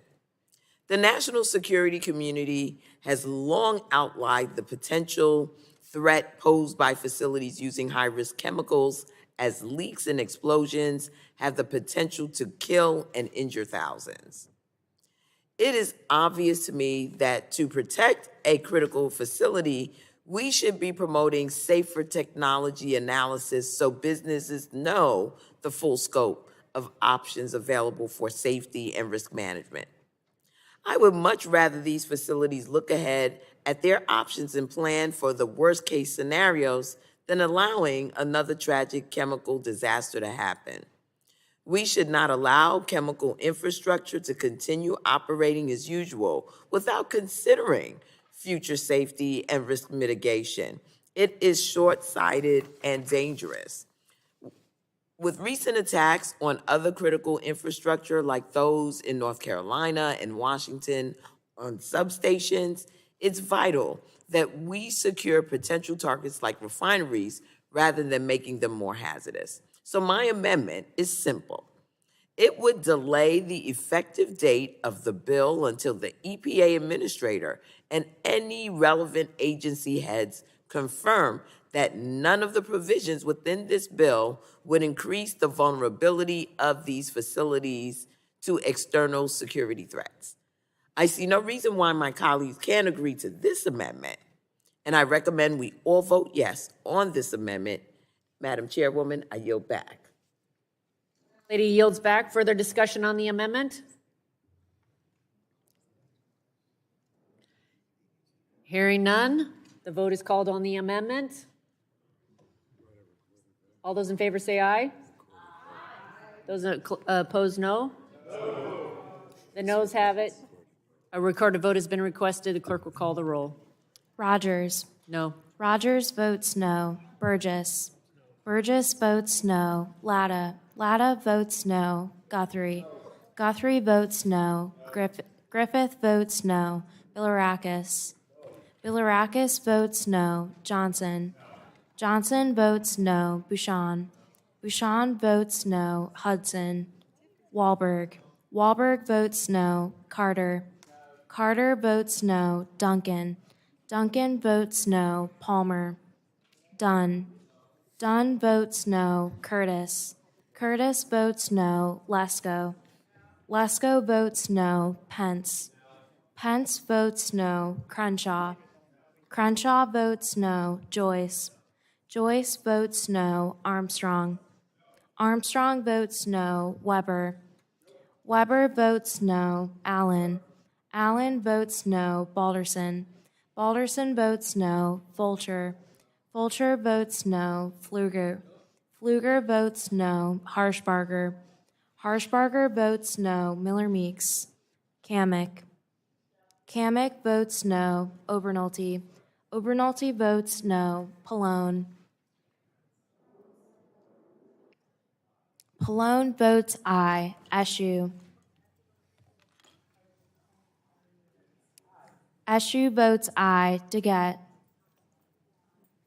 Deget votes aye. Schakowsky. Schakowsky votes aye. Matsui. Castor. Castor votes aye. Sarbanes. Tonko. Aye. Tonko votes aye. Clark. Aye. Clark votes aye. Cardenas. Cardenas votes aye. Ruiz. Ruiz votes aye. Peters. Peters votes aye. Dingell. Dingell votes aye. Vesey. Vesey votes aye. Custer. Custer votes aye. Kelly. Kelly votes aye. Barragan. Blunt Rochester. Blunt Rochester votes aye. Soto. Craig. Craig votes aye. Schreier. Trahan. Trahan votes aye. Fletcher. Fletcher votes aye. You recorded?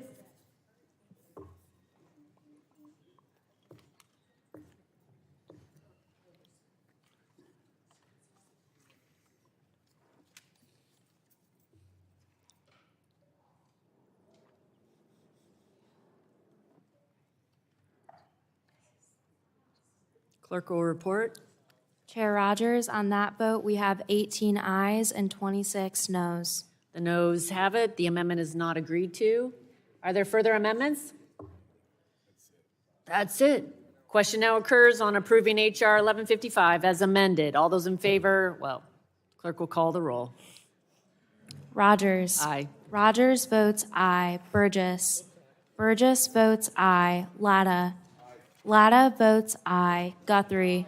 Guthrie votes aye. Griffith. Griffith votes aye. Bilirakis. Bilirakis votes aye. Johnson. Johnson votes aye. Bouchon. Bouchon votes aye. Hudson. Wahlberg. Wahlberg votes aye. Carter. Carter votes aye. Duncan. Duncan votes aye. Palmer. Dunn. Dunn votes aye. Curtis. Curtis votes aye. Lesko. Lesko votes aye. Pence. Yes. Pence votes aye. Crenshaw. Crenshaw votes aye. Joyce. Joyce votes aye. Armstrong. Armstrong votes aye. Weber. Weber votes aye. Allen. Allen votes aye. Balderson. Balderson votes aye. Fulcher. Fulcher votes aye. Pfluger. Pfluger votes aye. Harshbarger. Harshbarger votes aye. Miller Meeks. Kamick. Kamick votes aye. Obernolte. Obernolte votes aye. Pallone. Pallone votes no. Eschew. No. Eschew votes no. Deget. Deget votes no. Deget votes no. Schakowsky. Schakowsky votes no. Matsui. Castor. No. Castor votes no. Sarbanes. No. Sarbanes votes no. Tonko. No. Tonko votes no. Clark. Clark votes no. Cardenas. Cardenas votes no. Ruiz. Ruiz votes no. Peters. Peters votes no. Dingell. Dingell votes no. Vesey. Vesey votes no. Custer. Custer votes no. Kelly. Kelly votes no. Barragan. Blunt Rochester. Blunt Rochester votes no. Soto. Of course. Craig. Craig. Oh, she does. Craig. She Craig does. votes She has a no. rhythm. Schreier. Trahan. Oh. Trahan votes no. Fletcher. Fletcher votes no.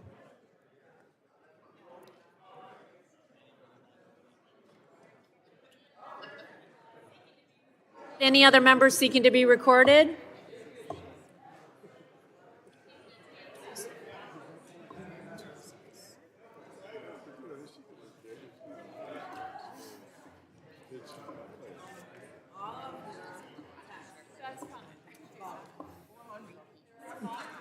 Clerk will report. Chair Rogers, on that vote, we have 26 ayes and 19 noes. The ayes have it, and the bill is adopted.